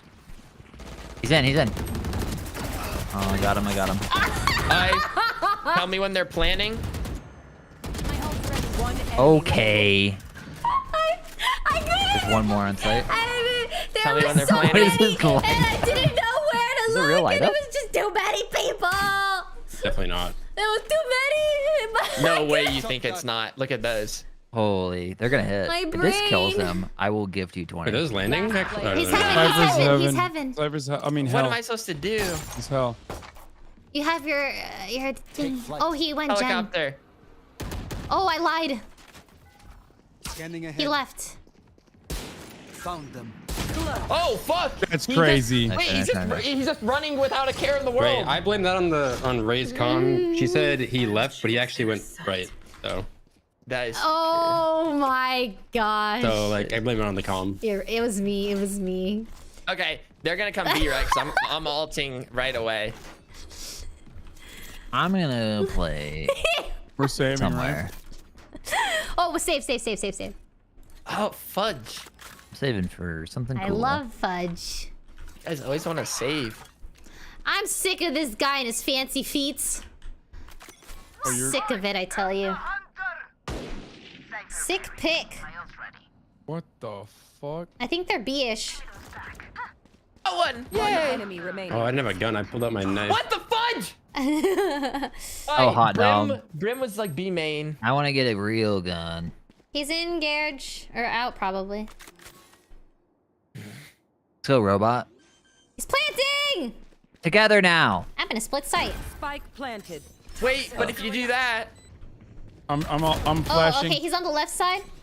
I'm coming I'm back to the trick right him. now. I'm flash. I can't see. He's on the left. 120, 120, 120. Backside, backside. get backside. Yes! Yeah. Precision. Yeah. Okay, Sometimes yeah. you just The gotta wall do Crazy was how he'll questionable. flash me to get the kill. It's crazy. Yeah. It'd be like that sometimes. It's a game sense. That's game sense, dude. You game sense don't for ya. learn that. You live it, honestly. Like, people think you learn that. That's you natural. don't. You live it. My man is a natty. Yeah, they call me Clutch and Obby. And I got a fucking... Do they? Kind of rolls Yeah. off the They tongue. call you clutching up. Yeah, that's what they're Yeah. calling me. Wow. That was a little too much. Okay, you really juiced that. That was wild. Yeah, you believe that a little too hard. I mean, Oh god. Clutch Navi. Dude, Top I mid. just keep getting that cipher. He can't get away from my dart. Get darted, nerd. I am up Oh B. no. They're doing icky things. Icky things on A. Fast A, fast A. I have lineups. Oh god, Ray's dead. I'm dying, dead. I'm dying. Blech. Oh my. Down A. My. Yours in tree. Tree. How is he so fast? He was like squirming around like the little worm. You flash, you flash. My aim is poo poo. oh, what the fuck? Oh, Cypher's heaven. Exactly where you are. Last player. Oh. Ah! This cipher's so good. He just runs and then shoots. That's crazy. You noticed that too? What? Yeah, like, Yeah, I'm he not runs and crazy. shoots. Like, Yeah, obviously, no, he like, does. I'm sure he stops, but he does like huge running movements. No, then it's shoots. crazy. Yeah. No, he does the It's same not even thing like to me. he doesn't like jitter it. He's crazy. I'm poor. Cypher can hear you passing through his cage. I did not know that. I don't know how Oh, Cypher's yeah. cage works. Oh yeah, makes. Yeah. Should we save since we only get 2 guns or no? There we go. I mean, I have a gun. I'm saving. I'm saving. I'm poor. I'm just surrounded by cowards. Poor. I'm poor. Poor. Don't worry, they'll never know I'm in wine. Oh, what Ooh. the fuck? Okay, never mind. Meh. Go, Ray. Go, Ray. Meh. Go do it. Guys, stalled. She's on the. She's on the I'm flank. on the run.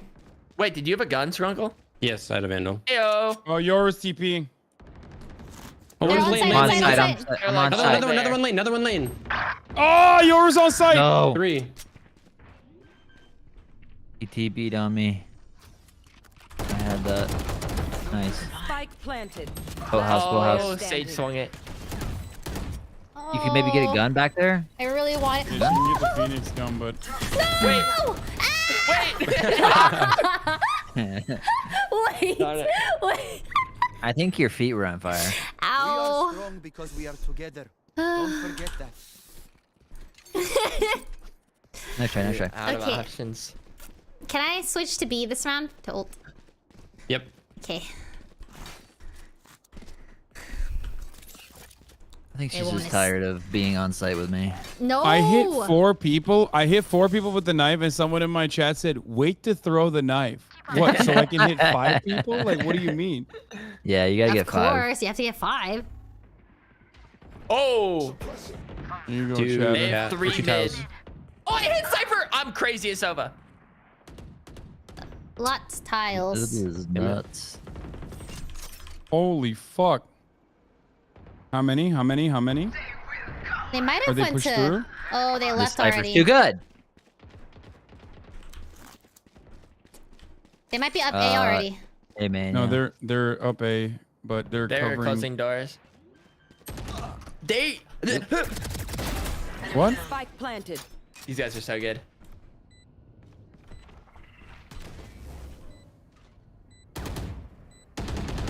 Ow, ow. Oh. Poison orb emitting. player standing. Wait a minute, I know that call out. Means trouble. It means dead. Save. There's no time anyways. Yeah. Runaways, save your cool Save. gun. You might. Why'd you spend money on that dog shit skin though? Jesus What? This one Christ, is son. sick.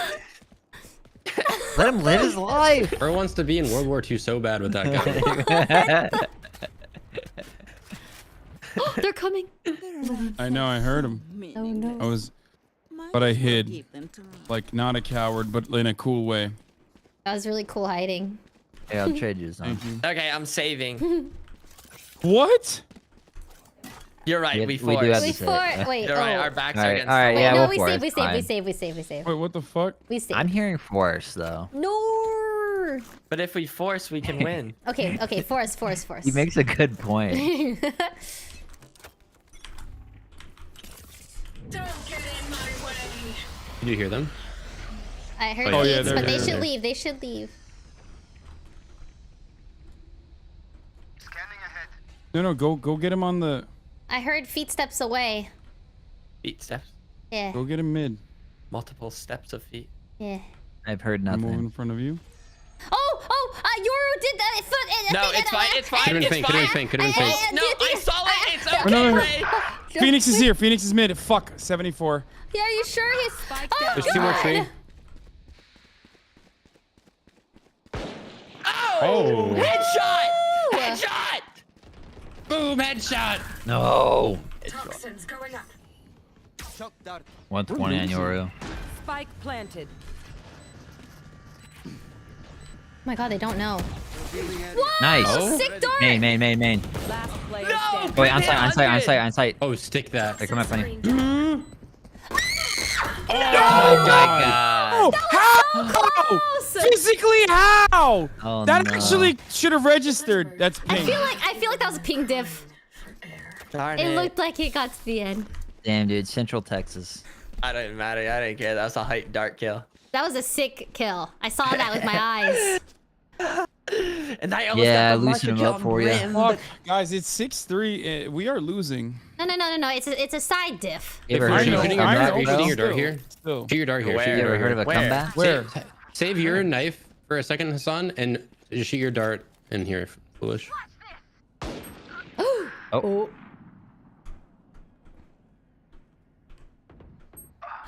Oh no, are they full? Their Yoru's owned me twice.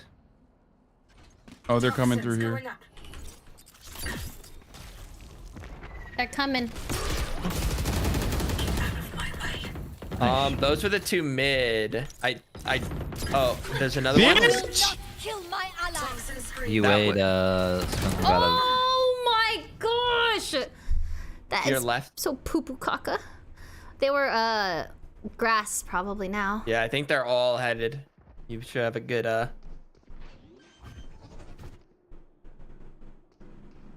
Spike planted. Last player Oh my god. absolutely sat down. That is so tragic.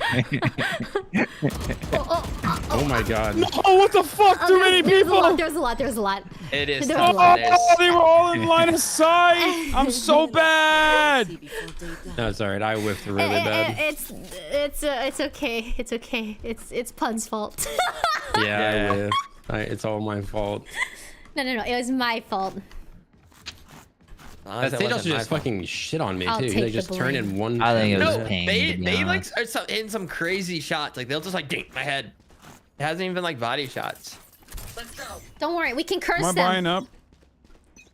I'm buying you. I bought up. Joke's over. You're dead. They're coming ¿Dónde full estás? A B Quiero push, tú I es. think.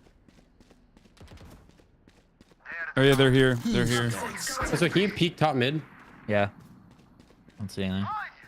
I'm mid. Oh. there he That is. is so tragic for me. I got the trade, but yeah. Yeah. I was just, he wasn't peeking you yet. He was just like holding me. Screen down. Oh, Hassan? What? Oh no! Spike planted. Gotta itch my nose real quick. Stairs, one stairs. Last player No, I standing. hit Phoenix 100. I believe.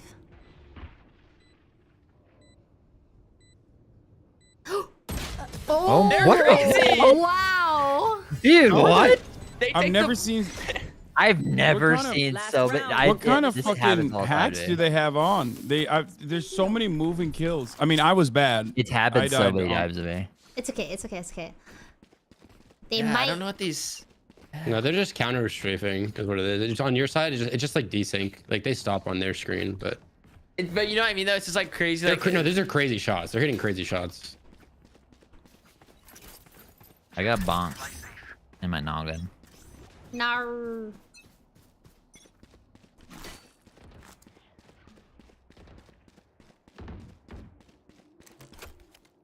They're smoking A. Smoking A. Come here. Come here. Poison orb emitting. How are they just? Dude. I'm blind.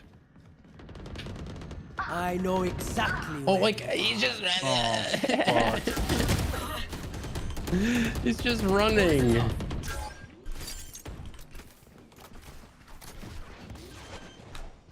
One's hell. Yo. Last player No, standing. Cypher's cat. Spike planted. Cypher's fucking. Oh my god. Oh, I knew I heard him. But yeah, they're Side dip. The These sniper rounds brim, pretty- I'm just getting rolled. I don't know. These rounds have to have been like pretty close to like because like the overall kills aren't too far apart. Yeah. But yeah, their Brim and Cypher just like super swing and then shoot one tap and they just don't miss.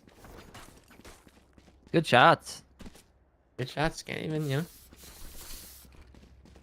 Big round right here. Oh yeah, we gotta win this game. We got this.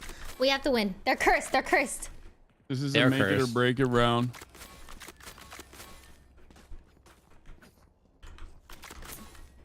If I played a little bit better. You have Spike, by the way, Boba. We could. I always do. Oh. I'm gonna knife that back corner. I can Guys, wall. Actually, I don't know why I would peek this with a pistol. I mean, we know he's gonna be in the smoke most likely. He used 2 smokes already. Yeah, he's right here. I can wall. I'm gonna. Oh, there's a wall. There's a wall. We can wait. There's a wait. sage wall wait a here. little There's a bit. sage wall behind. They already used 2 brim behind. smokes. They only have 1 more max. Wait, They just jumped in the market. They just where jumped should in the I? market. Hey, helicopter! Okay, I'm walling. Walls up. To Walls up. market. Walls up. Oh! Ow! Oh. Oh. We have to try to help. No. Oh my god, he was inside my smoke. Phoenix kill. Fuck. Where are they? No. Spike down B. Oh my god, I got peeked by 3 people. Oh no! What is happening? Oh, that was tough. They definitely just had like a lot there already. Yeah, I think we took too long to go over. Yeah, it was tough. They already. I want to just wait out the smokes because they already used 2. Yeah. Oh, you know what they say?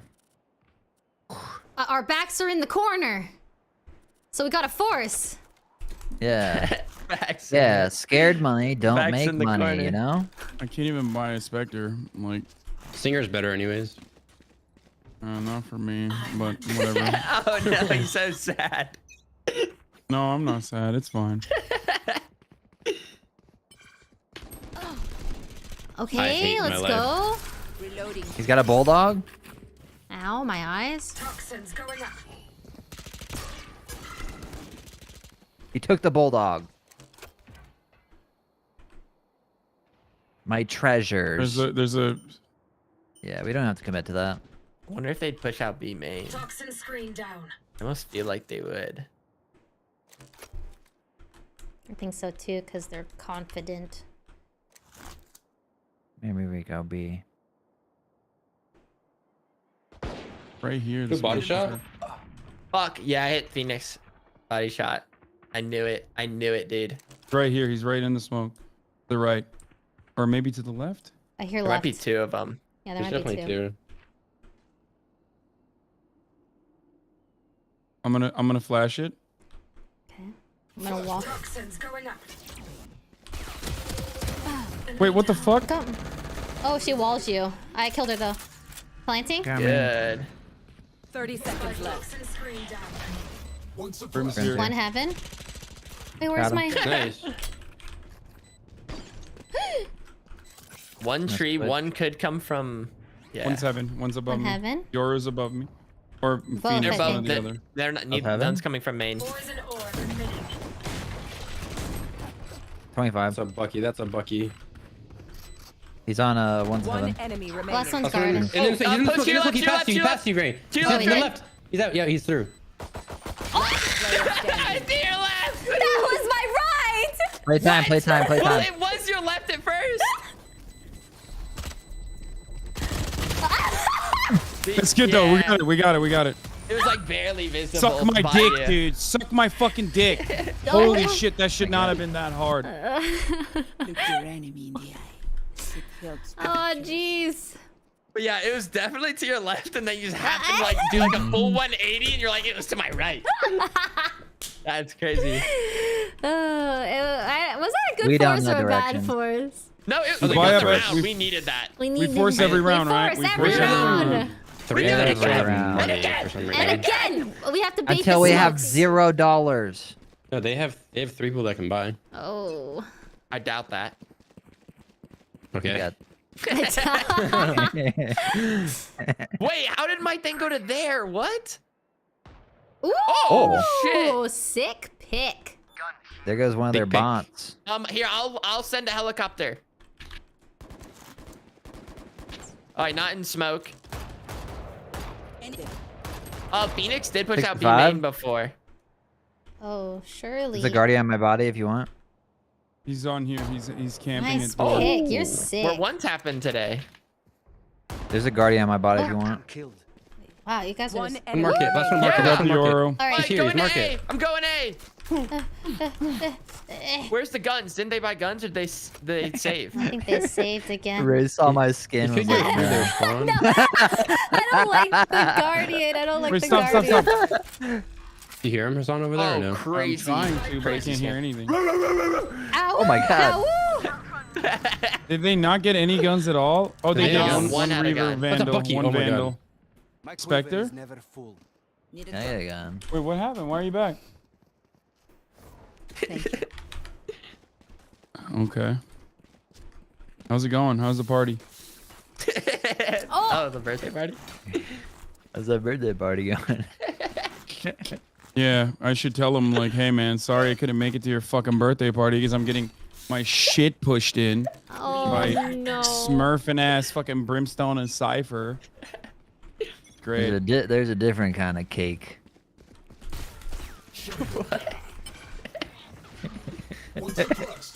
They walled B.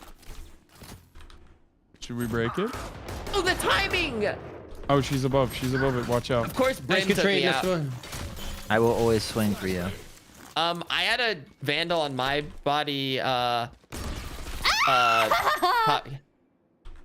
did that to troll you. cutting their vision. Here, I can wall him off and get the gun. Sure. Where? Oh, Sage Sage, is Hassan, take the site. Take it to. Oh, never mind. You're tagged. You probably have Cypher here as well. Let's go. Let's Sage go. Let's is go. also back on A site. could be clear. There's a world. Oh yeah, I hear No, them eight. rotating. They're Okay, rotating planting. 8. Sage is Planting rotating A. from main. Spike planted. Don't get in my way. Oh, never Nice. seen Ray lose these. I'm gonna try to flank behind them. Oh, monka, monka, monka, monka, monka, monka, monka. You could close the door. Oh, I can? One enemy Both. remaining. Oh, yeah. Nice. Never mind. Oh, There's a played, collapsing. well played. We're doing it. Let's People go. are getting kills. They're collapsing from the seams. We got a pick. Yeah. Got it? Don't bring the dog out of me. What? Don't bring the dog out of me. Does anyone want anything? I else? can buy it. I'm fucking maxed out. I'm also pretty wealthy. I think we're good. Oh, here. Maybe I should request. No, wait. I have this gun from last time. Never mind. Never the mind. I have a gun skin. Let's not get cocky. Let's fucking. I feel so cocky right now. Oh, he's not gonna even lie push to you. up, I think. Yeah. That's.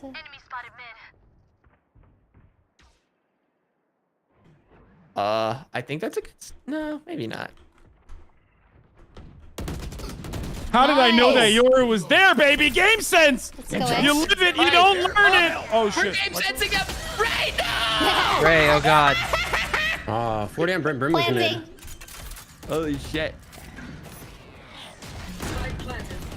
Hi, I'm helicoptering. One's heaven or hell. One's heaven. Oh, Phoenix came in for the door. How'd that not flash you? What? I don't know. Hey, one He's right in front of you. 2 heaven. He's up heaven. Phoenix went heaven. Both are heaven. 1 enemy remaining. Oh, good trade, good trade. Oh god. Poop myself. I don't know how that Phoenix flash like just didn't do anything to you. I must have been right, like maybe a little too close. Yeah, but it would still like give you like a little bit of a flash if you like, even if you turn it. It was just like bugged or something. Cheats are on. That's why she unlocked the cheats.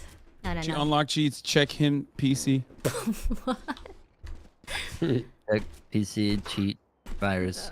Are you guys lagging? What is this? What are you saying? Virus is cheating. Fuck, why did I stay here? God damn it. Ow! Did that hit you too? Yeah, I did. Do you want me to helicopter? Yeah! Sure. Helicoptering cat. It's coming from above, yeah. Oh my gosh, pop off. What the fudge? Sages B. Go in A! I'm going A! Scruffle, we know what to do. What? What do we do? We scrunkle it. Don't even worry about it. Just don't scrunkle with the uncle. We have to demoralize them at this point, you know what I mean? Like, there's no way they're fucking fine with everything that just happened. No, they are devastated. It was like 4 to 10 or something, or 3-9. Does anyone want this? I believe it was the 3-9 curse. Yeah. I always want this spike. They are kind of on a rough buy right now. Woo! We cursed them. Yeah. No, don't say that yet. Don't say that yet. It was a side div. There's no way we lose now. There's no way. They're in shambles. Oh I'm so confident right now. It's actually over. Scanning ahead. Oh.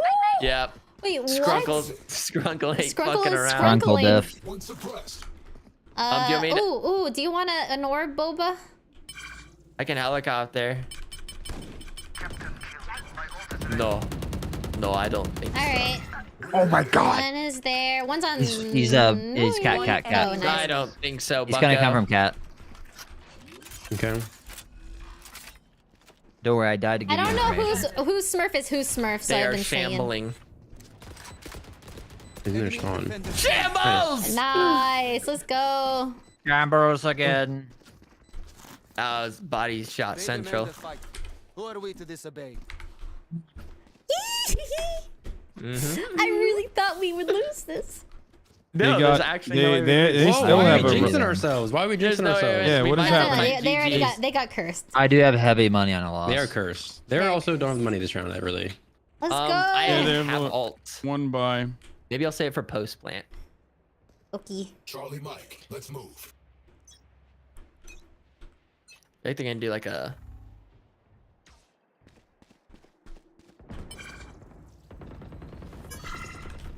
Ow, Brim! Ow! Oh, you're a TP. You're a TP. Oh, you shoot those? I don't know. Did it break? Yeah, you can shoot the things, the your TP things. Oh, ow! There's Oh two shit! A. You're the. Enemy kill. What? 74 on Yoru. Fuck me. We have a big Scrunkle problem. right behind you. We have a big Oh, it's problem. heaven now. They're both A. Oh, one garden? Or no, never mind. That's the Cypher was there. Cypher heaven. What? Oh my god. That guy's Cypher nuts. is on a different planet, dude.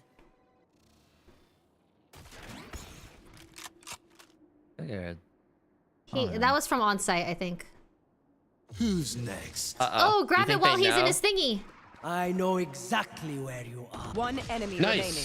Oh, yeah! Nice! Grab a planet, grab a planet. There's no time!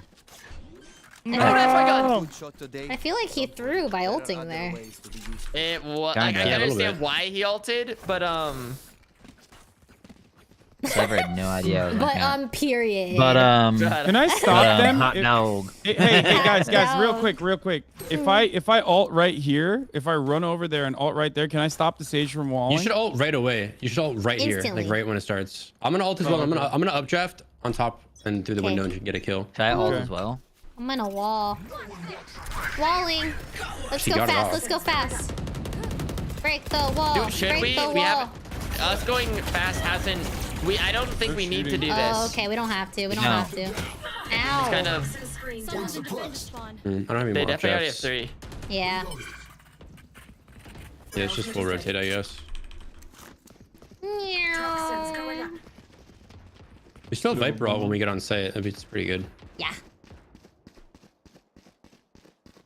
Step. Toxin screen down. Enemy spotted me. Oh, Jen. There's, Margaret. There's 2 mid market area. Nice pick. Brim was also Planting. near there. Okay.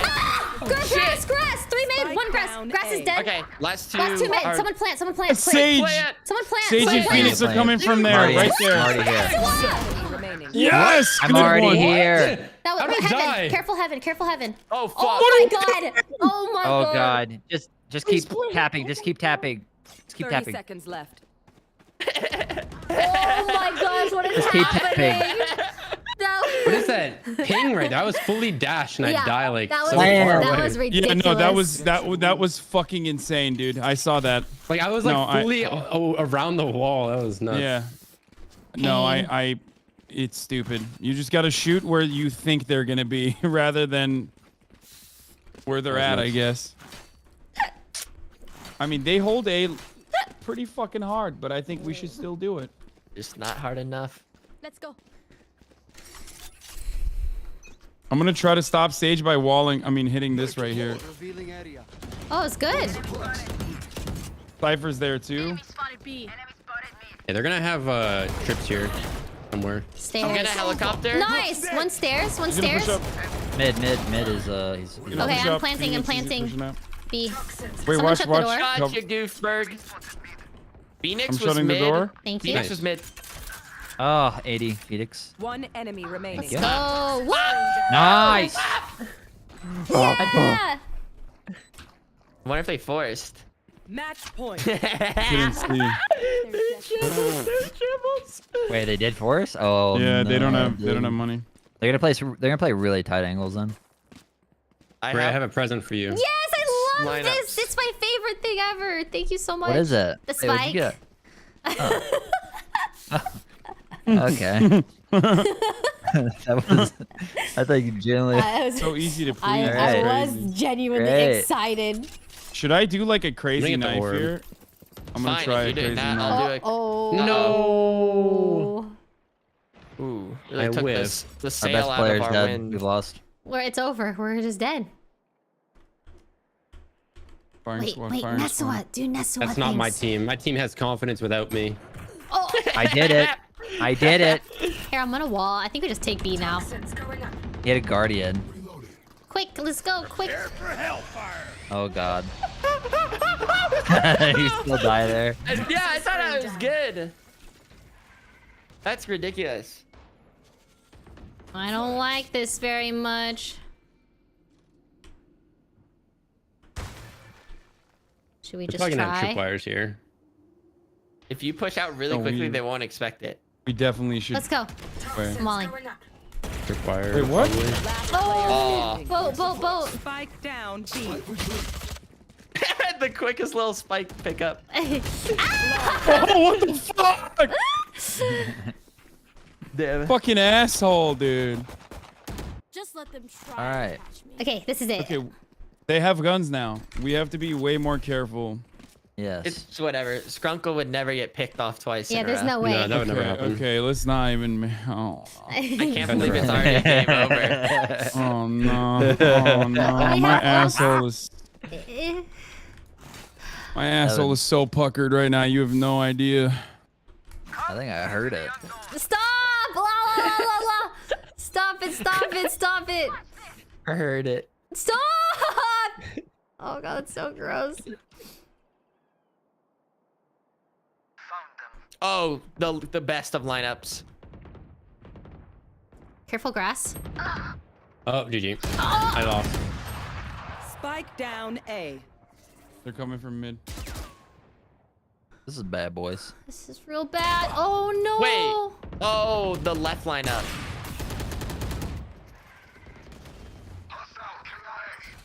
Last player standing. There's nothing I can do there. Well, I wanted to do some overtime. Yeah, I want to. Dude, I love know, overtime. It's my favorite. Switching sides.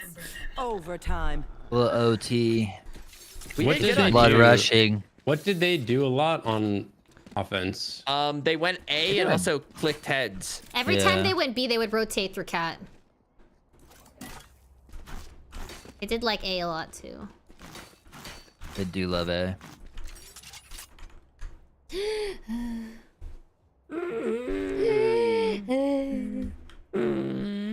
Spoiled it. Spoiled it. Yeah, there's no way we lose overtime there. I'm a little scared. Okay. Scanning ahead. Careful, A. Very quiet on B. I am playing anti-flash. If I die, it's because they walked out. They're smokes on B. Smoke B, smoke B. They're running right now. Yours right there. That's a fake, that's a fake. Nice, Ray.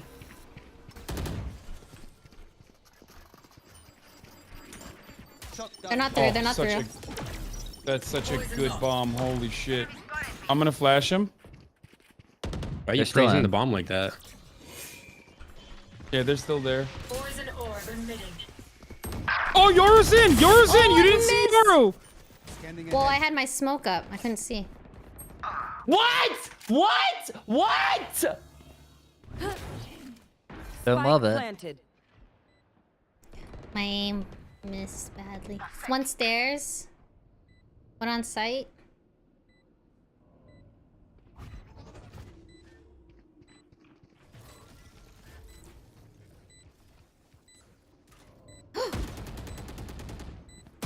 Oh. Last player standing. Unreal. 80 on Cypher.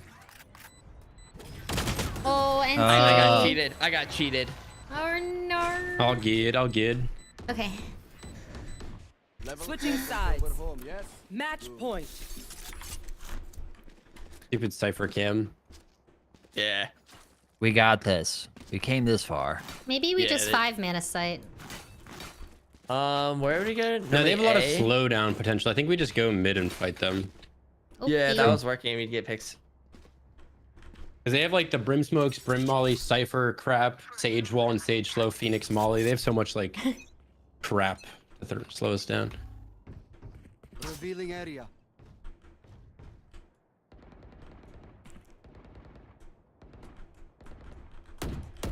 Making noise.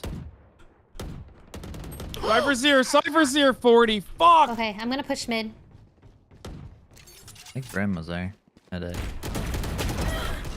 Nice. Stairs, stairs, stairs. Oh my god, I'm whiffing. Stop, stop, stop, stop, stop, stop, stop, stop. Nice, good trade. Okay, 138 on Phoenix. Oh, Ace Oh, bold, go Ace A, bold, go Ace A, bold. go A. Okay, I hit the last guy. Go. I hit the last guy for 138. He's gonna heal himself with like the wall and Molly, so he's gonna be like 70 HP or something. You know the lineup for this? Yeah. Sick. Do you? Yeah. Yeah, he does. You look at that and then it go 5 degrees up. You should probably just ult this. Oh yeah, I do have all that. Oh yeah. Thank you. Revealing area. That's Shree? Where's that? Oh, Ha! Gotcha, Goofy Goober. he's heaven. Deploying drone. I've been. Yeah, he's coming in from... He's got no time. Be careful. He's just swinging around like crazy. time. He's watching main. Woo! Nice. Woo! Surgical. Woo! Yeah. Switching sides. Okay. I Now don't we. draw. Okay. What is this? Okay. No, their Brim won't get lucky against me again. Like we were. Overtime. Let's get these idiots. Oh man. Okay. We can hold them off on defense this time. I Now know. I one tap their head. Yeah. I'm never going to this. This dude is gonna be a year older by the time I go to his birthday party. Wait, Ray, can you throw the orb deeper? Yeah. Deeper. Like right there. Yeah, perfect. Yeah. Cypher's. They smoked off mid. I hear steps mid. Oh, Ray, watch it behind you. They're on cat. They're on watch cat. main. They're going mid to Oh, B. I didn't realize I Ness mean, was mid there to as A. well. Enemy spotted B. I haven't mollied right now. They have so many. They have 3, 4 mid. Watch out. Oh, Cypher's cat. Cypher's on cat. I'm so dumb. It's okay. Chill. We chill. I think they jumped off cat. Careful mid. Okay, No, I 40. lied. I hear them running through mid. Nice. Maybe it was just one. Remember going to B? Yeah, they're all mid. They're going B? I should have backed off maybe. Last player Oh! Oh, nice try. Wait, that's crazy. 117 Sage. Oh man. You clutch this. Spike planted.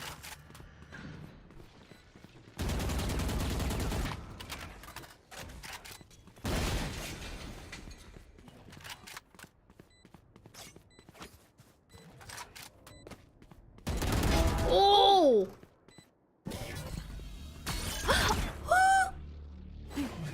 One enemy remaining. 8 bullets. Oh my god. What? I'm hot. I'm so hot right now. Oh my god. Unacceptable. Who is he? That was Right so there. silly. Absolute snaps. Oh my god. That I'm gonna send you my number. They're devastated. They're just devastated. That was crushed. you, They're you crushed. my number after fucking this, destroy okay? them. They're fucking Holy crushed on the I shit. inside. can't believe that. Yeah. No, if I were them, I thought they had it. Like, 3-1, they had the Cypher set up, the Sage, like, Well they had, like, they had done. like literally all the. Man. That was That was good, man. That was the sweatiest immortal play, dude. Dude, like the quick flicks back and forth, like then it's like to the head. All right, I would feel bad losing here. So Let's do There's it. no way we lose. There's no way. After that, I'm inspired. I'm feeling something. I can helicopter. I walled off sight. I think we can try to Oh, they're distract running, here. I think they're running. They're running smoke. at me. They're in the smoke. No. No, they're on. Oh no! One stairs. I'm dropping my wall, Whatever. I baited for circle. but we can't see. Oh No, I was reloading. no. Running behind you. I'm chilling. I'm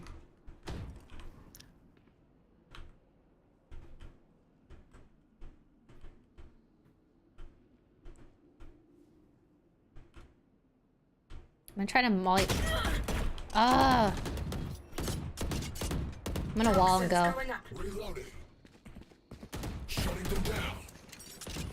We won backside. Yeah. Backside's clear. I'm Oh, planting. Oh, Cypher I'm right letting help. tunnel. Oh god, you're alone. I didn't plant. Spike down B. One's on site. Here's one behind me. Yep. There's 17. Oh. NT. I had 160. Madness. All right, we gotta dig deep. We gotta dig deep. I trolled there. I should have known there was one coming from. I should have peed. Ah, release me! Gosh. I mean, if we drew, No nobody way wins they points. draw. You know We what know I'm that there's saying? no point. No. They not do it. I'm just saying though, if we drew, nobody loses any points. No, that's like 1 RR after all this fucking time. You It's wanna just like no point. No. There's no I was point. talking about gamble points. I don't know what you're talking about. I don't care about her. Oh. Yeah, the big Gamba bucks, The dude. big gamble bucks. I didn't gamba this game. I was late. Oh no. You were playing like you definitely did. You know what I'm saying? I'm doing it for my the man, believers. My man put his whole house I'm usually a believer, so I gotta play for him. Scanning ahead. Oh, that is not a good. Why do they go A the one round I'm not there? Oh, they're all like hard A, hard A. I have a wall up. Okay. I put a wall up. I'm checking tree. Are we over rotating? I'm gonna anchor him. Yeah. There's a chance. Not There's through. a They're not world. through. They're not through. I think they're through. No. You think? No, they're not through. They're not through. They're My wall's dropping. My wall's dropping.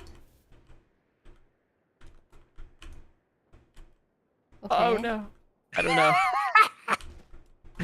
What? Oh, one top mid. I'm not gonna peek. Don't peek them. They're crazy. They. Oh, Bridge! Oh, Brim! on A, on A. They're on site. They might. I hear him. I'm the I heard first the to Yoru. die every round. Toxin screen down. Definitely not on site, but you're playing slow. I hear mid. Can't lose Kaide's watching now.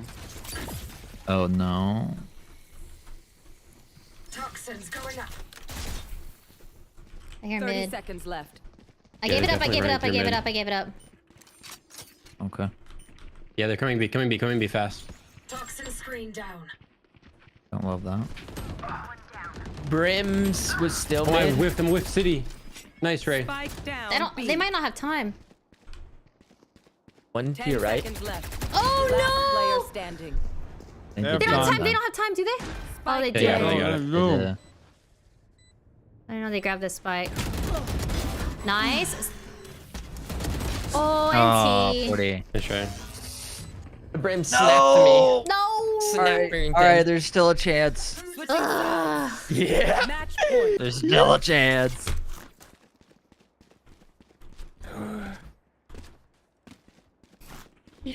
Yes. Hard fought. What do we do? I'm gonna go mid again. No, I think mid's been good. Last time it was kind of unfortunate I died mid because like I was like here and then it was just and then Yoru peeked it and then it was Yeah, like he flashed it. Revealing area. Cypher cam A. That's not a good air. I think they're Phoenix cross mid. They also played like there before and would wait for like the cat angle. I may try to look it. Oh. Yep, I knew there was one cat. Oh. Nice. Brim was deep mid. Did you hit him at all? I Nope. hear one on A. Oh fuck. Hmm. Not peeking me. Mollied. Oh. Spike down A. Cypher's live for 80. By the spike. Revealing area. I'm running. Hey, Nice, Cypher dead. Wait, Oh, main. Take flight. One heaven, one main. One's heaven, one main. He dropped down hell. He's on site. He's on site. 30 seconds left. Then one's main. Oh Yeah. shit. Okay, the play here right now. Hassan, go back. You're gonna throw your molly. Main. You're gonna throw You it have in to this little hurry. doorway. You can do it now. Throw your molly on my ping, and then peek stage together right now. Yeah, to kill your Sage. left. Peek Swing, left. Oh, she's hell. She's Right, hell let- right side. Hell right side. Hell. Last Oh. player. Oh. One enemy remaining. Oh, you have to One hurry. more. You have to kill him. You have to kill Go, him. you gotta go, you gotta Yeah, go. run Just him, run run him, him, just Kill run him him. now. Hassan, you have to go run at him. You have to There's go. only 5 seconds. To your right. He's right. To your right. To your right. Oh, he's hiding. He's hiding. Ah, NT. Defenders win. Nice try. that's a heartbreaker. NT. That is a heartbreaker. I'm sorry about that. The heartbreaker. Dang was it, me. We gave it our all. Dude, I did 143 to the sage. I did 143 to the sage. Hassan, can I show you something really quick? Do you mind that? Do you mind if I grab you? What do you mean? Where? I promise it'll be super quick. I'm sorry. Okay, but like, for the what do you mean? I'm games. streaming. GG's. Toodaloo. Grab me where? All right, let's finish this video. Holy, it's been 5,000 years. 17. Was she counting out loud or something? Prime. No, Oh, she the was bubbles. counting in her head. That was fun. We still won. Are my clothes being cut apart? No. Okay. They're being dried to ensure that blood is dry on it. Okay. It can also be a biohazard. Like, okay. just me about something. If I don't go to school on Monday, that'll be the first day I miss a day of school. You're kidding, you've never missed a day of school. I wanted to finish this vid. I've never missed a day of school was because of my great-grandfather's funeral. Wow. And that was in 3rd grade. Anissa's still worried about kid stuff despite a very adult crime on her hands. Yeah. It's safe to say she has no idea how much serious trouble she is in at this point. Am I ever gonna get my clothes back? I don't know if you're gonna get those clothes back. I don't know if you want those clothes back. Do you want those clothes back? I mean, you can have them. You probably can have them back. That's kind of weird. Yeah, they have the blood on it and stuff. I don't know, but it enough to make me feel a lot better knowing that she's alive. Good. You're still in trouble, So where you girl. won't see Slender? What do you think he does on? He does not exist. He is a work of fiction. And I believe that people who say that they've seen him in person have read creepypastas and then recall memories of a strange tree and said it was Slender. Because I know that was one of the cases of us. I looked back at the tree and it was strange. Did Morgan know that Belle was alive? I don't know. I don't know if Detective Casey told her. So, And were you hoping that she was going to die when you guys ran off? Were you hoping she was going to die and so you could see Slender? Was that the whole... Part of me kind of wanted this to fail just because I hear about manslaughter and all that on TV, and it doesn't bother me much, but when I see it, it traumatizes me. That's crazy. But the other part of me wanted her to die, but part of me wanted to, the bad part of me wanted her to die, but a good part of me wanted her to live. Conflicted feeling between one's good side and bad side could be a precursor of schizophrenic behavior, but it's only a subtle potential indicator at this point. It was scary for her, where she was stabbed was near the heart. They did have to go in and incision and open up her chest. It seems like she was show part of her heart to repair it. more aware of what was going and then on. After that, they had to open up her stomach because her pancreas And the other was girl. cut. A part of her liver was cut, and some of her stomach. Yeah, Mariam said she got her stomach. Oh. So those were very serious injuries, and she was very near to death. So what you guys were trying to accomplish today was very close to happening. Okay, but the doctors were able to fix her. Wow. And what about the big gash on her leg right there? I'm sure they were going to be able to sew that up. There's no major arteries in the leg right there. Okay, but as you get closer to your pelvic bone. 19 stabs and survived. Yeah, Insane. This is pretty serious, and I know that you were worried about, execution and stuff like that. We don't have the death penalty in Wisconsin. Okay. You're 12 years old. I'm honest with you, I'm not exactly sure what's going to happen here. Okay. Something horrific happened today. And I know you realize that now. I read it. Okay. But we've got to accept some responsibility here. And by giving me that statement, you're accepting some responsibility. You're very honest with me, and you cooperated with me, and that means a lot. That means a lot to Peyton. Okay. From Anissa's calm demeanor, it's apparent that reality hasn't settled in yet. Even when the interrogator finally reads her story back to her and asks if anything is incorrect, or if she missed anything, Anissa feels it is important to add more information about another creepypasta character. Could you add that Slender Man and Zalgo have proxies? Zalgo? Yes. How do you spell Zalgo? Z-A-L-G-O.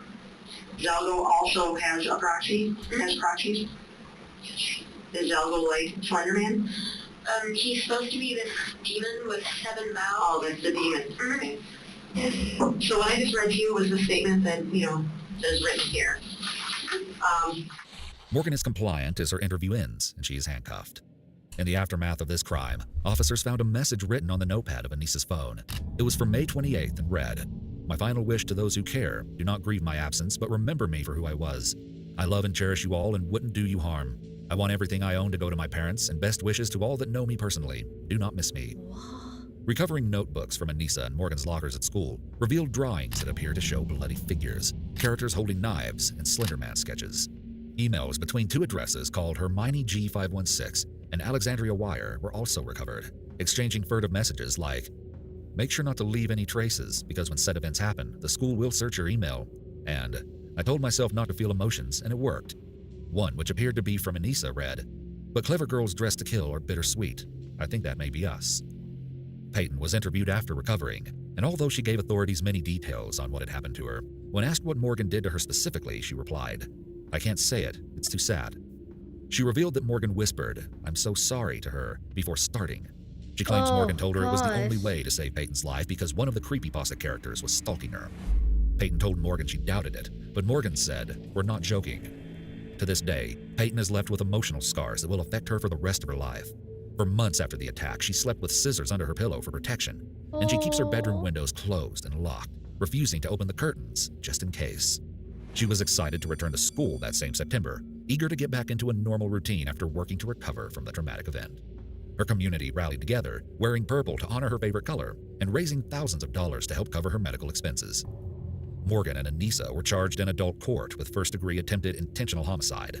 Morgan pleaded guilty and was convicted, but as part of an agreement was found not guilty by reason of mental disease or defect. Anissa pleaded guilty to a lesser charge of being a party to attempted second-degree intentional homicide. What? But she was eventually found by a jury to be not guilty by mental disease or defect. Psychologists agree that Morgan and Anissa's really? I feel like Anissa just really believed that these creepypastas were real and acted on it. I didn't think she was giving off signs of illness. Did you guys think so? They are 12, yeah, but it's scary that, you know, they were capable of doing this and they're just out there? friendship created a perfect storm of shared delusion. It was revealed that Morgan's father had suffered from a similar mental illness as his daughter when he was an adolescent and was hospitalized at least 4 times, showing that Morgan's early-onset schizophrenia may have had a genetic basis. Doctors testified in 2014 that she believed she had Vulcan mind control abilities, could speak to Voldemort, that unicorns and Pegasuses were real, and that she could communicate with not only Slender Man, but also the Teenage Mutant Ninja Turtles. In the recent years, her mental health has reportedly seen significant improvements. Still, at one point, a state psychologist told the judge that she would not support Morgan being granted a conditional release, as she had been hearing the voice of Maggie, a hallucinatory voice she has been hearing for years, again. Anissa was diagnosed with post-traumatic stress disorder, major depression, and personality disorder. Her defense argued that she was under the command and control of a delusional disorder linked to schizotypy, a diminished ability to separate reality from fantasy. Although no apology will ever be able to erase what Peyton endured, it's interesting to note that both girls have expressed that they are sorry for what they did. Anissa was sentenced to 25 years, and Morgan the maximum of 40 in a mental health institution. However, in the summer of 2021, there has been a recent update to this case. A judge agreed to a petition for conditional release from Anissa, which argued that the 19-year-old young woman is no longer a threat to herself or society. Based on hospital staff's reports that Anissa didn't exhibit psychotic behaviors, it's been ordered that state officials produce her release plan, and she was scheduled a hearing on September 10th. In a letter to the court, she asserted that she has exhausted the resources available to her at the mental health institution and needs to rejoin society in order to become a productive member of it. And when the anticipated day of the hearing finally arrived, a Wisconsin judge ruled that Anissa would indeed be granted her release from the psychiatric hospital on September 13th. The full report on her conditions of release has not been released to the public, but the judges stated that Anissa had a clean mental health history and that there is no clear evidence that she poses a substantial risk of harm to others or herself. Anissa herself informed the court that she plans to live with her father and look for part-time work. She will remain under constant GPS monitoring until otherwise determined. She also hopes to pursue higher education. She's expressed, "I want to reiterate that I'm not saying I'm done growing, changing, evolving, or adapting. I just can't do it here anymore." Reports indicate that she will be under strict regulations, such as not being allowed to use the internet except at home, and anytime she does use it, her activity will be monitored by the State Department of Corrections. She won't be able to consume alcohol or drugs, enter a bar, possess a weapon, or have any contact with Peyton or her family. Peyton has expressed that she doesn't have fear of what might happen upon her attacker's releases. She's assured that if they try anything funny, they'll go right back. She's even said that she feels grateful in a way for what happened to her, because it has inspired her to pursue a career in the medical field. Coming out of such a horrible situation, she's expressed, "Parents need to talk to their kids directly, saying, 'This is not real, this is fake,' when it comes to online figures like Slender Man." And to kids stuck in bad friendships, she has advised them to listen to their gut and get out before something bad happens, even if they feel guilted into staying friends with that person. was insane. All right, chat. Oh gosh, I've been live for 10.5 hours. My butt hurts. I'm so sore from sitting all day and from working out the past few days. I'm ready to call it. But we will continue more crime, obviously. Yes, we'll watch the new OTV and Friends video and stuff another day. Oh god, I gotta go. Yeah, we'll watch Peyton's interview next time for sure. And thanks for watching. Hope you guys enjoyed. It's been a roller coaster. I'll see you guys next time. I'm not sure when I will be streaming next. Probably, definitely Friday on Myung's channel, I think. I will see about tomorrow. I gotta figure out when we're doing the YouTube bulk shoot, since that was supposed to be today, but we rescheduled. So anyways, thanks for watching. Take care. Drink some water. Thanks for all the members and subs and stuff. We'll see you guys later. Have a good night, everyone. Goodbye.